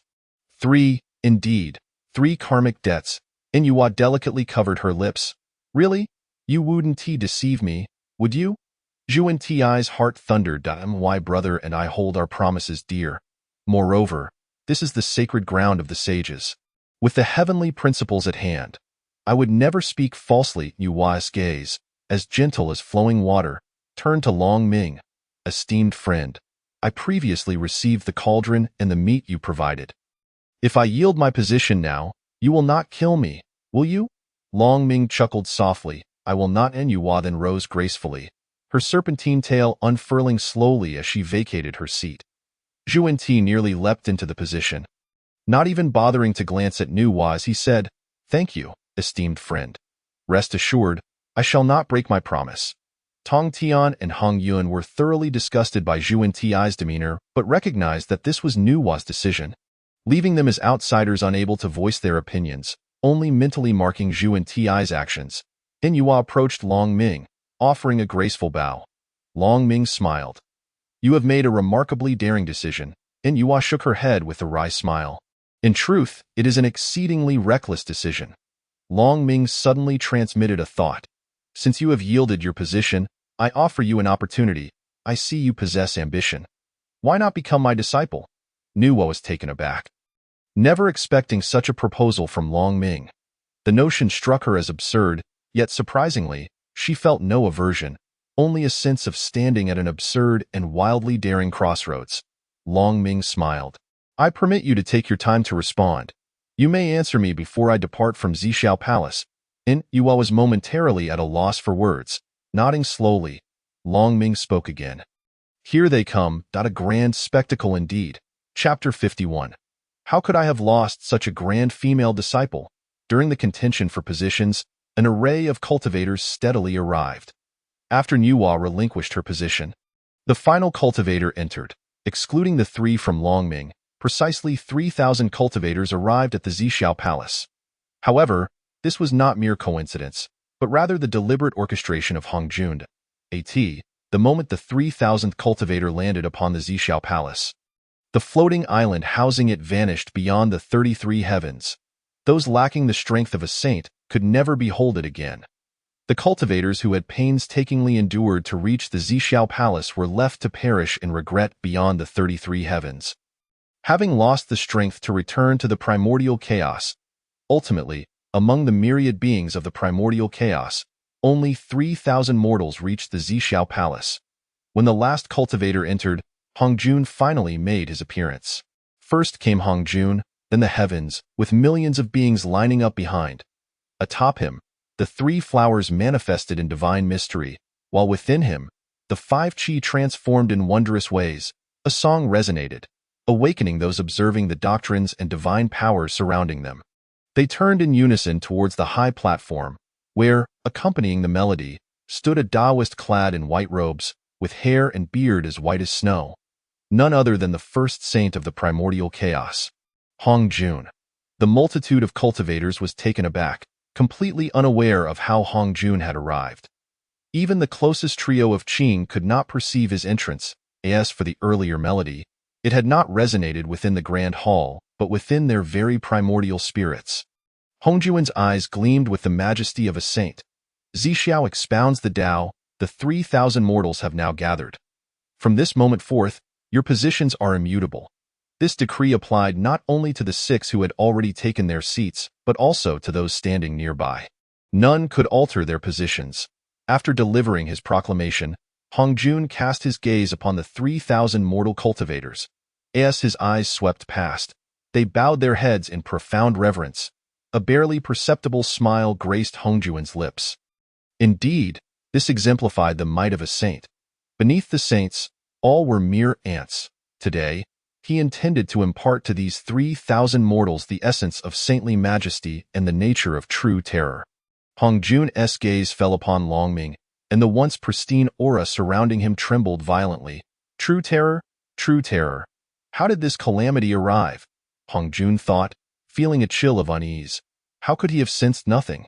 The entire Zhixiao Palace, including the islands beyond, was an extension of his divine consciousness. Even the faintest breeze from the chaos beyond the 33 heavens was palpable to him. Yet here stood Long Ming. And until his gaze landed upon him, Hongjun had been entirely oblivious. Hongjun had always believed that since becoming a saint, he was at least somewhat comparable to Long Ming. However, now, gazing upon Long Ming, he found the depths of his being as unfathomable as before. Even though Long Ming stood before him, Hongjun felt an overwhelming sense of unreality. Yet, he could affirm that Long Ming was undeniably present, more real than he, the saint himself, embodying an existence that transcended all reality. As the fluctuations of Hongjun's aura reverberated, the grand hall emitted an eerie sound. The cultivators, who had bowed their heads in awe, were unable to resist their curiosity and lifted their gazes, only to be met with astonishment. The saint appeared terrified, his face contorted with fear, sweat beading upon his brow, his eyes wide. Following the direction of his gaze, the 3,000 mortal cultivators naturally turned their attention to Long Ming. What was happening? Who was this figure standing there? Among the 3,000 mortals, very few had been born during the Dragon and Phoenix calamity. Most began to sense the world only during the Tao and Demon calamity. And even then, their awareness was limited. Occasionally, a few who had emerged before the Dragon and Phoenix calamity were recluses. After all, during that time, the three innate clans were at their zenith, and one either joined them or hid away. Otherwise, survival to this day would have been impossible. These recluses were largely unaware of Longming's exploits. The primordial chaos was vast.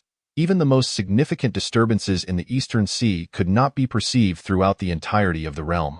With the conclusion of the Dragon and Phoenix calamity, the beasts suffered great losses and retreated westward. The two clans began to isolate themselves, leaving no time to publicize Longming's deeds. As for the Tao and Demon calamity, all witnessing beings in the West perished, becoming part of the Western divine realm. What Longming accomplished remained largely unknown. Apart from exceptional cases like Kuanpeng, those aware of Longming's prowess either did not attend the Zhixiao Palace or were members of the Dragon and Phoenix clans. Among the 3,000 mortal cultivators present, aside from a scant few who had heard of the emergence of the ancestor of the underworld dragon, which ended the Dragon and Phoenix calamity, they knew nothing at all. Consequently, at this moment, the 3,000 mortal cultivators were thoroughly bewildered. The saint feared this companion? What absurdity! This was the saint, the foremost saint of the primordial chaos. How could he fear anyone?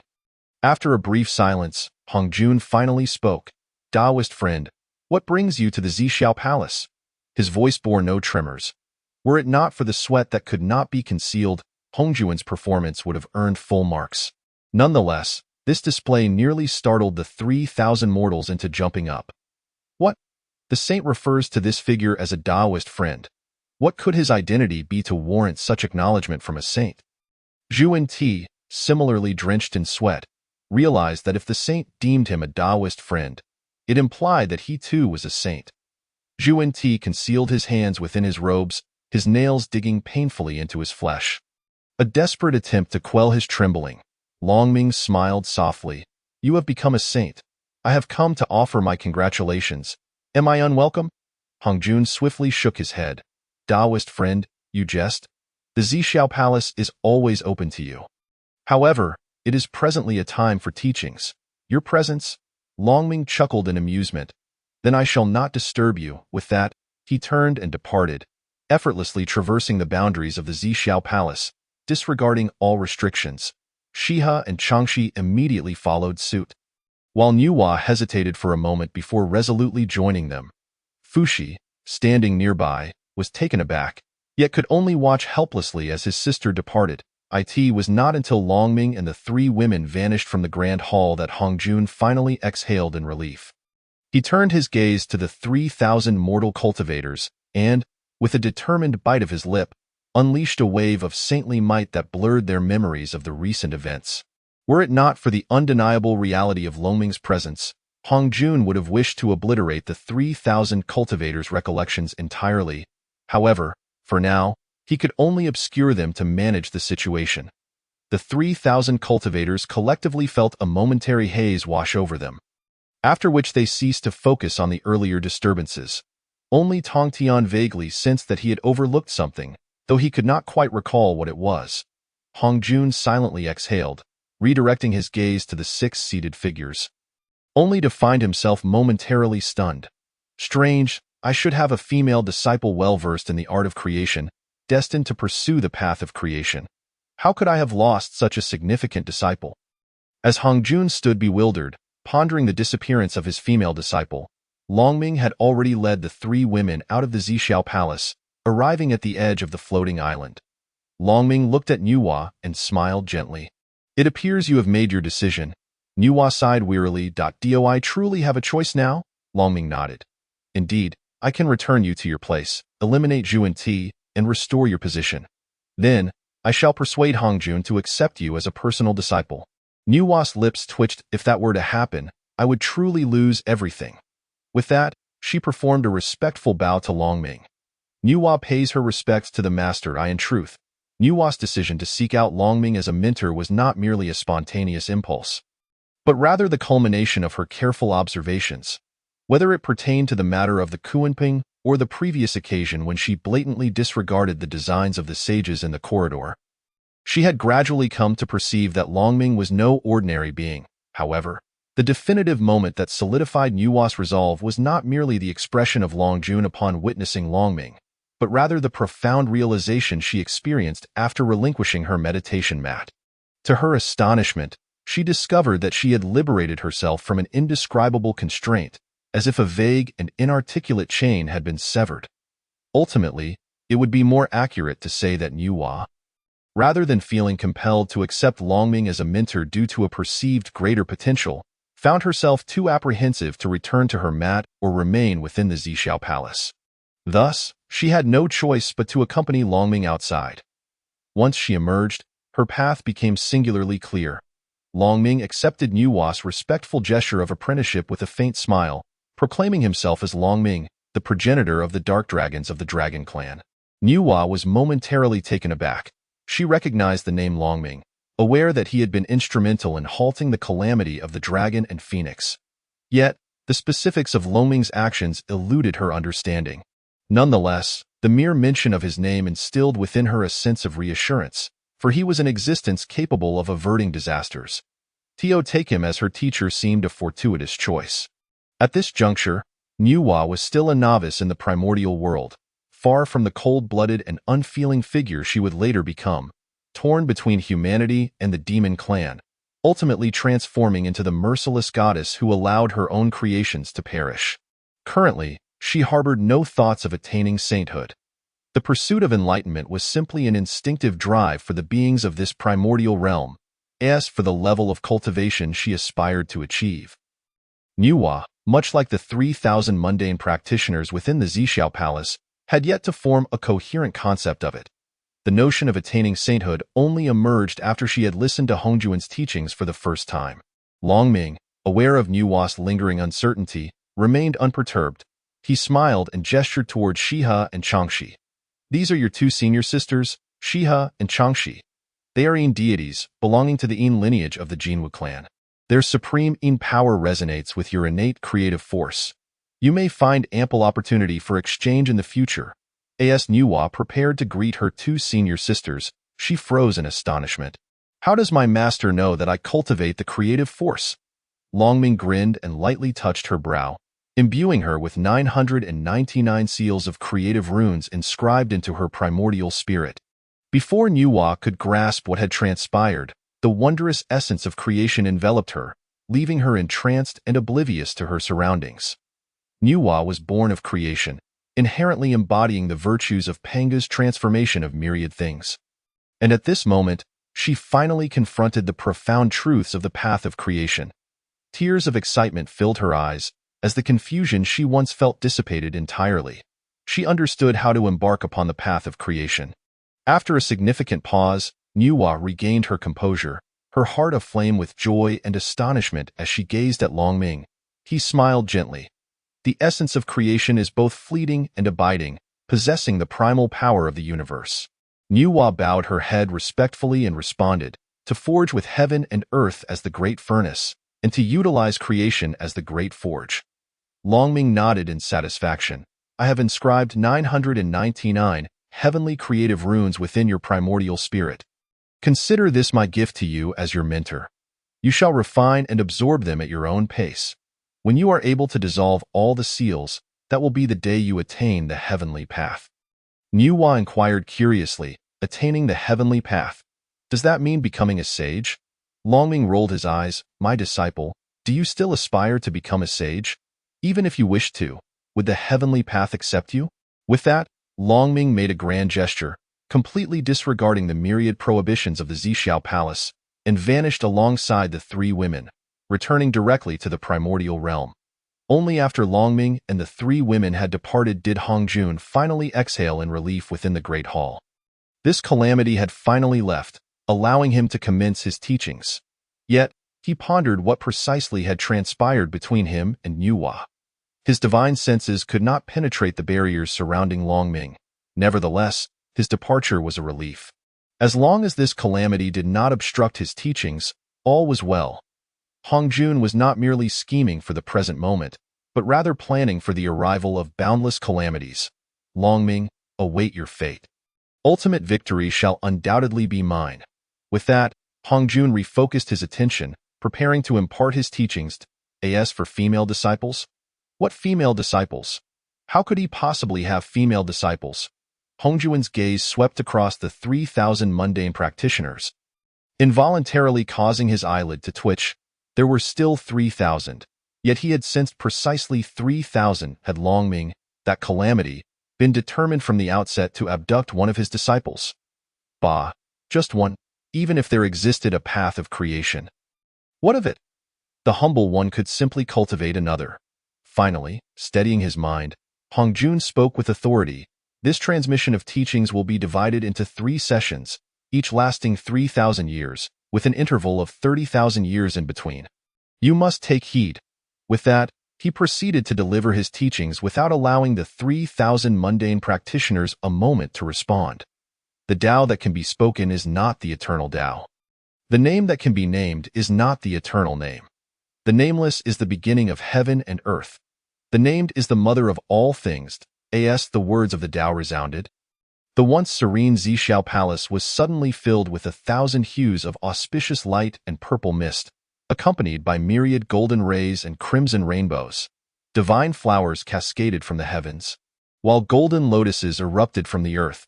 Countless purple energies coalesced at the apex of the hall, forming a vast expanse of purple clouds. These clouds undulated, and thus the cosmic rivers and galaxies manifested in a grand display. With a resounding roar, the practitioners were bathed in the sacred resonance of the teachings, witnessing Hongjun's form ascend to unimaginable heights, as runes dissolved and the essence of the Tao flowed like a tidal wave, cascading down like a primordial deluge, akin to the stars falling from the heavens or the torrents flooding the primordial realm. The 3,000 mundane practitioners were wholly absorbed in this tidal wave of Tao resonance, their thoughts consumed in the moment, with the extent of their absorption and comprehension resting solely upon their own fortunes. Thus, the 3,000 mundane practitioners completely forgot the earlier embarrassment Hongjun had faced in Longming's presence. Only Tongtian and Hongyun retained a faint awareness of the incident, yet even that quickly faded into obscurity. Hongjun was willing to expend great resources to create this wave of Tao resonance for this very purpose. Time passed unnoticed, and eventually, the first 3,000 years of teachings came to a close. Finally, a chime echoed throughout the Zhixiao Palace. The practitioners, immersed in the resonance of the Tao, awakened and turned their gazes towards the imposing figure of Hongjun standing upon the high platform. Hongjun's countenance bore an air of authority. This session of teachings has concluded. Upon your return, reflect upon what you have learned, traverse the world in search of enlightenment, and do not be negligent in 30,000 years. Return to the chaotic Zhixiao Palace to listen again. The 3,000 practitioners bowed deeply, thanking the sage teacher. We are most grateful, sage teacher. Hongjun offered no response, his form vanishing from sight. Chapter 53. Awaiting the 3 pure ones to capture all in a net. Hongjun disappeared before the eyes of the 3,000 mundane practitioners, leaving them momentarily stunned. Then, they rose to their feet. Laozi exchanged a glance with Tongtian. Third brother, we must return and enter seclusion immediately. You are not to venture outside. Tongtian rolled his eyes. Elder brother, there is no need for concern. Such a rare opportunity for enlightenment, how could I ever let it slip away? The words may be spoken thus, yet the eyes of Tongtian flicker with concealed intentions. I shake my head in resignation. Aware of Tongtian's subtle inclinations, yet I choose not to expose them. The other cultivators, too, harbor their own plans and gradually return to the primordial chaos. When they arrived, it was a perilous journey, but having gleaned insights within the Zhixiao Palace, and with Hongjun discreetly offering protection to the 3,000 worldly cultivators, the journey back is serene. In the time that follows, the 3,000 worldly cultivators retreat to their abodes, sealing their 6 senses in meditation, reflecting upon their learnings while deducing the principles of the heavenly Tao. The true significance of this transmission at Zhixiao Palace has been to provide these 3,000 worldly cultivators with direction. Whether the path indicated by Hongjun is indeed one of liberation and enlightenment remains uncertain. Moreover, even assuming Hongjun's motives are entirely selfless, it is likely that no more than a mere 10% of the 3,000 worldly cultivators will genuinely strive for higher realms. Many will ultimately pursue superficial strength, seeking only to fulfill their ambitions within the primordial chaos. This, in fact, elucidates why Hongjun has extended the intervals between his teachings from the originally planned 3,000 years to 30,000 years. According to the celestial order, after the Tao magic tribulation, Hongjun needed a full 560,000 years to attain sainthood, followed thereafter by the transmission at Zhixiao Palace. However, Longming, impatient with the heavenly Tao scrutiny, nudged Hongjun forward, resulting in Hongjun achieving sainthood in less than 10,000 years post the Tao magic tribulation. Were it not for Longming's simultaneous interventions, both directly and indirectly, in motivating the entire assembly of primordial cultivators, the transmission of Hongjun's teachings might have gone unheeded. Now, although the requisite 3,000 worldly cultivators have gathered, their levels fall short of Hongjun's original expectations. Consequently, Hongjun had no choice but to amend his initial plans, allowing the 3,000 worldly cultivators more time for enlightenment. Time in the primordial chaos is not measured. 5,000 years pass in the blink of an eye. Within Kunlun Mountain's Kunlun Palace, the three pure ones awaken almost simultaneously from their meditative states. They exchange knowing glances, accompanied by faint smiles. 5,000 years of contemplating the heavenly Tao have elevated their understanding to a novel level. The mightiest among them, Taiching Laozi, has reached the pinnacle of the great Luo Golden Immortal, with Yuanshi and Tongtian closely following suit. Of the 3 flowers atop their heads, 2 have blossomed, and of the 5 energies within their chests, 3 have been harmonized. A glimmer of divine light flickers in Tongtian's eyes. Eldest brother, since our transformation, we have yet to venture beyond. How about we embark on a journey now? Taiching Laozi, slightly displeased, furrows his brow. Third brother, it has only been 5,000 years, and you are already restless? With such a temperament, how can you cultivate the Tao? Yet Tongtian had long harbored intentions. With a smile, he responds, Eldest brother, my reasoning is sound. Master Hongjun has previously stated that in 30,000 years, we must not only comprehend the Tao and demonstrate it, but also traverse the primordial chaos to broaden our horizons. Otherwise, if we remain oblivious to the outside world, how can we truly grasp the Tao within this realm? Taiching Laozi pauses, contemplating Tongtian's words, sensing their validity. Noticing this shift in Taiching's demeanor, Tongtian seizes the opportunity to press further. Moreover, our Kunlun Mountain is among the most spiritually enriched places in the primordial chaos. Having remained in a separate dimension, free from external disruptions, Kunlun Mountain is now visible in the primordial chaos. Various exotic beasts and spiritual treasures will soon emerge. This mountain is the ancestral domain of the 3 pure ones. If we remain ignorant of what transpires at our doorstep, it would be a source of mockery for all beings. And if others were to seize the treasures and beasts from our own mountain, it would be even more disgraceful. Upon mentioning treasures, Yuanshi is also intrigued. Eldest brother, third brother makes a valid point. Kunlun Mountain is a legacy bestowed upon us by our father, Pangu. While we need not gather every exotic beast and treasure from the mountain, we must at least secure some for ourselves. Taiching Laozi, now fully persuaded, nods in agreement. Very well. Let us explore Kunlun Mountain for a time.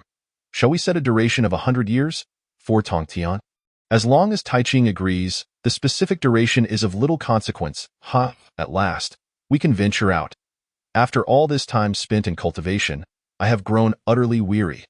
Thus, the 3 pure ones each share a portion of Panga's legacy, each with their own circumstances.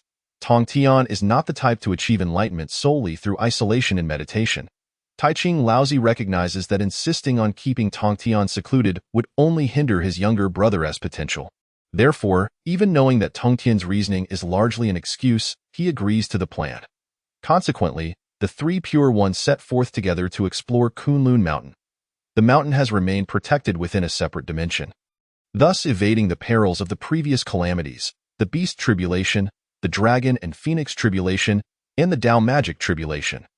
The mountain range extends for 1,000,000 miles, its towering peaks shrouded in ethereal mists and celestial vapors. Spirit beasts frolic and play, while rare flowers bloom in abundance. Rainbows bridge the heavens, and celestial birds dance among the mountains. Purple mists weave through the peaks, and the morning light bathes the blessed lands.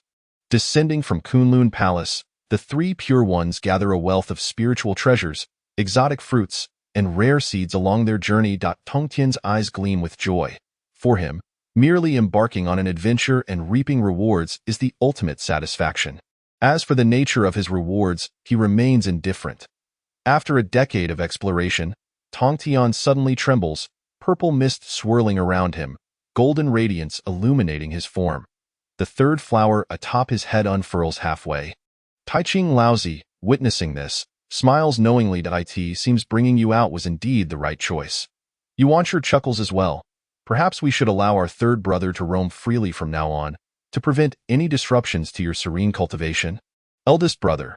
Taiching Laozi does not take Yuanshi's jest to heart, merely smiling in silence.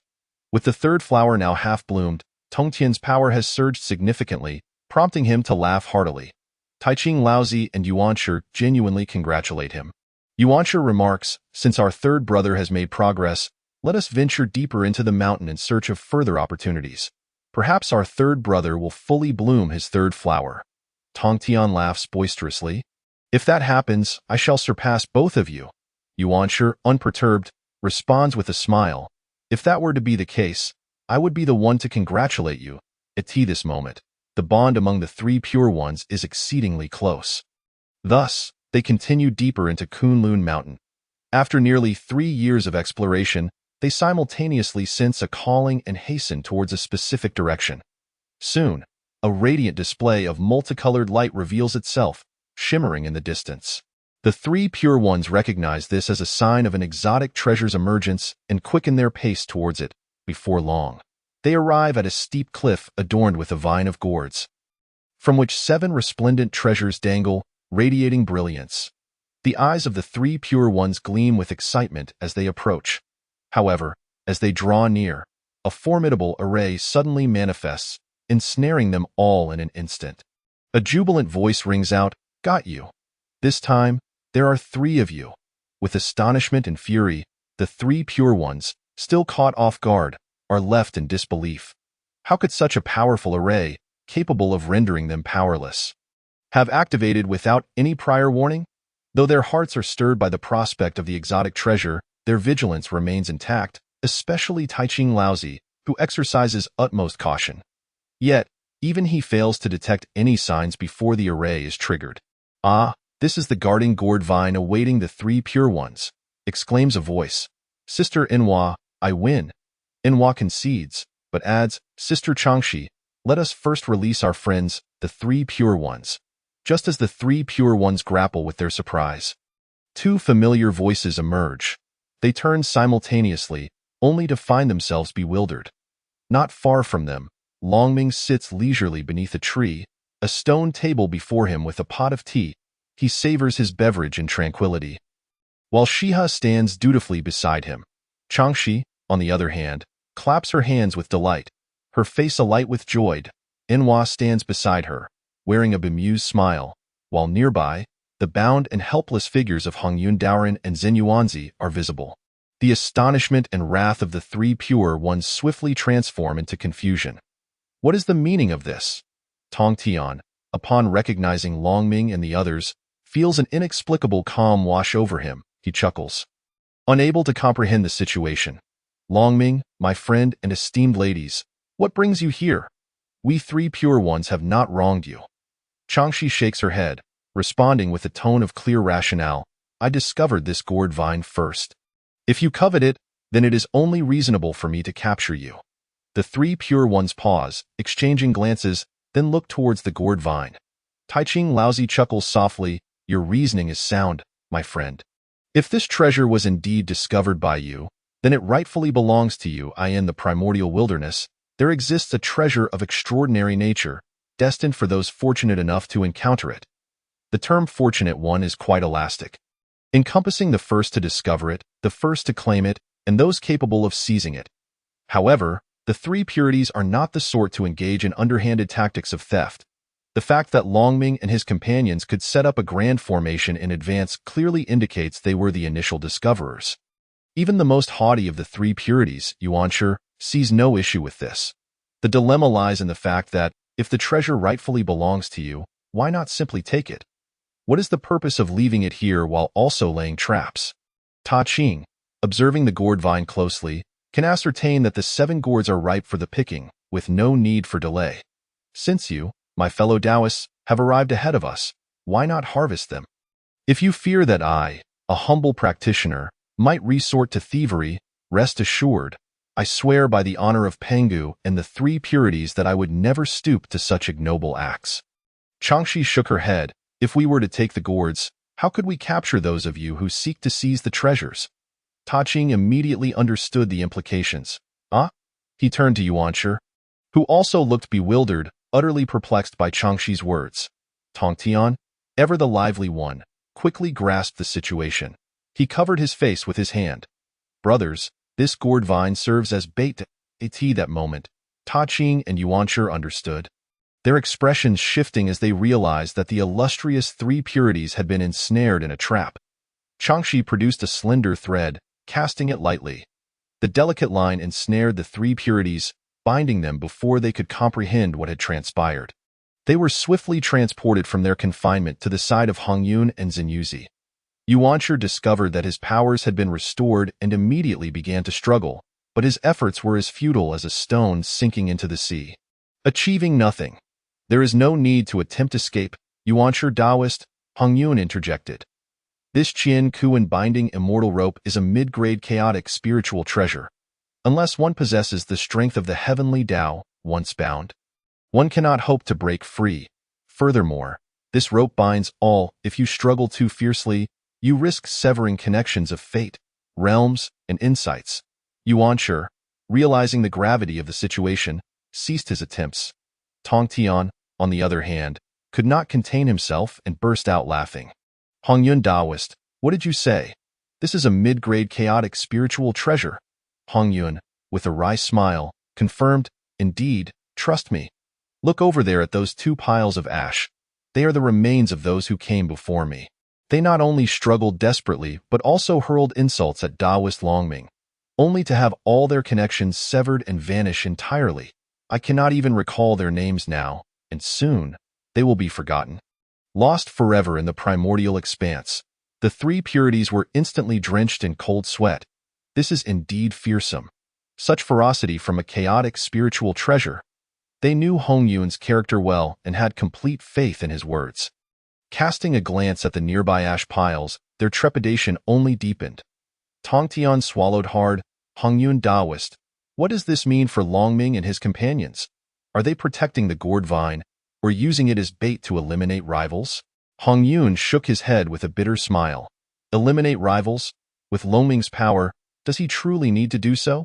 Did you sense anything before being ensnared in that grand formation? The 3 purities shook their heads in unison, their fear mounting. Even the formations of the Zixiao Palace would elicit some awareness, yet they had felt nothing of the grand formation that had just ensnared them. With a sigh, Hongyun remarked, I can only say that they are merely playing a game. The 3 purities were further perplexed at a game. Hongyun nodded. Did you believe that the Qian Kuan binding immortal rope is the only chaotic treasure in Longming's possession? Tong Tian's eyes widened in realization. There is another?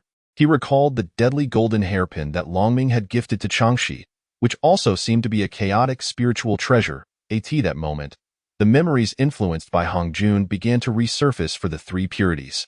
Tong Tian recalled the fearsome hairpin, and in the blink of an eye, a mid-grade chaotic spiritual treasure was conjured. Reflecting on it now, Tong Tian suspected he might have been hallucinating. Hongyun rolled his eyes. I am not referring to that item. Brothers, take a close look at the 3 fairies. Each possesses at least 2 chaotic spiritual treasures. Moreover, the tea set that Longming is using is also a chaotic treasure. With a thud, Yuanshi collapsed to the ground, struggling to lift his head to gaze at the 7 gourds adorned with vibrant hues on the vine. Suddenly, their allure diminished.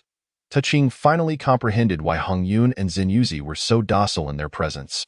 Showing no inclination to resist it was not merely the ferocity of the Qian Kuan binding immortal rope, but the overwhelming realization of their predicament.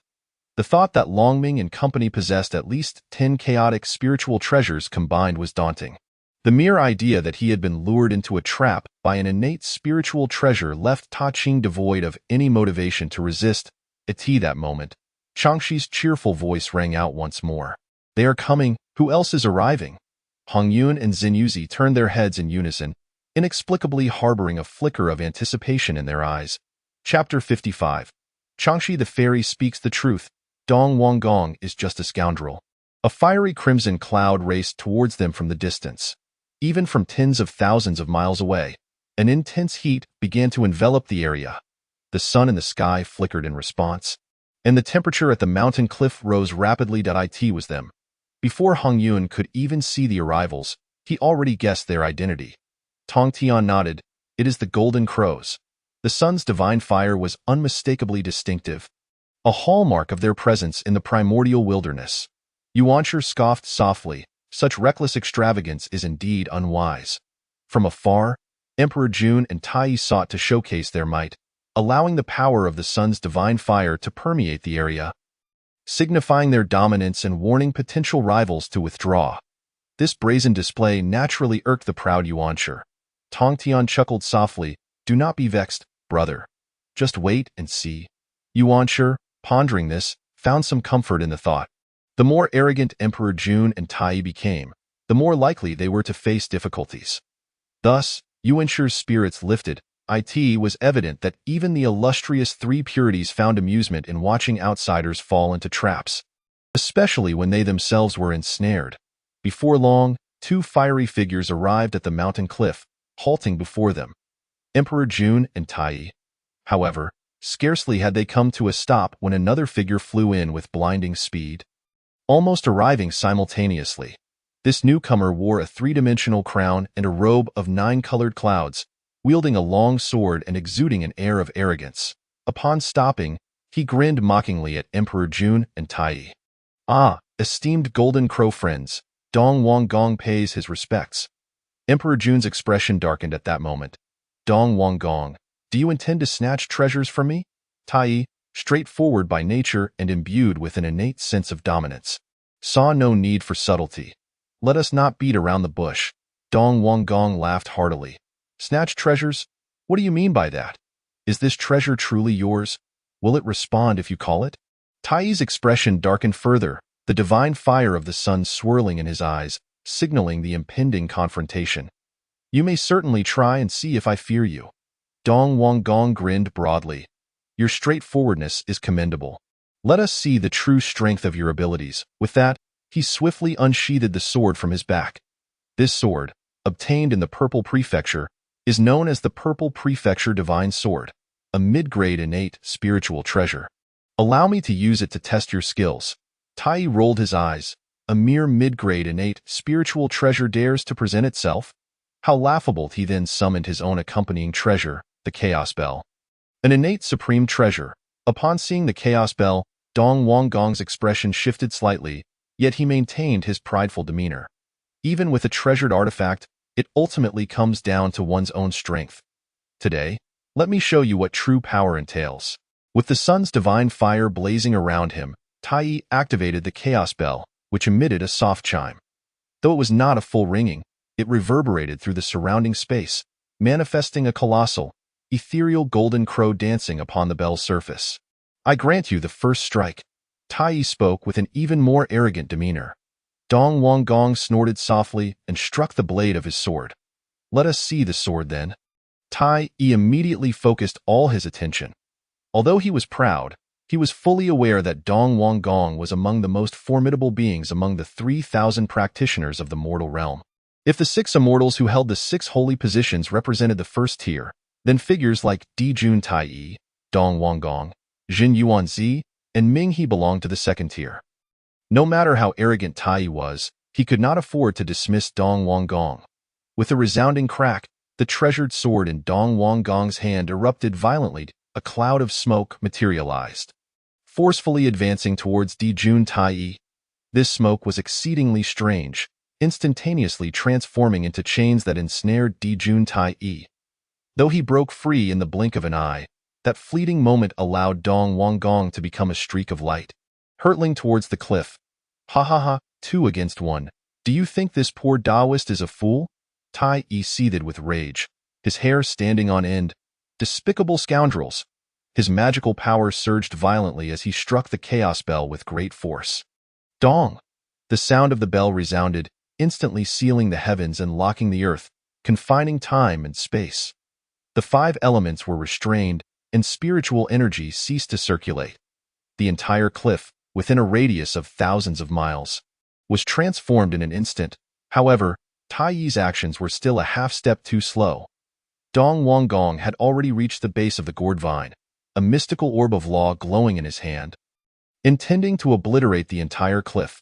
Ha ha ha, Dijun Tai Yi, thank you for the gift. I shall express my gratitude later. Bang.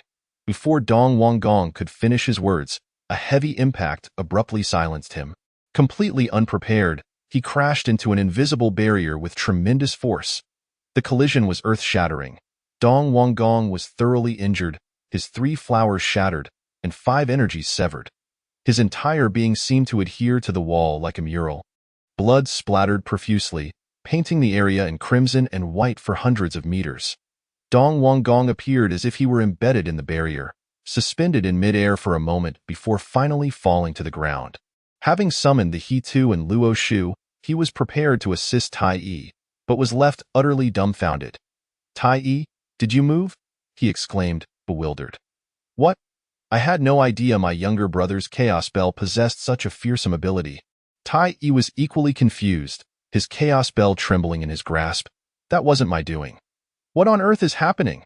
The hidden Chong she was laughing uncontrollably in Nu Wa's embrace. Sister Nu Wa? Did you see that? Dong Wanggong crashed quite spectacularly. Nu Wa bit her red lip, struggling to suppress her laughter, her jade shoulders shaking with effort. Chang Shi, while clutching her stomach, looked up at Long Ming. Master, this formation is incredibly amusing, I have decided. I will not follow my sister's path of the yin and yang, but instead, I shall pursue the path of formations. Long Ming set down his teacup and raised an eyebrow with a smile. Once you've made your decision, there can be no turning back. If you decide and later cannot continue, I will be quite displeased. Changshi immediately straightened in her seat. Master, I have decided. I will not change my mind. The path of formations is far too interesting. Long Ming nodded, lifting his hand to inscribe 3 heavenly runes of the path of formations in midair, which he then pressed onto Changshi's forehead. Take your time to comprehend. The path of formations differs from Nu Wa's path of creation and is even more distinct from Shihie's path of the yin and yang. Should you stray even slightly, it will not merely result in stagnation but rather backlash upon yourself. You must be diligent in your understanding. Changshi nodded vigorously. Disciple understands and will not disappoint Master's teachings. The 3 pure ones, along with the 5 immortals, were left utterly astonished. Yuan Shi turned to Tong Tian. Third brother, you are the most proficient among us in formations. Did you notice the changes in the formation just now? Tong Tian twitched his mouth. Heh, was that truly a formation? A formation comprised of 99 heavenly runes? Is that really a formation? The strongest formation in the Purple Cloud Palace only has 9 heavenly runes. At this moment, Shi furrowed her brows. Dong Wanggong wouldn't be dead, would he? Changshi snorted lightly. If he dies, so be it. He is truly cunning. He promised a contest but resorted to deceit. Moreover, he had clearly intended to destroy the cliff, evidently planning to obliterate everything so that he could not take anything away. How utterly despicable. This is someone else's home. The 3 pure ones nodded in agreement. Fairy Chang Shi speaks the truth. Dong Wanggong is indeed a scoundrel. Chapter 56. Tong Tian's worldview shattered. His Dao heart shaken, Dong Wanggong nearly brought about his own demise. With his 3 flowers shattered and 5 energies severed, his primordial spirit trembled and true essence wavered. Were it not for his slight reduction in speed when attempting to retract the gourd vine, he might have truly met his end. After the absurdity, Tong Tian stared wide-eyed at the barrier, which could only be seen from their current position. After a long while, he let out an exclamation of admiration. Silent before activation, formless after activation, ever-changing, free and unfettered. This formation, I am but a fraction of its equal. Tai Ching and Yuan Shi simultaneously displayed expressions of shock. They were acutely aware that Tong Tian was the most adept among the three in formations. If third brother thinks so, then what level is this seemingly mundane formation? Yuan Shi could not help but exclaim in astonishment. What level is this formation? Chang Shi, having overheard their conversation, turned her head. It is of the heavenly Tao level. You are all within the formation, yet cannot see the heavenly runes above. Yuan Shi twitched his mouth. Even with his exceedingly proud nature, he could not help but shake his head in disbelief. Heavenly Tao level? But the heavenly Tao formations in the Purple Cloud Palace are not like this. The highest level heavenly Tao formations there only consist of a few heavenly runes. Yuan Shi glanced around at the grand formation. There were not many runes, merely 32. But they were all heavenly Tao runes. Despite his efforts, Yuan Shi could only recognize 7 of them. Were it not for the overwhelmingly evident heavenly aura, he would not have dared to believe those were heavenly Tao runes. Upon seeing these heavenly Tao runes, Yuan Shi finally grasped a realization. What? Are there truly this many heavenly Tao runes? I had thought there were only a few dozen. The 3 pure ones were unaware that the term heavenly Tao level is actually a rather broad definition. As long as there are more than 3 heavenly Tao runes in the core, it can be classified as a heavenly Tao level formation. Only when one's mastery of the path of formations reaches the level of chaos can it be referred to as a chaotic formation. Ah, they have finally moved. I thought they would run away in fright. At that moment, Changshi pointed at the outside, her eyes sparkling.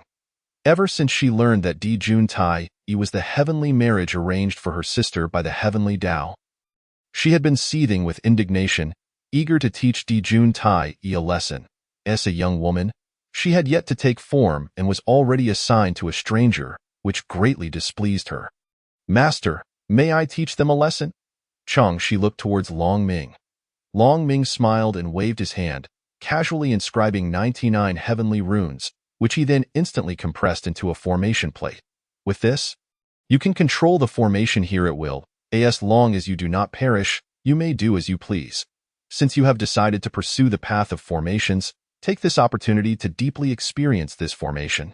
When we return to the Eastern Sea, I will test your understanding. Changshi accepted the formation plate, her eyes crescent-shaped with delight. Understood. The 3 pure ones and the 5 immortals exchanged glances, their scalps tingling from Long Ming's earlier display. Tong Tian swallowed hard. Elder brother, did you know that heavenly Tao runes could be controlled in such a manner? Tai Ching twitched his mouth. I never even imagined such a possibility. That heavenly Tao runes could be compressed and transformed. Yuan Shi added, utterly astonished. Moreover, how did Tao friend Long Ming manage to manifest the heavenly Tao runes into a physical form? This is simply incredible. What are runes? Exhibiting the symbols of the Tao, postnatal runes, prenatal runes, and the runes of heavenly principles, layer upon layer, gradually unfolding. Although their powers vastly differ, they bear only a resemblance to one another, devoid of any hierarchical relationship. This embodies the essence of the Tao, which remains eternal and unchanging. The so-called realms and distinctions of superiority are merely perspectives observed from varying heights and angles. This should indeed represent the truth. Beneath this truth, runes serve as symbols expressing the Tao, capable of being inscribed, combined, and then manifested in the form of a magical array. Moreover, they can compress, transform, and even materialize, a concept beyond the comprehension of the 3 purities and the 5 immortals. Tong Tian craned his neck, eager to glimpse the array disc held by Changshi, curious about its nature. If only he could touch it, to experiment with its functionalities, he would be willing to exchange all his accumulated experiences since traversing the Kunlun Mountains. Of course, this was merely a fleeting thought. He felt embarrassed even to present his meager gains. Let us begin, murmured Zenyuzi. The attention of the 5 immortals simultaneously converged upon the array disc in Changshi's grasp. Eager to discern any changes it might undergo under her control. The realm of our friend Longming is difficult to fathom, yet the realm of Changshi is one we can perceive. Perhaps we may glean some insights? Outside the grand formation, Emperor Jun and Tai hesitated momentarily before deciding to approach and discern the situation surrounding Dongwangong. More importantly, they sought to understand the nature of the barrier that nearly resulted in Dongwangong's demise. However, just as they advanced, the barrier re-emerged, radiating a vibrant essence of Imu. The green luminescence cascaded like a waterfall, and in the blink of an eye, the severely weakened Dongwangong sprang to his feet. Tong Tian, within the formation, let out a sharp cry. Imu vitality! Such formidable Imu vitality! What is this formation? Tong Tian, astonished, gazed down to find no alteration in the formation beneath him. Yet, paradoxically, the array exuded the life force of Imu. Tong Tian was on the verge of madness. Despite the myriad transformations of array formations, their essence should remain constant. However, now, while the core remained unchanged, the formation's effects had shifted dramatically. Tong Tian, who had long been enamored with combat and formations, found this array to be entirely beyond his imagination, shattering his previous understanding of formations and runes with overwhelming force. With reddened eyes, he rose determinedly, intent on observing Changshi's maneuvers. But as he stood, the Chinkuan Kunsuo erupted in a shower of golden sparks. These sparks were but a mere scattering, faint as dust, yet they caused Tong Tian to scream in agony and fall. Taiching Laozu and Yuanshi were taken aback, attempting to catch Tong Tian, but he was firmly bound, arriving too late. Tong Tian crashed heavily to the ground, yet he paid no heed to his disheveled state, rolling over to gaze at Changshi. "Dao friend, how have you accomplished this? How is it possible for the formation to change so dramatically?" Changshi turned her head, her eyes widening in surprise at the sight of Tong Tian, whose face was flushed and hair a chaotic mess. An expression of utter bewilderment, an indication of a trembling Dao heart. Should he fail to overcome this trial, Tong Tian's Dao heart would shatter, and he could perish on the spot. Chapter 57. Tai, if we suffer some losses, what if we only take 4 out of the 7 gourds? Changshi, with a kind heart, sighed softly. The way of the array is to empty its bones while solidifying its skin, thus responding to the myriad changes with constancy. Since the Tao can manifest in countless forms, why should runes not follow suit? The formations constituted by runes, why cannot they also embody myriad variations? Tong Tian remained perplexed, pondering how the core of the formation, remaining unchanged, could still lead to such transformations. Changshi countered with a shake of her head. When has the core of a formation ever been the runes? The true essence of a formation has always been the one who arranges it. Her words struck Tong Tian like divine thunder, piercing through his consciousness. Yet amidst the dissipating fog, a final wisp of mist lingered. Dare I ask, how then do we explain those natural formations? To say nothing of the Kunlun Mountains, which were once shielded by formations, isolated from the chaos. Changshi chuckled softly. Then I must ask, do these natural formations exist in the absence of a discoverer? Or, when there is no discoverer or entrant? Are these natural formations, or are they the Tao? Tong Tian trembled, the chaos and confusion on his face transforming into clarity. A ray of precious light emanated from his crown, manifesting as pure, transcendent energy. Evolving into the essence of the Tao, flowing beside him in an instant, he was enveloped in its brilliance. Taiching Laozu and Yuanshi stared in astonishment. "Third brother, has he attained enlightenment?" Yuanshi shook his head vigorously, nearly convinced he was dreaming, then could not help but laugh heartily. The enlightenment of his third brother was a significant fortune. Such realizations were coveted by every cultivator. A moment of clarity could alter a lifetime. However, just as Yuanshi was about to burst into laughter, he suddenly regained his composure, biting his tongue to stifle any sound. To disturb his third brother at such a crucial moment would be a grave offense. Yuanshi glanced at Taiching Laozu, whose eyes sparkled with joy. Even Hong Yun and Zhen Yuzi beside them wore expressions of congratulations. They were all fellow disciples, now united as companions in misfortune, devoid of envy. Moreover, the dialogue between Changshi and Tong Tian had greatly enlightened the 4 of them. Although they had not yet reached the stage of enlightenment, they had nonetheless reaped considerable rewards. Observing this, Changshi smiled gently, and with a thought, a barrier arose around Tong Tian, isolating him to prevent any disturbances during his moment of enlightenment. Taiching Laozu gratefully nodded towards Changshi. "Thank you, Tao friend Changshi. This cause and effect shall not be forgotten by the 3 purities." Changshi replied with a playful smile. These are teachings from my master. You may return this cause and effect to him in the future. As she spoke, she waved her hand, directing her gaze beyond the array. At this moment, Dong Wanggong had already risen to a seated position. After a brief moment of confusion, he suddenly leapt to his feet. Emperor Jun, Tai, how dare you lay such treacherous traps to ambush me here? We are both members of the Zixiao Palace. Today's events shall be remembered, and I will repay this debt in the future. His words came swiftly and vehemently. After speaking, without a moment's hesitation, he executed a teleportation technique and fled. Emperor Jun, despite considering himself well-versed in the world, was momentarily rendered speechless. Only after Dong Wanggong had distanced himself did Tai finally react. I have never encountered such shameless individuals. Brother, let us eliminate this Dong Wanggong. I know where his Zizhou mansion lies. As he spoke, he prepared to pursue, yet in his rage, he momentarily forgot about the gourds. However, Emperor Jun seized him firmly. Tai, calm yourself.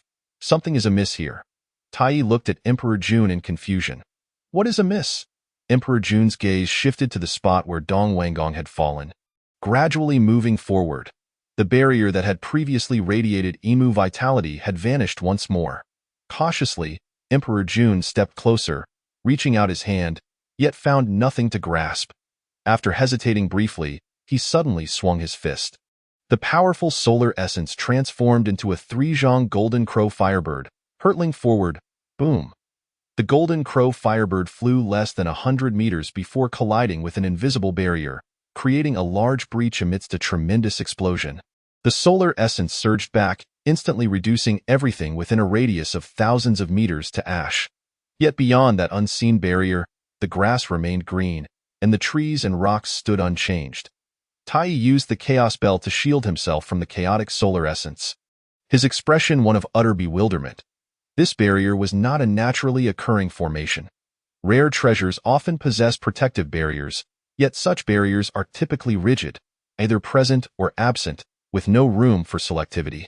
More importantly, no barrier guarding a rare treasure would also heal the target that intrudes. Emperor Jun raised his hand to perform a ceremonial bow. Which esteemed Dao friend graces this place? I, Emperor Jun, have come seeking treasures, yet I was unaware that this rare treasure already had its destined owner. I hope the esteemed Dao friend can forgive my intrusion. Yet no response greeted Emperor Jun's words. Had he and Tai advanced a few more steps, they would have met the same fate as the three purities, becoming ensnared by the Grand Array. However, after the incident with Dong Wanggong, Emperor Jun and Tai dared not approach any further. Changxi, within the array, waved her hand in frustration. How infuriating! Why do they not advance? Just a mere 100 meters remains. Once I cover this distance, I shall be able to deal with them. After all, this grand formation was not set by Changxi. She can manipulate the array while using the array disk, yet she is unable to shift the formation itself. This 100-meter gap leaves Changxi with no options. Observing that Dijuan Tai has no intention of advancing, Changxi raises an elegant brow, a final plan forming in her mind. She whispers to Nuwa, who blinks in mild resignation. Senior sister, must we truly go this far? Changxi places her hands on her hips. These two rascals are utterly detestable. They must be taught a lesson. Dear junior sister, do help me out, won't you? Nuwa glances at Longming, who appears to be in a state of feigned slumber, while Shiha fans herself nearby. With a resigned sigh, Nuwa finally acquiesces. Very well with that, she soars toward the cliff, and in perfect timing, Changxi adjusts the formation to enhance Nuwa's concealment. In the next instant, Dijuan Tai is startled to see Nuwa unexpectedly appear on the cliff. Plucking the 7 gourds, Tai's eyes widen in recognition. She is the sister of his companion, Fushi.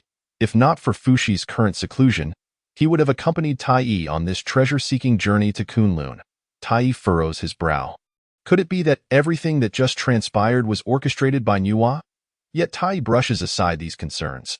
Regardless of her involvement, since her elder brother is sworn to us, she is considered our sister as well. He promptly calls out, Sister Nuwa, wait a moment. Nuwa halts and turns, feigning surprise at seeing Dijuan Tai. Oh, it is you, esteemed Dao friends. What brings you to summon me? Tai beams with a smile. Sister Nuwa, let us share in the fortune. How about you divide the gourds with me and my elder brother? Tai's straightforward nature leaves no room for niceties. He directly requests half. Nuwa chuckles softly, 7 gourds. How can one divide them in half? Tai slaps his thigh. Simple. My elder brother and I shall count as your brothers, so we shall take 4, and you alone shall keep 3. How does that sound? Chapter 58. I have never encountered such brazen shamelessness. Nuwa, possessing a kind temperament, can still become incensed. Tai's words provoke her to the point of incredulous laughter. Dear Tai, your logic is quite amusing. You wish to take 4 of the 7 gourds for yourselves and leave me with 3. Yet you still claim I am the one taking advantage. Tai appears utterly convinced of his reasoning. It is only natural and my elder brother and I take 2, while you take 3, if that's not us being at a disadvantage. Then what is? Nuwa raises an elegant brow at so. Must I express my gratitude to the 2 of you for your generosity? Tai smiles arrogantly, in no need for thanks. After all, Fushi is bound by brotherhood to us. How about this, he suggests, Sister Nuwa, you may choose 3 from the 7 gourds, and the remaining 4 shall belong to my brother and me. How does that sound? Tai believes his proposition grants Nuwa the respect she deserves. Convinced she would have no reason to refuse. Were it not for Fushi's connection, Tai would never allow Nuwa to benefit at their expense. However, from Nuwa's perspective, Tai's demeanor is laughably shameless. If one wishes to obtain treasures, they should do so through merit, not through pretentious generosity that merely adds to the farce. Nuwa's delicate features grow frosty. Dear Tai, I propose a more equitable distribution. Tai raises an eyebrow. Oh, pray tell. Suddenly, Nuwa turns, her powers swirling as she gathers all 7 gourds and their vines into her possession. I shall take all 7 gourds, and out of respect for my elder brother Fushi, I will graciously allow you to observe. Tai's expression shifts dramatically. Nuwa, your actions will leave everyone in a difficult position. You would put Fushi in an awkward spot. Nuwa chuckles lightly. If my elder brother finds this troublesome, then such a brother is better off discarded. How absurd! A brother who witnesses his sister being bullied and yet chooses to side with her oppressors. What use is such a brother? At that moment, Dijuan finally speaks up. Dear Nuwa, treasures of this nature are meant for those fated to possess them. If one lacks the fortune to claim such treasures alone, they risk facing dire consequences. Nuwa scoffs dismissively. Are you threatening me, Tai? Dijuan's eyes blaze with the intensity of solar essence, the atmosphere around him thickening with radiant heat. This is not a threat, but a fact. When treasures of this kind emerge, they are destined for the worthy. Do you truly believe you can claim them all for yourself? Dijuan Tai embodies a born leader. And this is no longer merely a contest for treasures. It is a matter of pride. A natural-born ruler cannot simply be dismissed by a mere woman's words. Moreover, Nuwa had forsaken the teachings of Zhixiao Palace. In the minds of Dijuan and Tai, Nuwa is merely a weakling, uncertain in her pursuit of enlightenment. Were it not for her connection to Fushi, they would hardly consider engaging with her at all. In their eyes, granting her 3 out of 7 gourds is already an act of immense generosity. Even offering her just 1 would be magnanimous. Yet now, Nuwa dares to refuse Tai's offer and seeks to claim all 7 gourds. This is an affront that Dijuan Tai cannot abide. In front of Dijuan Tai, Nuwa gathers the gourds and vines, and then smiles brightly. I believe this is acceptable. The solar essence in Tai's eyes transforms into blinding flames. Then it seems we must teach you a lesson on propriety on behalf of Fushi. Fear not. We shall not take your life, but you will learn what it means to respect the rules. Dijuan speaks with pride, his entire being ablaze with solar essence. Tai crosses his arms defiantly, the chaos bell raised before him, leaping into the air. Out of respect for Fushi, I shall permit you to make the first move. Within the grand formation, Changshi suddenly turns to Taiji Laozu and Yuanshi. Did you not just claim that you owe me a favor? Taiji Laozu and Yuanshi, unsure of Changshi's intent, nod without hesitation. Changshi gestures with a delicate hand. And the Qingkuan binding rope falls from Taiji Laozu and Yuanshi to go out there and deal with those 2 rascals. Consider it a repayment of your debt. Taiji Laozu is taken aback. Why do you not confront them yourself? He is not shirking responsibility. He simply cannot comprehend the situation. He had witnessed Changxi attempt to rush out several times, only to restrain herself as if bound by some taboo. Changxi shrugs, I fear I might lose control and accidentally kill those two rascals. Surely you can manage to restrain yourselves? As she speaks, Changxi produces two treasures, a feather duster and a jade lotus. Help me deal with those rascals, and I shall lend you these two treasures.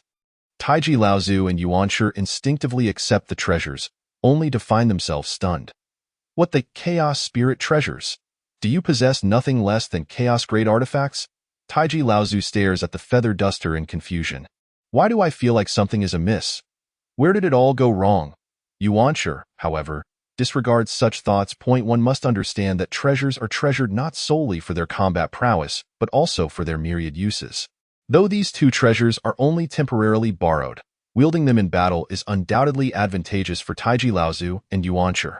Furthermore, Yuanshi has always looked down upon Dijuan Tai. His reasoning is simple. The Sanqing were easily subdued by Longming. And now, as Dijuan Tai bullies Nuwa, it is akin to slapping the Sanqing's face. Such an affront is intolerable for the prideful Yuanshi. Elder brother, do not overthink this. The debt must be repaid. And I quite enjoy this manner of repayment. With that, Yuanshi strides confidently out. Taiji Laozu understands his brother's mindset well enough. With a wry smile, he bows to Changxi and follows suit. Yuanshi strides purposefully out of the grand formation. The jade lotus radiating a dazzling three-colored brilliance. I have never encountered such shamelessness before. Today, I shall witness who dares to lay a hand on our esteemed Nuwa in my presence. Dijun and Tai were fully prepared to confront Nuwa's impending assault. However, unexpectedly, a figure emerged below. Yuanshi, Dijun's brows furrowed in discontent. Yuqing Yuanshi, what brings you here? Yuanshi merely scoffed, dismissing Dijun's inquiry with disdain, and instead pointed his finger like a sword at Tai. I must say, your chaos bell is quite impressive, as we are all gathered in the Zhixiao Palace to seek wisdom. I shall let this matter slide today. You may relinquish your chaos bell to me, and in return, I will bestow upon you this treasured item. With that, Yuanshi produced a 1,000-year-old vermilion fruit, raising it high above his head, exuding an air of condescension as if granting Tai a favor. Nuwa couldn't help but chuckle at the absurdity of the situation. Chapter 59. Yuanshi, you truly possess a remarkable talent for inciting enmity. Dijun and Tai stared in disbelief at Yuanshi's sudden arrival.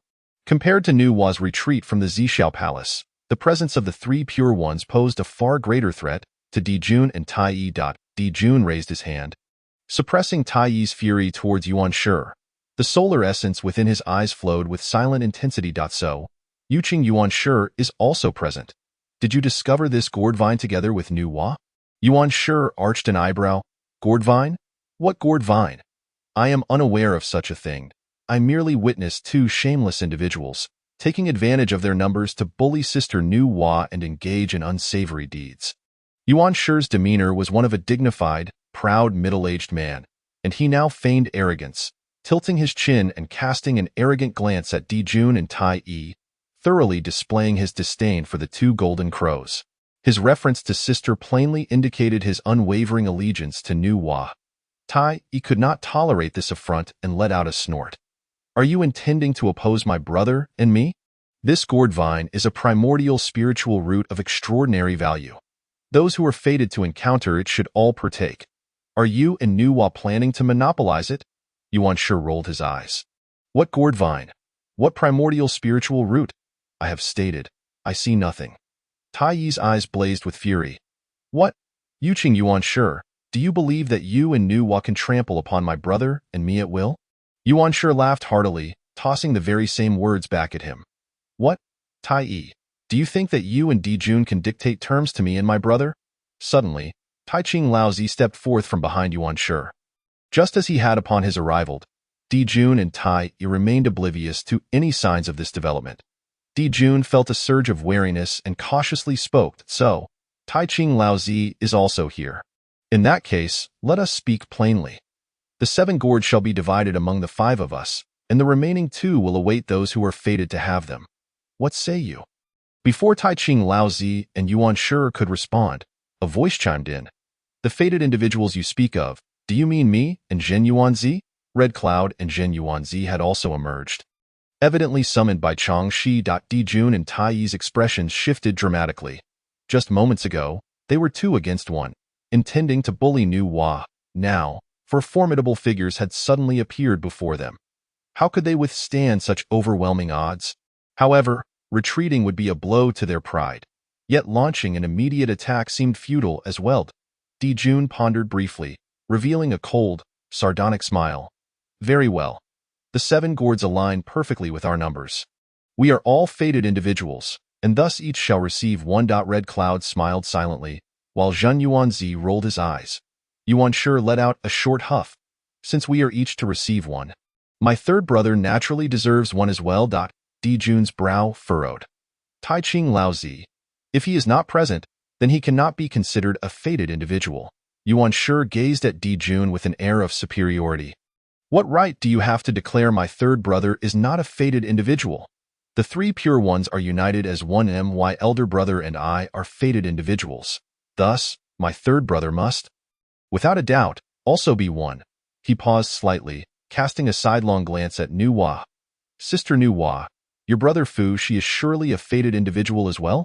Nu Hua smiled gently. My elder brother, despite his shortcomings, should indeed be a fated individual, as my esteemed senior brother suggests. Yuan Shi laughed heartily, casting a disdainful glance at Dijun and Tai Yi. Appears that this gourd is no longer your concern. Tai Yi's fury ignited.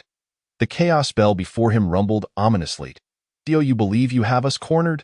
Yuan Shi shot a glance at Tai Yi from the corner of his eye, exuding an air of utter disregard for further conversation.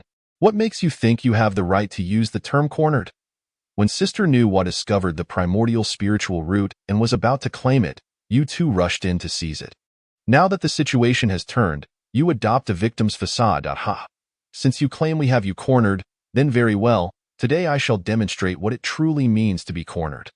Yuan Shi raised the jade lotus in his hand, leaving the chaos bell behind. Otherwise, you shall discover today what it truly means to be cornered. Sister Nu Hua and junior brother Red Cloud still possess 2 great cauldrons, do they not? This evidently recalled the earlier incident where the Kuanpeng was stewed in a great cauldron.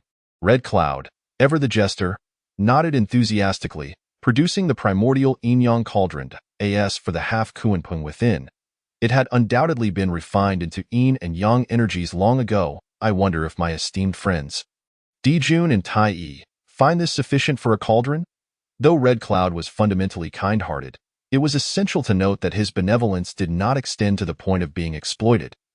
Especially in a lawless era such as this, given Red Cloud's current prowess, a lack of boundaries in his kindness would have surely led to his demise long ago. He would not have previously aligned with Long Ming to refuse a seat in the Zixiao Palace. In truth, they all understood that Chang Shi had no intention of eliminating Dijun and Tai Yi. Thus, they need not fear the consequences of truly harming them. At present, they were merely venting their frustrations on Dijun and Tai Yi. Repaying a debt of karma? Why not indulge? It was precisely for this reason that Red Cloud was eager to assist Yuan Shi. Dijun and Tai Yi were not known for their temperance. And having been provoked to this extent, how could they possibly restrain themselves? Tai Yi let out a triumphant laugh. Very well, today, my brother and I shall witness just what qualifications you possess to seize my chaos bell.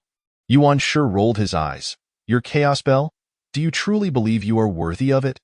The chaos bell is a divine treasure born alongside the Pangu Father God, transformed from the heavenly acts of creation. It is the legacy of the Pangu Father God. We, the 3 pure ones of Pangu, are the rightful heirs to it. This chaos bell has always belonged to us. Tai Yi was genuinely infuriated. He promptly struck the chaos bell with his palm. Amidst the resounding clang, the solar essence surged forth alongside the bell's toll, hurtling toward Yuan Shi. Yuan Shi raised the jade lotus above his head, which instantly blossomed into countless threads of jade light, filling the air with a delightful fragrance. The jade lotus shielded him, rendering him impervious to all harm. The first strike of the chaos bell, before the lotus, was utterly ineffective, akin to a drop in the ocean, failing to stir even the slightest ripple.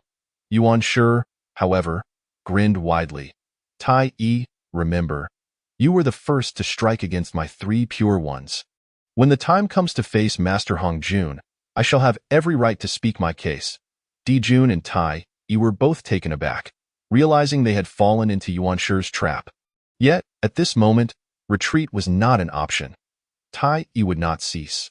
He could not afford to let his sword into the air, unleashing his full power in preparation for a decisive strike.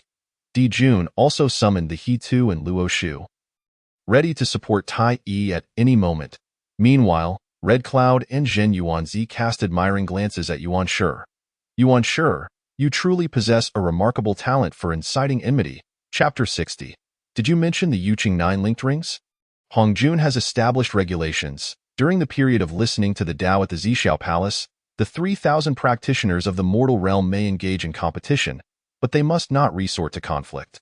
This is primarily because Hongjun fears that his carefully laid plans may be disrupted by the internal strife among the 3,000 mortal practitioners. After all, there exists no unified doctrine or ritual throughout the vast wilderness. Everything is dictated by the might of one's fist. Hongjun's 3 teachings represent 3 processes of enlightenment. He does not concern himself with whether these 3,000 practitioners will ultimately perish, but he certainly hopes they do not meet their demise before the conclusion of the enlightenment process. Hence, he instituted the rule that during the period of listening to the Tao, competition is permissible, but conflict is not. Now, with Tai Yi making the first move, he has indeed breached the established regulations. The consequences of this transgression are not something they can easily bring to Hongjun's attention. Within the 3 pure ones, if one speaks of scheming, then Yuan Shi can easily outmaneuver Taiching Laozu and Tong Tian by several levels, especially the straightforward Tong Tian, who pales in comparison to Yuan Shi. Dijun and Tai Yi are aware that they have been outsmarted, but having taken action, they can only continue their assault. Yuan Shi, with the jade lotus atop his head, offers a slight smile, declaring, "Dijun and Tai Yi, I shall grant you 3 moves. This is your first." He stands with an air of arrogance, disregarding Tai Yi's attack entirely. He possesses that right. Among the chaotic spiritual treasures bestowed by Changshi, the chaotic jade pure immortal lotus is the sole defensive treasure. Once invoked, under the heavenly laws, it renders all things impervious, all methods ineffective, and all evils retreat. Unless Tai Yi's power reaches the level of Hunyuan Daluo Jingxian, or he attains the status of a saint and utilizes the authority of the heavenly laws to amplify the chaotic bell's power to its fullest. It is utterly impossible to breach the defenses of the chaotic jade pure immortal lotus. At this moment, as the chaotic jade pure immortal lotus unfurls, the others gather behind Yuan Shi, appearing merely as spectators. Tai Yi, having been reborn, has never been treated with such disdain. Without regard for anything else, he channels his magical power into a blazing solar fire, surging into the chaotic bell, which erupts in resplendent golden light. The golden radiance pierces through time and space, illuminating the vast wilderness. A resounding chime reverberates across the heavens and the earth, proclaiming the terrifying might of the innate supreme treasure. However, none present noticed that long before their conflict escalated, the entire Kunlun Mountain had entered a semi-hidden state. Beings outside Kunlun Mountain can see it, yet cannot enter. The various phenomena occurring within Kunlun Mountain merely manifest as light and shadow to the outside world. The chaotic bell, which could have shaken the entirety of the wilderness, only reverberated within Kunlun Mountain. A grand formation, discernible only by the heavenly laws, has isolated the entire Kunlun Mountain. Long Ming leisurely reclines beneath a tree, while Shi-He dutifully fans him. Between Long Ming's fingers, golden light flickers, resonating subtly with the formation that isolates Kunlun Mountain.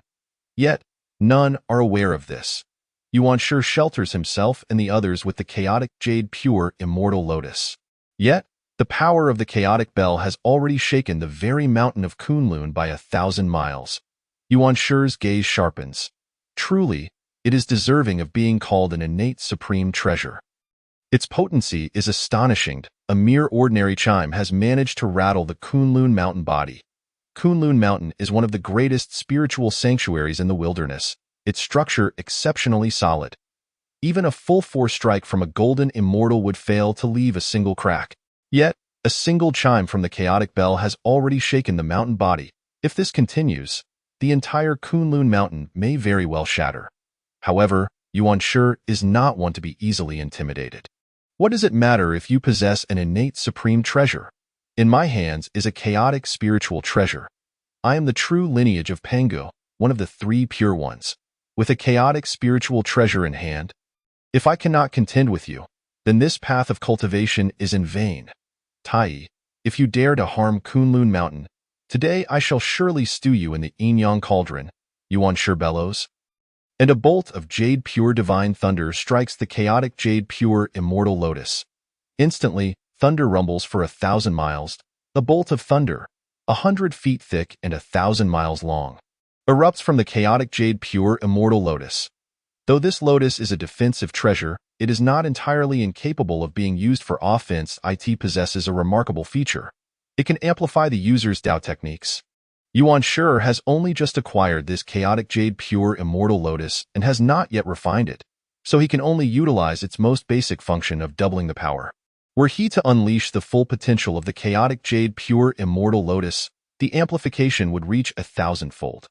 Yet, even at double strength, the might of this jade pure divine thunder is formidable. As the three pure ones, being the true legacy of Pangu, they possess the powerful Dao technique known as the three pure divine thunder since their very inception. The three pure divine thunder is a differentiated version of the Zhixiao divine thunder, which carries an even more renowned title in the wilderness, the thunder of heavenly tribulation. While the three pure divine thunder is a variant of the Zhixiao divine thunder, its power should not be underestimated. The already formidable jade pure divine thunder, amplified twofold, becomes even more potent. Upon witnessing the jade pure divine thunder strike, Tai is taken aback, hastily raising the chaotic bell to defend. Among the three innate supreme treasures of the wilderness, the chaotic bell is uniquely versatile, embodying both attack and defense. Its offensive capability can annihilate heaven and earth, while its defensive prowess can suppress both space and time. Tai successfully blocks the jade pure divine thunder with the chaotic bell, his heart racing. How could Yuan Shi possess such strength? A mere bolt of thunder bears such ferocity? After blocking it with the chaotic bell, I still feel numbness in my hands. What treasure is that lotus of his? I am utterly unable to discern its nature. Though astonished within, he maintains a facade of bravado. Humph! I have heard that Pangu's three pure ones are all adept at thunder techniques. The previous strike was merely the jade pure divine thunder. Was it not? Yuan Shi's lips curl slightly in disdain. Merely so? Have you heard of the jade pure 9 linked rings? Each of the three pure ones inherits a portion of Pangu's legacy, each excelling in their own right. Taiching Laozu is skilled in the art of non-action, alchemy, and divination. The upper pure Tongtian possesses a forthright character, excelling in formations and swordsmanship. As for jade pure Yuan Shi, he is prideful and adept in artifact forging and thunder techniques. Yuan Shi is the only one among the three pure ones who has truly mastered his innate Dao techniques. The earlier bolt of jade pure divine thunder was merely a test. After all, the chaotic jade pure immortal lotus does not belong to him. The jade pure 9 linked rings? Tai's expression shifts with surprise. Yet before he can ponder further, 9 jade pure thunder spheres, each 3 feet in size, materialize beside Yuan Shi. Yuan Shi, with an air of arrogance, declares, Di Jun and Tai, today I shall show you the true nature of the jade pure thunder techniques, the 9 linked rings of jade pure. The 9 jade pure thunder spheres simultaneously soar into the chaotic jade pure immortal lotus. In the next instant, a cacophony of thunder erupts, a wave of destructive energy permeating the air. Boom! The first bolt of jade pure divine thunder is no different from the earlier test. 100 feet thick and 1,000 miles long. This thunderbolt strikes toward Tai like a divine whip, its dazzling radiance illuminating the entire Kunlun Mountain. This attack, akin to the earlier probe, cannot breach the defense of the chaotic bell. Yet this is merely the first. Boom! The second arrives, measuring 1,000 feet thick and extending for 10,000 miles. It resembles the thunderous dragon of ancient times that wreaked havoc across the wilderness. Its 1,000-foot form crashing down with tremendous force. Boom! The third follows closely behind, tenfold the size of the second, a monstrous 10,000 feet thick and stretching for 100,000 miles. The entire Kunlun mountain trembles violently. Jun and Tai's expressions finally shift dramatically. Chapter 61. What on earth? Yuan Shi has grown so fierce that even his own home is being torn apart. Jun and Tai finally comprehend the essence of the Jade Pure 9 linked rings. It simulates the heavenly tribulation with the Jade Pure Thunder techniques. The heavenly tribulation consists of 9 bolts, each one exponentially more powerful than the last by the time the 9th bolt strikes. One can only imagine the devastation it would unleash. However, what truly astonishes Jun and Tai is that each bolt of the Jade Pure 9 linked rings is 10 times more powerful than the last. Good heavens! Just how ruthless is this Jade Pure Yuan Shi? He plays this game with even greater ferocity than the heavenly laws themselves. However, Jun and Tai found themselves bereft of time to contemplate anything else. Compelled instead to exert every effort in defense, Jun expelled a mouthful of vital blood onto the He Tu and Luo Shu, and a grand formation immediately unfurled. Within this formation, mountains and rivers, the myriad phenomena of nature and diverse creatures, birds, beasts, fish, and insects, were all in a state of evolution. Space expanded and time compressed. Within this array, 1,000 years could be glimpsed in an instant, and 10,000 years could seem but a fleeting moment. The vast ocean transformed into fields, and a lifetime spanned countless eras. The ephemeral cycle of life and death felt as though it had endured for eons. This was the Hunyuan He Luo Great Formation, one of the 2 primordial formations recorded within the He Tu and Luo Shu. The 2 primordial formations, He Luo and Zhou Tian Xing Do, were distinguished by their purpose, the former primarily for defense, and the latter for offense. At this moment, although the He Luo formation was hastily activated, it could only muster 3 or 4/10 of its full might. Nonetheless, it was sufficient to shift mountains and drain seas. Spanning millennia, Tai, too, was exerting his utmost strength, his hands flailing wildly in the blink of an eye. He had struck the bell 100 times, the resonant tones converging to form a colossal wall of sound. Enveloping the Hunyuan He Luo formation, boom! A myriad of lightning erupted, and the 3rd Yuqing Divine Thunder detonated, sending forth brilliant sparks that dazzled the eye, even overshadowing the sun's rays. The immense wall of sound from the Chaos Bell shattered under the onslaught. But before it could mend itself, the 4th Yuqing Divine Thunder arrived, its power 10-fold that of the 3rd, equivalent to 1,000-fold of the 1st. From the vast expanse of Kunlun Mountain, all the might of thunder converged. Under the command of Yuqing, the thunderbolts surged forth. The sky, devoid of clouds, was rendered utterly dim. The overwhelming pressure left Taiching Laozu and his companions in a state of shock. What in the world? Is Yuan Shi truly this formidable? Especially Taiching Laozu, who gazed at Yuan Shi with a look akin to one beholding the ineffable brother. Is your Yuqing 9-linked ring truly so powerful? Did you not tell me that each of its strikes is the sum of all preceding thunder's might? While it may not rival the tribulation, it is still impressive. But this, every strike of yours is 10-fold. The 4th is 1,000-fold. What are you intending? This is our home. Do you plan to obliterate the entire Kunlun Mountain?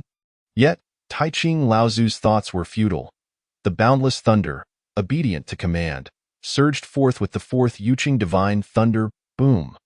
The immense thunder roared as if one, yet also as myriad it resembled a deluge cascading from the heavens. With a girth of 100,000 zhong and a length of 1,000,000 li.it, fell, like a river of destruction from the 9th heaven. Crash! The 4th Yuqing Divine Thunder struck the wall of sound from the Chaos Bell, utterly shattering the already damaged barrier, plunging into the myriad mountains and beings within the Hunyuan He Luo formation. Thunder descended, obliterating all existence. The imperfect Hunyuan He Luo formation could not withstand the ferocity of the Yuqing Divine Thunder, which tore it asunder in an instant. Jun and Tai revealed expressions of horror and despair. They were aware of the 3 purity strength, but they had never anticipated it to reach such heights. Is this truly a Deluo Golden Immortal? If you claim to be a sage, I would believe it. Yes, the might of the 4th Yuqing Divine Thunder was on the verge of fully manifesting. The Chaos Bell suddenly stirred of its own accord. It ascended, enveloping Jun and Tai, and then roared with fervor. millions of bell tolls formed countless spatial barriers and temporal vortices, layers upon layers of protection manifesting in the blink of an eye. The treasured bell, born of primordial essence, possessed its own spirit and was intrinsically linked to Tai Wyatt at this moment. With Tai E facing the risk of demise, the Chaos Bell instinctively shielded its master. However, true treasures could only protect their masters once. After that, the bond between the treasure and its wielder would be severed. Typically, the so-called protection of a treasure is merely a manifestation of the wielder's subconscious control, utilizing the wielder's own power. This would naturally pose no issue and could be done multiple times. However, true protection by a treasure draws upon its own spiritual essence, born of the causal connection between the treasure and its wielder. Once utilized, that essence is expended. The fact that the Chaos Bell autonomously shielded its master at this moment signified that afterward, Tai E would be forever devoid of that connection. Even if no one sought to seize the Chaos Bell from Tai E, he would no longer be able to wield it. No. Tai E cried out in despair, but all was drowned out by the tolling of the Chaos Bell, which itself was overshadowed by the fully unleashed Yuqing divine thunder. Boom! A tremendous explosion uprooted mountains and stones, shattering the vast expanse of Kunlun Mountain. 33 peaks were severed in half, while the other halves were obliterated entirely. Countless strands of explosive lightning transformed into innumerable lightning serpents, sweeping across the entirety of Kunlun Mountain, annihilating all rare celestial treasures and spiritual beasts alike. This horrifying assault triggered a reaction within the spiritual veins of the earth. The earth's spiritual veins ignited in a conflagration of spiritual fire, extinguishing the last vestiges of vitality from Kunlun Mountain. Taiching Laozu was stunned. Red Cloud Jin Yuanzi was astonished. Even Yuhua and Changshi were taken aback. The assembled beings within Long Ming's array were, of course, unharmed, yet they gazed in shock at the annihilated Kunlun Mountain. What in the world? Yuanshi has gone so far as to destroy his own Kunlun Mountain. Changshi blinked. Yuanshi, my friend, while I did urge you to deal with Di Jun and Tai E to settle our past grievances, there was no need to take it out on your own home, was there? This Kunlun Mountain belongs to you. After all, Taiching Laozu's forehead throbbed with veins. Despite his usual tranquility, he could no longer maintain his composure. Brother, have you lost your senses?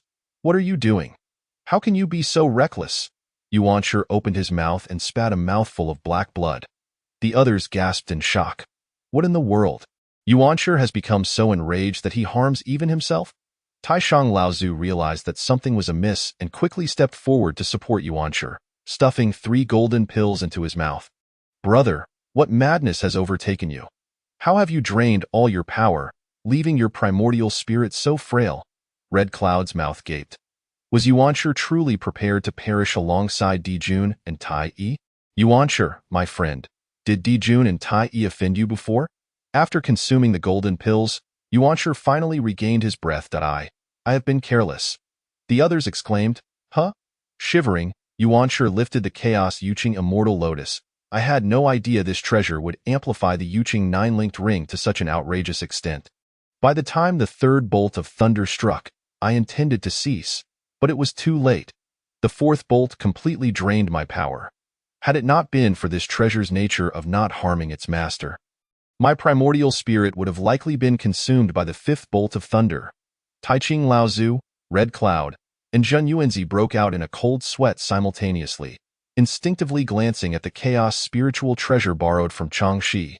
They all trembled slightly. What in the world? Is the chaos spiritual treasure truly this ferocious? Chapter 62. Long Ming. I shall assign you a task, a small rehearsal before mending the heavens.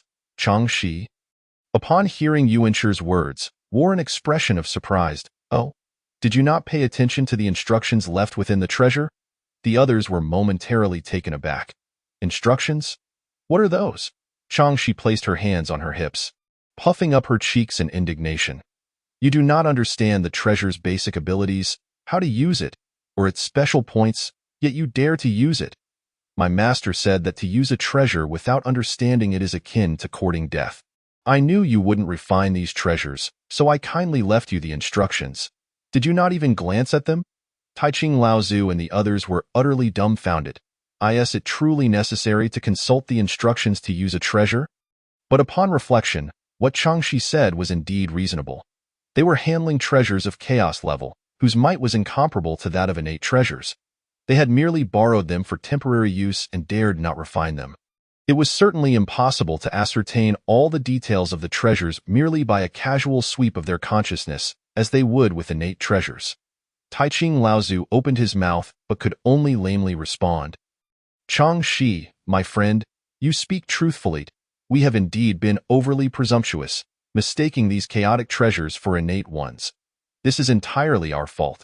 Yuanshi gazed at the devastated Kunlun mountain, a wry smile tugging at his lips.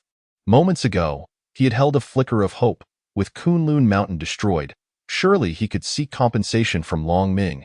As the chaos had arisen from the treasures given by him now, he could only extinguish that thought from his mind. Changshi rolled her eyes. It seems that henceforth, when communicating with you, I must clarify everything explicitly. You truly lack even the most basic common sense. The four of them exchanged glances. Fairy, it is not that we lack common sense. It is that you simply disregard it entirely. To possess over a dozen chaotic treasures, can that even be considered common sense? Changshi disregarded the expressions of the four individuals and turned her gaze towards the location of Emperor Jun and Tai. There, at the epicenter of the explosion, the landscape was utterly transformed. A vast chasm marred the earth, its gaping maw both fearsome and grotesque.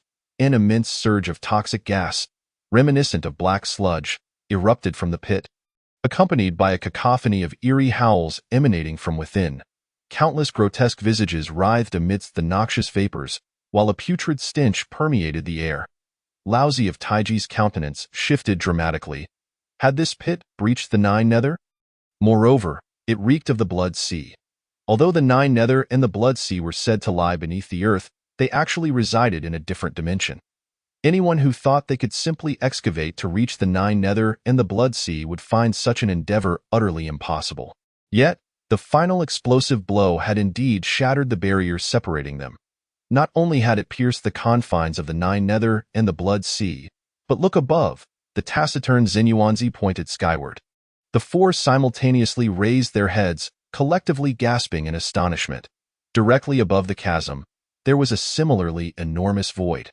Within this void, billions of stars twinkled, casting an oppressive shadow over the entire celestial canopy, as if it were about to descend upon them. A tempestuous wind whirled between the stars, tearing through the fabric of space with fissures stretching thousands of miles. A vast river surged through the void, its countless waves reflecting the essence of all realms and beings. A mere glance could shatter the resolve of the faint-hearted, leading to their demise. Though the four, steadfast in their convictions and formidable in strength, could not help but lower their heads in horror after a brief moment of observation, too intimidated to gaze further. The chaotic and discordant resonance leaking from the void was akin to a sweet yet deadly poison. At first glance, it seemed to reveal the profound truths of the Tao, yet immersing oneself within would only result in the shattering of one's very essence, leaving only a lingering echo. Yuanshi swallowed hard. The primordial starry void, the 33 heavens, and the river of time. Had they all been breached? How was this even possible? The four of them exchanged looks of sheer disbelief. This was not mere annihilation. If that last explosion truly connected the Nine Nether below with the 33 heavens above, the entire primordial realm would be left with a genuine void. What would be destroyed would not be limited to Kunlun Mountain, but rather the entirety of the eastern land. Perhaps even the entire primordial universe. Yuanshi did not believe his power had reached a level capable of annihilating the primordial realm. Even magnified 1,000-fold, it would be impossible. The only explanation was that someone had deliberately showcased something in this manner. Among those present, there existed individuals with the strength and motive to do so. The four of them turned their gazes toward Longming, who had been dozing beneath a tree, only to discover that he had awoken and was quietly conferring with Nuwa. Shortly thereafter, Longming smiled slightly. Tiomin the heavens, the stars illuminate the Nine Nether. All beings gaze upon the Blood Sea, as the river descends from the heavens. Nuwa, this is your first trial. Repair this pit of the Nine Nether and the void of the heavens. Nuwa, having just absorbed Longming's teachings on the profound Tao of creation, was momentarily taken aback by this sudden task. Master, can I truly accomplish this? Longming smiled nonchalantly. This is infinitely simpler than genuinely mending the heavens. It is merely a minor rehearsal. Nuwa looked bemused. A rehearsal? Could the heavens truly break? How could that be? Longming chuckled, offering no further explanation. Go forth. Though Nuwa was perplexed, she had no choice but to follow Longming's directive. Thus, she took up the Qian Kuanding. Although she possessed her own chaotic spiritual treasure, it required more time for refinement, making it somewhat cumbersome to utilize. Therefore, she resolved to employ the Qian Kuanding. As she summoned the Qian Kuanding, it expanded to a radius of billions of miles in an instant. Resounding roar echoed throughout the heavens and earth as the ding emitted a booming sound. A verdant radiance enveloped the ruins of Kunlun Mountain, pulsating like breath. Following 9 rhythmic pulses, the ruins of Kunlun Mountain vanished completely. No, it was not merely the ruins that disappeared, but the entirety of this space was consumed by the Qian Kuanding. The final barrier of space was lost, unleashing the toxic gases of the 9 nether, the cosmic winds of the primordial starry void, and the waves of the river of time. All erupted uncontrollably. However, just before chaos ensued, the life-giving power of creation emanating from Nuwa surged forth, enveloping the vast expanse.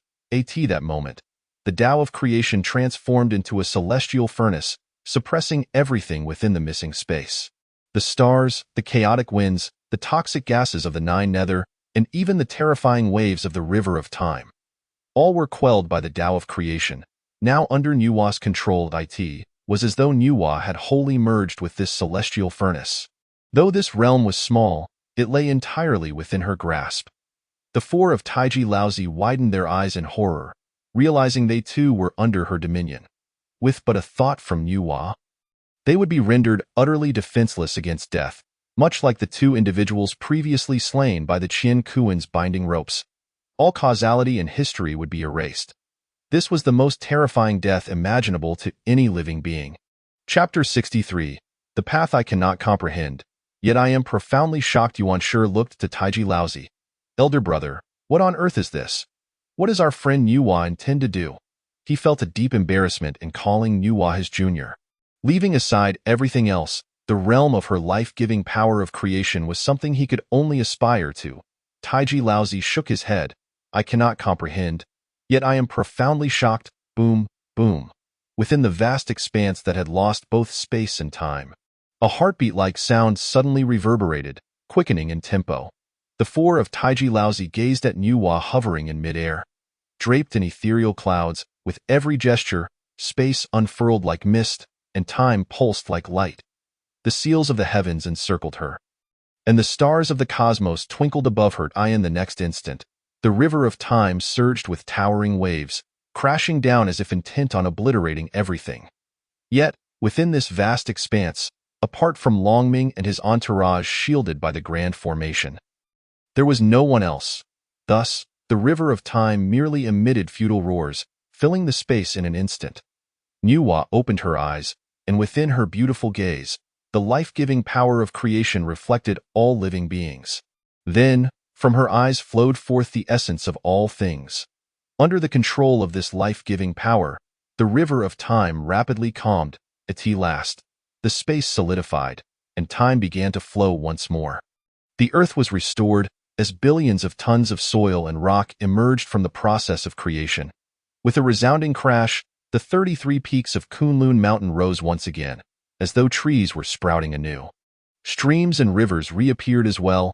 Above the heavens, the stars cast their divine light, which transformed into millions of spiritual essences upon touching the ground. These essences coalesced into spiritual veins. At this moment, Nuwa transformed into a colossal figure, standing tall amidst this realm. The life-giving power of creation coursed through her being, and with each pulse, the myriad beings of Kunlun Mountain that had perished were rejuvenated. After 81 rhythmic pulses, Kunlun Mountain had entirely returned to its original form. Only then did Nuwa exhale a breath of celestial energy toward the Qian Kuanding, which began to spew forth once more. The chasm in the earth was filled, and the void in the heavens was mended. The restless stars of the cosmos fell into tranquility, their divine power aiding Nuwa in the restoration of all things. The river of time, unbeknownst to Win, had returned to its rightful place. The cosmic winds from beyond the 33 heavens transformed into a potent spiritual breeze. As this breeze swept through, Kunlun Mountain regained its former abundance of spiritual energy, resembling a celestial paradise once more. Upon reaching this point, Nuwa finally retracted her life-giving power of creation, her colossal form returning to its original state. The Qian Ku and Ding subsequently shrank, retreating into Nuwa's primordial spirit. Finally, Nuwa let out a sigh of relief as she approached Longming, a smile illuminating her face. "Master, I have succeeded." Longming smiled slightly. "Well done. But this is merely the foundational entry into the Tao of creation. You still have a long journey ahead." Nuwa quickly bowed in acknowledgement. "I understand, Master." Beside the Ta Ching Laozi, the four of them were utterly astounded. Goodness gracious! What had we just witnessed? The once destroyed Kunlun Mountain was now revitalized right before our very eyes. This is the true marvel of creation. Ta Ching Laozi offered a profound bow to Long Ming. "Thank you, esteemed Elder Long Ming, for allowing us to observe this miraculous phenomenon." He no longer dared to refer to Long Ming as a fellow Taoist. "Ha! The disciples are undoubtedly far superior to himself. What right does he have to address them as peers?" Long Ming glanced at Ta Ching Laozi with a subtle smile. "Now we can discuss the fate of Dijun and Tai Yi." As he spoke, Long Ming casually grasped the air, summoning a brilliant orb of light into his palm. Upon being cast to the ground, the orb instantly transformed into two colossal three-legged golden crows, each with wings spanning 1,000 miles. However, at this moment, these golden crows were completely unconscious, their solar essence nearly extinguished, their feathers marred by countless deep wounds. It was only then that Ta Ching Laozi realized. Good heavens! Dijun and Tai Yi were not dead after all. The miraculous display had almost made them forget these unfortunate beings. Beside Tai Yi lay a dim and lifeless ancient bell, the Chaos Bell, depleted of its spiritual essence. It could not regain its luster until it accepted a new master. Ta Ching Laozi cautiously inquired, "Might I ask, esteemed Elder Long Ming, what are your thoughts on Dijun and Tai Yi?" He subtly cast a glance at Chang Shi, the one who initially sought to take action against Dijun and Tai Yi. Long Ming chuckled. "Chang Shi, the decision rests with you." Chang Shi, having long since formulated her own plans, spoke without hesitation. "Since Master has indicated that Dijun and Tai Yi are not yet destined to perish, let us spare them. I have already vented my frustrations by delivering a sound thrashing to these two rascals." Long Ming smiled with amusement as he turned to Ta Ching Laozi. "In that case, I leave their handling to you. You may dispose of them as you see fit." With that, Long Ming raised his hand, unleashing a burst of golden light from his palm. Countless golden threads radiated outward, swiftly enveloping the expanse of Kunlun Mountain. All beings were connected to these golden threads. As they swept through, the creatures responded in kind. When the golden threads began to retract, the entire Kunlun Mountain erupted with life. Thousands of spiritual beasts crawled and roared, flocks of celestial birds filled the branches with their cries, spiritual springs gushed forth, and rare treasures danced without a breeze. Everything in Kunlun Mountain paid homage to Long Ming, expressing their gratitude from the depths of their souls, for he had bestowed upon them a new lease on life. It was only at this moment that Ta Ching Laozi and the others were finally struck with a realization they had previously overlooked.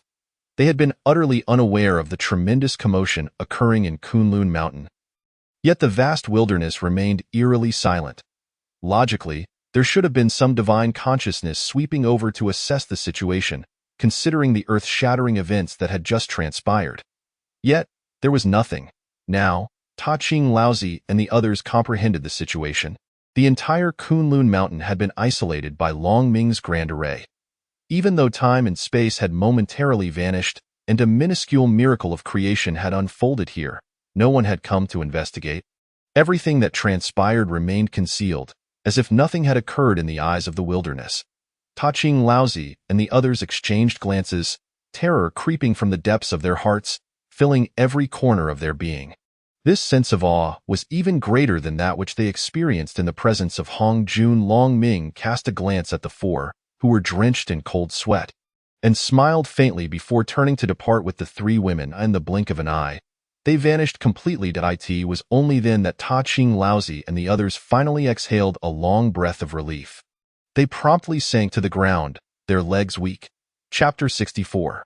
The Chaos Bell of Innate Treasures, Yet No One Wants It. After sitting on the ground and catching their breath for a while, Ta Ching Laozi was the first to rise. The realm of esteemed elder Long Ming likely surpasses even that of Master Hong Jun. Hong Yuan rolled his eyes. Are you certain he is merely equal? I dare say he is far superior. Not to mention, he can casually produce a dozen chaos spiritual treasures. Can Master Hong Jun do the same? Suddenly, Hong Yuan recalled the chaos spiritual treasure that Changshi had previously lent him. Jolting him awake, he looked down at his waist, where it still hung. Upon realizing this, Ta Ching Laozi and the other two followed suit, glancing down at themselves, their faces paling in unison. Goodness! We have yet to return the chaos spiritual treasure. Hong Yuan leaped to his feet. We must hurry to return this treasure. Otherwise, we shall incur an insurmountable debt of karma. Treasures are not merely for combat. The higher the grade of the treasure, the greater its assistance in cultivation. This was precisely why Di Jun and Tai Yi had sought to seize the treasures. Even if they could not be used for battle, their aid in cultivation was immensely valuable. The capabilities of the chaos spiritual treasure in enhancing cultivation are beyond imagination. The stronger the treasure, the greater the karmic debt incurred. After all, these treasures do not belong to us. Ta Ching Laozi nodded. Indeed, we should return the treasures to esteemed elder Long Ming at once. At that moment, Zhen Yuanzi spoke up. Where shall we return them? Do you know where esteemed elder Long Ming is? Without a moment's thought, Hong Yuan replied, of course, he is in the East Sea. Esteemed elder Long Ming is the ancestral dragon of the Dragon clan. Zhen Yuanzi shot a sidelong glance at his old friend. The East Sea is sealed. No living being may approach carelessly. Are we to fight our way in? Is that how we intend to return the treasure? Hong Yuan was taken aback. Since Hong Jun announced the preaching of the Zixiao Palace, the boundless seas have been sealed, especially the East Sea, which is entirely locked down, and no living being is permitted to enter, only to exit. Even the Dragon clan cannot leave. If they depart now, they may not return. What shall we do then? We cannot simply abandon the treasure here. Hong Yuan looked at the treasure in his hand. To say nothing of abandoning it, even returning it would require immense resolve. The longer he possessed the treasure, the more he felt a profound affinity for it, even to the point of believing it to be a companion treasure of his own. Zhen Yuanzi sighed. This karmic debt must remain unpaid for now, and I suspect esteemed elder Long Ming wishes for us to owe this debt. Hong Yuan looked perplexed. Why? Zhen Yuanzi pointed to Tong Tian, who was deep in contemplation under the tree. Have you not realized? The very treasure that has shielded our friend Tong Tian from disturbance is also a chaos treasure. Ta Ching Laozi and Yuan Shi turned to look, observing carefully. After a moment, they discovered that the object protecting Tong Tian was a tiny bell, no larger than the tip of a pinky finger, hovering gracefully around him, creating a cocoon of light. Ta Ching Laozi and Yuan Shi were left agape. They could ascertain that the initial protection of Tong Tian had merely been a fraction of the grand array set by Long Ming.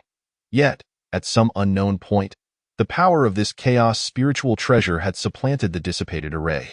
When had this occurred? Ta Ching Laozi's eyes nearly bulged out. He had been half focused on Tong Tian, concerned that his younger brother's enlightenment might be disrupted. Even knowing that under Long Ming's protection, Tong Tian would remain unharmed, he still couldn't help but watch over him. Yet despite this, he had failed to notice the moment the protection was replaced. Zhen Yuanzi shook his head at it was when esteemed elder Long Ming departed. However, I only know it was then. As for how he managed the switch, I cannot say.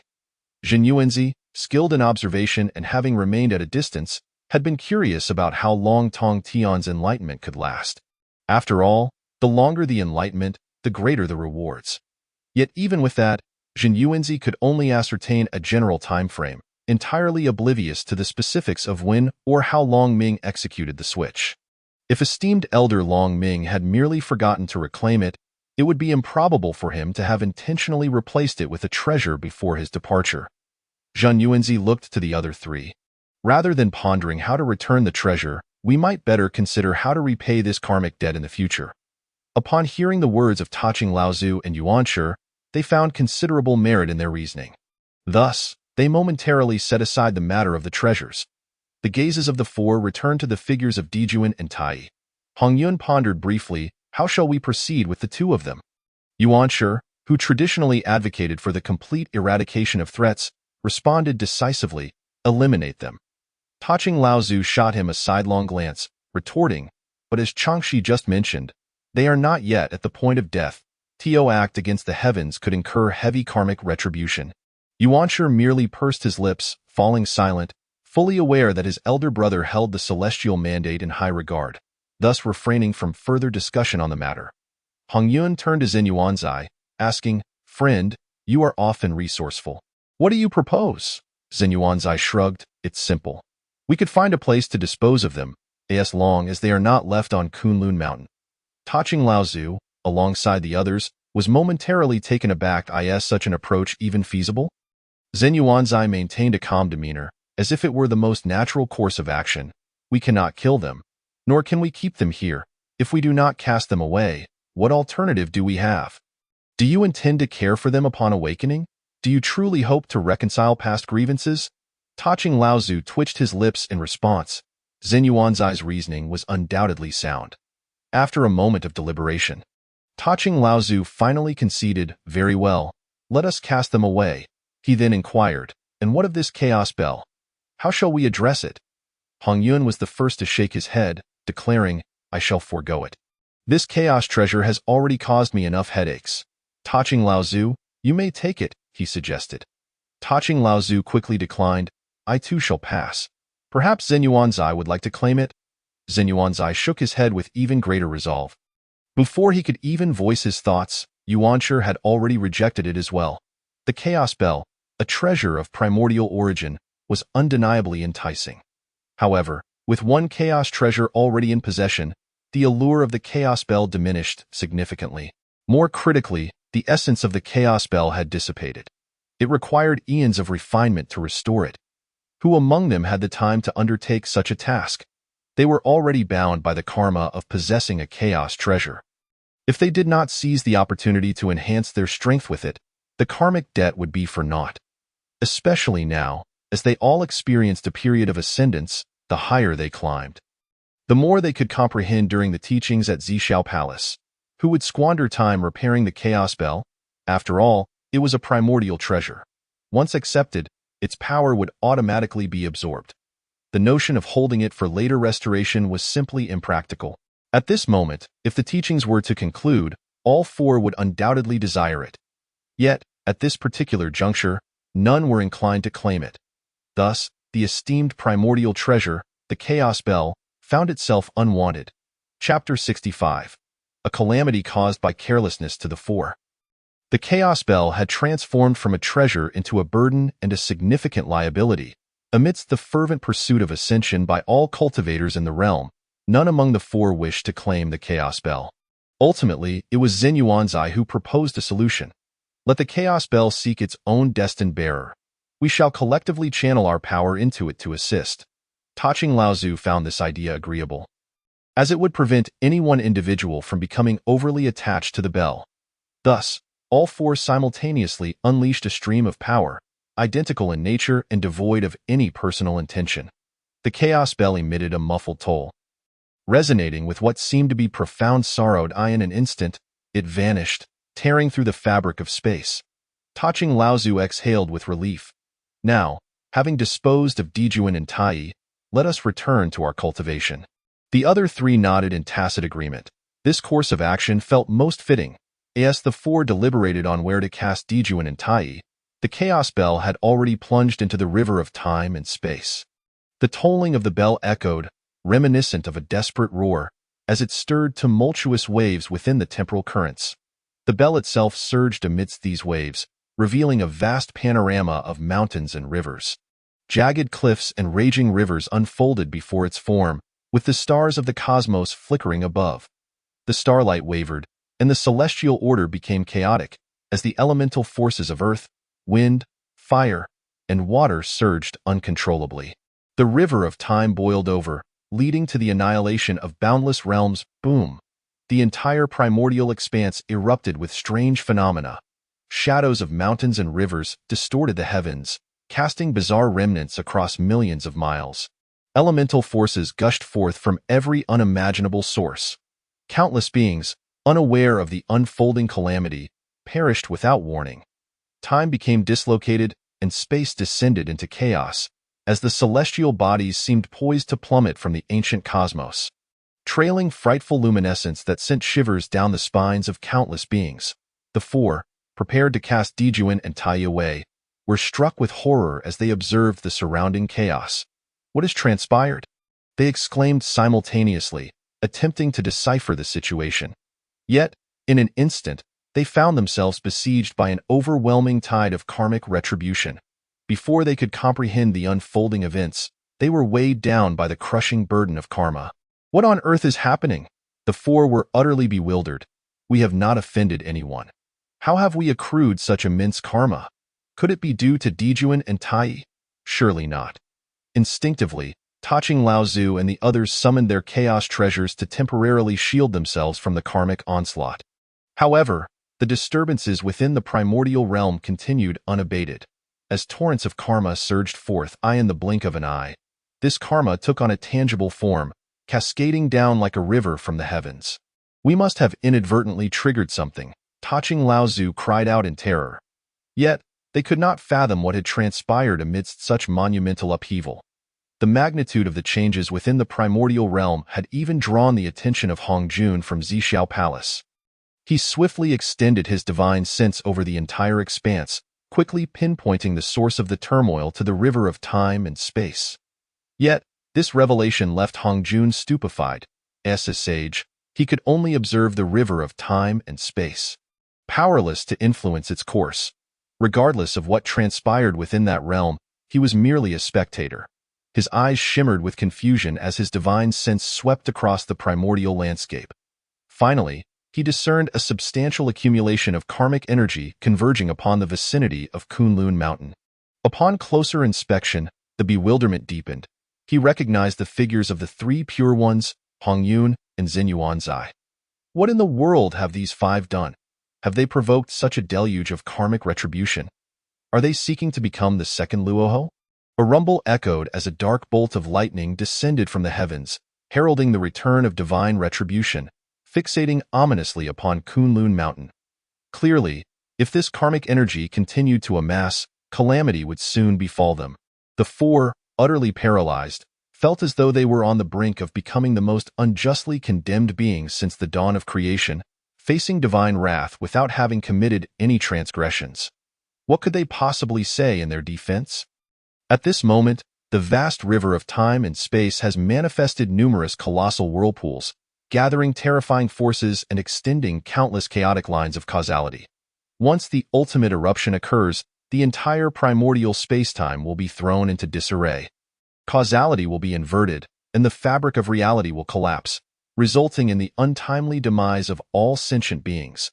The chaotic bell resides at the very center of these immense whirlpools, unleashing its madness.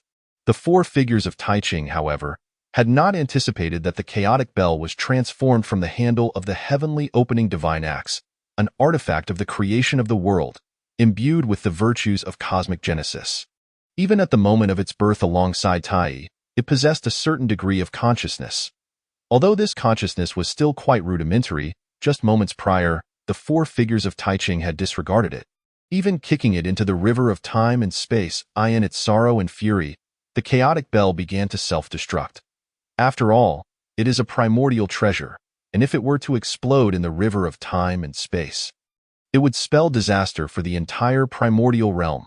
Just as the chaotic bell was about to trigger the collapse of the entire primordial universe, a hand abruptly appeared above it, seizing the chaotic bell and instantly quelling all its tumult. Subsequently, the hand extracted the chaotic bell from the river of time and space. As it departed, it casually inscribed a grand formation, where 30 million heavenly symbols coalesced into a vast temporal array. As the array unfurled, tranquility returned to the river of time and space.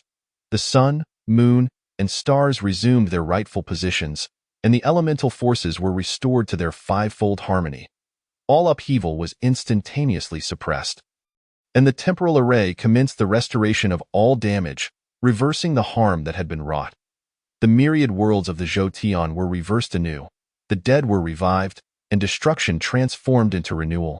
The four figures of Taiching felt the once dense karmic burden, akin to a black mist upon them, begin to wane once more. The eye of heavenly retribution that had taken shape above them gradually receded.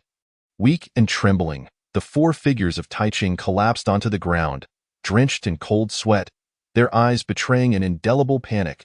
At that moment, Hongjun of the Zixiao Palace finally exhaled a sigh of relief. The river of time and space had finally calmed. What in the world had transpired? Hongjun was bewildered, as were the four figures of Taiching, while the entirety of primordial sentient beings were equally confounded. Only beneath Mount Buzhou did Longming and his companions grasp the situation. Longming withdrew his hand from the river of time and space, grasping the now subdued chaotic bell. He smiled faintly, noting its considerable temper. As if it intended to drag the entire primordial realm into ruin with it. The chaotic bell emitted a resonant chime, akin to a defiant retort. Yet, before Longming, its protests appeared feeble and pitiable. Longming chuckled softly, inscribing the 30 million heavenly symbols upon the chaotic bell. Considering your grievances, I shall grant you a chance for transformation. Whether you can seize it depends solely on you. The 30 million heavenly symbols shone like an array of suns, illuminating the entire eastern side of Mount Buzhou. The clouds and mists stretched for thousands of miles, resonating with celestial melodies across the mountains. Countless beings dwelling on the eastern side of Mount Buzhou began to awaken their consciousness, some even directly taking form. They bowed and paid their respects in the direction of Longming, expressing gratitude for their enlightenment. These beings, having been inspired by Longming's 30 million heavenly symbols, thus became his registered disciples. Longming smiled and waved his hand, causing the multitude of enlightened beings to retreat quietly, not daring to disturb him. It was at this moment that the three daughters of Shiha finally spoke. "Master, what exactly is happening?" Longming responded with a gentle smile. "It is merely a calamity triggered by the careless tossing of objects." Chapter 66. Beneath Mount Buzhou, Longming had effortlessly subdued the chaotic bell, which sought to bring ruin upon the primordial realm, granting it an opportunity instead. He then cast it back into the eastern sea. This incident, born from the reckless discarding of items, could be set aside for now. The three daughters of Shiha, seeing that Longming offered no further explanation, did not press him for details. Longming smiled. "Come, I shall take you to witness the true Mount Buzhou." Changshi hesitated, glancing at the 100,000 mountain ranges surrounding them. The Mount Buzhou spoken of by the beings of the primordial realm referred precisely to these sprawling mountains. The most peculiar aspect of Mount Buzhou is that from any position in the primordial realm, one can gaze upon this undulating mountain range. Beyond this, however, it bore no other remarkable features, leading some ignorant beings to outright deny that Mount Buzhou was the pillar of heaven. While Changshi was not foolish. She believed that Mount Buzhou was simply the mountains surrounding them. "Master, is this not Mount Buzhou?" Longming chuckled. "This is not the true Mount Buzhou. Mount Buzhou is the transformed spine of Panga, inscribed with the imprints of Panga's might. Under the influence of these imprints, the surrounding mountains were born. These mountains serve both as guardians of Mount Buzhou and as a barrier protecting the myriad sentient beings of the primordial realm." Changshi blinked. "A barrier protecting all beings?" Longming smiled without further elaboration. "You will understand upon arrival." As Longming led the three daughters of Shiha deeper into the mountains, they traversed a particular ridge, and the scenery before them shifted dramatically. A colossal curtain wall emerged, pure and white, extending beyond the horizon. Despite the distance of 100,000 miles, the overwhelming pressure emanating from it caused the three daughters to momentarily lose their breath. Is this truly Mount Buzhou? Before them stood not a mere curtain, but an immense mountain that transcended any conceivable description. Its sheer magnitude defied imagination, rendering it a pristine white expanse visible even from 100,000 miles away. Reaching up to the heavens and down to the depths of the earth, The three daughters finally comprehended Longming's assertion that the surrounding 100,000 mountains served as a protective barrier for the myriad sentient beings of the primordial realm. The oppressive force of Mount Buzhou was colossal. Ordinary beings, without protective barriers, would perish upon merely gazing at it. Longming continued onward, and as they drew nearer to Mount Buzhou, the pressure intensified. The three daughters, having only ever observed Mount Buzhou from afar, had never ventured within its confines. Initially, they wished to try for themselves, but as soon as they stepped away from Longming's protective reach, they were immediately engulfed in a whirlwind. The mountain before them, akin to a curtain wall, seemed poised to topple. Instinctively, the three daughters summoned their powers, yet their immense energy felt murky and indistinct, difficult to harness. Moments later, they were drenched in sweat. Gasping for breath, the mountain before them was no longer merely a mountain. It felt as if the entire sky bore down upon them. The ground beneath their feet transformed from solid earth into a treacherous mire capable of draining their strength and life. As for the once mighty sky, it now resembled a shattered array of celestial bodies, descending like meteors upon them. The three daughters gazed at each other in horror. Longming stepped forward, enveloping them in his protective aura, and immediately, the oppressive force receded. The mountain remained a mountain, the earth remained earth, and the sky was intact. The celestial realms did not crash down like falling stars. The three daughters gasped, their astonishment directed at Longming. "Master, what is happening?" Longming smiled gently. The path of strength, the foremost of the 3,000 paths. Merely its manifestation can obliterate any being lacking sufficient realms. The markings upon Mount Buzhou are but imprints of the path of strength. They are insufficient to cause destruction. However, aside from the witch clan and beings of mixed origin, or those who have attained the rank of Great Luo Jingxian or Saint, any others approaching Mount Buzhou will find their strength diminished by 50% and their divine sense by 90%. Furthermore, their physical bodies will endure continuous pressure. If their physical resilience is inadequate, prolonged exposure here will lead to their bodies collapsing and death. The three daughters were left speechless. So, Mount Buzhou was truly such a perilous place? They had heard that Hong Jun, the saint, once practiced here. To be able to cultivate in such a place, he truly deserved his status as a saint, while recalled some rumors she had heard in the Zixiao Palace. Longming rolled his eyes. Except for the witch clan, beings of the primordial realm lacking the strength of Great Luo cannot qualify to cultivate in the true Mount Buzhou. Hong Jun merely found a cave dwelling at the nearest barrier. The three daughters, hearing Longming mention the witch clan once more, grew curious. "What is the witch clan?" Longming smiled slightly. "The witch clan? They reside yonder." The three women turned their gazes in unison, just in time to behold two figures approaching from the distance. Both of these women were exceptionally tall. One stood an impressive 30 feet high, clad in armor adorned with sharp ice spikes. Her visage was breathtaking yet exuded an icy demeanor. With each step she took, a sprawling frost extended beneath her feet, capable of completely freezing even the sturdiest of rocks.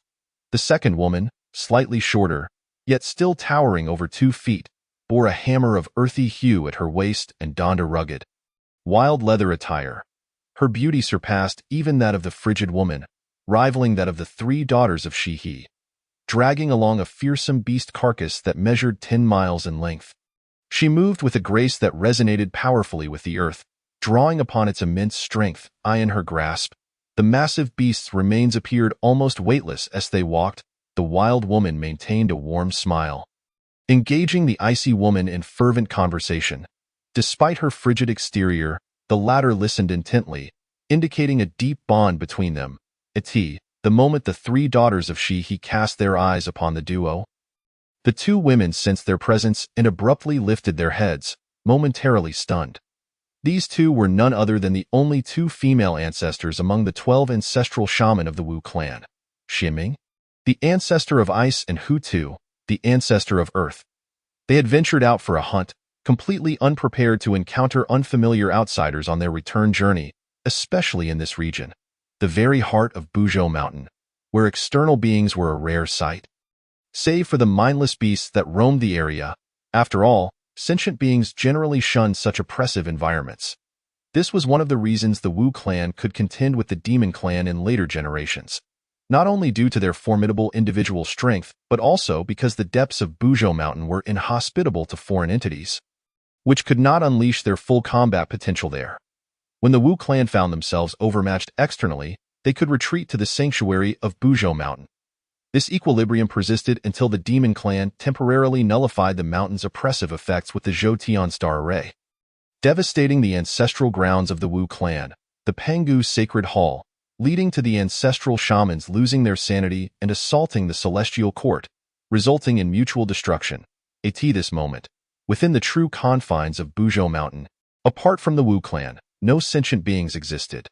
The sudden appearance of 4 outsiders startled both Xianming and Hu Tu, who instinctively adopted a combat stance. The invaders. Chapter 67. The 5 women engage in combat. Long Ming observes the drama. Xianming and Hu Tu were exceedingly wary of outsiders. The Wu clan lacked a primordial spirit, had no understanding of celestial secrets, and did not discern between good and evil. In simpler terms, the Wu clan was composed of individuals who wore their hearts on their sleeves. Anyone with a modicum of cunning could easily deceive them. When the ancestors first emerged tens of thousands of years ago, they had dealings with the outside world. Had it not been for their innate strength, they might have perished long ago. This experience instilled a profound wariness towards outsiders, coupled with the influence of the earthly fiend's demonic aura. The Wu clan was inherently combative, often resorting to conflict even among themselves, let alone with untrustworthy outsiders. Upon encountering Long Ming and his companions, Xianming and Hu Tu wasted no time and charged forward. Xianming raised her hands high, and in the blink of an eye, countless ice crystals manifested. These crystals transformed into razor-sharp ice blades and arrows, raining down upon Long Ming and his party. Hu Tu, more direct in her approach, unsheathed the seemingly unremarkable hammer at her waist and boldly advanced with a battle dance-like stride. The Wu clan, known for their robust physiques, did not possess primordial spirits, did not practice arcane arts, but instead honed their supernatural abilities. Consequently, their combat style was straightforward and unadorned. The 3 daughters of Shi were taken aback by the fierce hostility emanating from the 2 women. Without exchanging a word, the combat commenced. Naturally, the 3 would not retreat. Shi summoned the Time Destruction Sphere, a supreme innate treasure born on the moon. When Penghu's right eye transformed into the moon, it sealed the ferocious intentions of a chaotic demon, which ultimately coalesced into a malevolent embryo, becoming the core of the Time Destruction Sphere. When the embryo stirred, all beings fell silent. Shi, not being adept at controlling the Time Destruction Sphere due to her gentle nature and lack of understanding of annihilation and slaughter, found herself at odds with the embryo's attempts to usurp her. However, after Long Ming inscribed 3 heavenly runes upon the sphere, the malevolent embryo settled down, allowing Shi to command it with ease. As she wielded the Time Destruction Sphere, it radiated a brilliant light. The heavens fell silent, the full moon hung in the sky, and the clouds parted in succession, casting a pristine moonlight that enveloped thousands of miles. Under the moonlight, the world fell into a tranquil state, silencing not just sound but all things unacknowledged by Shi. Under the influence of the Time Destruction Sphere's lunar power, anything not recognized by Shi would be negated by the divine force of the Time. The consumption of magical energy would increase tenfold, while the power of doctrines and supernatural abilities would diminish tenfold. Even the physical body and primordial spirit would become frail, thud, thud, thud, within the sphere. The malevolent embryo pulsed like the heartbeat of the universe. With each thrum, the moonlight flickered in synchrony, the shifting brightness erasing certain entities within its range. The first to be erased were Xuanming's ice blades and arrows, followed by the spiritual energy surrounding Xianming and Hu Tu. Freeze! Shi exclaimed with a commanding voice. Xianming and Hu Tu found themselves ensnared as if trapped in a quagmire, their movements significantly hindered. Shi did not fully subdue the 2 women, for their powers were closely matched. The Time Destruction Sphere excelled in battlefield control rather than direct lethality. Moreover, Shi harbored no intent to kill at that moment, so she actually manipulated the space surrounding Xianming and Hu Tu. As the space became solidified, their movements naturally became sluggish. Changxi and Yuhua exchanged glances, sensing no need to intervene. However, just as this thought crossed their minds, they were startled by the sharp sound of space fracturing. Upon realizing the strength of the outsiders, Xianming and Hutu unhesitatingly revealed their true forms. Xianming transformed into a monstrous beast, stretching 1,000 miles in length and towering 500,000 feet high. Her body adorned with icy bone spikes. Hutu morphed into a form with a human upper body and a serpentine tail, sprouting 7 arms from her back, each wielding a treasure. With 2 hands in front, she grasped a soaring serpent. The 2 ancestral shamans, having reverted to their original forms, instantly broke free from the control of the Time Destruction Sphere. Xianming merely shook her body, and the bone spikes shattered the stilled space, causing the void to surge forth. The gale swept down, and Xianming not only disregarded the fierce winds, but also harnessed them, unleashing a torrent of icy power capable of freezing even the very fabric of space. The frost surged like a tidal wave, crashing towards the 3 daughters of Shihe, while Hutu, with her 7 arms wielding treasures, communicated with the forces of the earth. With a flick of her serpent tail, the ground split open, creating fissures that stretched for miles, exuding thick earthy energy. Hutu then cast forth the soaring serpent, which absorbed the earthy essence, transforming into a colossal serpent stretching for miles. Its eyes measured hundreds of meters in diameter, and its gaping maw could swallow entire mountain peaks whole. The massive serpent barreled through the surrounding peaks, racing towards the 3 daughters faster than the icy onslaught. Changxi let out a soft huff. Waving her delicate hand, a gigantic lunar wheel emerged from the shadows behind her, growing larger with the wind, transforming into a titanic entity in the blink of an eye. The lunar wheel was etched with the mountains and valleys of the moon, and in its center rested a face with closed eyes. Upon closer inspection, one might discern a resemblance to Pangu. The Time Divine Wheel, alongside the Time Destruction Sphere, constituted the 2 supreme innate treasures of the moon. The Time Destruction Sphere primarily controlled the battlefield, while the Time Divine Wheel focused on offense. Especially beneath the moonlight cast by the Time Destruction Sphere, the Time Divine Wheel's power was doubled, and it possessed unique abilities. Where the moonlight shone, the lunar wheel was omnipresent. The Time Lunar Wheel reflected the cold luminescence of the moonlight. Go. With a thought, Changxi commanded, and the Time Lunar Wheel immediately divided into 3. One wheel sliced towards the soaring serpent, another aimed at Hutu, and the last targeted Xianming.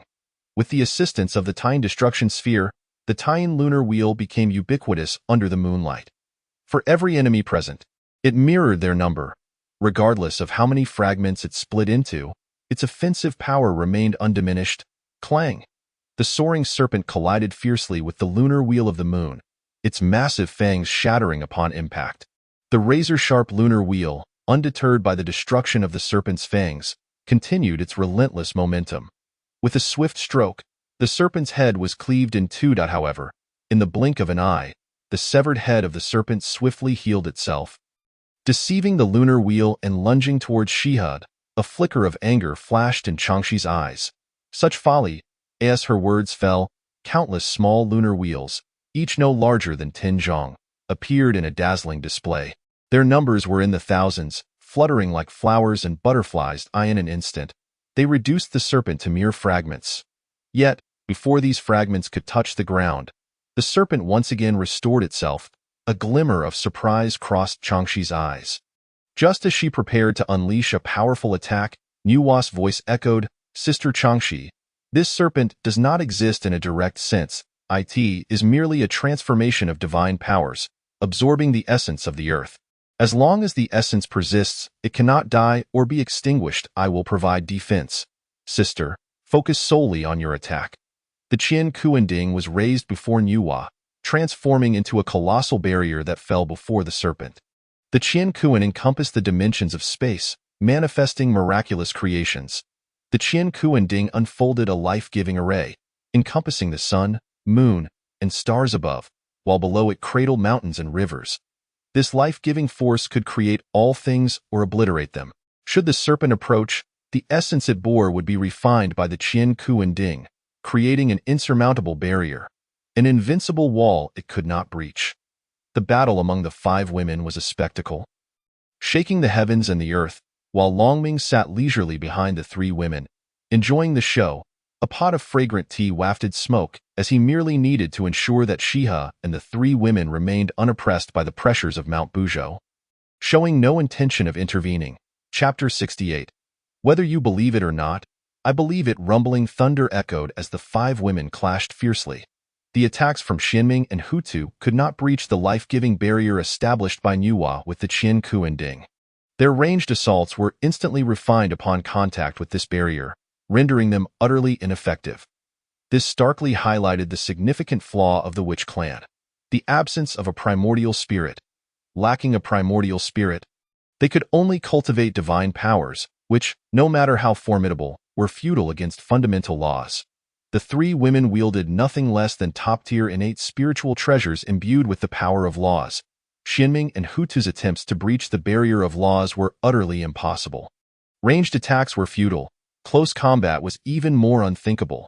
They could not approach Shiha and the 3 women at all.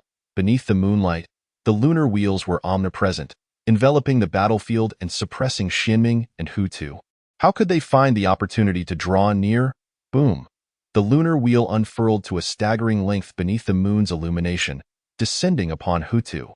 Xianming burst forth from behind Hutu, shielding himself with a weighty icy exterior against the lunar wheel's strike. The tremendous impact shattered the earth for thousands of miles, and the ice shield, composed of layers of frost, was reduced to mere shards. Yet, Xianming remained unscathed, for the physical defense of the Ancestral Witch was inherently formidable. Xianming ranked second among the Ancestral Witches in pure physical defense, rendering him impervious to such attacks. Changxi pouted, her delicate hands weaving as the lunar wheels scattered like petals, only to coalesce once more. Slashing down with relentless precision, Hutu let out a battle cry, her serpentine tail striking the ground with great force.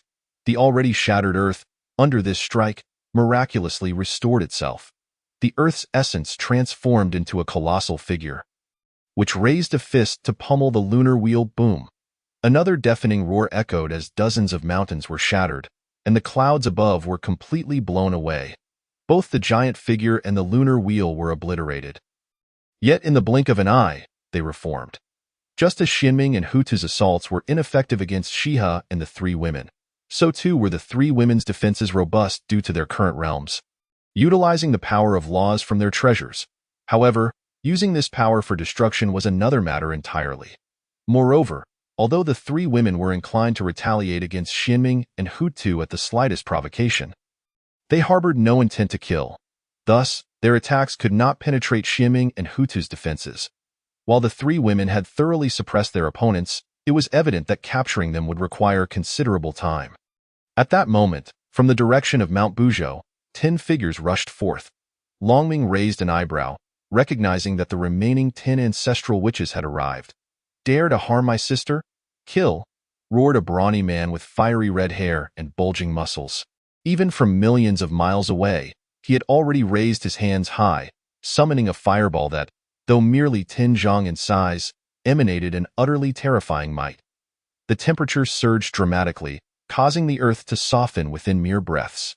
The air twisted grotesquely, creating countless fine fissures. This crimson giant was none other than Zhu Rong, the ancestral witch of fire.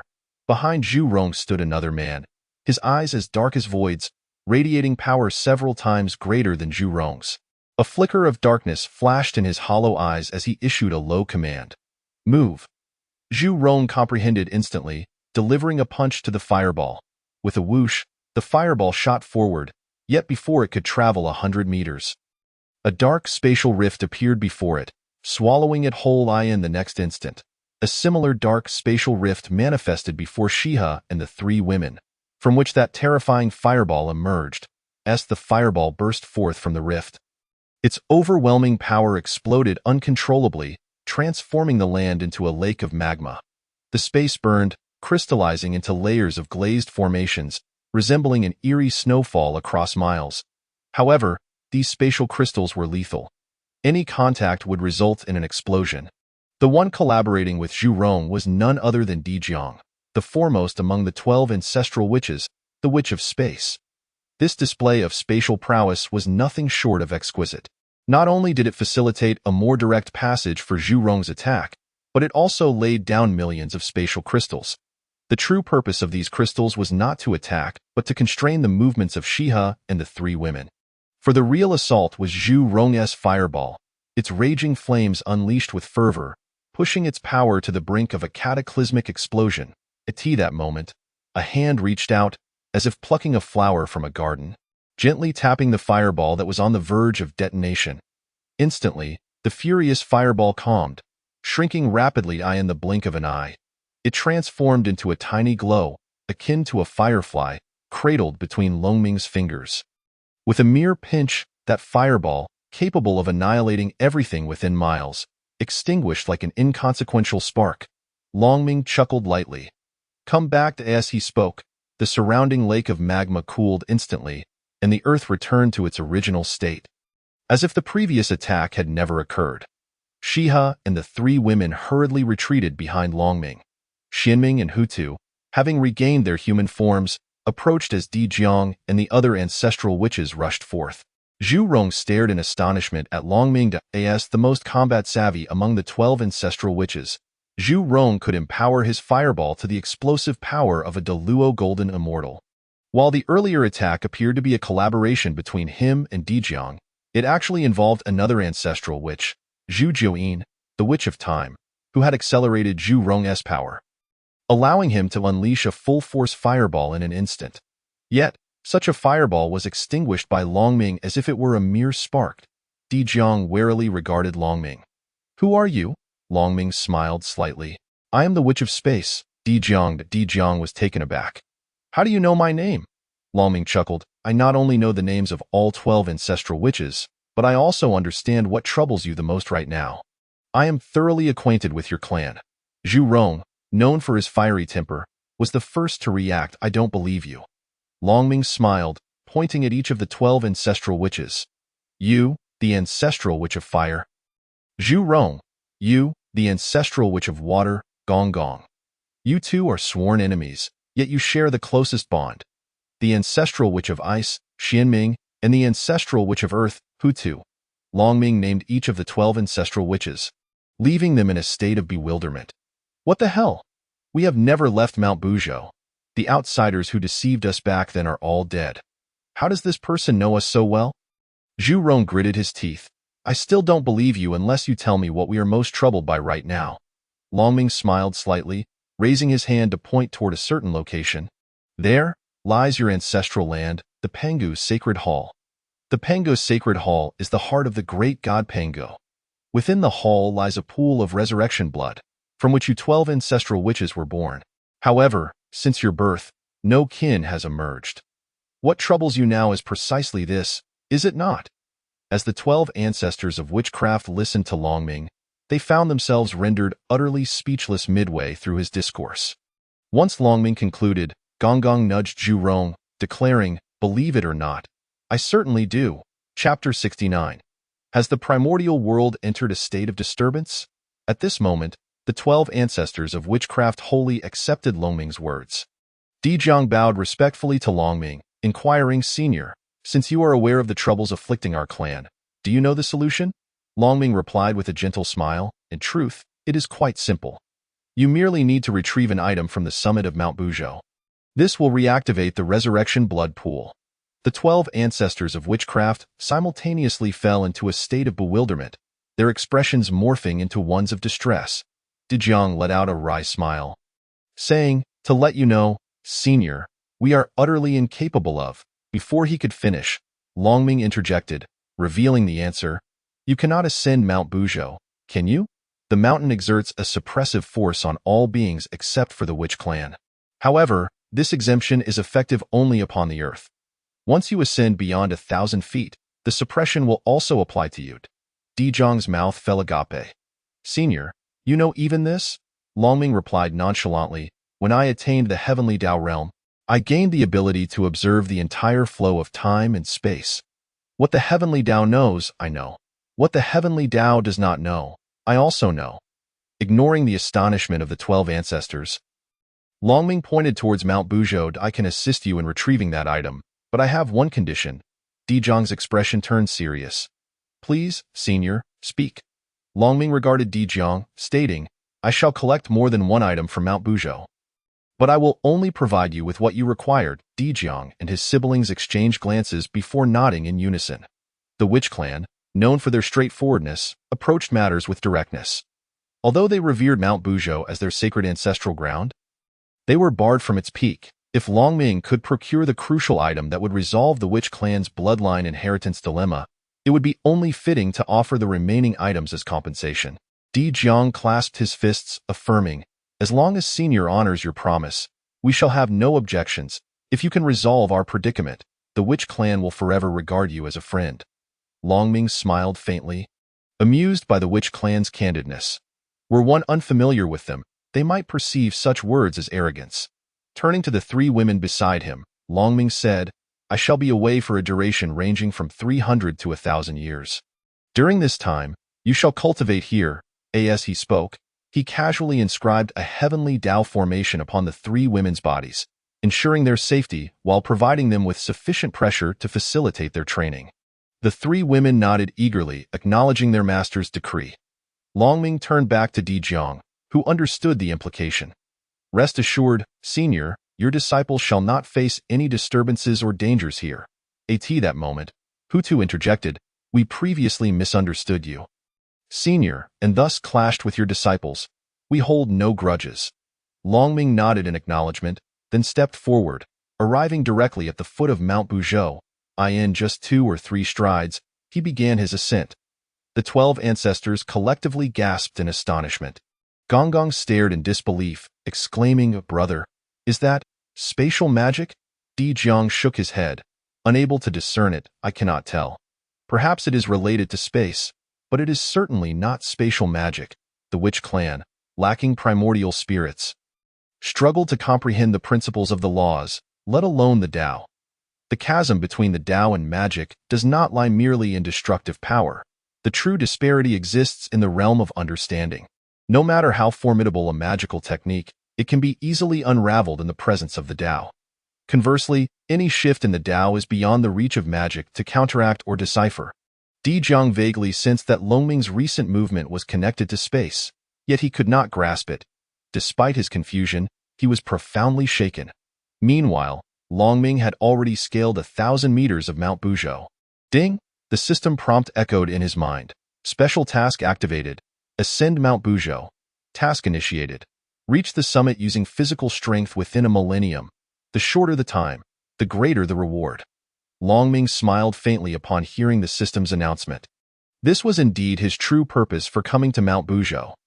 This special task had been available since the system's inception, alongside 2 other similar tasks, the specifics of which remained concealed, revealing only keywords: Mount Buzhou, reincarnation, sealing the gods, and the 3 realms of heaven, earth, and humanity. Prior to triggering the task, Longming had been unaware of its particulars.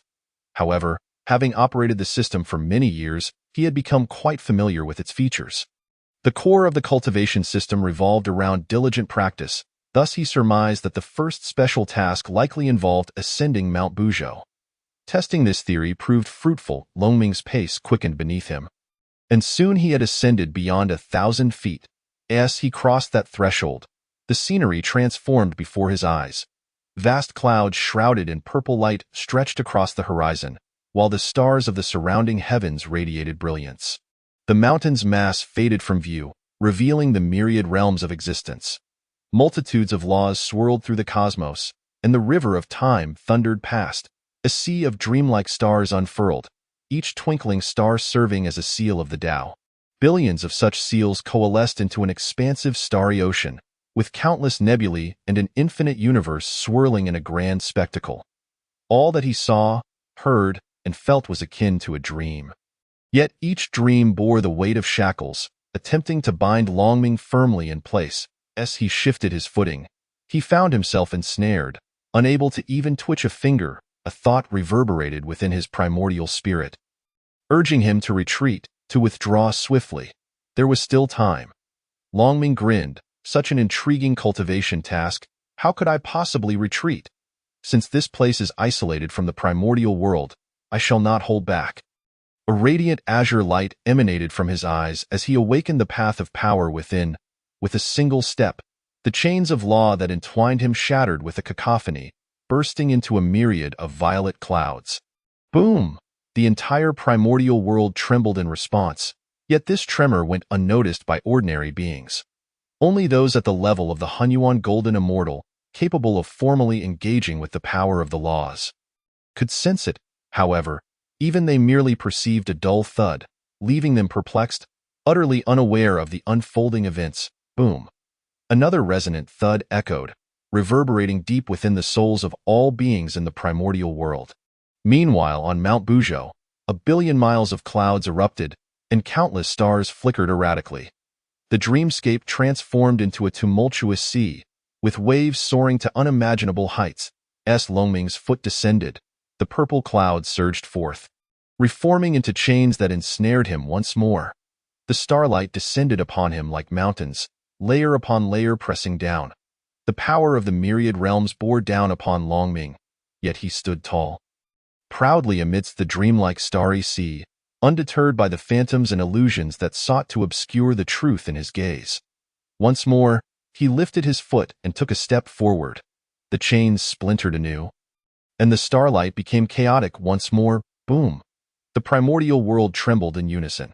With each step forward, the oppressive force of Mount Buzhou surged again and again, causing the entire primordial world to reverberate incessantly.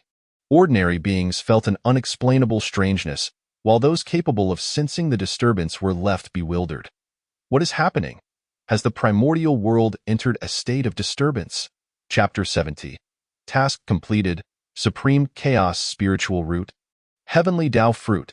The entirety of the primordial world had indeed entered a state of disturbance, but not in the physical realm. Rather, it resonated within the souls of all beings. Intriguingly, aside from the high-level beings of Hunyuan Golden Immortal and above who could distinctly feel the vibrations and thus grew restless, the myriad beings of the primordial world adapted to the initial sense of anomaly and ultimately reaped great benefits.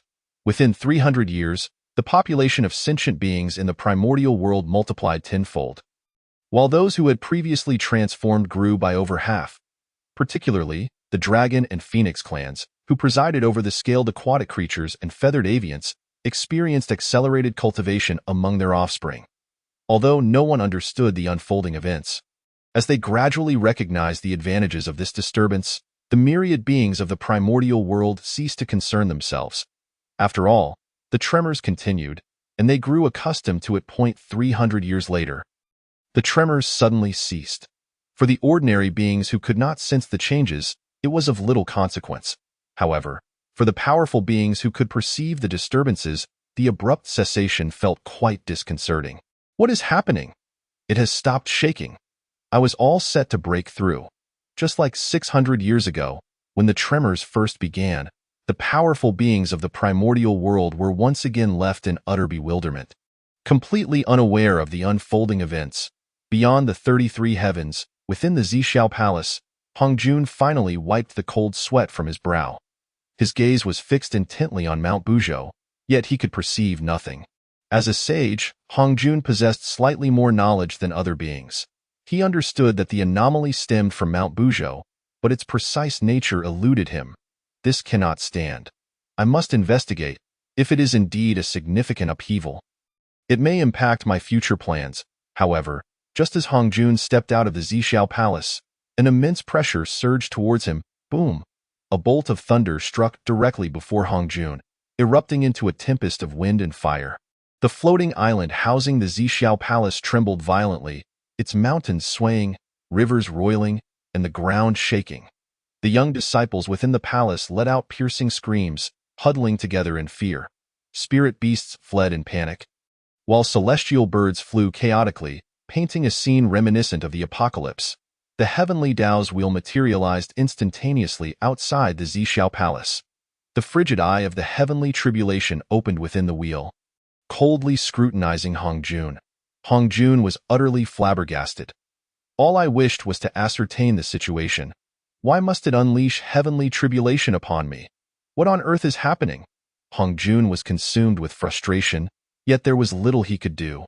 Gritting his teeth, He stomped his foot and restored the Zishao Palace to its original state, erasing all memories related to this matter from the young disciples before returning to the grand hall of the palace. Atop Mount Buzhou, a chime echoed, "Task. Reach the summit of Mount Buzhou completed. Time taken, 600 years. Task completed ahead of schedule. Reward. Supreme Chaos Spirit Root, Heavenly Tao Fruit. As the task was completed early, an additional reward was granted. The Path of Fate. Longming's eyes sparkled with delight. The Path of Fate, an exceptional bonus indeed. Among the 3,000 great paths, it is considered the most unique. While the Path of Strength leads the 3,000, the Path of Fate is theoretically second. However, in practice, due to the unpredictable nature of the Path of Fate, it cannot be accurately ranked. In the past, the 3,000 chaotic demon gods were not truly a complete set of 3,000. Some were absent, including the Path of Fate. The entirety of the Path of Fate had not birthed any chaotic beings of the Fate category. Longming smiled with satisfaction. The anti-fate path settled within his primordial spirit, a portion of his consciousness merging with it. He then looked down at a newly appeared box at his feet. The box radiated golden light, dazzling like the stars. Upon opening it, he discovered an entire alternate space within. Inside this space stood a colossal tree, towering 1,000,000 zhong, its crown covering billions of miles. Clouds stretched for thousands of miles between the tree's branches, and star-like light filtered down through its leaves. Each leaf spanned several miles, inscribed with countless runes. Each leaf represented a profound truth of heaven and earth, laws, divine powers, and principles, flashing and flowing within.